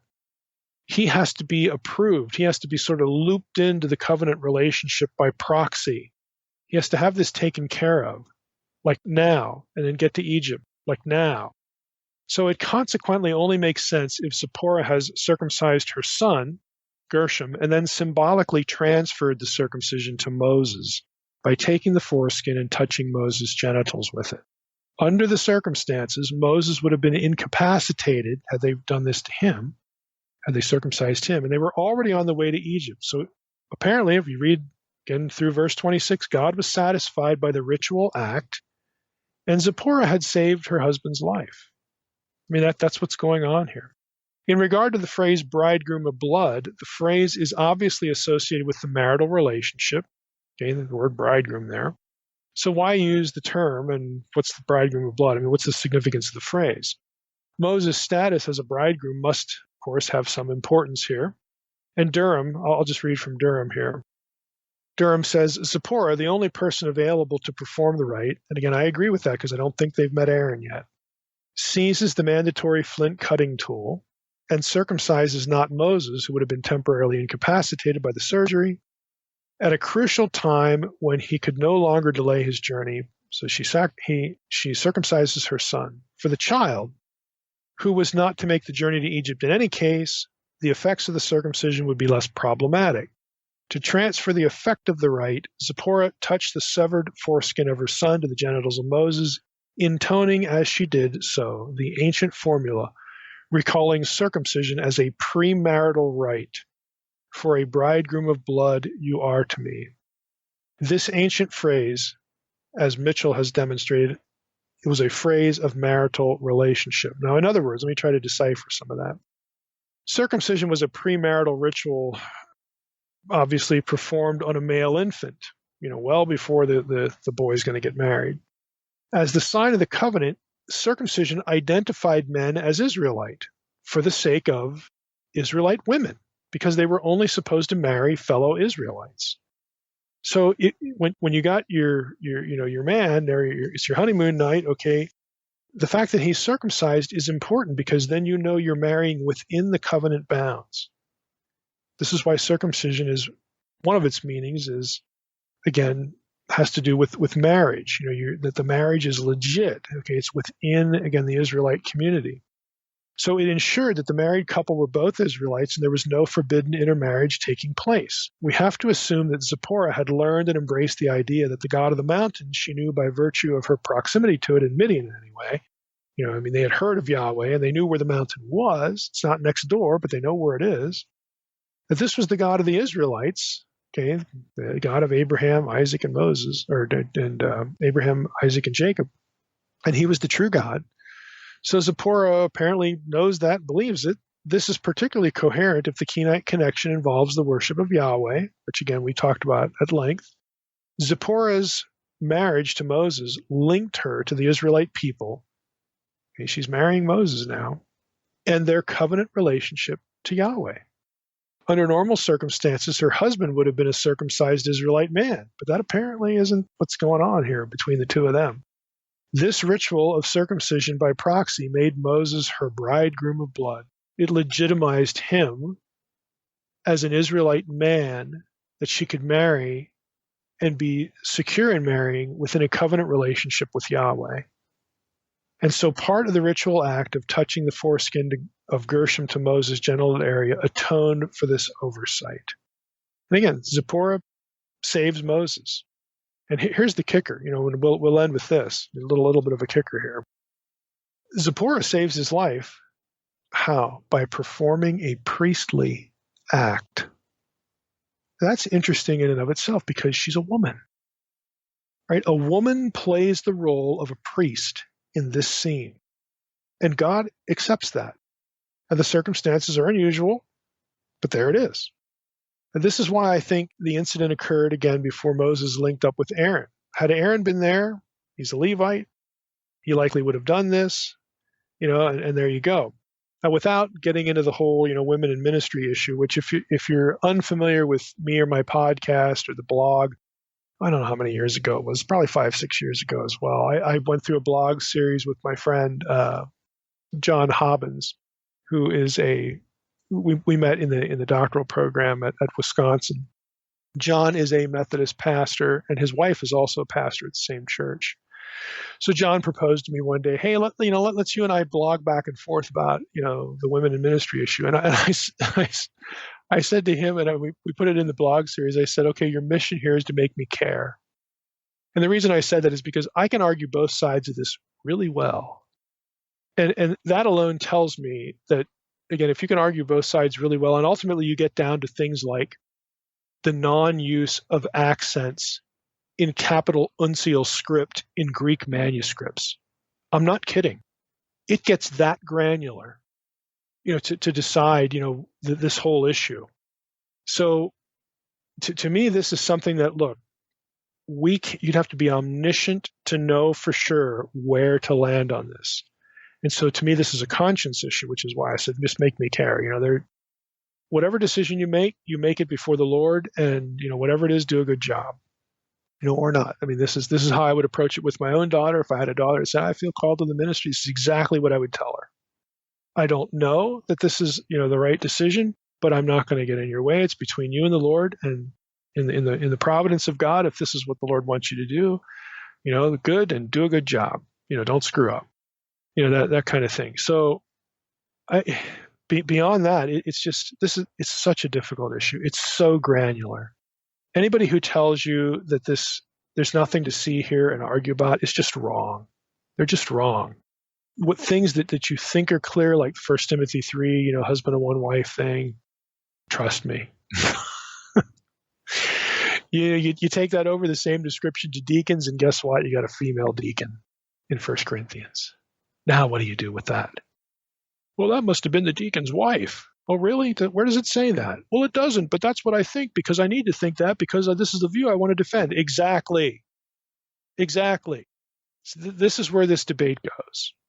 It goes to, again, picking the things that you want to accentuate to defend your view.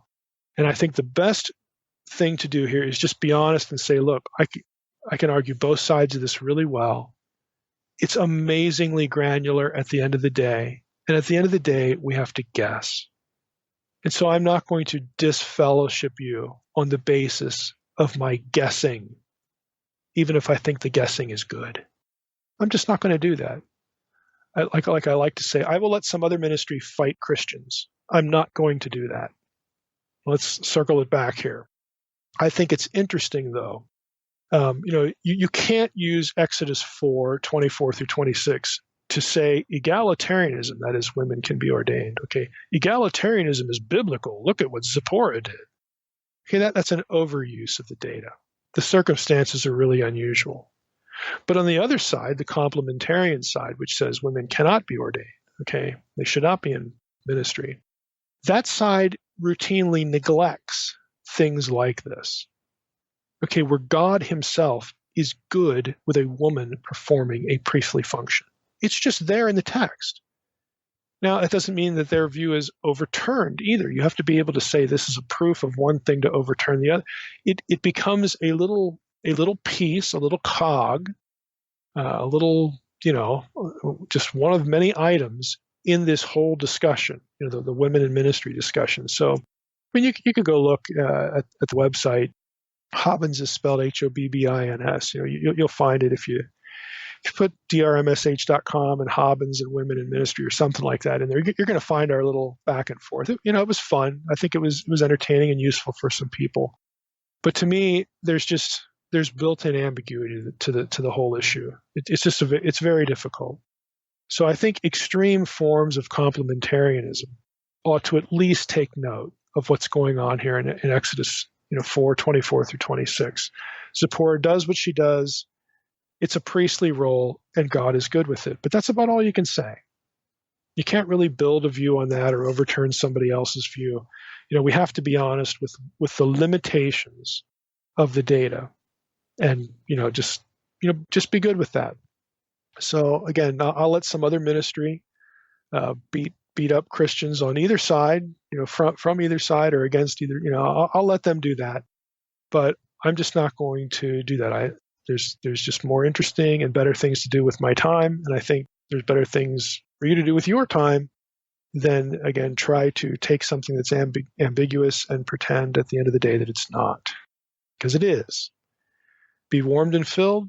Pick the view that you prefer, but be honest with the other side and say, I'm here because I prefer this for this, that, and the other reason, but you are still a brother. I am not going to look at you as any lesser because you don't take this particular issue the way I do. Okay, this is the way I approach prophecy. I mean, just any number of things. These things are what they are. I think we should study them. We should try to think well about them. But more important than that, is we should treat each other like not only fellow imagers, but brethren, brothers and sisters in the Lord, even when we come to disagree over things. So again, that was just a little bit of a sidebar. But I think, again, the passage is interesting just as a contributing point to that bigger theological discussion. So we're at the end of Exodus 4 here. And that means next time we will jump into chapter 5. Yeah, to Exodus 5 and 6. We're going to go through both chapters, and we're going to make some observations here and there in the chapters, landing on subject matter that we've tracked on before, like I mentioned a few moments ago. And then there's going to be one particular new item that is, I think, kind of in the sweet spot here of interest, for this audience, how the content here relates specifically to Egyptology and ancient Egypt. But let's just jump in. We can start here in chapter 5, first verse. Afterward, Moses and Aaron went and said to Pharaoh, "Thus says the Lord, the God of Israel, let my people go, that they may hold a feast to me in the wilderness." But Pharaoh said, "Who is the Lord?" And again, Lord is in all small caps there. So it's who is Yahweh, that I should obey his voice and let Israel go? I do not know Yahweh. And moreover, I will not let Israel go. If you look at what Pharaoh says here, who's Yahweh, that I should obey his voice? This is precisely what someone who thinks himself a deity would say. So right off the bat, the whole confrontation, is really portrayed not just between a king and some guys showing up out of the desert, and it's not going to be a debate or some sort of power struggle that's sort of only operative on the human plane. You have a person, Pharaoh, who considers himself Horus incarnate, and so does everybody else that's listening, being challenged by a couple of hicks, all right, from Midian, or from right there in Egypt, among a servant, indentured servant population, challenging Pharaoh's authority and really his status as deity, the one who controls and maintains order in Egypt. Pharaoh, we talked about this earlier in other episodes, as the incarnate Horus was the one who maintains the divinely dictated ma'at, which is an Egyptian word for order, cosmic order, the way things are supposed to be. Pharaoh is the central figure in maintaining that as the incarnate Horus. And so now we're confronted by this other deity, Yahweh, and the incarnate Horus says, well, who's that? So it takes on a whole different flavor right from the get-go. And again, ancient readers, and of course the writer, would have known this. They're going to see through this because they know, what the Egyptians think of Pharaoh. They know what Pharaoh thinks of himself, and so on and so forth. So this is exactly, again, what somebody who thinks himself a deity would say. And everything just sort of takes off from there. Now, the next verse says, "Then they said," Moses and Aaron, "the God of the Hebrews has met with us. Please let us go a 3 days' journey into the wilderness, that we may sacrifice to the Lord our God, lest he fall upon us with pestilence or with the sword." Now, this is going to take us on a bit of a rabbit trail again, but a rabbit trail that we've been on many times, and that is the whole Sinai location thing again. So there's another problem here in this verse for both the traditional Sinai location, that's Jebel Musa, in the V down there in the south, in the V between the forks of the Red Sea. And it's also a problem for the Jebel el-Lawz location in Midian. And I might add, it's also a problem for Sinai in Edom and Seir, Paran, Timan area, that I've spent a lot of time talking about. And we've been through a number of passages, that link Sinai and Yahweh's march from the south to this area. Exodus 5:3 is a problem for all of them. And I've mentioned before that, ultimately the real answer to what the location of Sinai is nobody really knows. And there are problems, with all the options. There just are. Now, you say, well, what's the problem here? Let me read it again. "Then they said, the God of the Hebrews has met with us. Please let us go a 3 days' journey into the wilderness, that we may sacrifice to the Lord our God." 3 days. So the question is, from where the Hebrews are living in Egypt, the Eastern Delta, how far can you get in 3 days? Well, I'll let you ponder that. And I'm going to take you back to Exodus 3, because this isn't a throwaway line, let us go 3 days. It shows up in other passages. It's to be taken seriously. So if you go back to Exodus 3, 14 through 18, again, this is the revelation of the divine name, we read this. God said to Moses, this is after Moses says, well, who should I say sent me? God said to Moses, I am who I am. And he said, say this to the people of Israel, I am has sent me to you. God also said to Moses, say this to the people of Israel, the Lord, the God of your fathers, the God of Abraham, the God of Isaac, the God of Jacob, has sent me to you. This is my name forever, thus I am to be remembered throughout all generations. Go and gather the elders of Israel together and say to them, the Lord, the God of your fathers, the God of Abraham, of Isaac, and of Jacob, has appeared to me, saying, I have observed you and what has been done to you in Egypt, and I promise that I will bring you up out of the affliction of Egypt to the land of the Canaanites, the Hittites, the Amorites, the Perizzites, the Hivites, and the Jebusites, a land flowing with milk and honey, and they will listen to your voice. And you and the elders of Israel shall go to the king of Egypt, which is what is happening in chapter 5. You will go to the king of Egypt and say to him, the Lord, the God of the Hebrews, has met with us. And now, please, let us go a 3 days journey into the wilderness, that we may sacrifice to the Lord our God. That's exactly what they say here. Exodus 5:3, the God of the Hebrews has met with us. Please, let us go a 3 days journey into the wilderness, that we may sacrifice to the Lord our God. We see it again in Exodus chapter 8. Okay, this is a little bit later in the drama. Exodus 8:25 through 27. Then Pharaoh called Moses and Aaron. This is after he's getting hit with some plagues here. He calls Moses and Aaron and said, go, get out of here. Sacrifice to your God within the land. But Moses said, it would not be right to do so, for the offerings we shall sacrifice to the Lord our God are an abomination to the Egyptians. If we sacrifice offerings abominable to the Egyptians before their eyes, will they not stone us? Verse 27. We must go 3 days' journey into the wilderness and sacrifice to the Lord our God as he tells us. So here's the issue. Either God, who gave them this direction in the first place at the burning bush, either God meant for them to go 3 days into the wilderness and do this sacrificing, or he didn't. Because they did not mishear him. They repeat what God said. The verb of sacrifice used in all of these passages I just read is the same. Now, guess where we see the Israelites offering sacrifice? Again, the very same verb. To the Lord as a newly redeemed people. Guess where we see that? That's correct. At Mount Sinai. Exodus 24:5. He, Moses, sent young men of the people of Israel who offered burnt offerings and sacrificed peace offerings of oxen to the Lord. Moses took half the blood, put it in basins, half the blood he threw against the altar. This is the Sinai covenant ceremony. This is what they actually do. Now here's the question. If they're doing this at Sinai, and we take the words that we've read once from God's mouth himself at the burning bush, if we take those words seriously, then the location of Sinai must be 3 days' journey from where they leave in Egypt. You cannot get to Jebel Musa, the traditional Sinai site, in 3 days. You can't get to Jebel El Laz, which is on the east side of the Gulf of Aqaba, in 3 days.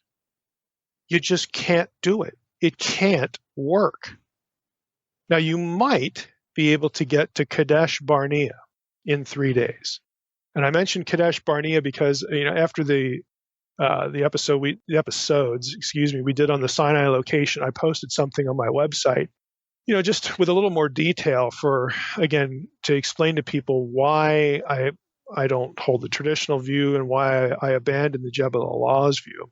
And there's an incident in Exodus 17 that links Kadesh Barnea with the splitting of the rock and Rephidim and the location of Sinai.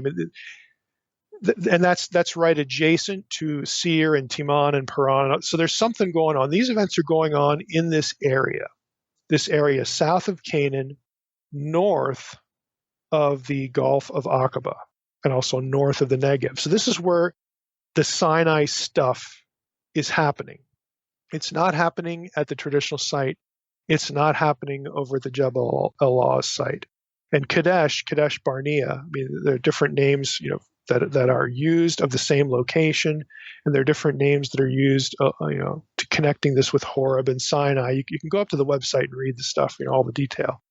So if we're looking at the Kadesh Barnea area, which would be the closest part of this region where all this stuff is happening to Egypt, you might be able, if you really, really hustle, you might be able to get there in 3 days. But it's kind of doubtful.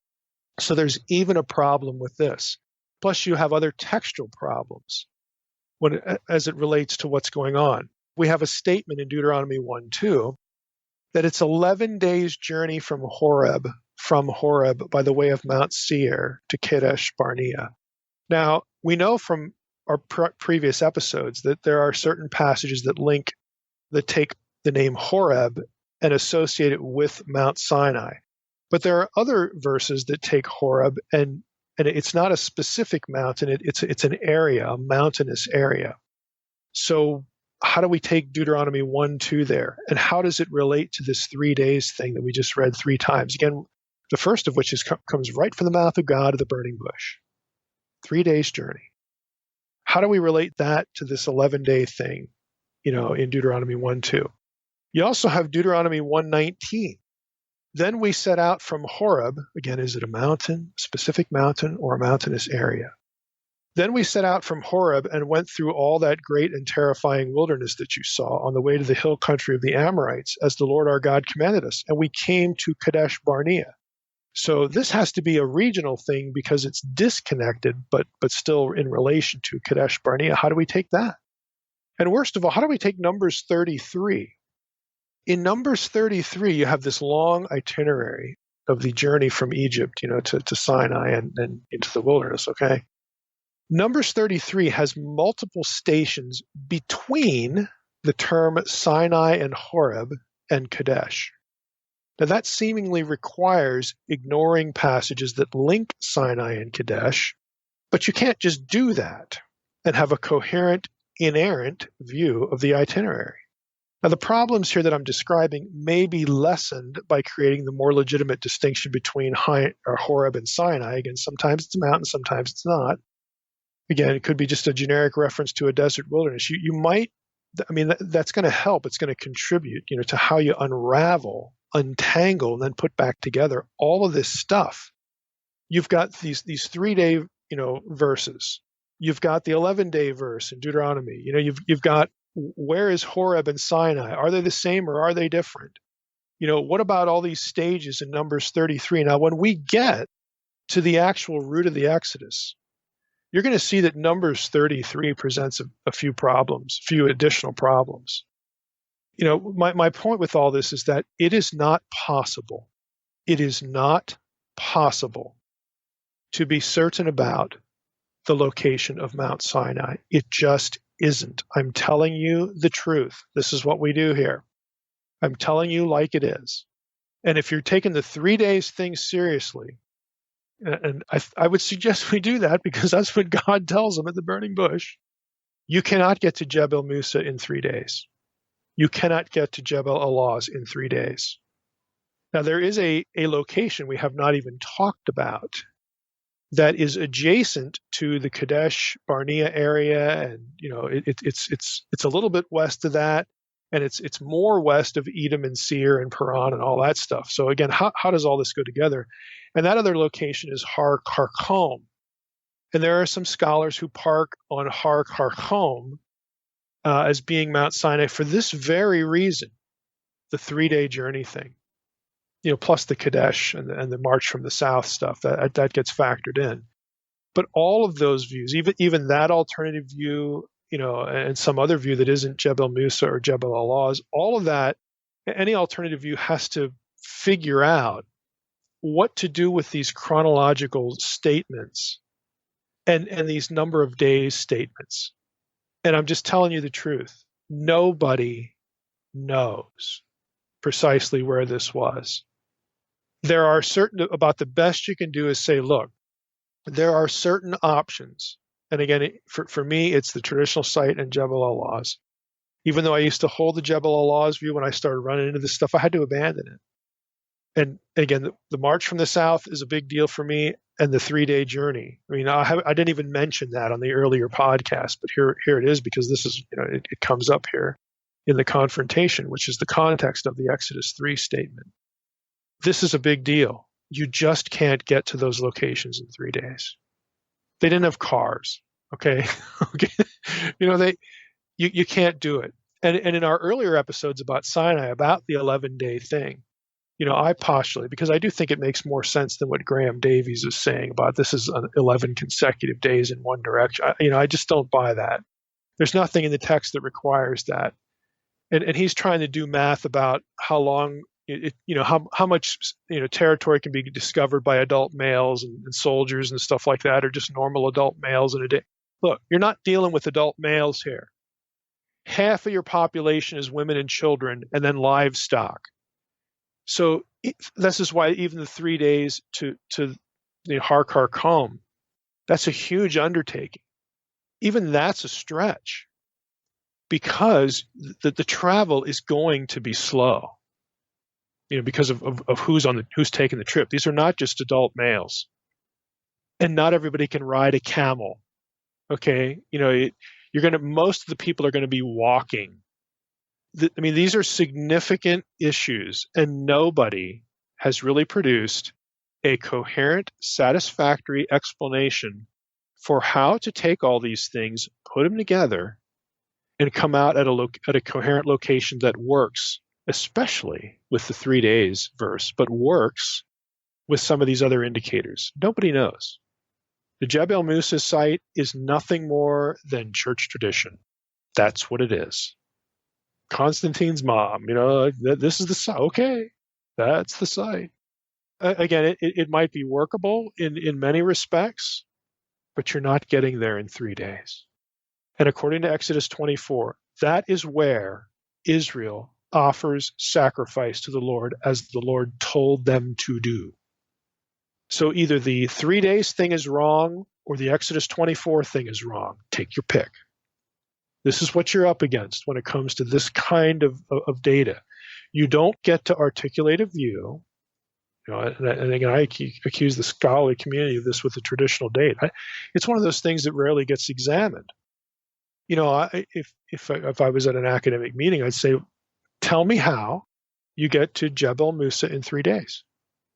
Now, what they're going to tell you, if you're at SBL or ASOR, it's just wrong.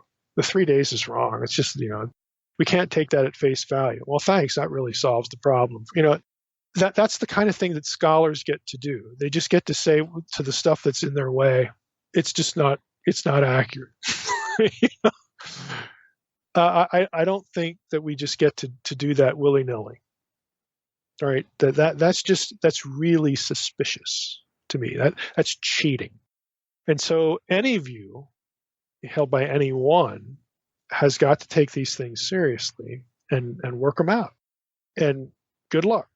Here we are again. We're back to the whole Sinai thing. This is not easy.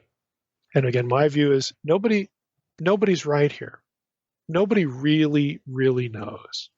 And again, I haven't come across a really good explanation. And to be honest with you, I'm not gonna noodle it to do it, because I'm just not that interested in it. I don't really want to spend my life, or 10 years of my life, whatever it would take, kind of like the authorship of the book of Hebrews. Like, at the end of the day, okay, I'll assume there's a solution out there, but in that 5 or 10 years it would take me to figure this out, I could have produced a whole lot of stuff that's really useful. This is not as useful. It is not as good of a use of my limited time, because someday I'm going to die. And I don't want to have devoted my life to this question or questions like the authorship of the book of Hebrews. I keep poking fun at that. But that's kind of like an inside academic joke, for the scholar who sort of drove himself insane. What was he trying to figure out who wrote Hebrews? They're just better things to do. They just are. But I want you, again, to be disabused of the notion that this has been solved. It hasn't. Let's go on in chapter 5 here, before we spend too much of this time on this subject. You get from verse 4 to 23 the rest of the confrontation, with Pharaoh. And this is the bricks and straw episode, where Pharaoh says, hey, you must have a lot of time here, or your people have a lot of time on your hands. You're wasting my time. You're wasting their time with these meetings. He says in verse 5, the people of the land are now many. You make them rest from their burdens, by all this brickety-brack. So he commands, the taskmasters of the people and their foremen, you shall no longer give people straw to make bricks. As in the past, let them go and gather straw themselves.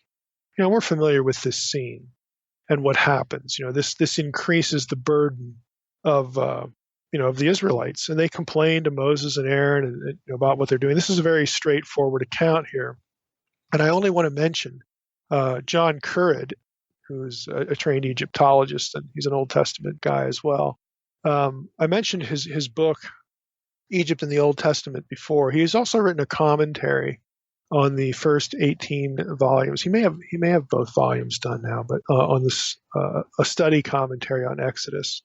And just a little note here, and he throws in, he says, a famous brick-making scene is pictured on the walls of the Rech Mirah chapel in Thebes, dating to the middle of the 15th century BC. So this is the 1400s BC. It illustrates the process of brick-making in Egypt, and what is demonstrated there fits well with the biblical description of Exodus 5, and it does. We'll have pictures of those tomb wall paintings on the episode site for this episode, and you can see again they're making bricks in the picture, and they're cutting straw in the picture. I mean, this is a very coherent, historically on target description of how bricks were made. And again, we all know this story, so we're going to move on from this because it's very straightforward. But you should just know that this is one of those good touch points in the Exodus narrative that this is how they did it.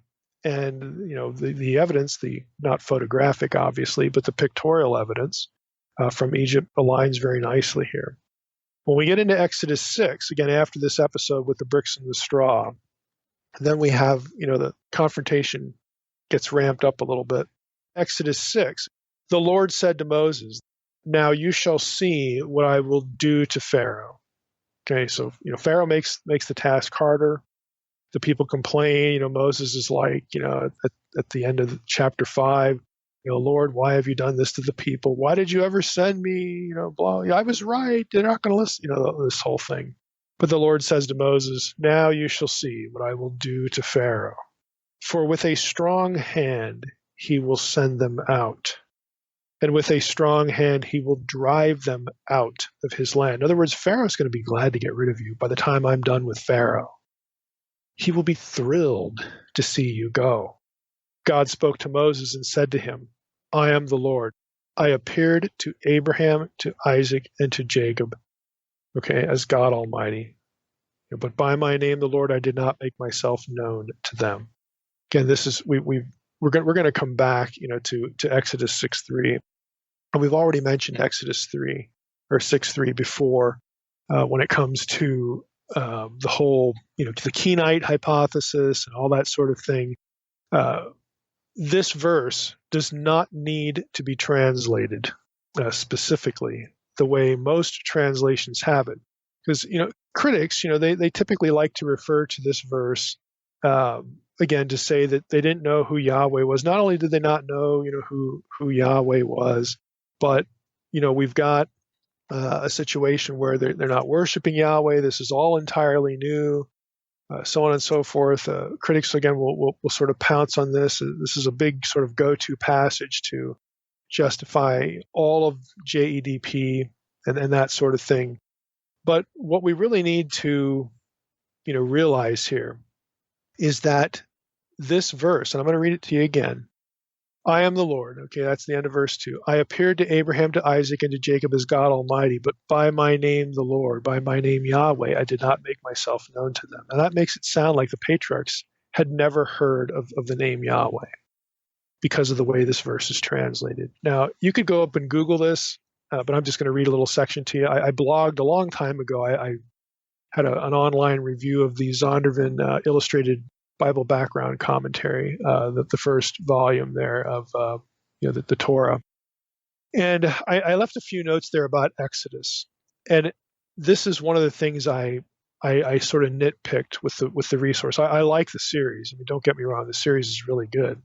But the editor, who's Bruce Wells, who's a good guy, but I wrote here, Wells fails to note that there is a substantive disagreement on the accepted translation. Now, I'll stop there and say it's not a well-known disagreement, but it is substantive. It's for real. Even though you won't have scholars who use the verse to promote JEDP, or scholars who use the verse to promote the notion that Yahweh's name and his worship was entirely foreign to the patriarchs. Those people who are already in that camp, they'll never, introduce you to what I'm about to say, in relation to Francis Anderson, who is a very well known, both in critical circles and in Christian circles. I think he's still alive. This is the Anderson of the Anderson Forbes database. Frank is in his 90s. He lives in Australia, if he's still with us. But a very, very widely published, widely respected Hebrew scholar. He wrote a book called The Sentence in Biblical Hebrew. Doesn't that sound exciting? On syntactical grounds, Anderson argues for a translation that is basically opposite in its meaning to the accepted view, or the most common translation, like what I just read to you out of the ESV. Here's how Anderson argues in this book. And this is an obscure book. It's not a book for anybody who doesn't know Hebrew and Hebrew syntax well. Again, this is an academic scholarly publication, but Anderson argues for a translation that's basically opposite. Here's how he translates this verse. At the end of verse 2, I am the Lord, I am Yahweh. I appeared to Abraham, Isaac, and Jacob as El Shaddai, and my name is Yahweh. Did I not make myself known to them? It's 180 degrees away from the way Exodus 6:3 is usually translated. And again, for technical reasons, if you're into Hebrew, I would recommend get Anderson's book. You will very seldom, unfortunately, you will very seldom read any interaction with Anderson's book on this verse. I would venture to guess that it's either ignored by critical scholars, they don't care, or they just don't know about it. And the reason I wonder about it is there's a very lengthy JBL, Journal of Biblical Literature, article by Randall Garr, who's an expert in Semitic philology and Semitic grammar, on Exodus 6:3, and he never footnotes or even mentions Anderson's book. Not once.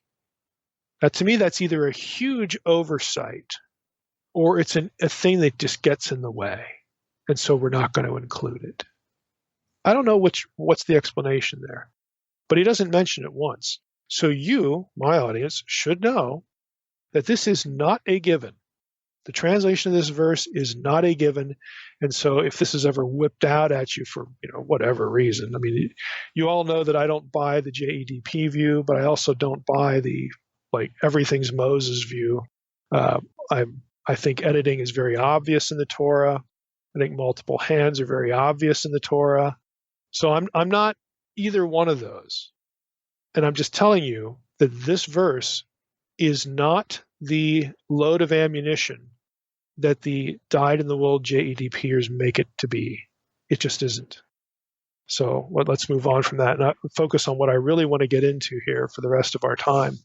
And that is the motif that's going to be, it's come up here, the strong hand, the strong arm, okay, that kind of phrasing, that so those and similar phrases are what I want to focus on here. You go down into Exodus 6, in verse 6, say therefore to the people of Israel, I am the Lord, and I will bring you out from under the burdens of the Egyptians. I will deliver you from slavery to them. I will redeem you with an outstretched arm and with great acts of judgment. I will take you to be my people, and I will be your God, and you shall know that I am the Lord your God, who has brought you out from under the burdens of the Egyptians. I will bring you into the land that I swore to give to Abraham, to Isaac, and to Jacob. I will give it to you for a possession. I am the Lord. How many times does he have to say that? Isn't it interesting? I am Yahweh. It's an assertion of authority. Moses spoke thus to the people of Israel, but they didn't listen to Moses because of their broken spirit and harsh slavery. So God is going to, send him back to Pharaoh. Go tell Pharaoh, king of Egypt, to let the people go out of this land. But Moses said to the Lord, behold, the people of Israel haven't listened to me. How's Pharaoh going to listen to me? For I am of uncircumcised lips. So here we go again. Moses making excuses about being able to deliver the message. Verse 13, but the Lord spoke to Moses and Aaron. Here we go again. We've mentioned this before. Aaron keeps coming back into the picture. He is the concession to Moses. And he gave them a charge about the people of Israel and about Pharaoh, king of Egypt, to bring the people of Israel out of the land of Egypt. And, the rest of the scene unfolds. Now, what I want to focus on here are the phrases strong hand and outstretched arm. I'm going to reference James Hoffmeyer here. Now, I've already mentioned Hoffmeyer's book on Israel and Egypt. I mentioned, I can't remember what the specific article was on, something about I can't remember. It was Pitham and Ramses or something like that. This is a different article, and it's specifically on this topic. So what you're going to hear from this point on is drawn from Hoffmeyer's article entitled "The Arm of God versus the Arm of Pharaoh in the Exodus Narratives." It's from the journal Biblica, volume 67, number 3, 1986. Pages 378 through 387. Now, Hoffmeyer, again, has his PhD from Toronto in Egyptology. He knows the Egyptian material very well. He teaches at Wheaton now, where he has for a number of years. He was at TEDS before that. But he writes this: the Exodus traditions assert that Israel attained her liberation from Egypt by God's agency, symbolized by his victorious conquering arm. There are several expressions used to describe the victorious arm, but two stand out as being the most frequently occurring, being strong hand. It's in Exodus 3:19, Exodus 13, verses 3, 14, and 16, Exodus 32:11. And then there's a series of references in Deuteronomy, again, looking back at the events here. And then outstretched arm occurs in Exodus 6:6. We just read that. Deuteronomy 9:29, Deuteronomy 26:8, again, looking back at these things. Hoffmeyer says, now both expressions are used in parallel with each other in Deuteronomy 4:34 and Deuteronomy 5:15 and Deuteronomy 7:19. So we know that they are synonymous expressions. That's not a point of speculation, that's for sure. Hoffmeyer adds, hand and arm both mean hand or arm, like it can mean that literally, but metaphorically they mean power and strength. It is well recognized that the language of the Exodus narrative is connected with the motif of Yahweh as the divine warrior. So this militaristic imagery should not be surprising. Placing the origins of the conquering arm motif in the Exodus makes especially good sense once the Egyptian concepts surrounding Pharaoh as a warrior are examined. Pharaoh was Horus incarnate. Horus, of course, fought against Seth in the pyramid texts. Let me just break in here. In Egyptian mythology about how Egypt came to be, Horus and Seth battled to. This is the sort of religious framework. So there were two lands in Egypt. There's an Upper Egypt and a Lower Egypt, and they, in the beginning of Egyptian dynastic history, they were separate, and then they get unified militarily. And part of the framework for that is this Horus and Seth fight. And then the Pharaoh, it becomes the incarnate Horus, and he's the great warrior is the point. Now back to Hoffmeyer. Starting with the scenes of the monarchs of dynasties 5 and 6, such as Sahura, Niuserra, Jed-Kara, and Pepi. Inscriptions are included which say, quote, the great god who strikes Asiatics. Asiatics are Semitic people in Egyptian thought. We see the king defeating his foes with his conquering arm, even though no direct reference is made to the arm. But later, Hoffmeyer, we're skipping around at Hoffmeyer here. Later, he says, it is not until the Middle Kingdom, which is 1970 to 1800 BC, that we begin to see expressions related to the conquering arm of Pharaoh appearing. Of particular interest is the term kapesh, which means arm or power, and it's found beginning in the 12th dynasty and continues with even greater frequency into the New Kingdom. Kapesh means to or begins to appear in royal titles and names in the Hyksos period. The Hyksos king Apophis bears the prenomen Neb-Kepesh-Ra, which translates Ra is Lord or possessor of a strong arm. This is one of the names of that particular pharaoh. Remember, we mentioned this earlier when we were talking about chronology. The pharaohs had 5 names. There was a 5-fold titulary. And so Hoffmeyer is pointing out that you're going to get certain pharaohs that one of their names has this kepesh in it, this reference to a strong arm. And it's metaphorical again for a militaristic leader. Back to Hoffmeyer. As might be expected, the use of kepesh on royal titles reaches its zenith during the days of the military-minded Tutmosid and Ramesside kings of the 18th and 19th dynasties.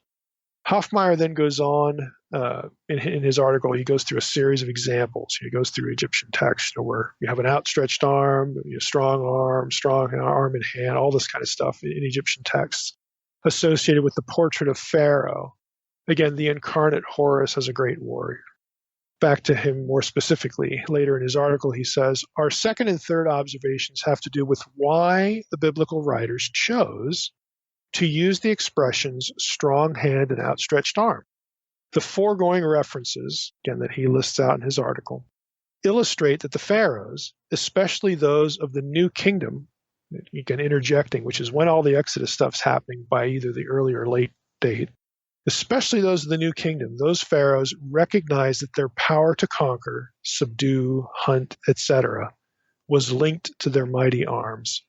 One cannot help but wonder if the biblical writers were not consciously using expressions like strong hand and outstretched arm polemically against the Egyptian concepts that were embodied in Pharaoh. The Song of the Sea in Exodus 15 has been called Israel's victory or triumph hymn. That's the one where who is like you among the gods. Again, and there are things in there, again, that are going to strike at Pharaoh's status, because who is like you among the gods? Well, Pharaoh's included in that. And Pharaoh just got his butt kicked, at the crossing of the Red Sea. The Lord, Yahweh delivered his people with a strong hand or a strong arm or an outstretched arm. So Hoffmeyer is wondering, on paper, hey, I wonder, if the biblical writers were doing this on purpose. Is it a poke in the eye to Pharaoh? Again, Hoffmeyer is going to say, yeah, it was, and I would agree with him. Back to Hoffmeyer again, he says, Yahweh demonstrated his legitimacy as the greatest God by his arm defeating that of Pharaoh. Again, this language, would have been a direct confrontation to Pharaoh's status as a deity incarnate who is the greatest military power. Hoffmeyer writes, the Hebrew prophets recognized that the consequences of the clash between God and Pharaoh meant that Yahweh was superior to all gods. What better way for the Exodus traditions to describe God's victory over Pharaoh, and as a result of his superiority, than to use the Hebrew derivations or Hebrew counterparts to Egyptian expressions that symbolized Egyptian royal power. And that's the end of what I want to give you from Hoffmeyer. But I think he's spot on here. For a biblical writer to use these phrases, again, they're found elsewhere in the Hebrew Bible, but specifically here in Exodus, you get several of them, and then you get the same language again in other passages that harken back to the Exodus event in some way. That's not a coincidence. That is the biblical writer digging, poking not only Pharaoh in the eye, but the Egyptians in the eye, and then as other Semitic people, because Egyptians a powerful civilization for a long time, and lots of people in Canaan, with the El Amarna texts are evidence of this. The Egyptians are running things in Canaan for a long time. They're going to be familiar. Semitic people are going to be familiar with these expressions. And so when they hear the Hebrews talking in these terms, or when they read Hebrew texts talking in these terms, they know exactly what's going on. This is a dig. This is a diss. This is a swipe at Pharaoh specifically. So it's just not coincidental. It's a good, literary, intersection, between Egypt and the Hebrew Bible. Now, if you keep reading verses 14 through 26 in Exodus 6, you have this intrusive genealogy, which we mentioned when we talked about the Aaronic, concession, the priesthood of Aaron. So this is when you get, at this point, in the story, you get this weird genealogy just sort of dropped in here.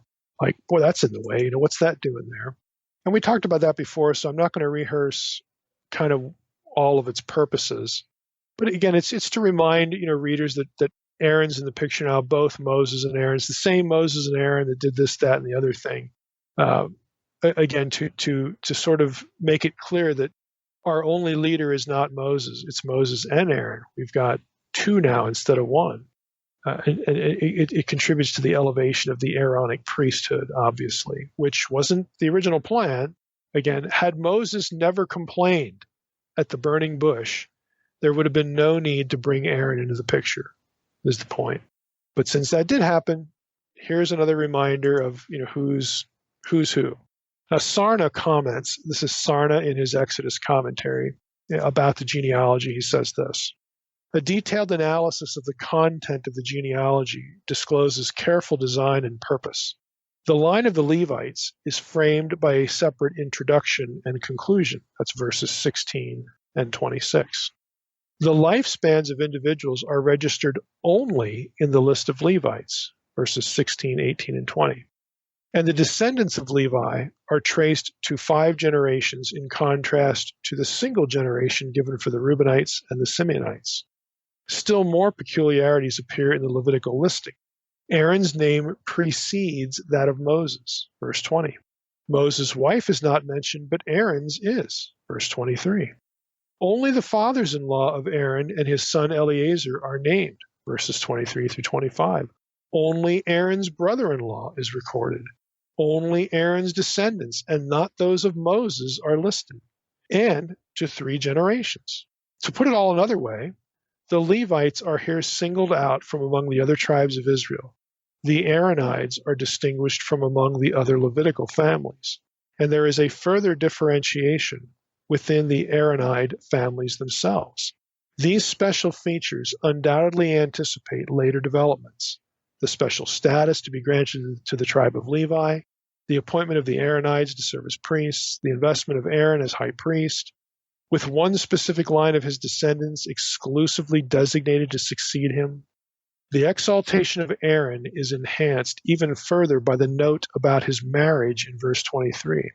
His brother-in-law, Nahshon, and also presumably his father-in-law, Amminadab, was a chieftain of the tribe of Judah and an ancestor of King David. That's the end of the Sarna quote. So there's, again, genealogies on the surface are pretty boring, but there's a lot of stuff that they're kind of like congressional bills. There's a lot of stuff that's just snuck into them. And if anybody reads them closely, you'll find that stuff out. This is very clearly designed to bring Aaron and his line and the Levites on par with Moses.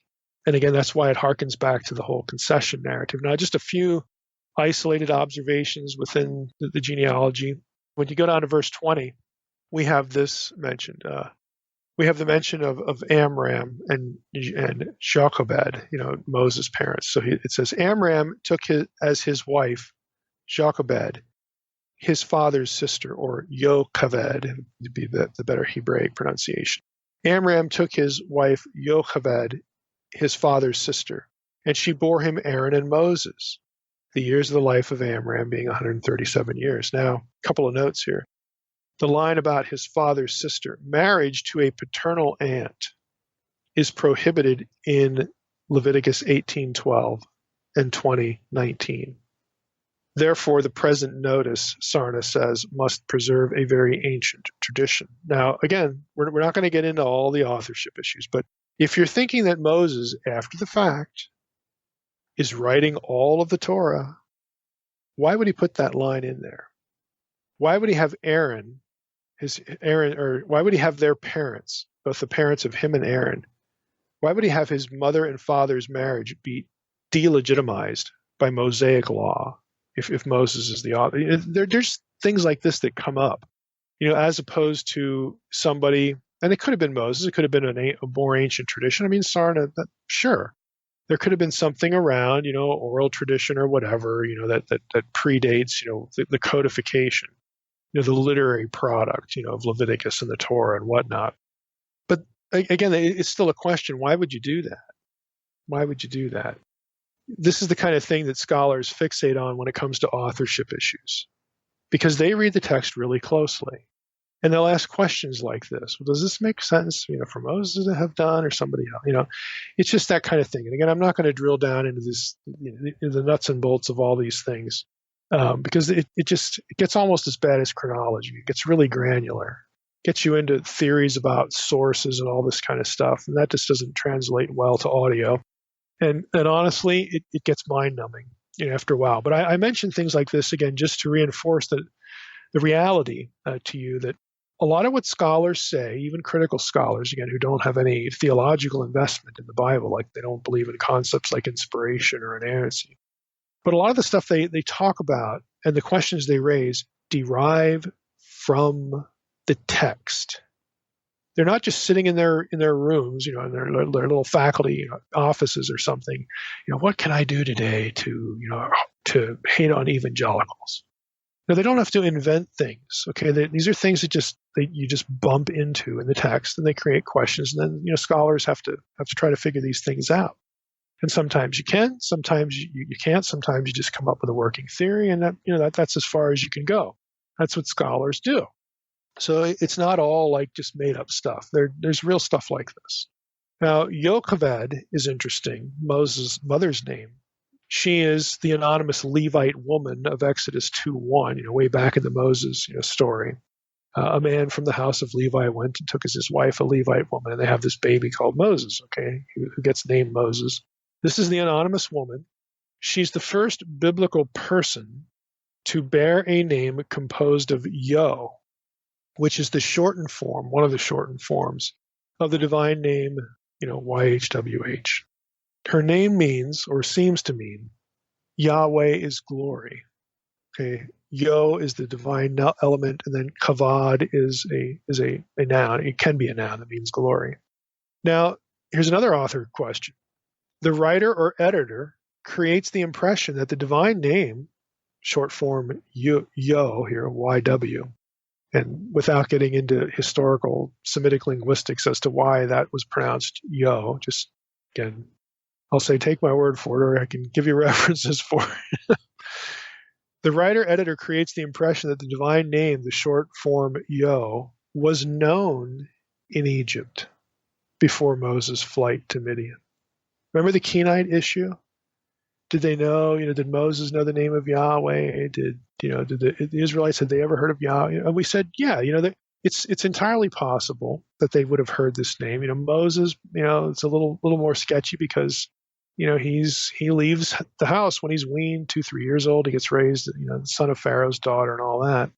But the notion that Israelites had never, here we are back to Exodus 6:3, revealing himself to the patriarchs. Again, that verse does not have to be translated the way it usually is. But here we get, some either effort on the part of the writer or the editor to at least create the impression that Yahweh was known. So you can't just whip out all these Kenite verses, these verses that talk about the Kenites, and marry them to the archaeological stuff, and just talk about how late a development this was, or how far in a development this was. Again, that's a little sketchy, because you really have to know when was this composed, again, the first draft, and when was it edited? Because the end product is certainly making a connection, certainly operating on that assumption. It's interesting in verse 20, Aaron and Moses. Let me read you the verse again. Amram took as his wife Yocheved, his father's sister, and she bore him Aaron and Moses. The Septuagint, Syriac versions, the Peshitta, and the Samaritan Pentateuch all add, quote, and their sister Miriam, unquote, so that it matches Numbers 26:59, which reads, the name of Amram's wife was Yocheved, the daughter of Levi, who was born to Levi in Egypt, and she bore to Amram Aaron and Moses and Miriam, their sister. So it's just kind of interesting. Was Miriam deliberately not mentioned here, or did it get lost in transmission, or whatever? is the Septuagint and the Peshitta and the Samaritan Pentateuch, are they adding it in just for consistency? Again, who knows? And these are the kinds of things you run into. Verse 24 mentions the Korahites, the sons of Korah. And again, this is from Sarna as well. The Korahites, observes Ibn Ezra, who's a rabbinic commentator, are mentioned on account of the statement in Numbers 26:11 that, quote, the sons of Korah did not die, unquote, in their father's rebellion against Moses and Aaron, back in Numbers 26. The Korahite clan later became a guild of temple singers, to whom several psalms are attributed. They are also listed as having been guards of the threshold of the tabernacle, and as performing other tasks such as baking and gatekeeping. A bowl inscribed with the sons of Korah has been uncovered in an Israelite shrine at Arad, deriving from the 8th century BC. That's the 700s BC. So again, it's just an interesting note that the sons of Korah are mentioned here. And again, the idea is you can say, let me just read you what Sarna says again. He says, they're mentioned on account of the statement in Numbers 26:11. Now that assumes that the Exodus material is later than Numbers 26:11 in source critical terms. It could also, you don't have to make that assumption. You could just say an editor did that after the fact, again, to align the verses. Include information. But when I say align, I'm not talking about cheating, like fixing errors in the text. What I'm talking about, even though a good editor, a good scribe, if he saw a problem, could in theory do that. But a good editor is going to be looking at the mass of the Torah, and for the sake of readers, that's the key thought, for the sake of readers, this is the guy or the guys who are responsible for producing the final form of the Torah. We've talked about how editors will update place names and personal names and things like that. A good editor, for the sake of the reader, will do things like this. They'll connect dots for the readers editorially and add words or move things around or something like that for the sake of the story. So that, again, none of this argues really for the JEDP idea as it's presented, but this is the kind of thing that for certain you've got editorial activity going on in the Torah. How that translates to who wrote what, when, and how much, I don't know. And frankly, neither does anybody else. Go down to verse 25. And our last note for the episode here, we should mention Phineas. Okay, that's the way most of us would pronounce this. Phineas, or Pinchas in Hebrew. This name is also Egyptian, and it means the Nubian, the dark-skinned one. It was fairly common in Egypt in the 13th century BCE. So let me just read, where he shows up here. I'll read you the whole verse.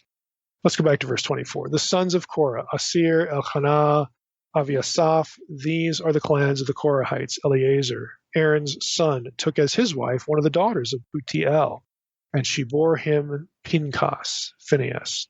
These are the heads of the fathers' houses of the Levites by their clans. So this is an Egyptian name. This could be, again, it's interesting. This guy winds up as one of the heads of the fathers' houses of the Levites. So this is a Levite, but it could be argued that he's a black guy. Is he a native Egyptian? Like you say, well, how does that happen? Well, it happens with genetics. I mean, they could be intermarrying. This is pre-Mosaic legislation, all that kind of stuff. I mean, you're going to have people, and when we get to the Exodus, we'll run across these phrases about how a mixed multitude came out of Egypt in the Exodus. You have people from other nations joining, by marriage or in theory, some other means. Just the males are going to have to be circumcised and all that. But you have people entering into Israel, entering into the people of God from the outside. Now, I don't know if this is the case. You could have just a reference to dark skin without having the Negroid versus the Caucasian issue, the Jew versus the Gentile issue. Who knows? It could be just a name, just a characteristic or something like that. But it could be the result of a mixed marriage. And then it's like, well, no, wait a minute. This is the tribe of Levi. Aren't they supposed to be like super, super duper clean and pure? Well, that becomes an issue after Levitical legislation. You don't have the Levitical Torah laws about marriage and intermarriage and all that stuff before there's a Torah. I'm mentioning this again to say you have a mixed multitude coming out of Egypt.